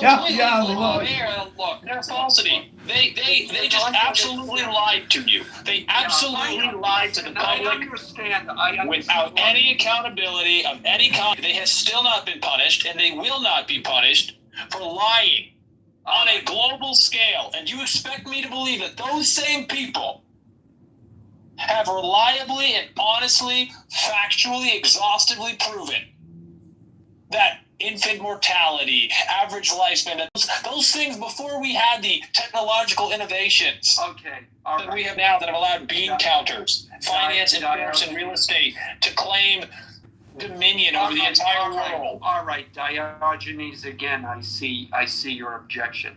What I'm saying has nothing to do with them. Stop with those. All right, no, wait. I'm going to make one more attempt. If this other clarification doesn't resolve it for you, then my attempt to make one final punch and then run away will have failed. Okay. But if you phrase it as a punch, then I'm going to try and get defensive. Let's not frame it that way. All right, I'm joking. Okay, you have only to look at the never mind the CDC or what people have done in the last 10 years. You can look at the literature of the time. You can look at archaeological evidence. There's so many things you can look to as evidence of what I'm saying that have nothing to do with the CDC. My argument is not an endorsement of vaccines or government's ability to read statistics or anything like that. They go back, 500 years.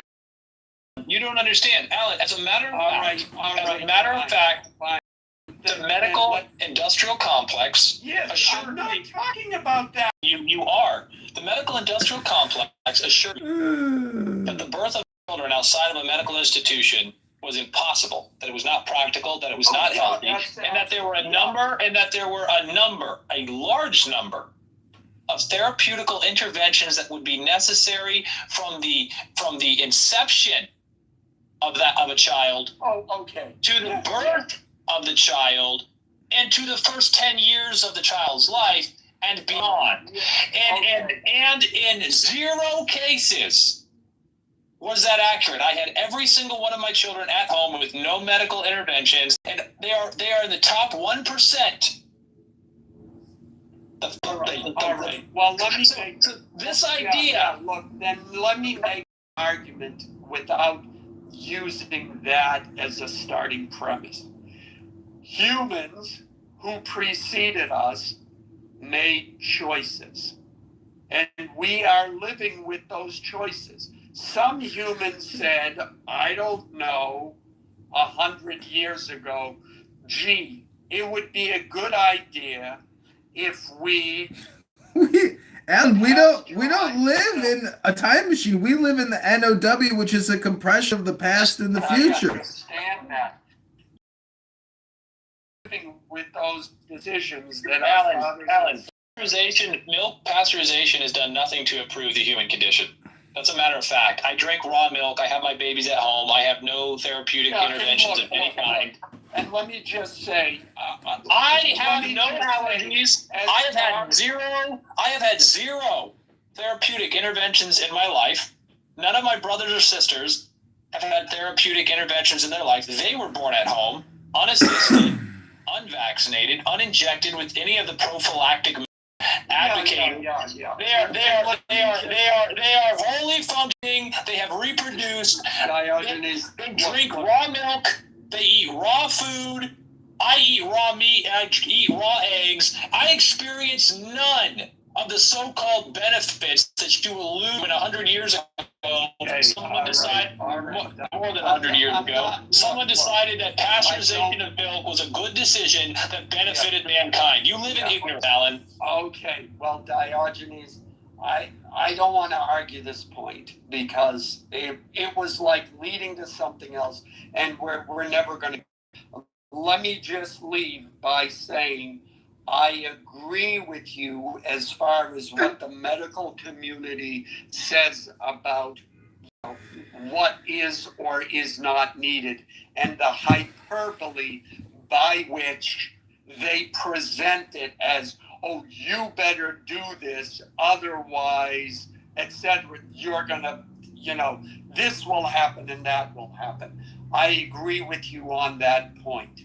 And as a father, I was very much aware of what was and was not being done, and I made my choices. They turned out to be fine. Wait, Alan, what was not being done? You're using a negative. What was not being done, Alan? Hello? Oh, you want to get the last word in so you can leave. He's right, Alan.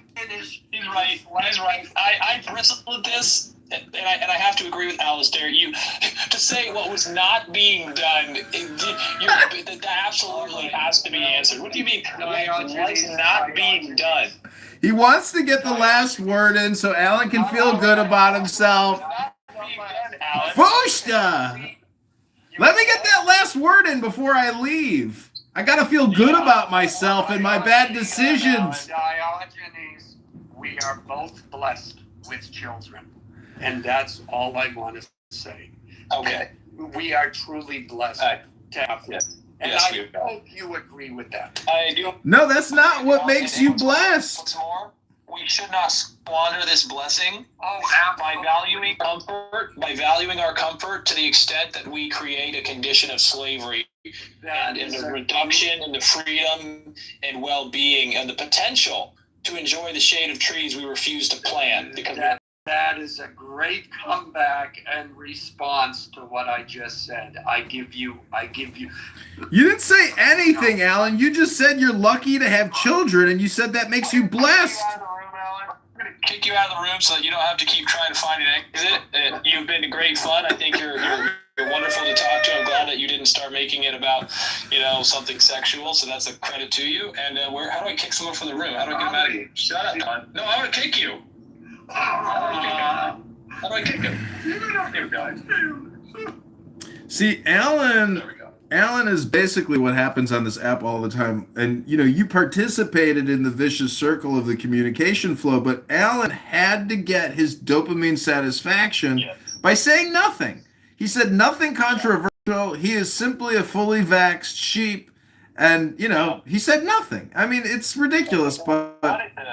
He wanted to have the last word. And more importantly, though, it would really have been great.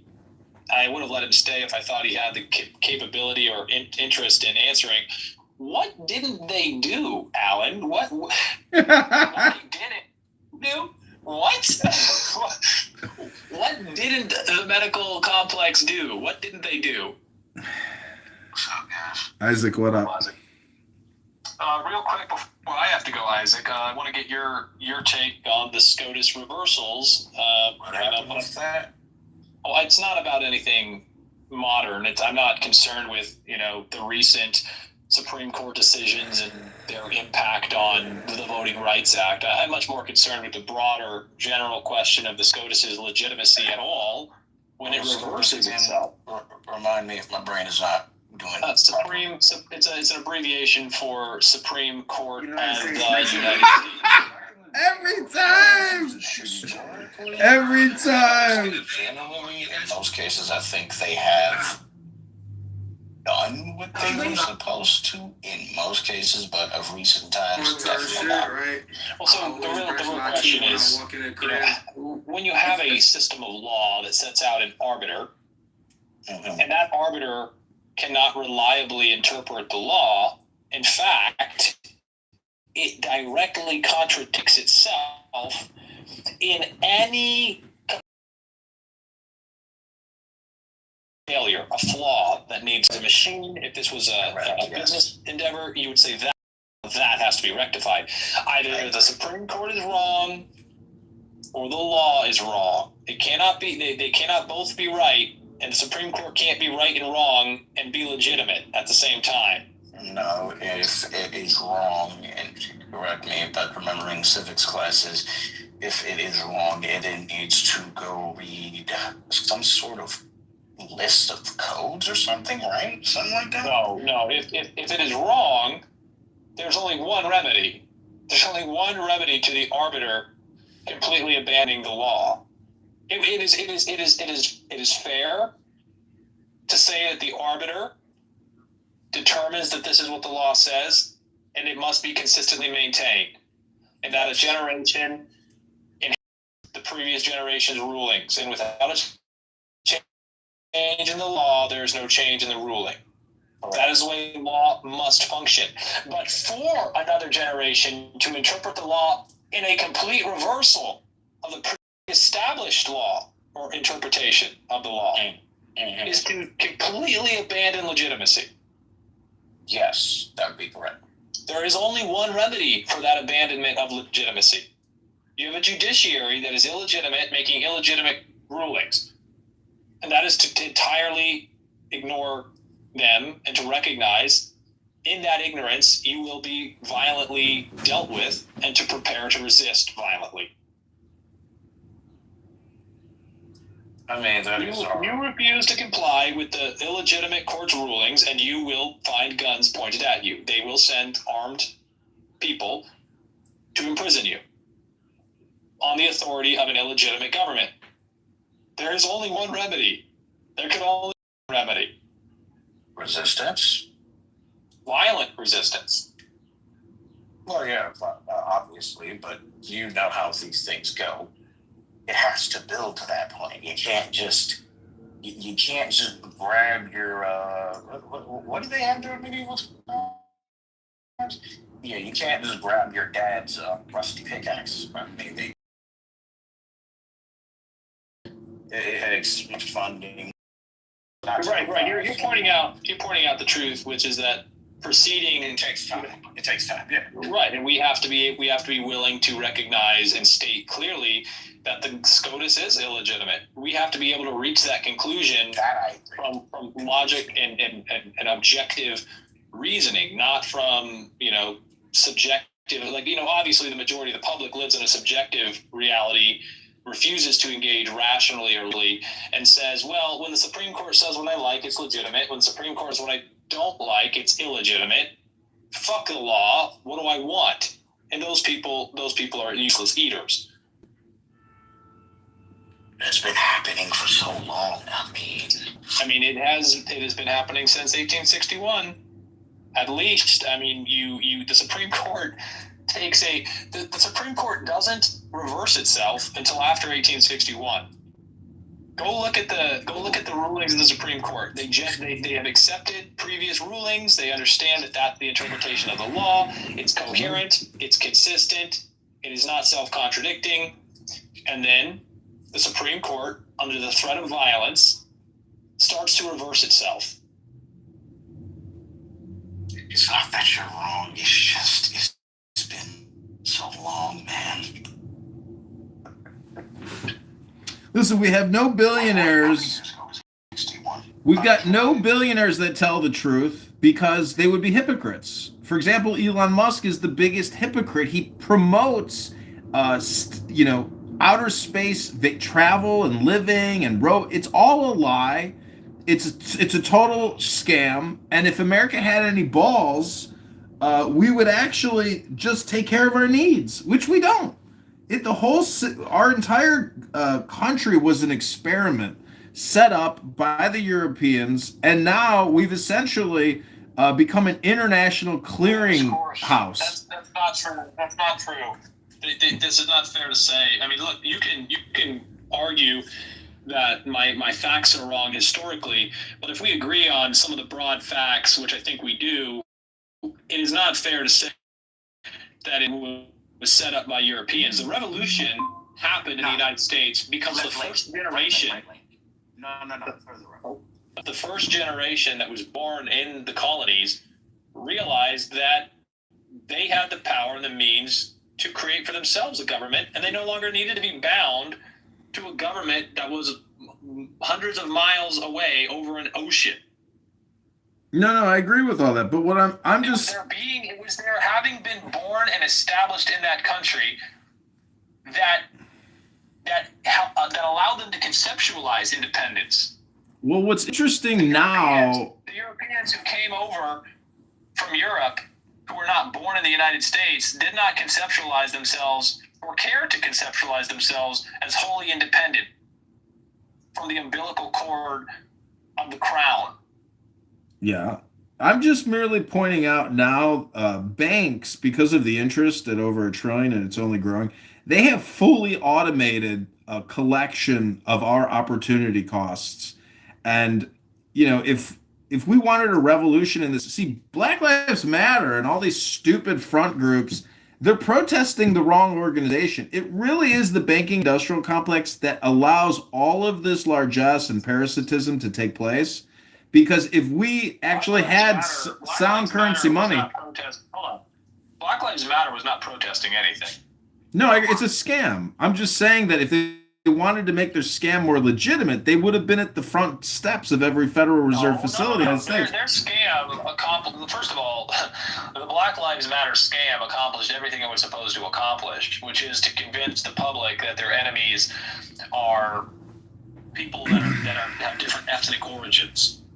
That was tremendously effective. That is. Yeah, that's true. I would kind of explain that. Black Lives Matter was just the American government, which you can find this yourself, making sure racism is still alive in America. That's what that was. That's the entire thing. Because before BLM and before Obama, if you remember the early 2000s, people were making racist jokes, but no one cared. It was like, that's right. Yeah, we're good. Actually, a lot of the so-called radical and disparaging to minority advertisements back then, you want to know who made them? Black producers. The most racist, egregious advertising and everything in the early 2000s was from Black producer people who made that advertising. So obviously, if they were doing that, it was not truly problematic. Yeah, for the record, right? You stated the fact plainly and succinctly. Black Lives Matter was wholly government-funded insurance, stoking racial division to ensure it obscured the problem. Exactly. Again, that's right. I mean, it literally. They do this every 80 years. Yeah, every goddamn 80 years since colonial America. It's like, look how effective it is with this segment of the population that thinks all of their problems are because of Jews. It's the Jews. It's the Jews. Well, yeah, that was the goddamn Jews, because BLM failed in every regard because racial integration worked. BLM succeeded. BLM largely succeeded. You can go on many different rooms in Clubhouse, and that's obviously a subset of the population. Well, remember, if you've seen the people that were the head, they wanted to stoke racial tensions from white people. Remember, that was the reason BLM. I just want to be clear, if you go to Atlanta, and I live in Atlanta, you will see how successful BLM was. These people were emboldened, directly financially empowered, and are fully committed to this idea that has no basis in reality, that people, because of their African ancestry, are being mistreated in this country, that they're being oppressed. Okay, that's a fact, and it's not just in Atlanta. I'm sure it's in most major blue cities, but it's a fact. It was successful. When you say it failed, I think what you're meaning to say is that it is not sufficient.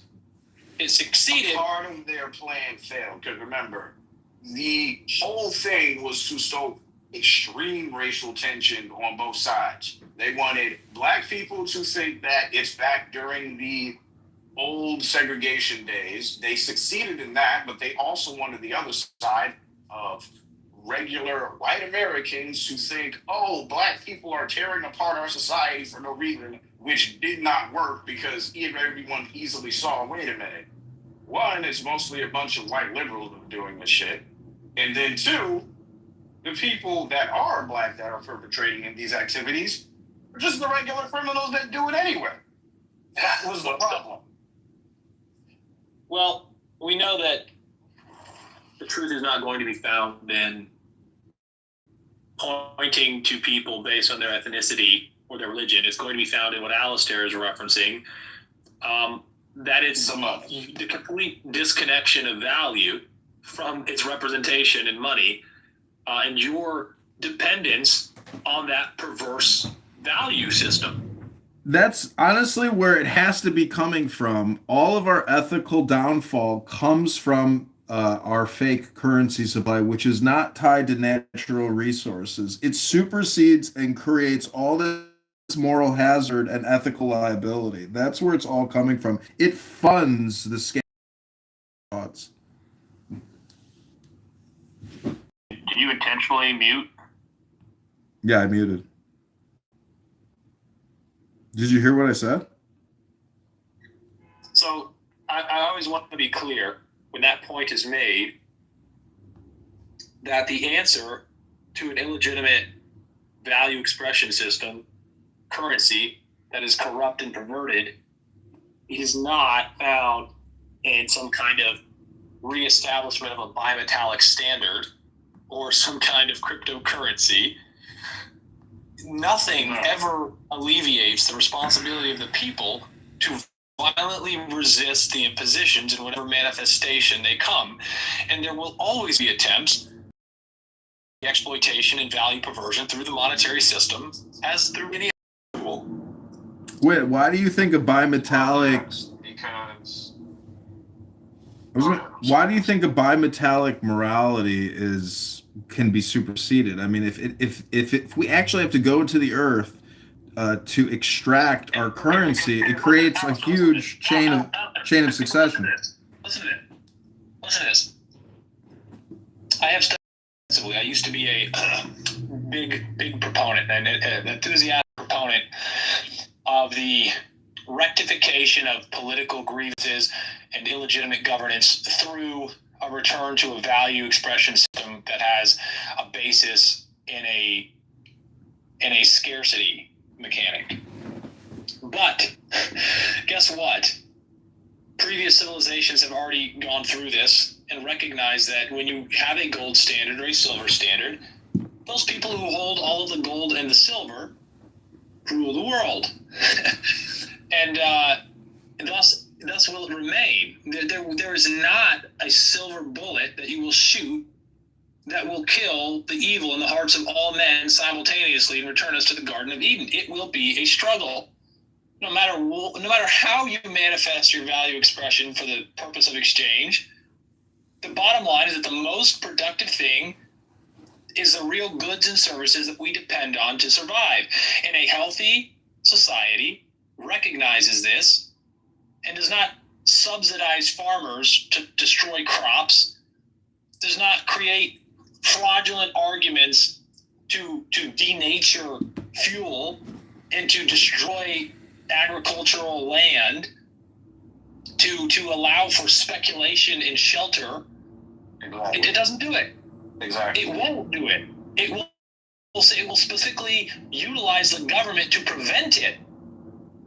And it doesn't matter if the money is denominated or backed by gold, crypto, or by fucking sticks of wood. There will always be those who seek not to engage in productive contributions to the society, but to simply seize control of the expression and the exchange of productive goods and services for others by controlling the media. And to your point, this is why I say I am a techno-fascist. Because here's an interesting thing, and a lot of people would know this. The hacker community in America, a lot of people have misconceptions about it. They think, oh, just because someone has a computer and a tool and steals your money, they're a hacker. No, that's just a thief. A thief is a thief, no matter the tool they use. Hackers, or the hacker community in America, is a monarchical system. A lot of people learn that, but they don't understand why. They think we're a monarchical system because we're pretty much hatred of the government and everything democracy. That's some of the reasoning. The rest of the reasoning is because we have studied enough of history, we're not restricted from it, to see why monarchies worked. And they worked because the king did not rule the land because he was the king. The king ruled the land because he was the organizer of protection for the kingdom and nation. That is why. That is entirely it. He was the best person and organizer to say, this military and this amount of soldiers need to go here because these people are here. That is why he was king. It wasn't because of money. And the king retained his crown. Exactly. Insofar as he properly adjudicated his responsibility and did not exploit the public. Exactly. And that is how the hacker community works. We do not have den masters in so-called like lore. We have a lot of fantasy titles, but these people are not in charge because they were the best ones that fought the CIA. I can tell you that in terms of fighting, they are some of the worst people to actually fight governments. They are in charge because, like the kings of old, they make sure we do not go off the tangent, cause too many issues, like the medieval kingdoms of old. They are there for organizational defense against. Well, they are the heads of a hierarchy that is based on competition and meritocracy. And there's nothing inherently wrong with that. And it's appropriate to point out, Isaac, that in the same way that you haven't found a silver bullet by identifying gold and silver as scarce resources that might do a better job than and they might not even be, but you've also properly identified that it is not the manner in which you choose to determine your leadership that will provide a silver bullet and an insurance against all future entropy. It is only through the constant efforts of the people, recognizing their duty, committing responsibly to their commitment, a perpetuation of good governance. It is real value expression and recognition that is commensurate with nature. Yes, that's how it goes. That is how it's supposed to go. That is why me am regrettably agreeing with the den master that I had when he told me, you will find nothing that you need out in their society. He was saying that because I was in a part of this monarchical underground cyber kingdom system of tech lords, technomancers, in literal cyber gods in some cases. That's an actual title. Because that's how it was ran. It wasn't we're exchanging money, goods and services, we have an economy. No. It was a monarchical system with different areas of the internet in kingdoms. That's how it is ran. It is not this whole thing of, and you're trying to, fight the government because of breathe. Yes. No, it was none of that. It's because we figured out how to effectively be human beings and run an effective system to fight an external enemy that we all have, regardless of race, culture, religion, ideology, income level, intellect. That is why it's done that way. Like you said, here's another 810. Hold on, Bree. You don't need to interrupt him.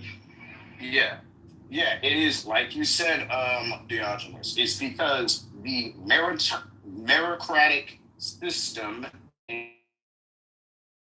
and proving of competitiveness that men actually have shows this is the best guy for this particular activity, so we're going to follow him. It is not because he is the strongest. It is not because he is the smartest. It's because this is the guy who knows how to avoid these particular things and issues. Right. We follow the man best suited for the path that we are on, and when we diverge, we diverge.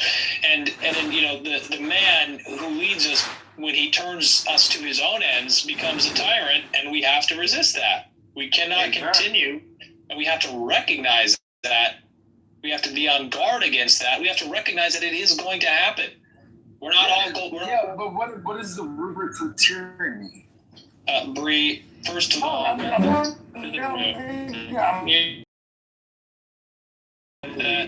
and Bree, here to give you an opportunity to speak, and the title is SCOTUS Reversals.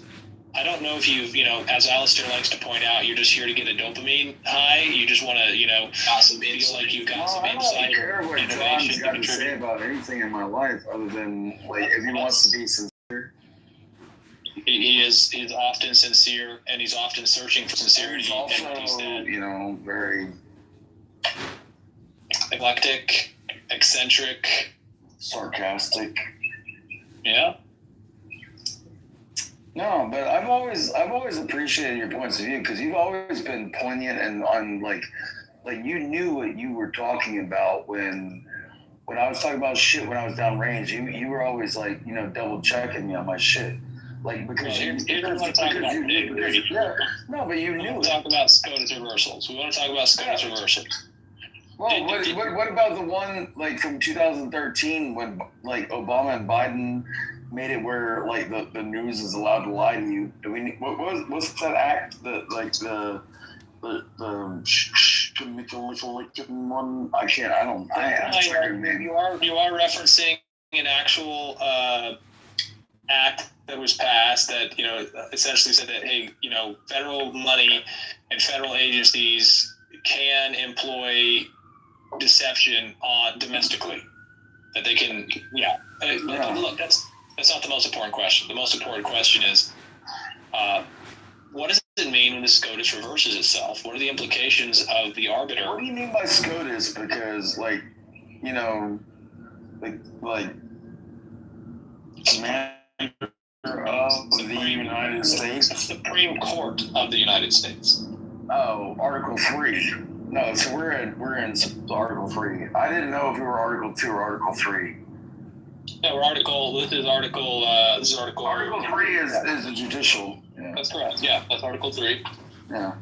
I just didn't know where we were talking about. I didn't know what you meant by SCOTUS. You asked, and we've clarified, and it's not being counted against you. We all want clarification. You got it. Now, what does it mean in your mind? What do you think is the ramification? Well, I mean, like the reversal of like when they did their gerrymandering thing the other day.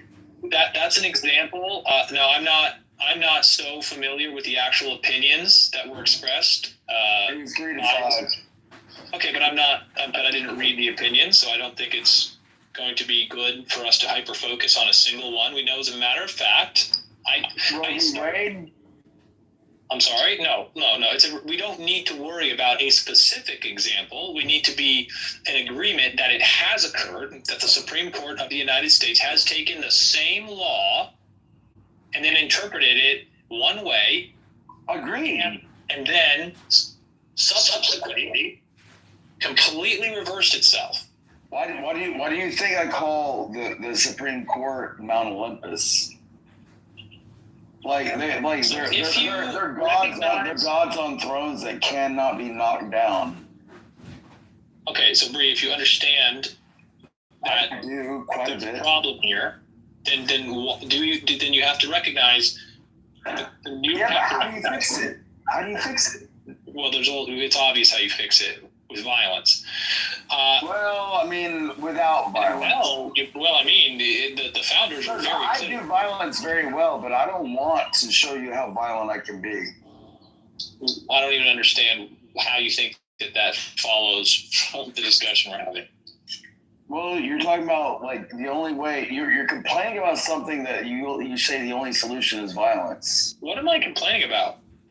SCOTUS and the reversal. I'm not complaining about SCOTUS. I'm asking you what the ramifications of a SCOTUS reversal are. And the SCOTUS reversal of what? Of anything. What does it mean? Concept. What the hell? Yes. Yeah. If you want me to boil it down to one word, I would say an interpretation. I don't want you to boil it down to one word. I want you to just an interpretation from a human being that voted their interpretation. Right. Correct. And we're not supposed to be ruled by individuals. We're supposed to be ruled by something else called the law, right? Yeah, but people interpret the law. Like, how many ways from Sunday has the Second Amendment been attacked? Okay, so I think you're having some trouble getting behind. No. You're focusing. You're trying to focus on. I have a gun. I don't have a problem being like on your 6. Okay, you have a gun. Great. Yeah, right. It's a non sequitur to point out that you have a gun. It's important to understand that non sequitur. Yes. So you have a law. We're supposed to be governed by the law. It is. Okay. All right, Bree. It's been fun, buddy, but you're gonna have to find somewhere else. You're being evicted. So quietly and not interrupt, you can stay, but if you're going to start interrupting, because you're not getting the concept, you don't want to engage with the concept. I think you just want to talk, which is fine, but this is not a room for that. But you're not parlaying an understanding. What he's trying to do. Anyways. Yeah, that was stupid. Okay, moving on. Yeah, I think he just wanted to be heard, but I'm about to wrap the room up anyways. Ayomi-kun, if you have anything you want to say, please come up. You're going to get like 10 seconds. If you don't come up, I'm just going to boom the room because I've got to go. Isaac, always a pleasure. Alistair, I appreciate you. Thanks for your insights. Faraz, thanks for hanging out in the audience. Replays are on, so if you wanted to review any of that, you'll have the opportunity to do it. And the final word is that the only logical conclusion to a Supreme Court, the supreme arbiter of the law, interpreting the law as prohibiting and protecting the same action is wholly illegitimate. The law cannot be both in favor and opposed to the same thing. The law must be changed before the interpretation can be changed if the law is legitimate. The only conclusion is that the Supreme Court of the United States is illegitimate. Take it for whatever you will, respond to it however you want, but the logical conclusion remains. Peace, guys.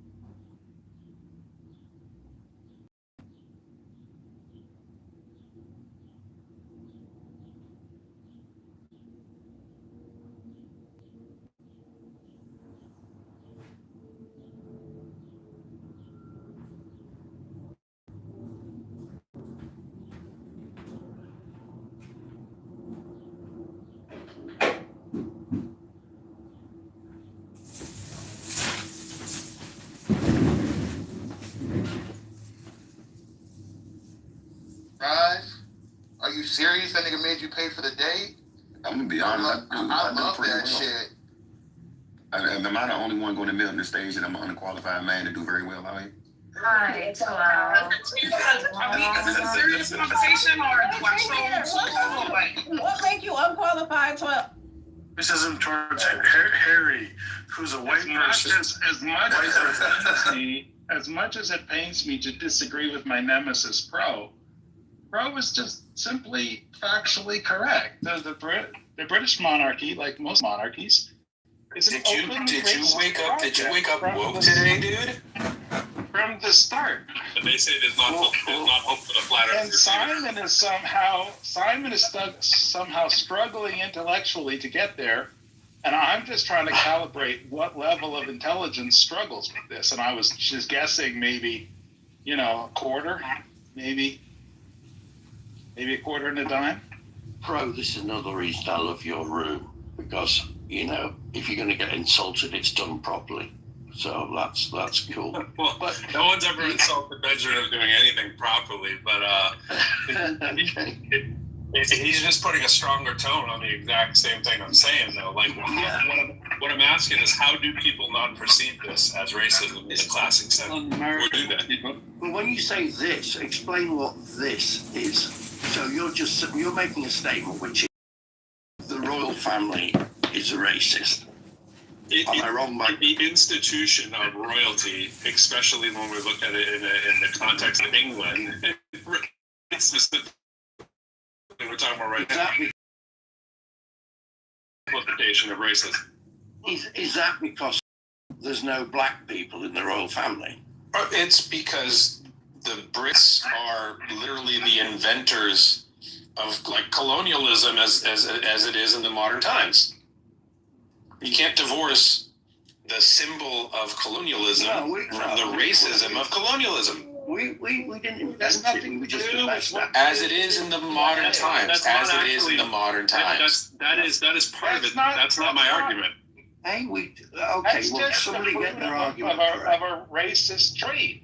Right. Look, the project is blood royalty. How is that not racism? It's the definition of racism. Come on. It's completely Did un-American, Simon. you guys not have an orange for breakfast? Like, what's going on here? Simon. Hang on a second. So, no, I don't know. It's quite simple. So, actually, if Harry was the next in line after Charles, and he marries Meghan Markle, who's mixed race anyway, but let's say we're not. Wait, I don't want you to continue because you're missing the point again. This is not what we're trying to say. It is not about Meghan Markle and her being black. It is the institution of a bloodline. They could be Chinese. It's not even the fact that they're white. That just adds to it. That's not the part we're talking about. We're not talking about the fact that they are literally as we're trying to say here with Romero that it's the colonialism invention, right? We're saying that before that they say, well, my father's father's father's father's father was royalty, and my mother's mother's mother's mother was royalty. We're going to continue that legacy and be at the right hand seated next to God, right? And by bloodline, we do decree that we are royalty and you are not. That's what we're talking about. We can talk about all the other stuff after. That's the part I'm asking you. All right. Okay. Simon, can you understand that we're talking to Americans, and the whole, it's totally un-American idea, in the older sense, it's un-American, to be into kings, and on a by note, did people see the Trump posted a photograph of himself with King Charles with the caption "Two Kings"? That's hilarious. Yeah, it's essentially on brand. If there ever was on brand. Okay, so it is racist then. Under your definition of what it is as racism, the fact that we have an institution that is predetermined by bloodline, and that bloodline is white, then, but what? I'm struggling actually to see why, and this might be my lack of intelligence, but see why. Simon, I pointed out just a minute ago that you were struggling, right? I tried to put a number on the struggle you're having, but look, this is a caste system in which privilege is inherited. It's the opposite of a meritocracy. You're not acquiring a position in society based on the value that you provide to society. You're acquiring a position in society exclusive to all others, and a whole set of laws that apply to you in ways that they don't apply to other people. For example, I don't know if you knew this, royalty don't pay taxes. Everybody else, the schmucks, pay taxes. Royalty don't pay taxes. The schmucks have inheritance. Actually, taxes pay a royalty. Let's just put a bow on it. Let's just put a bow on it. That's right. So this whole notion of inheritable set apartheid, right? A set of laws that applies to different people based on some condition of their birth. That's apartheid. Now that's what to be fair to my nemesis here, Pro also wants this, right? So good company here. He just wants it to be different. Now, I'm the person in the room who thinks that inheritable privilege is an anathema, and we probably need to be working our way out of that project rather than into it. And Pro is like, whoa, it worked real good for 5,000 years. Let's do it on the other foot for another 5,000 years. Just we have to intersect on this bend. That's all it is. But you could argue, that it's worked very well, very recently. When Charles spoke to the Congress. And also you talk about privilege, but it's also about duty. It's a role as well, is it not? So you're painting it in one particular way, which I don't think exactly. So let me so we talk about taxation, like take a tax. I mean, for God's sake, right? We could pass a law. We have the power. It's not the king or the monarchy stopping us. We could pass a law saying, "Oi, Charlie boy, you've got to pay tax on your income." No, we don't do that. And I think one of the reasons we don't do that... Well, it's even worse than that, because you guys are the battered wives of this scenario where you know what you should do, tax the fuck out of the royalty, but you're like, no, they've been good to us. No, they haven't. We just do the same thing for our business owners and, elite class. but it's true. We should. They weren't exclusively born into it by the time, but for the most part. I don't think you do that very well, by the way. No. We're saying we don't do it very well over here. I'm saying that. Class. There is not a set of laws that apply to them. There's not a set of laws that apply to their children.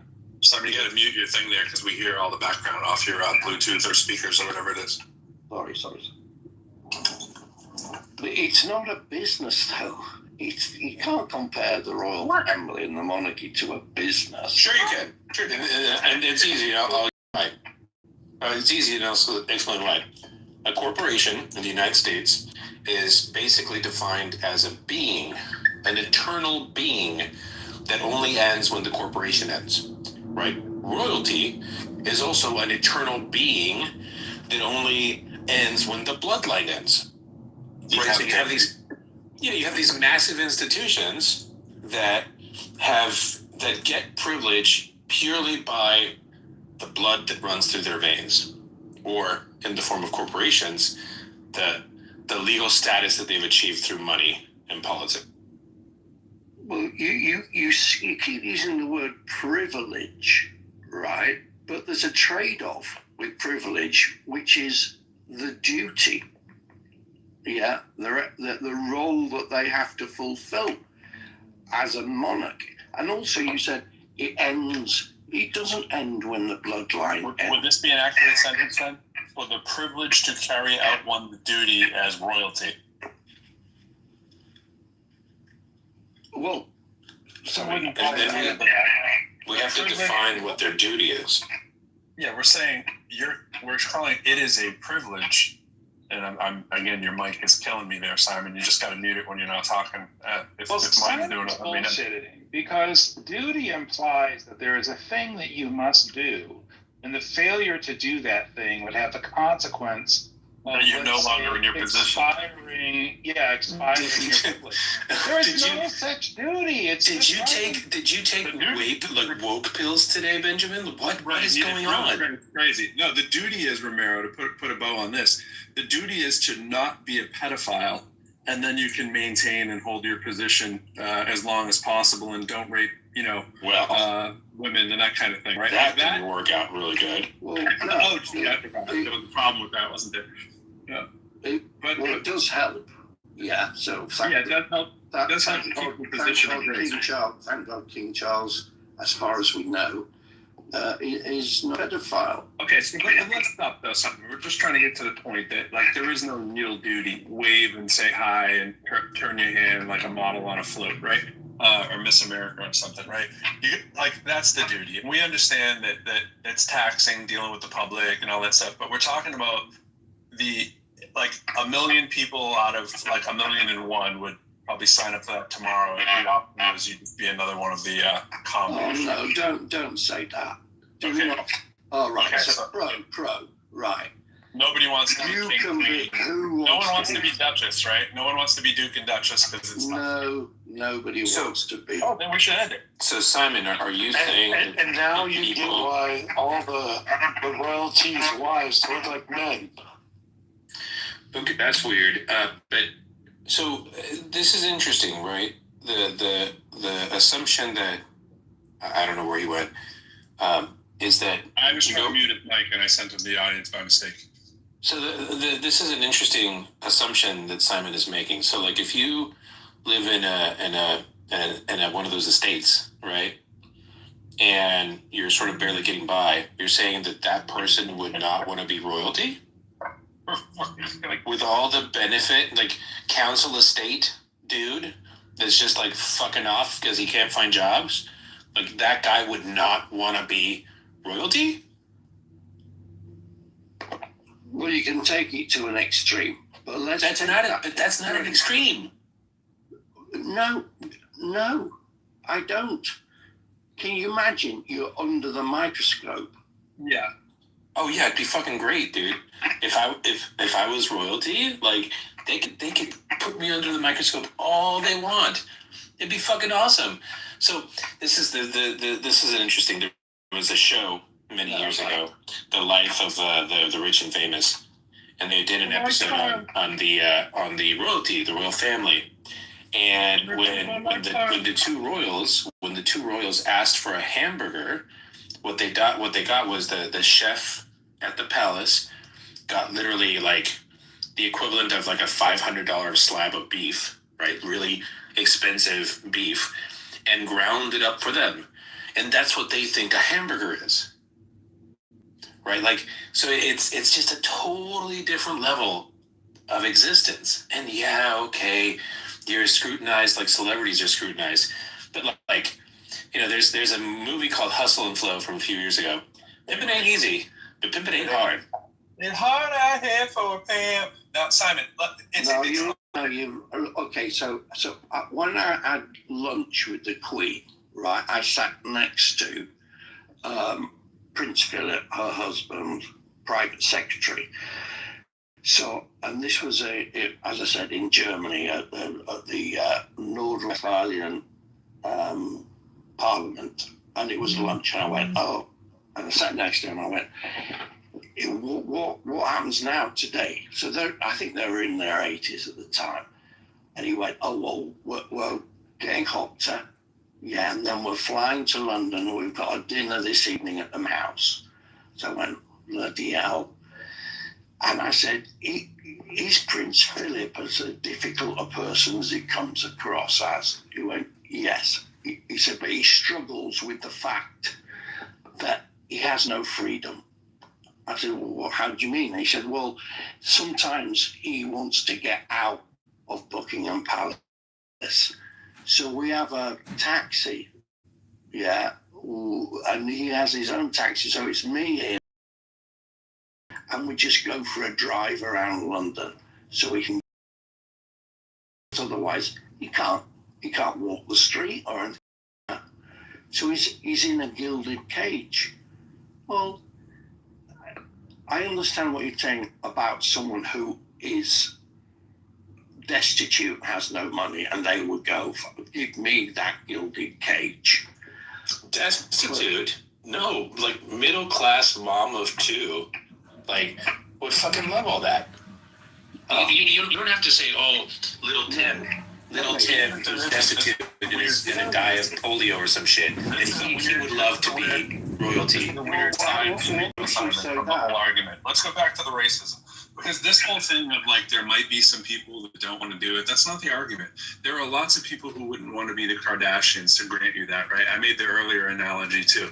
There's millions more who would want to be the billionaire daughter of the Kardashians, right? There's millions of people who'd want to do that. To Romero's point, yes, there are people that won't want the pressure. That's not the issue. The issue is it is unbelievably lopsided, the life that you live. And most people say it's good to be king. They're not like, it sucks to be royalty kind of thing, right? That's kind of obvious. We know that you're essentially loaded, and yeah, there might be some pressures with that. What we're talking about is total non-balanced scale of how their life is compared to the average person, and why it continues to happen, and why the pomp and circumstance, and when it's the embodiment of literally a bloodline kind of hierarchy that you can't escape even if you wanted to. And Prince Philip was a renowned racist, actually. I can't remember a detail, but I know he was renowned. You would have to be. You would have to. It'd be amazing if you weren't. It's like we say it about the Magna Carta, and manifest destiny, and all this kind of stuff, right? It's in the book Norseman. It's in the book Race by Reginald Norseman. It's the major premise of the book of race, of understanding race. When you have a country that's founded on the idea that it is our God-given destiny to shores from sea to sea, and our God-given right that's embodied inside of the Magna Carta with race is bullshit, right? Like the bloodlines, it oozes from the system that is in place, not just there, but certainly there. You're making the case that I make sometimes. In a way, extrapolated from what you just said, it's like the American Empire is just a continuation of the English. Let's speak English, but mentals that constant and spread across the world. Well, I got to shout out Eric Shaw, who's from Lowell, Massachusetts. He was an adjunct professor who I had issues of racism, which Benjamin would say is an unworthwhile class, of course. But I had that course, I think as a sophomore. I took an elective, and I was like, oh, issues of racism. This sounds really cool, and that's the required book we have. I still have on my bookshelf, and it lays out that picture really, really carefully and well done, and the research that's in there it's hard to argue. It's like when you're reading line by line and you're just comparing it to other similar kind of manifestos, using that word intentionally, and just like looking, oh my gosh, this is like overt racism at the highest scale. And to think that that's not so pro. I appreciate that you were wrapped around the axle emotionally by this book on race, but no, you can't possibly make a reasonable argument in which race is a predicate, because race is not susceptible to a reasonable argument. There's no distinction. There's no test. Whatever you think the races are, and I have no idea what you think the races are. I should think that the race. That means tons of people. Like way more people than minorities. Back to the real oats. You strayed too far in the garden, didn't you, Benjamin, with the bunny? No. Look, I want you to win. I want you to win this argument against caste. Yeah, I was touching grass. I want you to win the argument on a bloodline caste system. I don't think you can do it if you use the word race, because race is not a credible or robust word. It doesn't have distinguisher stability, meaning if two people lines about race, they're different. If people get on an airplane, fly to another country, their race changes. It doesn't have geographic stability.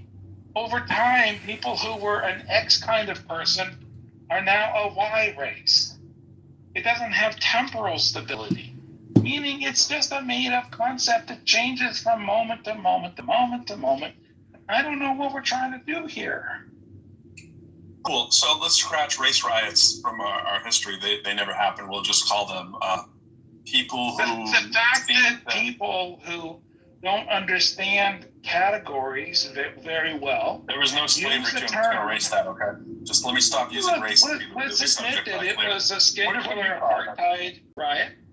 The colorism going on. There's a lot of colorism. I will use your word for today. If it shuts you up, right?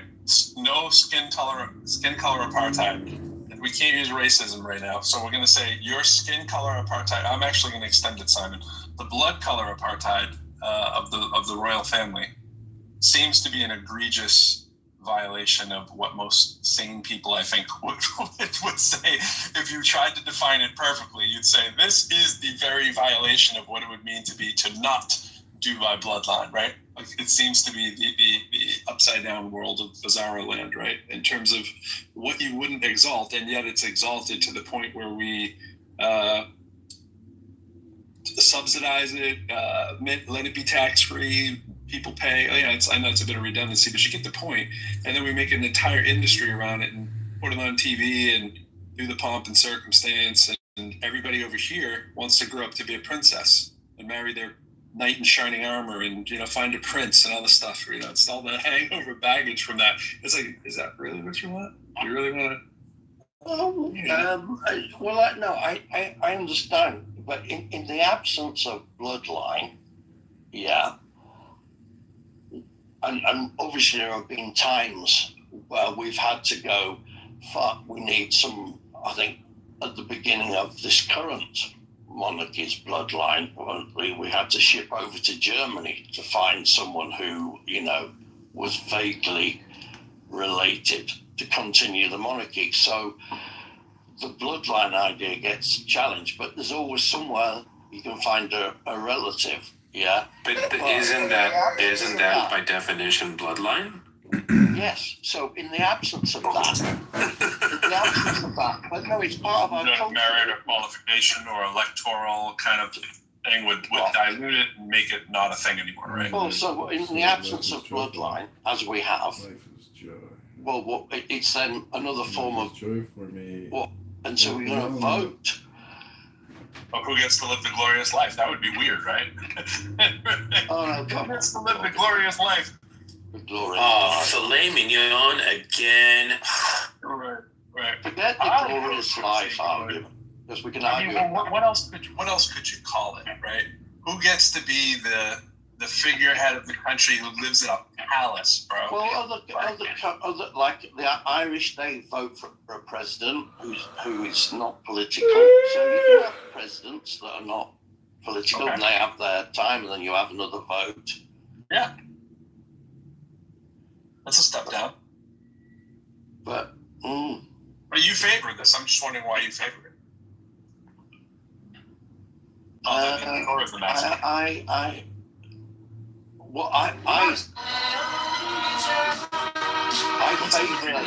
favour the monarchy, yeah, because I think it brings a degree of stability.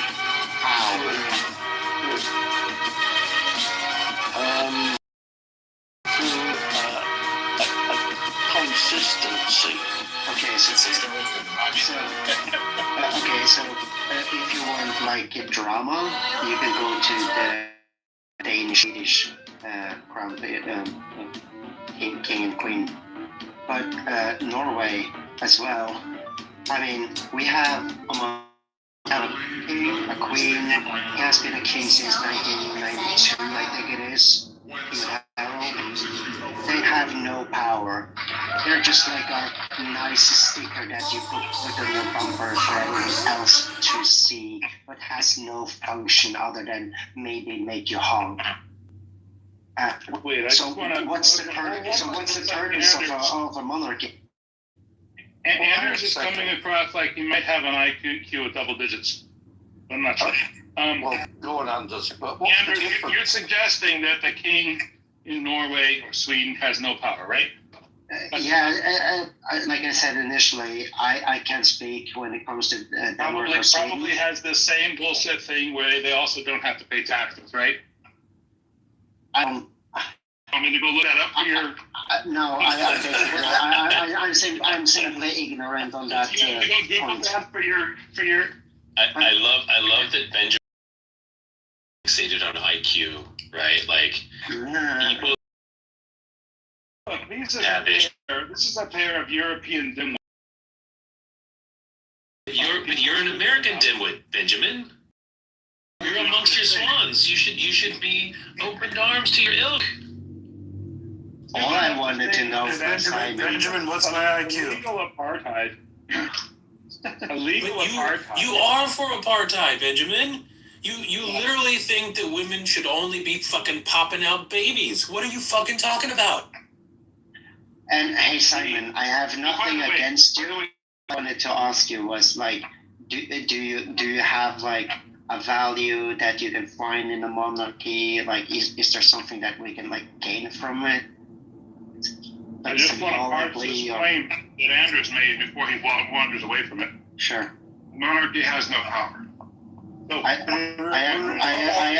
agree, especially when it comes to where I live. I totally agree. That's what I said initially. I said the monarchy, the king in my country, has no power. I mean, a taxi driver has more to say than our king. You think somehow that money is not power? That's the first thing you must think, which takes 50 points off your IQ. You are assuming a bunch of nonsense that you're just pulling out of I don't know where. You must think, to say this, is that there isn't a set of financial rules. I had a simple question for Simon. Benjamin, now your IQ is plummeting because do you think that the wealth that King Charles III has in terms of his personal income, and he then spends that on supporting the Reform Party or whatever you spend his money on, that. Well, let me ask you this. Mr. Nickel and a Dime here of IQ. What do you think power is if it isn't the ability to direct the actions of other people? What is it? No. And what do you think? And what explain to me next is money, if not the ability to direct the actions of other people. Okay, so I think this is the answer to this whole conversation. Benjamin, why are you trying to make up an opponent? Like, why are you trying to make yourself a part of a conversation that is not... nobody's having this conversation except for you. And you're trying to bait people into the conversation you're trying to engage with now, but nobody's holding these positions that you're making. The reason we have intelligent conversations in this room is because when stupid people talk, they get slapped down and they talk less. And so you're getting slapped down right now because you said that kings don't have power. And my point is that that's a lie. Have money. That's a lie. That's a lie. Control. Benjamin, why are you lying? With the lie is you didn't say that the kings. I think you have an attempt, and you're deliberately misrepresenting what I said because you're actually fucking lying now. I said. No, I didn't say kings generally have no power. I said in this specific case in the fucking country I live in Norway. I said, Benjamin, stop interrupting people. I know you're a moderator, but that doesn't make you correct or right? So I said that I'm in the middle of a fucking sentence and you're interrupting me. I didn't misunderstand you, okay? So, I understood that. Yes, you did. So I will clarify so that you are not misunderstood of my position. So what I said is that the king in Norway has basically virtually no power whatsoever because it's the prime minister, president of what's it called? Everybody has to pay taxes. The government. You think there's not a law in Norway that says everybody has to pay taxes except for the fucking king? You want me to go Google that for you? Did I say that? That is not power. Did I say that? Yes. You said he has no power. No. He has a power. No, I didn't say anything about taxes. I did not mention taxes. His ability to retain power differently than Liar, pants on fire. This is why I took a 4-month vacation from Clubhouse, because I came on Clubhouse, I learned a lot from brave people and smart people. Then I reached a threshold where I didn't learn anything more, simply because I think this is the threshold of what people can deliver on Clubhouse. I think 20 or 25 might be. That's why I took a vacation, because I think this is just nonsense. Might be an upper limit for you, but we'll try to get you. So Benjamin, did I mention taxes? Did I mention taxes? I'll just mute up to.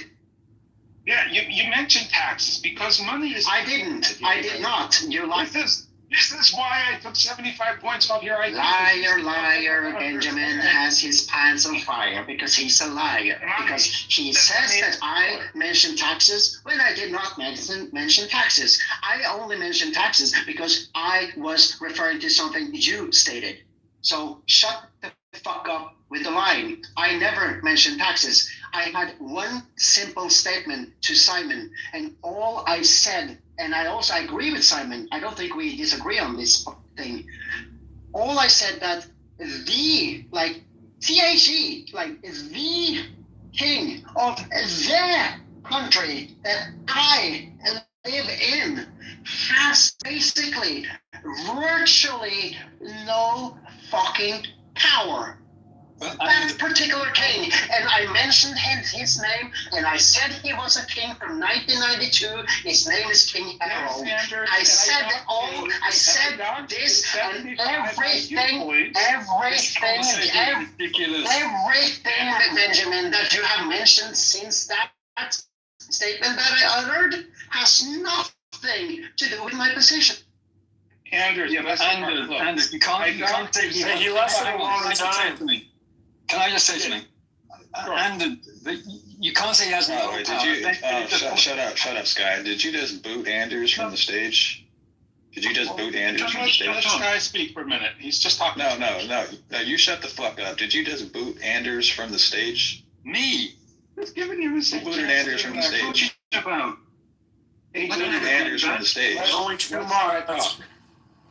Who booted Anders from the stage? It wasn't I, said the hen. It wasn't I. Why do we care? Why do we care? Was it Anders saying something? I wasn't even listening. I'm just walking outside my dog. I booted him. I booted him out.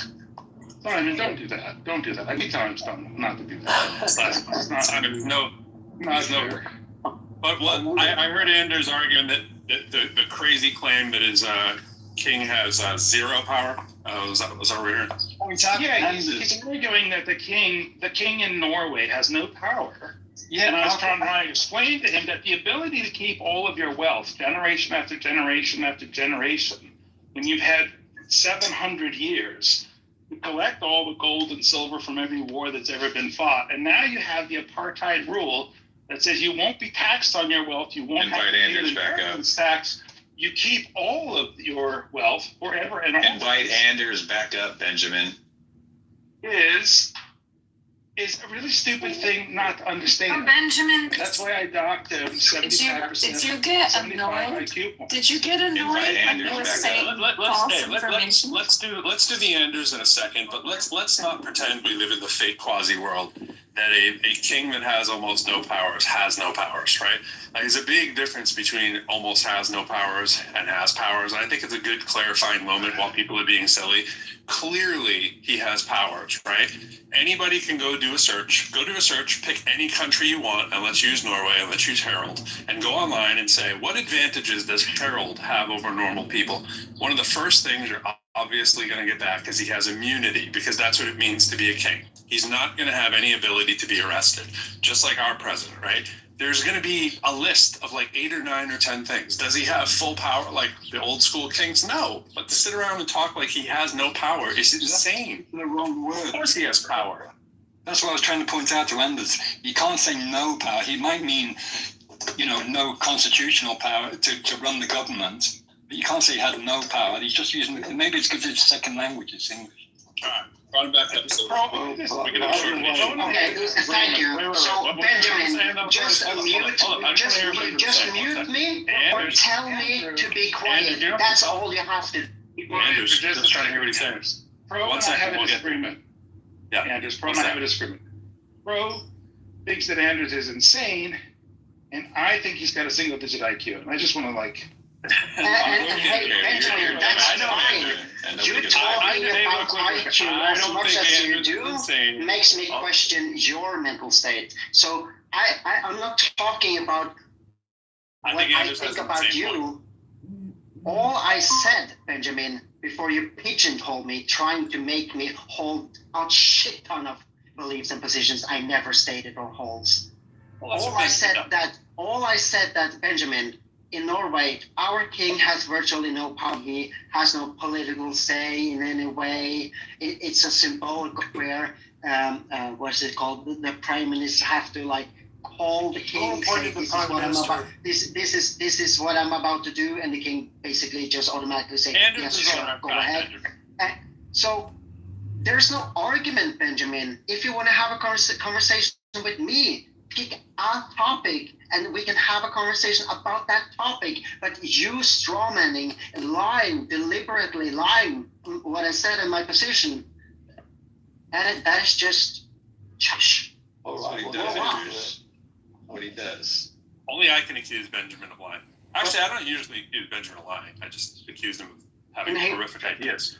Horrific. We have talked so many times. You're the rapper, right? From New York? I am the rapper. I'm the rapper. Yeah. That's Boston, but it's okay. Same thing. Oh, that's on me. I just remember one specific conversation. You're from far away. It might as well. You pointed to it on the map. Your finger would hit New York, as you said. It's fine. Yeah, but I definitely know where Boston is compared to New York. That's what I mean. Maybe your finger would cover it up on the globe. Sure. No, I'm going to send you the link on Discogs. Hey, I'm going to send you the link on Discogs. And fan of Norway. Bring me over there when I come to Finland and Germany this year. All right. Definitely. I remember two or 3 years ago, you shared a couple of if it was links or something. Yeah, my man Frosty Finn's bringing me up to Finland, bro. So I'll be a skip and a jump. Hey, nice. Yeah. Anyways, I still think you have a crazy idea of this one though. That there's no power, but I know you said virtually no power. But anyways, I think we understand what you mean. So, but you do agree it would be good to be appreciate right? that. Yeah, but hey, I appreciate that you catch that, that qualifier, because of course he has some sort of power, but you have to understand that sometimes we talk colloquially, right? Yeah. So you don't have to be like Benjamin Buttons here, like growing out of your own asshole, becoming younger and younger. All I said, I made one simple, and for the next 45 minutes, Benjamin was trying to talk to someone that didn't even exist on.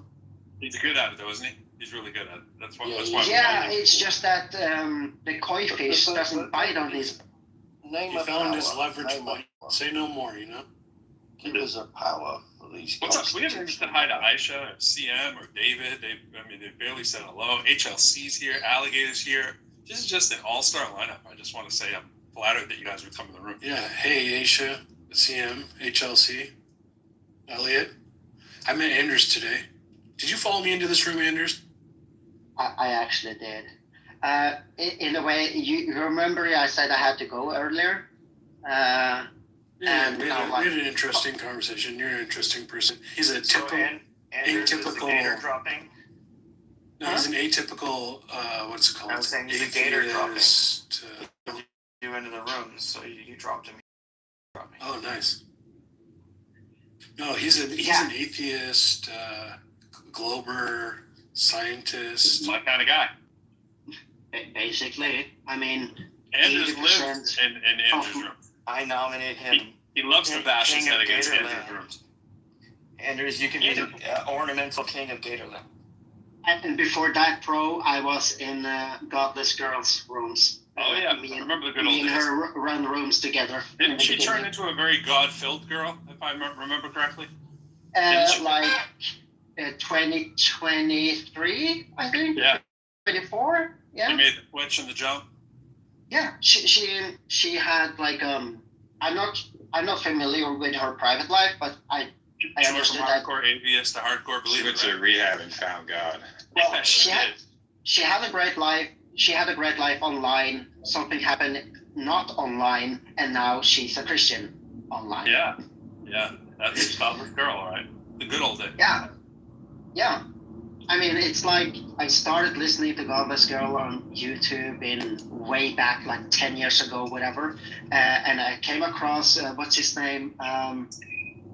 Guys, what's his name? He's like the YouTuber that has been like in every room.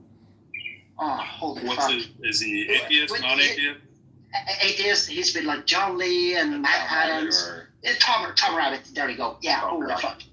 Yeah, so I started like listening to Tom Rabbit, Dark Dawkins back in 2014, 15, like way back. You ripped souls from flesh and skin in 2022.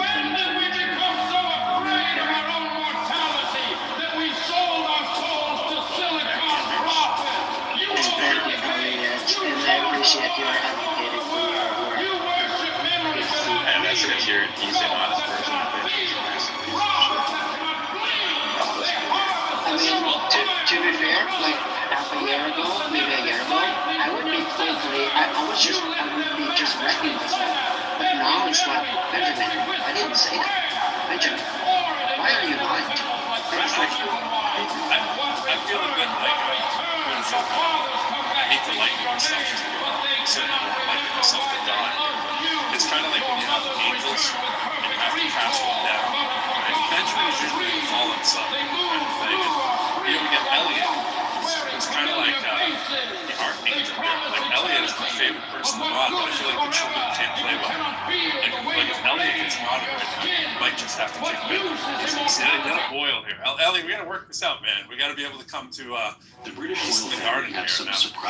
Why don't we do a little role play here? I'm at the therapy office. I know Benjamin has been a bad angel. Can you tell me what it is that Benjamin has done that has drawn your ire, and how we can maybe get him back? Is it possible for him to be redeemed and come back up into heaven? Why did you go for me earlier? I just didn't understand that at all. okay, so I think all he has to do is like, do not tell people. Do not tell people you're in conversation with what they believe. Ask the That's Elliot's correct, though. I gotta go to Elliot. No, sorry. I was talking about Benjamin. No, I know, but I'm asking Elliot what his. I mean, we all largely know what it is. I just want to hear it enunciated, particularly that makes you hold Benjamin in such what he'd call high esteem, but the rest of us will call low esteem. The lying, the dishonesty. What else? The racism, the bigotry, the general being a dick. Is that good enough? Yeah. I hear it. Benjamin, do you agree with all these charges? Guilty-ish or largely overblown?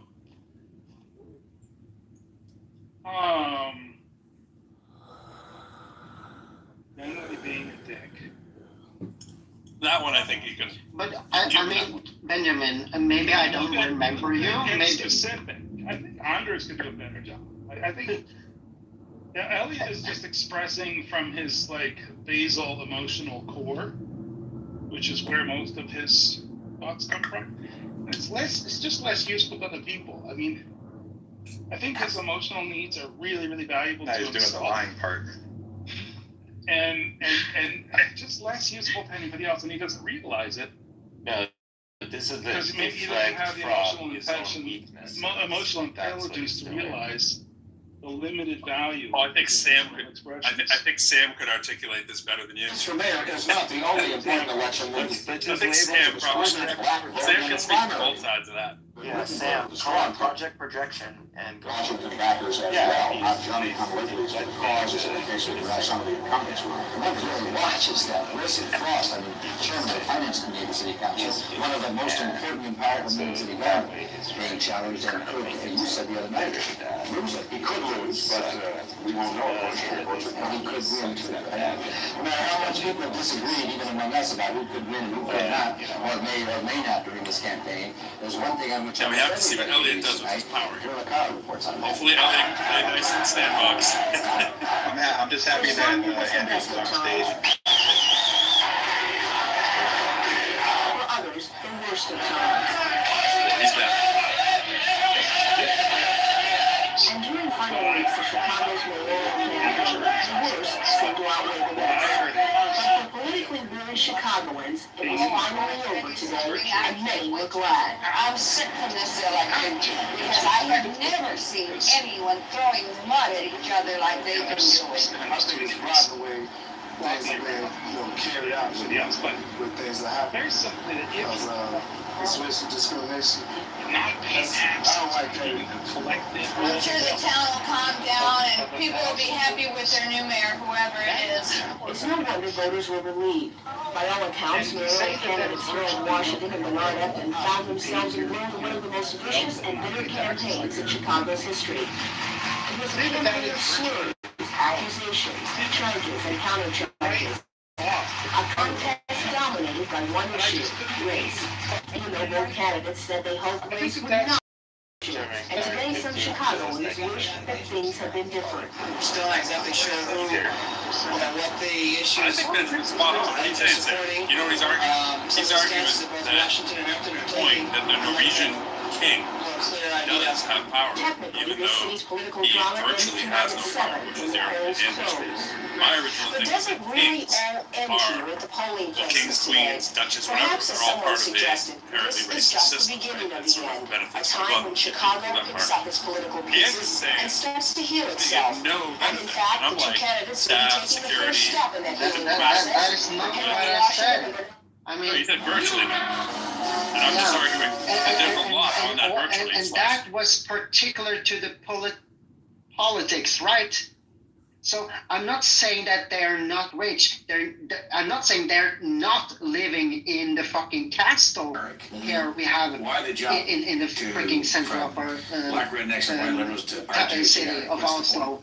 That is not my fucking point. The problem here is that there's a chapter on the Jews, the chapter on the Germans, and then there's a chapter on history. I only make one specific statement that comparing our king to the power that the President of the United States of America, that is the chief, what is it? I didn't know no one was making that. That is what I mean by power, meaning that we have a prime minister that has the equivalent power to our president in the United States. Yes, and all I did was make a statement that compared to a president and compared to historical history, our king practically have no power in this day of age as they used to, or as a president. That's all I said. I said nothing about having no power because they don't have to pay taxes or anything. This is just Benjamin just Well, I think Benjamin was bringing that up. Why they do have power. Throwing jam on the fucking wall to see how much of the fucking raspberries that sticks to the fucking wall. But that raspberry, but that strawberry did not fucking come from my mouth. Gotcha. That's the problem. I'm sorry. Holy fuck. Anders, I'm barely listening here, and I'm just very curious now. I'm just gonna put this out there. I'm from New York. I curse my bum off all the time. But is there any way that we can get our point across without having to, like, I don't know, curse every 2 seconds and, lose what your point is in the process? What do you mean by that? I mean that all of it. Oh, see, I was just demonstrating. I'm talking too big. It's 6, 7, 8 kids, and then I have to mute my phone, turn the volume down. You gotta wear headphones when you're on Clubhouse. It's a little for bunnies. We love bunnies. Bunnies are cute. I mean, I'd like to actually know what the meat and potatoes of your argument is, and every time you're just saying fucking this and fucking that. Yeah, because I use those words to emphasize the point, right? Oh, I'm well aware of doing that, but People that think those words are magical, right? no, I have no problems with them. I just think that you're losing your point, So Anders. then it's not a problem. No, Anders, you're losing your point. That is my point. No, I'm just you are emphasizing. losing. No, you're losing your point. There's no logical. If you talk to an English person, a Danish person, a Norwegian, we definitely curse a lot. Fucking a lot in our daily. Which means that you have nothing. You have nothing of value to say, right? Our heirs say fuck. So you have nothing of value to say. So you agree. Just you have nothing of value to say. Okay, Anders. Where's the criticism for Benjamin cursing here? Even mods have power. Why are we focusing on Anders? Oh no, I didn't hear Benjamin. I'm sorry. If I heard Benjamin, I would have said the same. He was cursing quite a bit. If you're offended, Aisha, and can track the I conversation. didn't say I was offended, Anders. Okay, Where did so I say that? How about you try listening? So if you have difficulty How about tracking you the try conversation, listening? how about I can make a statement without you interrupting? So No, if it's I'm difficult lying. You're not. You've already been kicked once. Like I find it hilarious. And then you cried. You cried like a child in the group. Elliot likes, you cried in the likes chat. Anders, so you know, we got it. Oh, it's fine. I have nothing against Anders. I just said I'd like to know more of what his topic is. What? We already Oh, heard it's it. cute. I'll Hi, Anders try has something to say. You're gonna reiterate. The last thing we want is more Anders reiterating this topic. I think though that's the problem. You know. Let me see if I can figure out what the actual disagreement is over. So I think the disagreement is over whether monarchs have power. I mean, that's truly true in the soft power kind of sense. Anybody who is a celebrity has soft power, but that's just is that they have some ability to influence the actions or outcomes of other people or events and stuff like this. So, like any person who has any kind of sway over any other person, they have soft power, and kings and monarchs are no different. I mean, Kim Kardashian has soft power, the definition of power. But the thing that people are actually concerned with, or more concerned with, is whether kings have whether monarchs have control over government and laws and punishments and crimes and all this kind of stuff. And Anders is absolutely right. Though they don't have any kind of this fucking power, none whatsoever. The actually consequential kind of power. So I think Benjamin's equivocating when he wants to say that these monarchs, like the king of the UK and the king of Norway, they have this kind of power. I think Benjamin wants to equivocate on that. Well, I think I know you got it all good, but I think the thing to remember going back to the whole thing was with Simon and Sky a little bit, and me chiming in. I came in and made the claim that it's sort of this bloodline kind of ridiculousness that is kind of the embodiment of Benjamin wants me to use the word apartheid or whatever strong inflammatory word we want to use, but it is kind of a ridiculousness dog and pony show, and it comes with all the benefits that, granted that some of our elected officials get to, right? Live in a big fancy house and tax exempt and they get paid and all this kind of stuff. But it's just by bloodline, which is kind of are we really? So I started asking Simon, what he calls himself a monarchist. And I was like, what makes one a monarchist? What is the thing that you're pointing to? And he was talking about the political influence of the speech that King Charles gave, right? And that he's really not a political person, but in that role, he did something effectively that amounted to political influence and sway, right? That's where we got into the political thing. I don't think it's that anybody was ever questioning whether, Norway had the same kind of sway as this king or that king. Just the whole institution of the monarchy and royal family kind of stuff is just an interesting one to say that you are on board with, and I was wondering why. Yeah, I was asked a very good question, which is why do I support the monarchy in the bloodline sense, as opposed to, every so we could have a president to be the head of state, non-political. Yeah, that was a good question because I struggled to answer that, and I did challenge myself. I did challenge myself. Sorry, mate. I just wanted to add something if I could. Yeah, go for it. I want to get Ben's input too, being from England as well.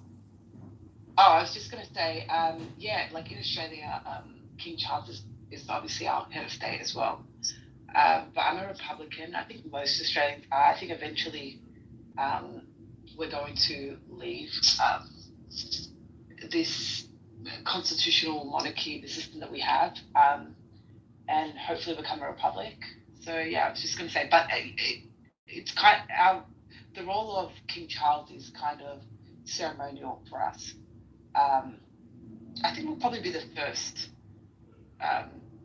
country in the Anglosphere to leave, probably even before Canada, and become a republic. But yeah, I mean, we should have left when Queen Elizabeth died, but yeah, anyway. It's a ceremonial role, like what Marcus was saying. I think Sorry? What was Sorry, that? I didn't hear that? Yeah. Americans get confused by the term republic, because that party, because that is. Oh, yeah. Oh, yeah, I should probably clarify. Yeah, it's just, you guys, you understand what I mean when I say a Republican, yeah. Yeah. I'm not an American Republican. I think the UK is a republic form of government, aren't they? But no, they have the constitutional monarchy. I think they do, like we have a constitutional monarchy, we're not a republic, so that's why we've got the Prime Minister, and obviously the King is our head of state in Australia, I'm talking about. So, but yeah, there's a huge like Republican movement. Most actually our politicians are even Republicans, like our current Prime Minister is, but I guess, I don't know what the reason is, or they haven't put it. Like in the 90s, they did have, we should get rid of the monarchy. So there is a movement about it, but I guess there's just too much going on right now. But I think eventually we will. I'm hoping we do. I think the Enlightenment was very influential all across all Western countries, the whole entire Western world, and I don't think the UK is any exception to that. I think the main reason of the cause of the Enlightenment was bloodlines, and that we should blame in reason above the authority of the divine right of kings. That's that is handed down through bloodline. I don't think anybody in this room would disagree with that. But it's like, what is the problem here? Like, kings have soft power. Okay, so what? Is it racism by definition? Yeah, it is. What else is there? What else you guys? Well, it keeps the role of the church somewhat tacitly in this way. Like you said, use the word divine power, right? That's the other illusion that kind of can grab some people's ire in this day and age, right? If you don't believe in magic. Right, what would a pyramid be without a point?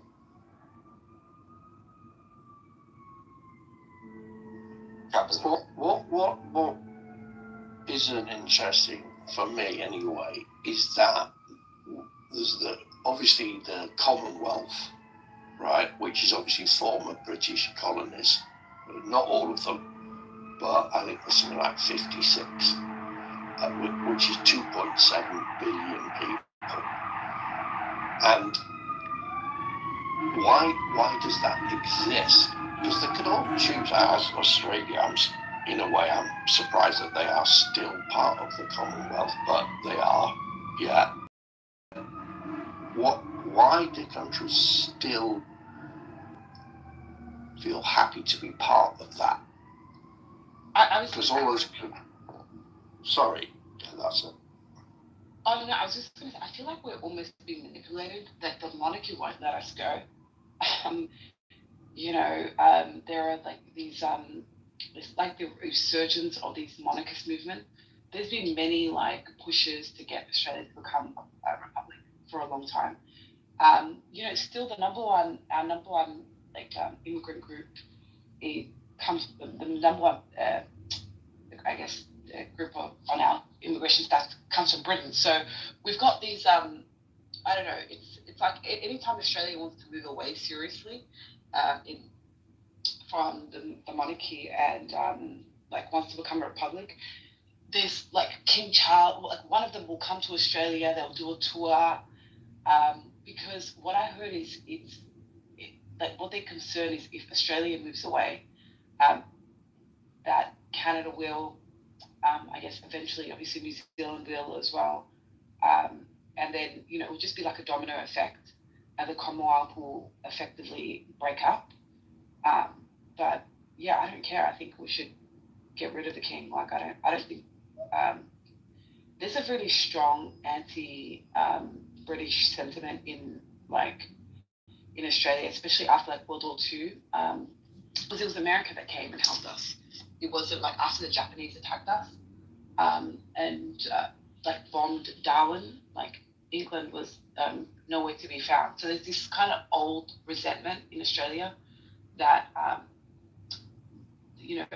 we were abandoned by Britain during World War II, and we've had subsequent issues and problems. I mean, now Australia's become wealthy thanks to mining and so on in recent decades, but there were definitely rough periods in our history economically, and as I said, during war times, where especially the older generation feels very much abandoned and like totally disloyal to England. So yeah, I think we look up to the American example, like the Constitution. There's so much missing in our Constitution. We don't even have a Bill of Rights.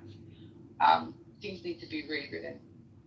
But anyways, to be fair though, to the monarchists, we don't really have great politicians. We haven't had any really great politicians in a while to, I don't know if I'd want to see any of these current group batch under that career politician. I wouldn't want to see any of them become the president or get any more power than they already have to screw up the nation. So yeah, kind of catch-22. But I think eventually, once we get not only the political will, but the right leaders to sell the message, it will happen.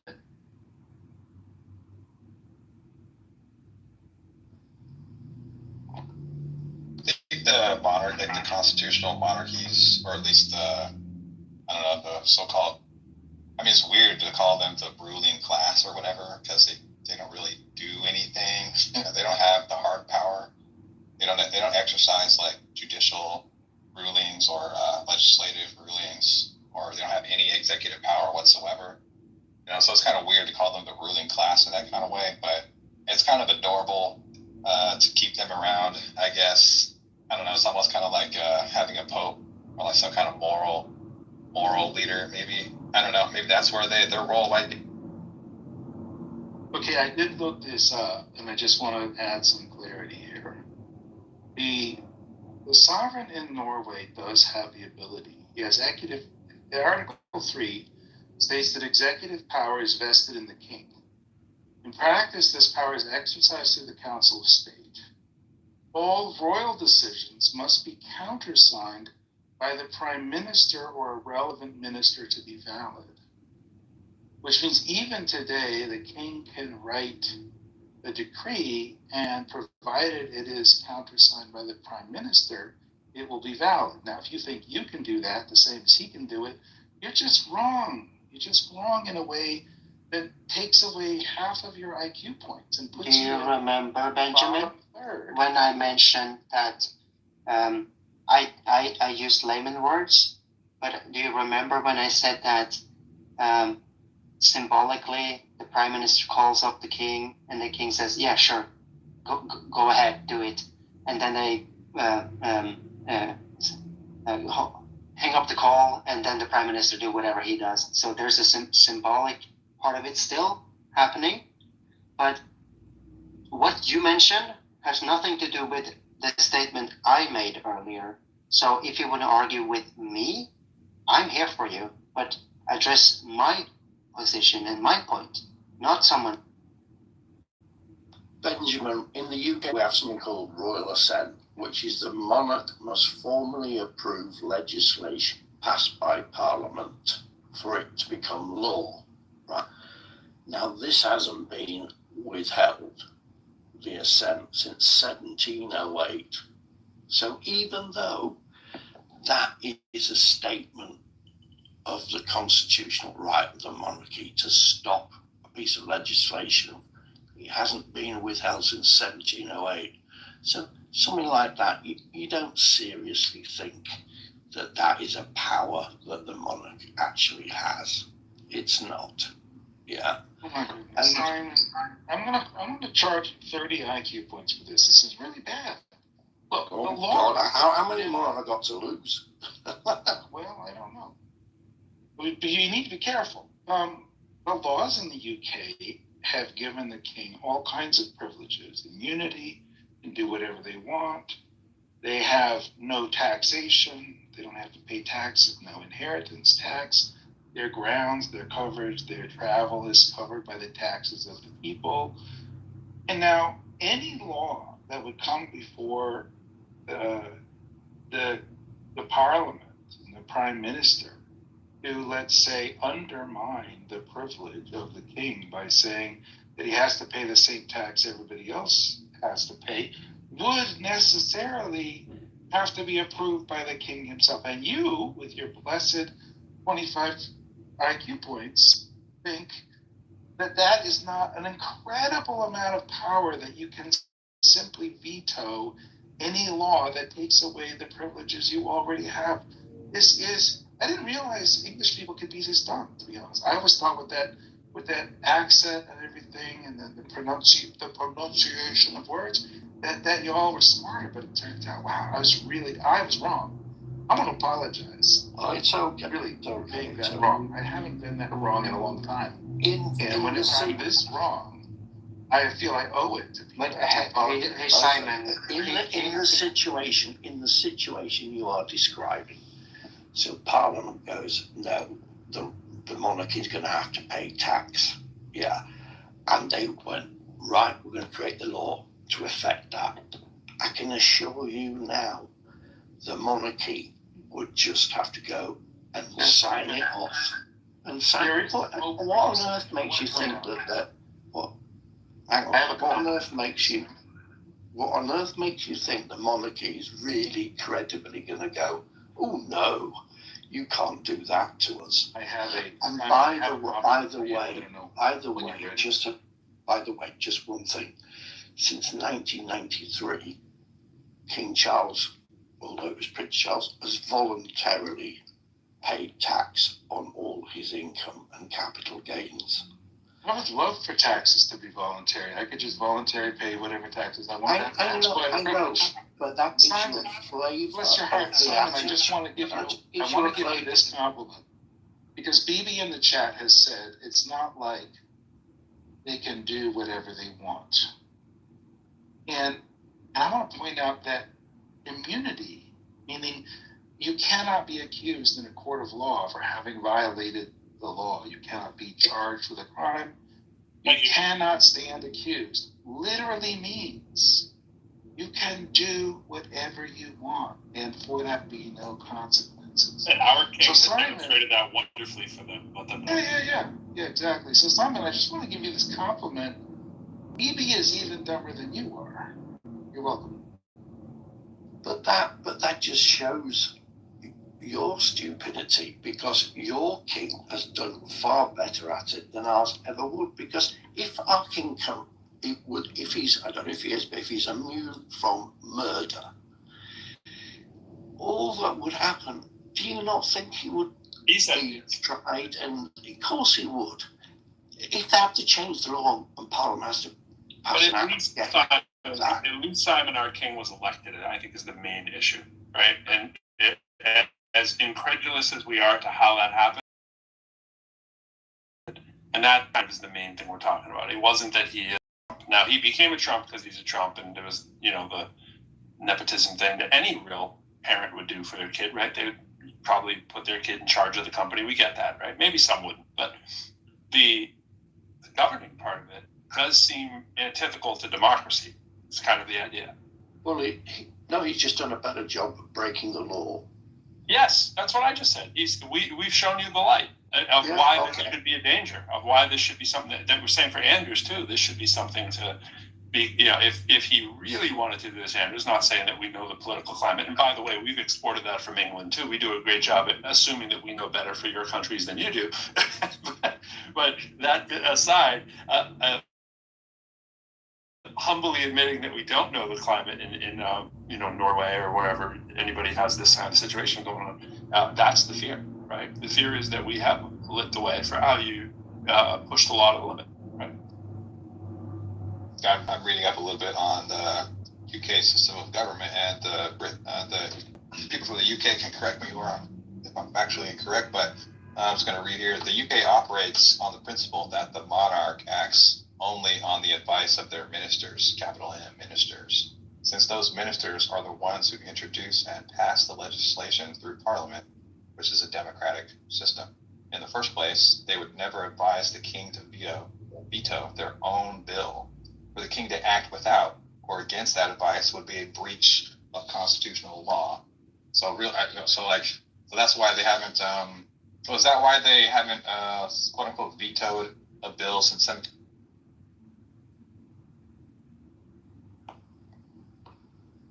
Well, I can only assume the fact that the monarchy goes, we can't do that, so we've got to sign it off, whatever it may be, even if we don't agree it. And I'm sure there have been laws passed that the monarchy may individually, personally not agree with, but that's irrelevant. They've got to just sign it off. That's the way it is.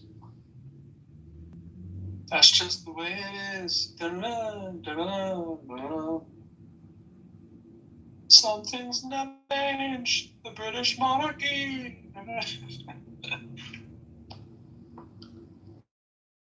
God save the king. No. I think they. I agree with that. Hello. Hello. I think if the monarchs try to, I don't know, overthrow the democratically elected will of the people in the UK, they could find that their heads on the floor like the French one. I disagree. I mean, they might get shot at like Trump, but I don't think they're finding their. Unless it's a stray shooter or something, but certainly not from within the system. Then again, to your point, that was probably the case back with the reign of terror, guillotine kind of stuff. No, that was more state-sponsored, wasn't it? Or am I mistaken on that? Was that an angry mob, or was that some state-sponsored stuff? That was state-sponsored, right? The French Revolution? Yeah, all the guillotine, the reign of terror, Robespierre, all that. That was all government stuff, right? Well, they became the government. That was the revolutionaries who then became the government. Yeah, but wasn't an angry mob when it happened? Originally, yeah. Yeah. Oh, okay. Well, there's my point. Storming of the Bastille. Yeah. Look what happened there. They got their monarchy to return. Yeah, Bastille Day, baby. As I said, I'm a monarchist, but I was just thinking, in terms of actual individual people, I think I'd rather be ruled by King Charles than fucking Keir Starmer. I think I'd rather be ruled by King Charles than Donald Trump. Pretty sure of that. Ruled is the right word. Because if you were ruled by King Charles would be King Charles. It's not. That's right. It's not the person who is corrupt. It's the power that makes people corrupt. And the fact that you don't realize this is going to cost you 50 IQ points, which puts you in the bottom half of the room. We've got a real problem. When did we start measuring IQ points in this room? Because Benjamin, you're very well aware that might not work out as well for you. I have an update. It looks like my bunny actually ate some of the food off the plate I put out there. Oh, you put a plate out? Yeah. At the risk of being go bunny. At the risk of being self-serving, annoying as the room title. An IQ test is a verbal math game. I would do pretty well, just saying. I don't know if the 50 IQ points were going to me. I still don't think they throw me in the goo. I think I'd still be above the fray with the 50. I think I can suffer it. Well, Push up to I'm well under. I'm well under.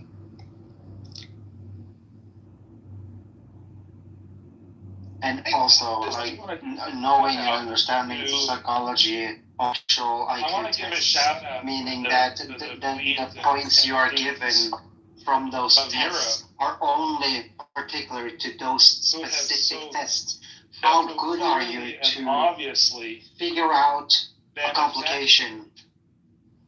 That is what an IQ test is most likely, Benjamin. So it's not a good measurement for anything when it comes to small. The ones subjugating the intelligence of the people. I find all these Europeans do the math. They don't even understand the power. So how come Europeans have a way better political, and how to say it, like our model, how our society work, where I have free health care. I only spend like $30 when I reach $30. Everything is free for me. So if I get a headache, if I break my arm, if I'm in a fucking car crash and the ambulance has to take me, it's free. It's free and it's free. And our salary is super high. Like I am rich when I'm on vacation other places. I've been to 14 different countries. Every time I'm on vacation, I'm a fucking rich ass. But of course, in Norway, I'm not a rich ass. I'm just average. But our salary is great. Our healthcare system is super great because it's fucking free. And sorry for saying effing, because that's just to emphasize. But anyway, I will not use words like that.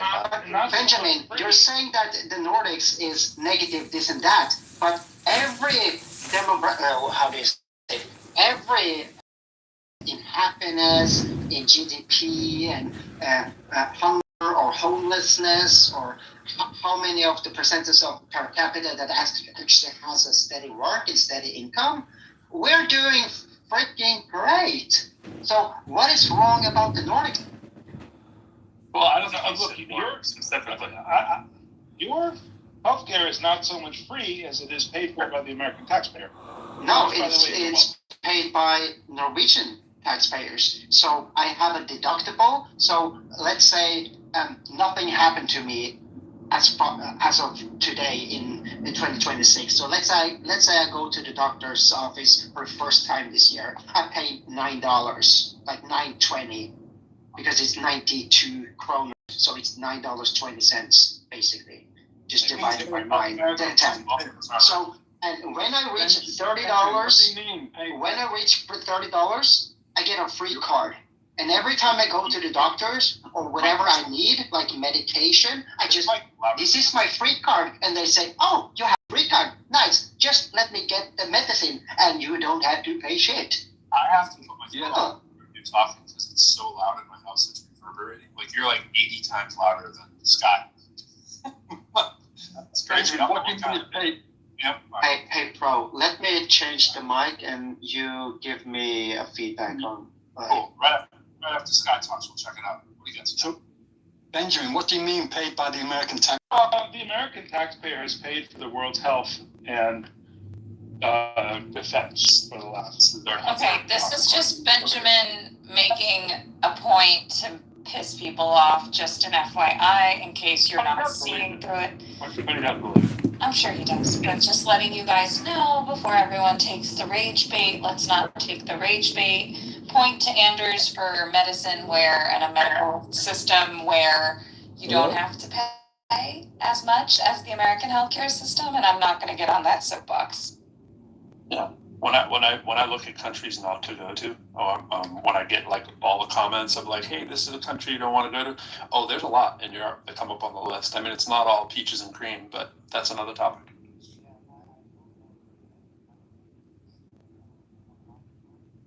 Oh shit! Oh wow, that went. Oh man, thanks. Wait, it went all the way down, right? I can't hear him nearly as well now. Talking now? Andrew, is that you talking? Yeah, that's me. Oh my God, it works. But no, that's way low. I mean, Aisha's. Is this like really low? No, that's good. Aisha's twice as loud as everybody. Maybe, actually, you know what? Honestly, she's more like 1.25. She's about 25% louder than most. Am I normal?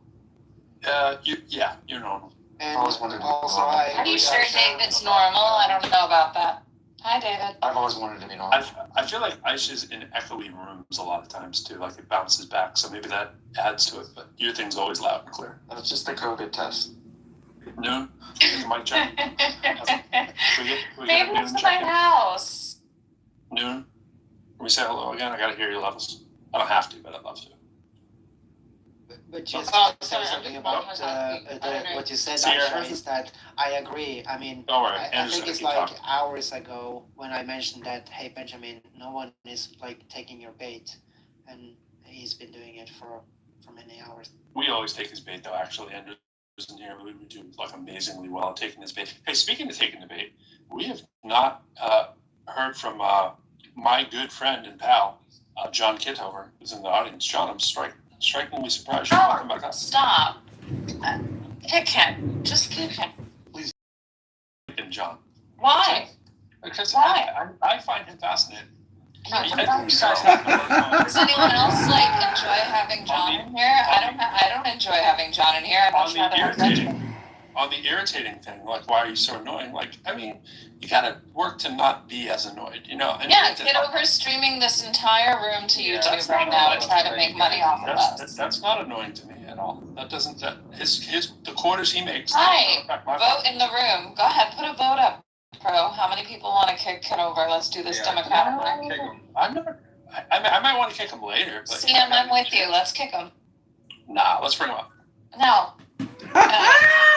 Let me ask the mods. Elliot? You guys have a young problem. I think he'll last like maybe a couple minutes, but I like Johnny. Hello, well, I want to thank you for inviting me back up. Thank you for inviting me back up. And I just want to say, in reference to your title, why are you so annoying? And is it your royalty? And, you know, I like to think that if you read philosophy, and especially in America, every man and every woman is a king and a queen. And unfortunately, we don't have that system. We have a debt, fractional reserve banking industrial complex that borrows $2 trillion a year on our backs. Hello? No lies yet. John. I'm just chopping it. No, I'm resonating with it. No lies yet, John. Keep going. Fractional banking. Back to the faction. So I don't think we need to fear money, and a lot of people don't like the gold and the platinum and the silver. But I say go within. If we want to start somewhere, we should go within the earth to pull out our gold and silver and have sound moral financial currency. Hello? I think we should move to a Botox economy. Botox economy. I totally administer that economy. Let's go. It's by weight, way more valuable than any precious metal. Nice. The biggest industry. The entire annual global supply of Botox fits into a 16-ounce bottle. The biggest industry. Antimatter, we'd be the richest. How many billions of dollars can you put into a Coke bottle? See, people complain about the oil industry, but they don't complain about the semiconductor industry, the real estate, the financial services, health insurance, life insurance. Those are the biggest. I hate the lotion industry. Well, see, universal healthcare. Healthcare is not a human right, despite no matter how many times the left chants it on No King's Day and puts graffiti all over saying healthcare is a human right. No, the dental model, where you go to a dentist and you pay cash, that's actually called medicine, where you pay for your service, as opposed to the government creating fraud. Because $200 billion a year in Medicare, Medicaid is fraud. It goes to scammers and thieves. And so we need to stop the entire system and re-platform it and make it into a dentist type service. I would shut down Medicare, Medicaid completely and either hand off the new system to Google or Palantir. Hello? You would hand it off to Google or Palantir. Yes, meaning that the government no longer funds it. All we do, the government will pay for services, but no longer make it an annual, quarterly budget type of system. Because $4 trillion a year in a $40 trillion bank bankruptcy. It's insanity. We have to. Let's say I'm one kind of thing. How does the wealthy person get the services they need? What's that? They have to pay for it themselves. The government will not pay for that. Okay. And what about the poor person who's broke?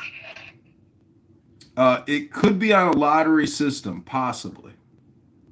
A lottery system. So what if you don't win the lottery? Did you just die? Yeah, you die. We lost your volume, so you went like. Yeah, you die. Like, I know people that have had hip replacement surgeries, and then they died after the hip replacement surgery. Everyone's going to die. People who believe in universal health care think that they're going to live. Wow. So wait, I was hanging with what if one of we made it so that we based it on your IQ and your level of education, John? Would you be able to get any health care? I'm going to say I doubt it if we made it that way, but, you know. It was making some sense until the last detour there. Well, you don't like the fact that people are going to die regardless. And just because that person has that surgery doesn't mean that they're going to actually live through the surgery. There's just so many variables. I'm hearing healthcare for the rich, no healthcare for the poor. You're going to die anyways. Let God sort them out. Is that kind of the... No. I mean, he's an anti...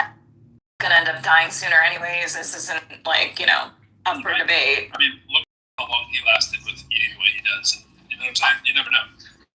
I just have a question. Did you depreciate all that stuff in your PTR in the same tax year, or did you use a declining schedule? I mean, in our fractional reserve baking and whatnot, how did you depreciate that asset? Or is that fraud? And you used the word asset lightly. Well, each phone is only $40, so you could buy 20 phones for $800 if you know multiplication. And it's a $15 a month, subscription. You cancel it, then you start live streaming everybody on YouTube, and you just keep building and building momentum until eventually you become monetized. And then I can start actually monetizing highly annoying people like yourselves. Don't let out the whole plan. So wait, you haven't even started monetizing yet? Is this a future thing? Yeah, it's an investment in an annoying future. You still haven't monetized yet? See, when annoying people like Aisha say kick John Kitover from the room, well, I'm already in the room anonymously. You can't actually kick me. That's right. I make the same. That's all right. John. Go for it. No, I was going to say something largely trivial. John, I'm loving the Shazam and the DC comic stuff you get going on the left-hand side of the room. That's what. Are you a comic book fan? Yeah, I've got a large comic book collection. Are you DC or Marvel? I like both. Which there? I like both. I like comic books. One of the other $40 phones. Hello? Yeah, but DC. Where you don't know how to read regular books and anything that's of value and allow you to have a brain that works. It's okay, kiddo. Hey, comic books have lots of value. What? Yeah, not anything to actually have anything within, sentient and subjective value. Objective value. I would say that this comic book might be worth more than everybody's book collection, by the way. Whose mom quilted that tablecloth? It's just a purchase from eBay or Amazon, but it's. Are you John? Are you a Dark Horse guy? I think I know which comic book series you're talking about, but no, not particularly. Well, they do Hellboy and Sin City, Star Wars, that kind of. Oh yeah, I was a big fan of the movies for sure. Yeah, no, me too. All right, well that's my John bonding moment. You a manga guy or no? Oh, MAGA, absolutely. I think Donald Trump, is the response to our political crisis and cultural crisis. Manga. This is exhibit 1522 about John Kitover is far too ignorant to understand anything that's being spoken. No, I don't think you can hear me because I can't hear. I'm talking Naruto, One Piece, Dragon Ball, that kind of stuff. Yeah, I like Dragon Ball Z, and the fun thing about Dragon Ball Z, if you watch the cartoon. Right, that's important. Yep. The cartoon is amazing because it's a little bit like life. That's what? I got kicked out of go. I wanted to ask a question to John. Me too. He's talking Dragon Ball Z. John, where'd you go? He's in the audience. Something happened. God damn. Oh, Benjamin didn't take one. Wasn't me. I gotta put these. Fortunately, me. I put three documents in the chat to support. Okay. Right up the Dragon Ball. And I just want to respond. I think it is to whoever was Go back to Pro. Wait. Right up to the Dragon Ball. Let's get right back to it. I just got to hear his Dragon Ball comment. What do you think about Dragon Ball, John? And then we'll go to Benjamin. Well, What were we gonna say about Dragon Ball? the cartoon, you know, if you've watched it and enjoyed it, it's a little bit like having a mental health disorder because nothing ever actually happens, meaning that like it just leaves you hanging every single time, and then it's the same boy who cried wolf every single time. So I don't know. You can go back to Benjamin now to your regularly scheduled annoying programming. This annoying person is complete. I could have gone with that. I mean, nothing does ever happen, and he's indestructible, and no matter what you do, he's gonna live till another day, and so will his son, and all that stuff. All right, I'll do. We got Agamemnon in the audience. I want to get back So to it's the the Seinfeld of was it Anders was saying when he goes to the doctor, he only pays $35. Yeah. Now, Anders pays some taxes, of course, so it's not like he's paying anything. But Actually, too much, Benjamin. To be honest, and it looks like Europeans pay about $10,000 a year to cover some of these costs.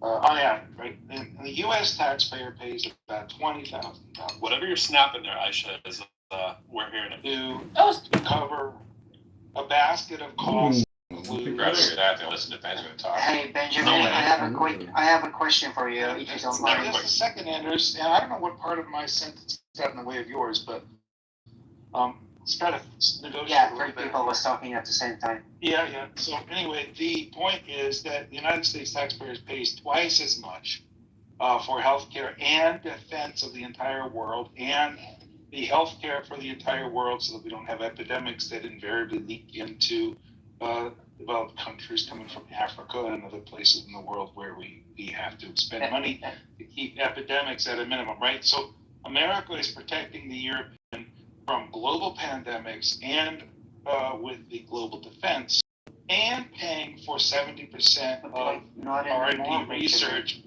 on medicines, so that when a medicine is sold in Europe, it is sold for 30 cents on the dollar. So you're only paying for 30 cents. Well, Benjamin from the United States does not come on the European market.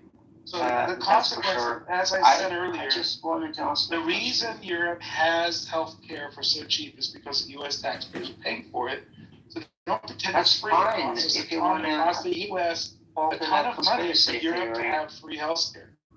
I just wanted to ask you, how does the 36% taxes sound to you? I'm not saying it's wrong or right or whatever. That's the number from Norway. Like, it's not taxes. 36% of your salary every month goes to taxes. Europeans are not taxed anything. And now, by the way, Benjamin, just by the way, more benefits than they are taxed. And by the way, taxpayer, we do this well in America. We tell you later. They're paying into a system from which they get very little benefit. Okay, by the way. so I guess I benefit from that system. But can we have a dialogue, a monologue? Not when he's on a monologue roll. He can't slow down. Okay, so Benjamin. Now in May, I will. He's on Super Saiyan right now. You haven't put any documents, you haven't put any scholarship into the chat, so you really haven't earned the opportunity because to review. I'm simply speaking from my own position, meaning, like, whatever I earned last year in 2025, the total amount, like, don't think about taxes, just what I earned last year, the full 12% of that total salary, I will get paid now this month for vacation money. Every year, Norwegians get 10 to 12% of their full salary from the last year, just free fucking money to have a vacation, and I'm going on 8 weeks paid. Sorry. That sounds good.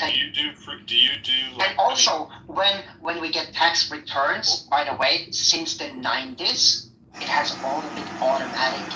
We never do the manual labor. Or whatever. Not only that. Hello? Let's say I pay too much taxes. I not only get that in return, but the government actually have, like, by law, fines, meaning they are getting fined a shit ton of money. So not only do I get what I was taxed too much each month, but I also get, like, here's a Band-Aid. Okay. So we're paying a lot of taxes, I agree, but we don't have potholes. We don't have homeless people. I'll take that. When people lose their job, when people lose their job, they get, like, at least $800 to $1,200, approximately the same equivalent to $1,200 every month.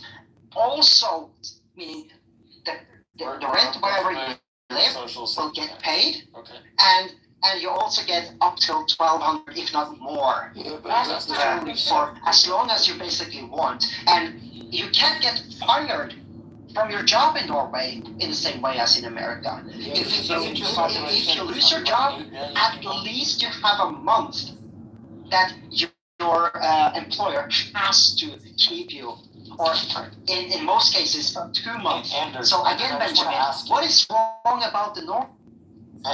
Anders, I think I understand your system, and I'm going to come at it at a different angle. I think there's something like 8 million Norwegians in the entire country. Sorry, come again. I you said there's something like 8.5 million Norwegians. Yeah, that sounds about right. I was about to say approximately 7 or something. I live in Texas. I'm not in Texas right now. I'm in Florida, but Florida's very similar. There's more than 20 million Texans that you guys have with the North Sea, a ton of mineral wealth that you really only have to divide. And by the setup of your country, I wish my country was as prudent with the mineral resource wealth. You're just splitting it between 9 million people. Correct. And there is some of this, to Benjamin's point of view, is that external to your country, a lot of R&D allows for socialization of those costs that allow for, including the peace after World War II, that is allowed in international trade, that is, at least up until the last year or so, the open seas allowed for a ton of trade. So we had different countries, different systems, different amounts, but I agree with Bernie Sanders. We basically pay twice what you guys do, and we get half the results. To reconcile that and say that, Norway's, not lucky in geography to have mineral wealth and only a few people there. But it's just, we kind of have to put it into a global perspective. America has all these different regions that come on the same balance sheet for our federal system. And so we've got interregional fights, and that I don't know if a smaller nation that has a ton of natural resource wealth really can be compared to America. It's like comparing Norway to all of Europe. You can't. It's really challenging. You're right. Right, and you should. You're right. And I have to agree when it comes to, especially after the Second World War. So let's say from 45 to 1972. 1972 or 1952 was,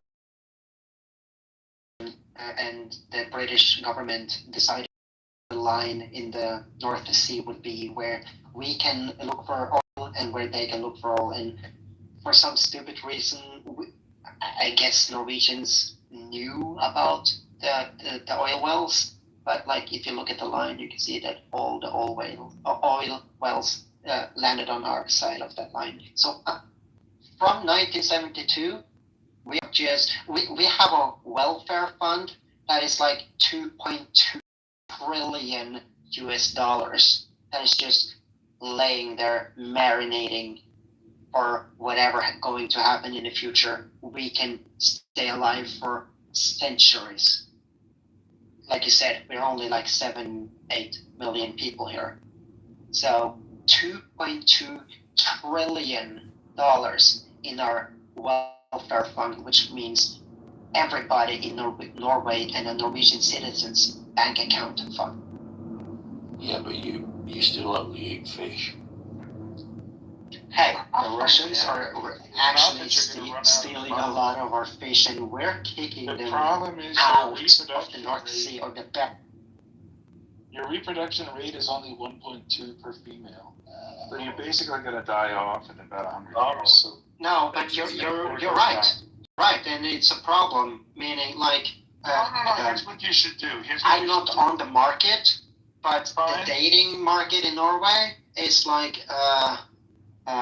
hey, meet up. You want to fuck? But yeah, but I don't want it. I don't want any kids. That's just how it is, unfortunately. I understand, Benjamin, but like. Well, Benjamin, we can't rely on them. Gotta move to another country.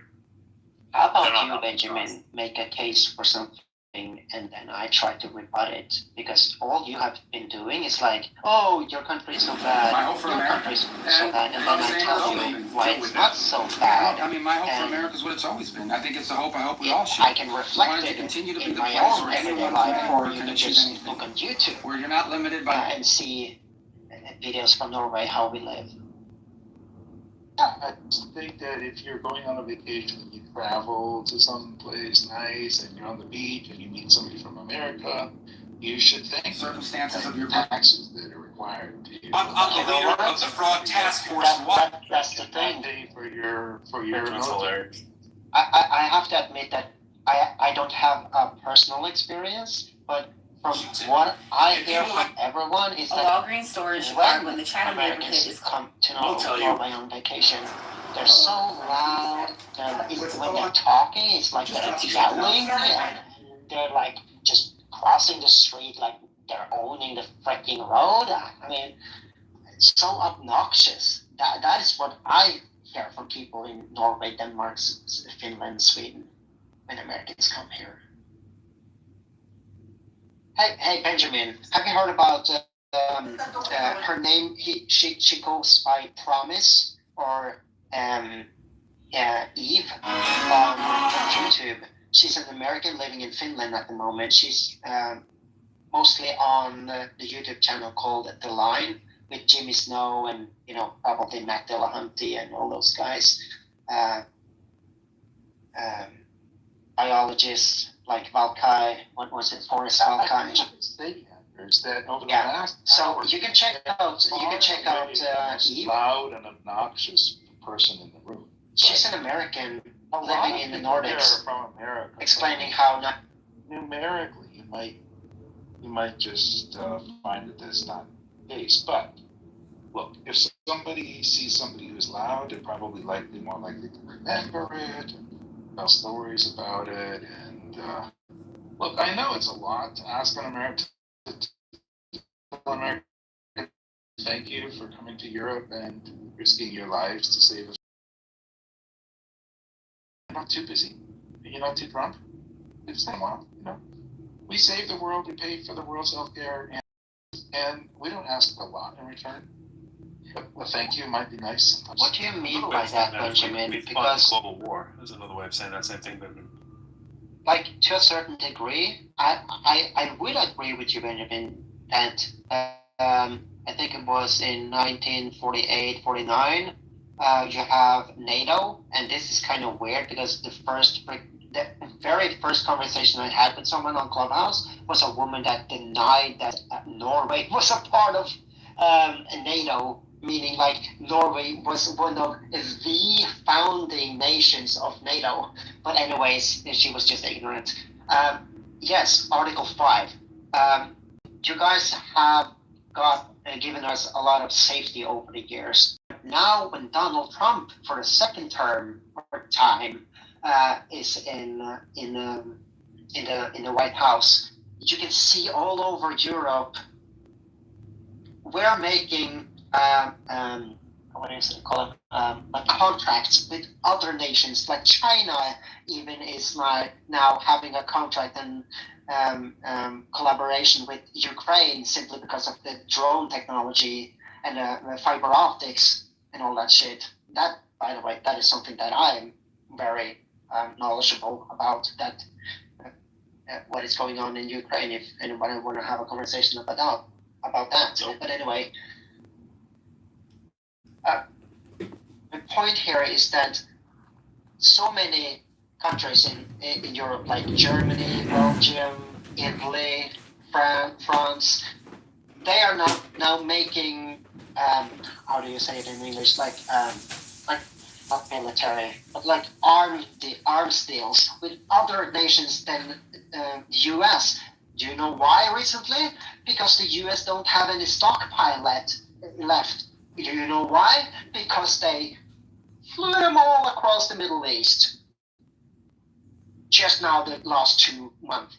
So you guys don't have anything to sell anymore. So Norway, a small town called Kongsberg in Norway, is like one of the largest manufacturers of ammunition, munition, and weaponry, and of course, Anders, let me just kind of step it. If we take the opposite of what you're saying, it might be true that the reason we won't give anything to Ukraine was because Trump didn't want to support Ukraine, was taking Russia's side, and by firing all these off for Netanyahu's purposes, he can now argue you guys are on your own and finish his plan to get out of NATO. So it's not that we don't have anything left; it's that it serves the use to say we don't have anything for you guys. It's not that we don't have anything for ourselves. And I stand corrected. It's how it's how he works. He starts with how he can fuck over his ally, and then maybe think about how it helps or hurts the U.S. Right? Yeah, I will be more careful about my wording because you're correct by correcting me. The worst position a person can be in very often is to be the person who agrees with me, who thinks that they're Donald Trump's friend. Yeah. The fact that Donald Trump has made Putin his friend might just be the end of the Russian project. I mean, here's the thing: is Donald Trump he's not his friend. He's just working as if Trump as Putin owns him. He's not even his friend. He's just Putin's work. Here they have Donald Trump doesn't know what it's like to be a friend. Donald Trump doesn't know what it's like to be a friend or have a friend. I don't know where. What's your model you use? There is no friend of Donald Trump in the United States. Yeah, I want to be honest. I think that Donald Trump is probably playing everybody, including Putin. And to the extent that you think he's siding up to Putin, Donald Trump doesn't have it in him to side up to people. Hey, Donald Trump is running circles around himself in a way that if you just look at what he's on the lawn of the White House, about to enter, some journalists are asking him a question. He says, yeah, within the next 2 weeks. And then you have the exact same scenario. He's about to go into a freaking helicopter. 2 weeks later, they ask the same question, and he says, yeah, within the next 2 weeks. Donald Trump is a dilapidated, crazy nonsense guy. I mean, I don't have anything just positive to say about Biden when it comes to his mental state either. It's just that some people are just blind to what Donald Trump is showing. Fair enough. I just want to say this, Andrew, for you. If by the grace of God, 100 years from now, Norway is not an Islamic hellhole or an extension of the Russian Orthodox movement, or it's speaking Chinese, it will be because an American soldier did something. I promise you that. It won't be because a French soldier did something. The French Can you start over? Because you actually lost me there. Like when you said that soldier. If by the grace of God, if by the grace of God, Norway, your country, is not one of those countries where all the women wear a burqa in 100 years. And it's not some adjunct to the Russian project where you're all Eastern Russian Orthodox Christians. Or you're not some kind of extension of China. It will only be because of an American soldier. And you don't appreciate it. It won't be because of a soldier in Norway. You're not going to protect yourself from these things. 8 million people, and probably you couldn't protect your way out of a paper bag and never have. The only reason Norway is a free country that is making up its own decisions is because the United States has defended that project for you. I mean, if you want to cradle yourself with that pacifying thought, sure, go ahead. I don't feel that blanket, to be honest. It actually might be, Benjamin, that the United States of America is holding up the whole rest of the world. That might be, Benjamin, but I don't feel that warmth from that blanket. Where's the blanket? Well, we lived in the Cold War. That's called an iron carpet, not a blanket. Was based upon mutually assured destruction. Yeah, from the NATO with those with nuclear weapons, and obviously USSR at the time. Now it's obviously changed. And I think it's a good thing that we actually have our own defence capability as a European entity, for sure. I do. Well, we will. Thank you very much, America. But the thing is, the UK has always thanked America. It really has. And we have been to war with you. And what is sad is the fact that Trump will go, yeah, but the Brits stayed at the back, which obviously he subsequently apologised for. But in Afghan, our area of operation was Helmand Province, was one of the most violent areas. Denmark, the irony, per soldier, had the highest casualty rate of deaths. So we're all being bitchy to each other. We're actually fucking, come on. There are bigger issues in the world, aren't there? And I don't, we need to step up and spend more on our own defence. I totally agree with that. But at the same time, Trump and Benjamin, we've all thought maybe he knows something we don't know. Maybe he's playing everybody, we just don't get it. Everybody's thought that, but I don't think that's the truth anymore. Do you really?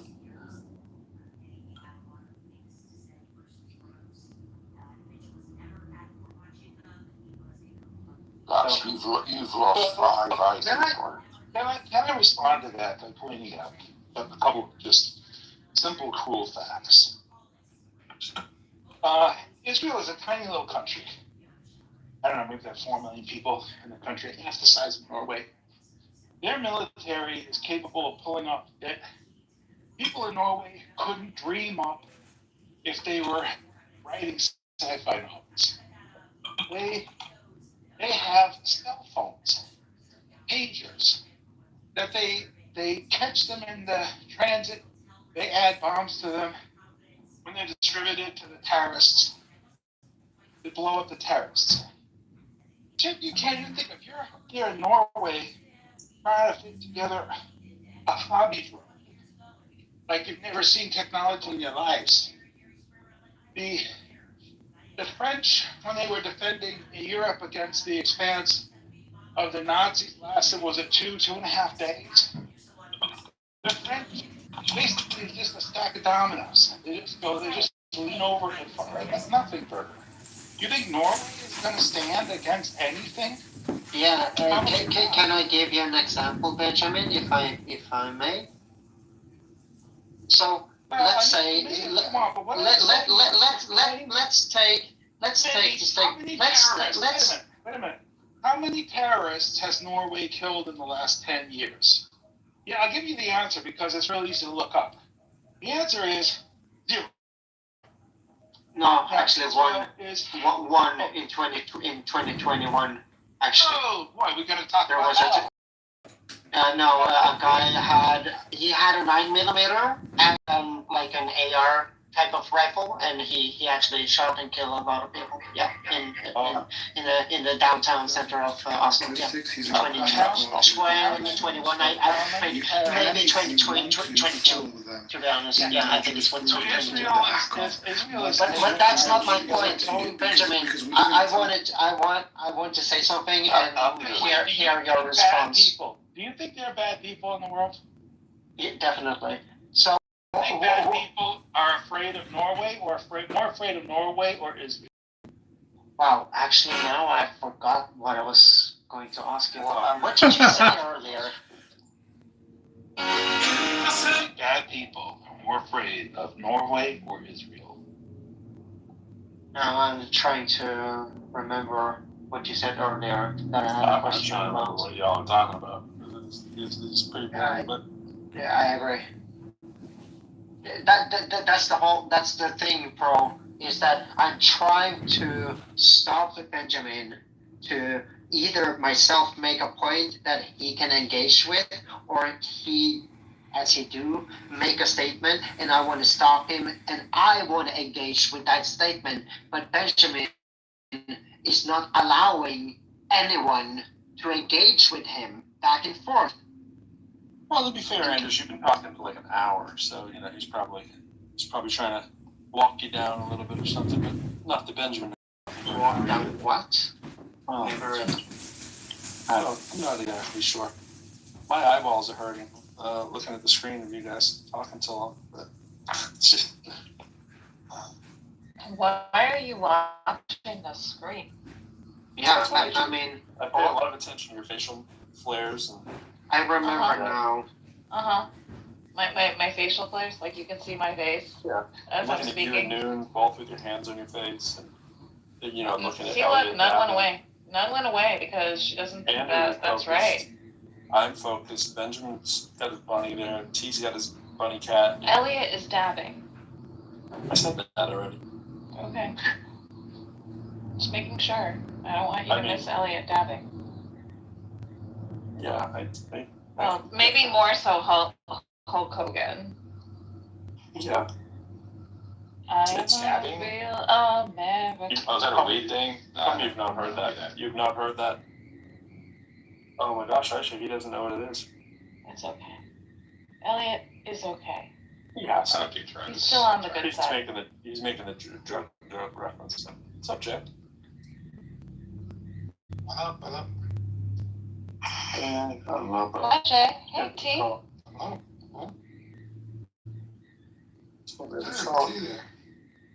T is here. Showing like a Milligan Bill.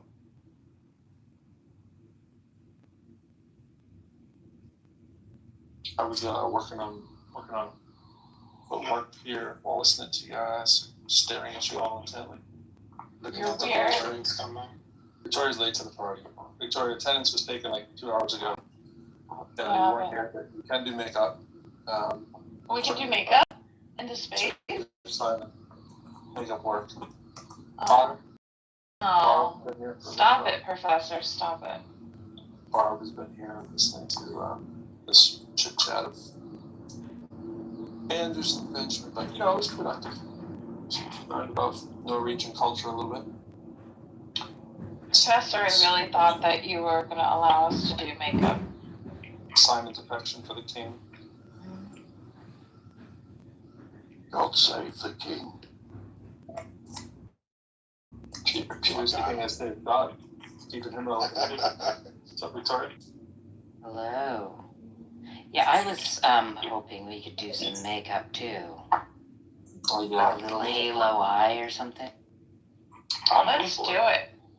I'm down. If you had to do makeup for me, what would you do? Because I seem to be lacking a little color in my photo.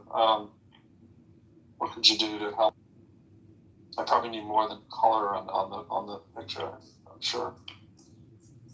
You're looking a little pale. I feel like you've lost a little rust there.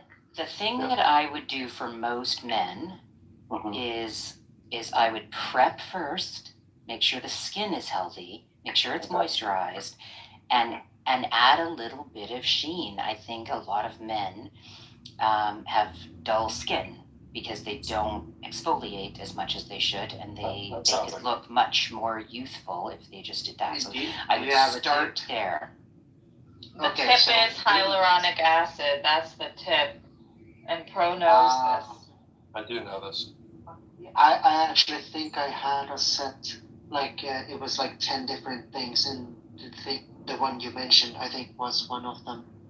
And is it like... You don't need 10 different things. Is it like an... No, that was just a false, what do you call it, like a series of like products. I was given this for free from a friend of mine. But one of them was actually like blood, like red blood cells. Wow. It was crazy. Yeah, we heard about some of those stories here in the U.S. Some obsessed parents. Otter said, in honor of doing makeup, I will change BRB. Otter, you're an otter. What are we doing? Why do we have a squirrel eating a otter? Oh my. Oh, otter's bad. That's a little. That's. Otters are carnivores. Well, they're omnivores. Well, the squirrel is a carnivore in the picture. Contrast that with Benjamin's. I'm not sure that's what's happening there. That could be a trick picture. I mean, I thought rabbits were cute until I saw my own rabbit as a kid eat a rodent. So, I mean, yeah. I mean, they are rodents. Nature is not... Is a rabbit a rodent? Does that qualify? Yeah, kind of, actually. I don't think like taxidermically, but I'm not interested in all the details. I just want to know if I can call it a rodent and get away with it. No. But does Eno? I know you're pro lyric, I think, and Elliot as well. But does anyone here on stage like believe? I'm going to speak for everybody here. Everybody here maybe believes in God. Like maybes? Or everybody here doesn't. Or everybody does. It's one of those. I'm not sure. Yeah, I mean, like, I used to have a profile picture that said everything in the universe is either a duck or not a duck. And that is true. I'm open to prospect. But that's just what you said, like, you're either or, sure. But so I'm not a believer. I never adopted the belief in a God. I grew up in a partially Christian Protestant family. But if there's an afterlife, if the Bible is true on the supernatural statements, if it is true, I would like to adopt that belief. And I'm 4 years into Clubhouse, and I would like to hear a coherent. Well, this might not be the best place for it. I mean, I can't speak for Jay. Can't really speak for Simon. I feel pretty confident that I know Victoria, T, and Benjamin's stance. Aisha's is a little, maybe less. What's our stance? Our stance on what? God? The God belief. Sure yeah, you know mine, yeah. I could play tic-tac-toe in this room right now and get a win if I go diagonally. If I may, Victoria, sure. Elliot, I know do this. you believe a God? No. No, I don't. Okay, same here. It's a no in the diagonal spaces for sure. Simon is a believer in the magisterium. What do you call it, Simon? You are a what? What's the term you use? A majestic? What is it? The monarchy. The monarchy. Yeah, but you didn't call it a monarchy. You call it a monarchist. That's it. But yeah, so I am a apparently monarchist. that means you're okay with God, right? Oh no. I mean, I've got one grandfather who was a Methodist minister, and another grandfather who was Jewish. I am now all over the place. Not a big religion, God fan. I'm going to speak for CM. I'm going to say CM is solidly in the no camp. You get solid. Benjamin is super solid no. He's a solid no. Victoria's a solid no. CM's a solid no. Elliot's a pretty solid no. Those are your really, really solid no's. Yeah. Hi, CM.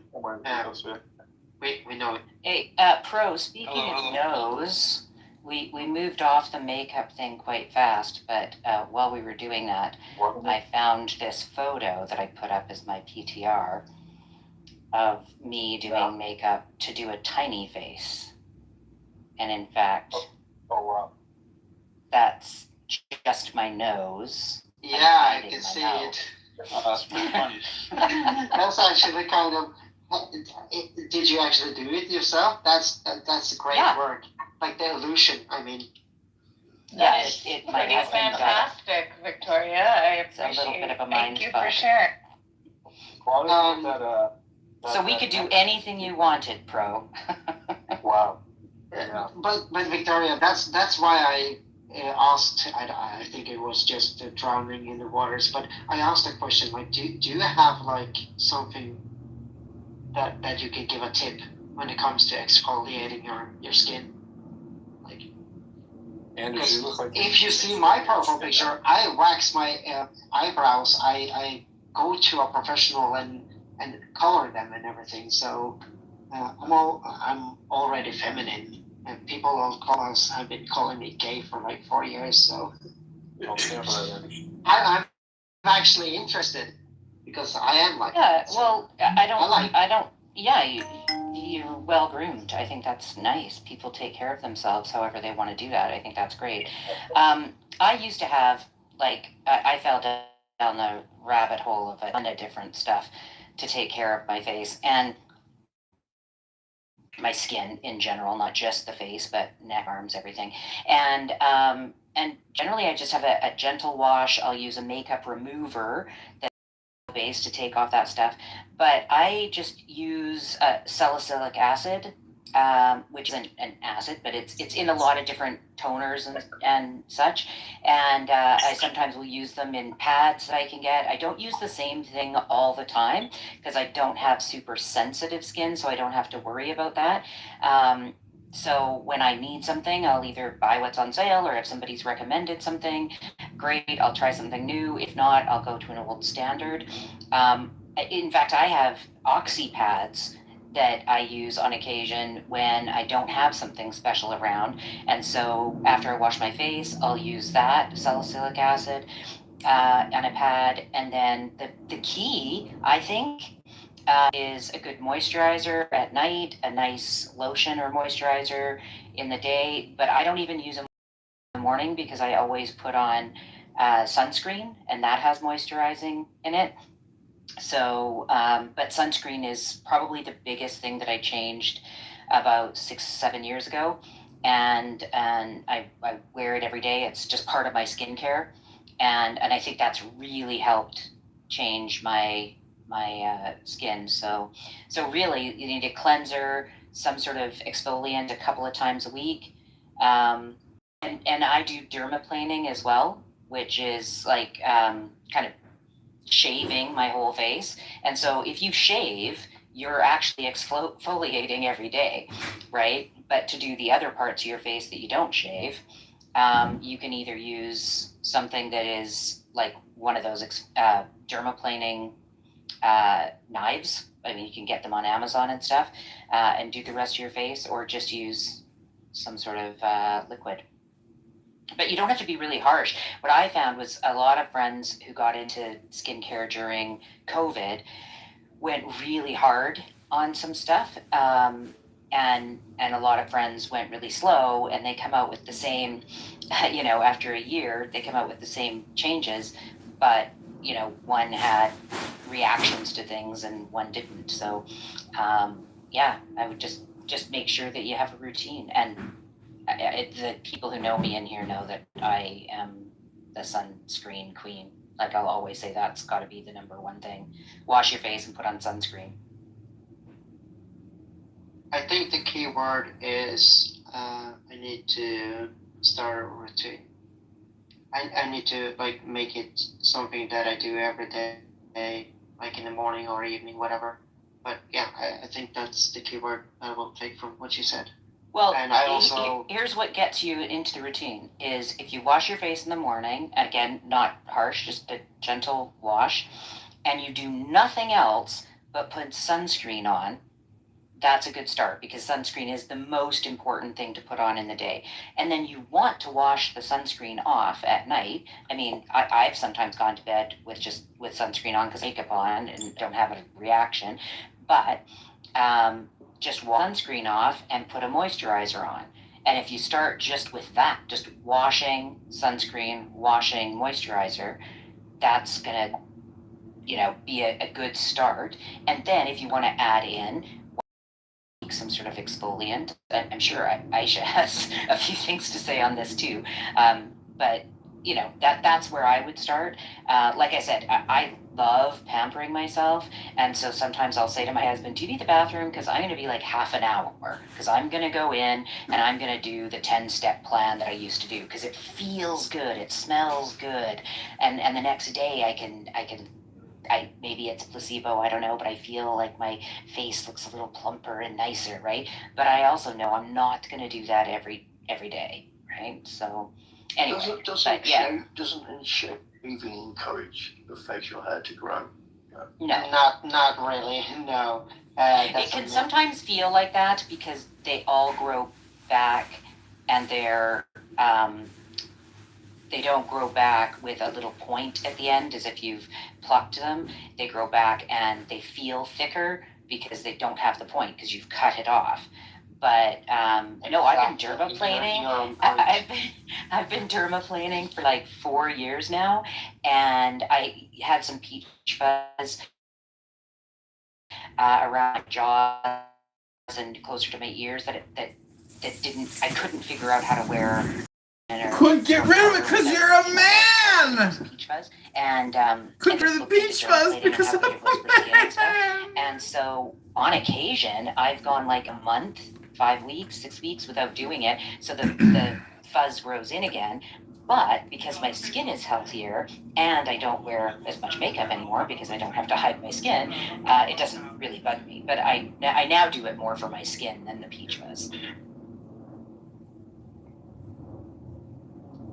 One of these people from the Jewish faith. I have to say, my personal preference, I like people it's forbidden for them to actually create their own political state.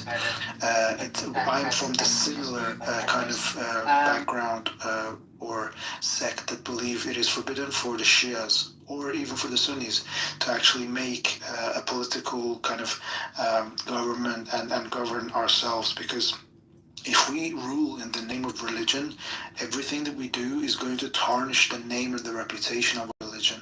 Because after all, we're just human beings. We could make mistakes.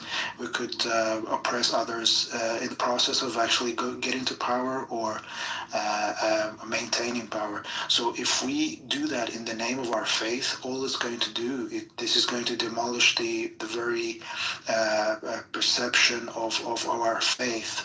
It's just like if you identify with any kind of brand, for example. So if let's say you I think it's understandable. I don't think it's understandable. Yeah. So anyway, so are you spread out, dispersed among the people, or are you? Yes, we are spread out because at the end of times, this is God's wisdom that because of all the tyranny that happens in the world, if we all stay in one place, it's easy for the devil or the bad people to just kill us all. So by God's tradition, apparently we have to disperse on the planet, so less of us get killed or destroyed, so that the true message of our faith is preserved. Thank you. So, quick question then: can the true Shias, right now, be some priests and rabbis? basically the concept of priesthood or rabbihood, it's not allowed in Islam. In fact, all the Muslims are encouraged to learn the religion and the jurisprudence and to acquire knowledge, so that knowledge is not centralized, it's decentralized, so that it can be taken advantage of. Whereas the priests in any religion or even in Islam, unfortunately, they tend to encourage centralization of knowledge or jurisprudence. And in that way, if you centralize anything, you are only creating grounds for corruption, because if you centralize wealth or centralize power, that's going to corrupt the system, which is why in government or in political systems we have the separate, like the different three aspects of main aspects of government are kind of separate and kind of not sovereign but independent, like judiciary, you know what I mean, right? Like the judiciary, the executive branch, and the lawmaking branch, they're all separate parts, because if the power of these three entities are concentrated into one entity, it could easily be corrupted. All right, so I'm going to give you an example. During the time of Jesus, he used the word, because the word begotten can mean it has different meanings, right? And I'll give you an example. There are Muslims and Jews like myself that I'm going to say we are cut from the same cloth. Even though he is a Jew, even though he is a Muslim, even though I am a Catholic, we are cut from the same cloth. So when I say this true message of God, right, can those people be distributed between all the faiths? So what you find to be the true message of God could also be a certain sect in Christianity and a certain sect in Judaism and so on and so forth. Do you think that the Shia message is spread out like that? Or you get what I'm saying? Yeah, so basically we believe in all like Abrahamic faiths, like Judaism, Christianity, and Islam. There is one group which truly tends to follow the true message of their prophets. So basically, but they're a minority.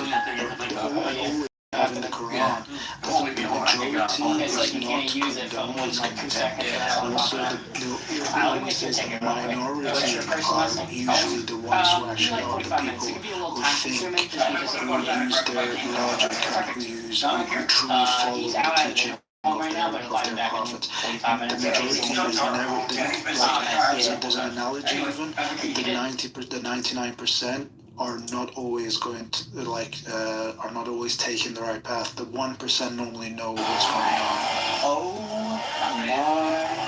The 1%ers, the not that kind of 1%ers. Where did you No, not that kind of all 3 words, man. Just when GameStop was still the biggest thing around, during that time, that's all it was. I was just get off of work and we got my 3 orders made up every couple of weeks. I finally get the system laid off. Drops at midnight. There I was. There for midnight releases. Every single one. My boy's gonna be 13, and he wants to get Xbox. And we're gonna say that also. Depending when, where you were born in, that there are people following the message of Christ. Some of them are Jews. Some of them are Muslim. Some of them are Buddhists. Some of them are atheists. And we go about. It's sort of like Mahdi, right? It's sort of like that sort of thing, right? You don't know who he is until the end, right? Until he reveals himself, right? Until the signs before his coming, I think when I scanned them in, I was at 500.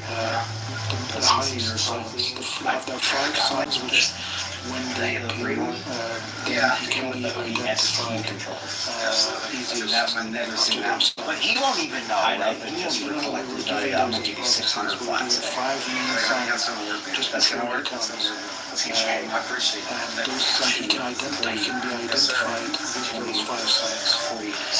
The events which will take place. And these events are so incredible that no one can fake them. And with that, this is how we can identify that he is the true Savior who is coming at the end of time. So is he born into the world though? Yes, he was born. Okay, born into the world. Okay, cool. 1,100 and something years ago. So he's that old, like in terms of his age, but he appears to be a man of 40 or 40 years old, according to the traditions. They still got some yellowing going on.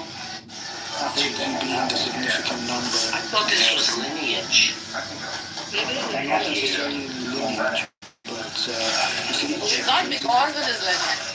It so happens that it is. it happens that it's his lineage, but it's not about his lineage, which gives him legitimacy. It's the fact that God appointed him as the leader or the imam who's going to lead the people into salvation. Oh, so the lineage is not even unknown. You're saying? No, the lineage is known. His lineage goes back to the lineage of the prophet. His lineage goes back to the lineage of Prophet Abraham and his sons Ishmael.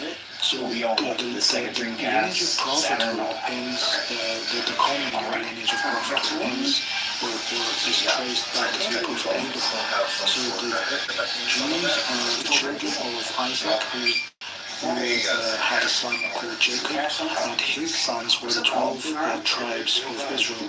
Jacob was also known as Israel, basically. And Muhammad was from the lineage of Ishmael, who was in Saudi Arabia by God commanded Abraham to take his wife Hagar and Ishmael to that land and to leave them there. And Muhammad is from the lineage of Ishmael.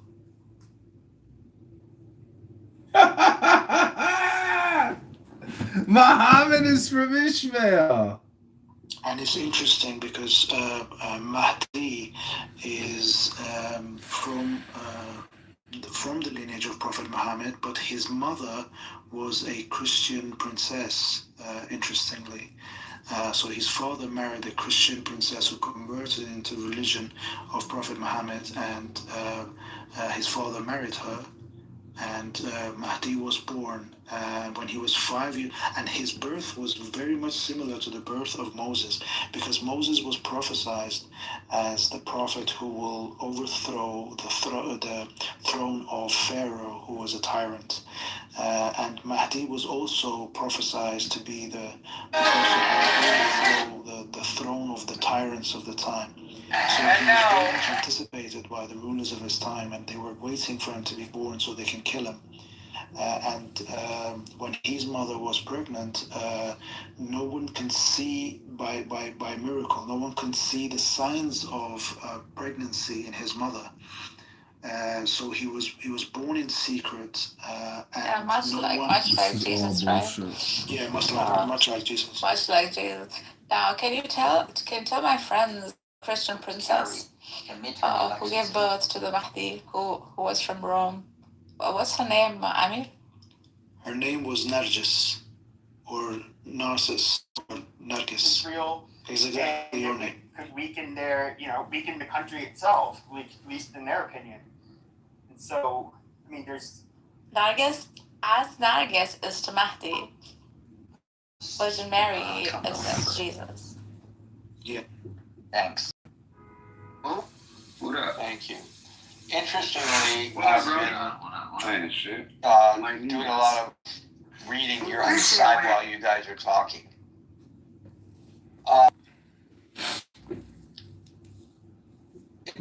So turns out,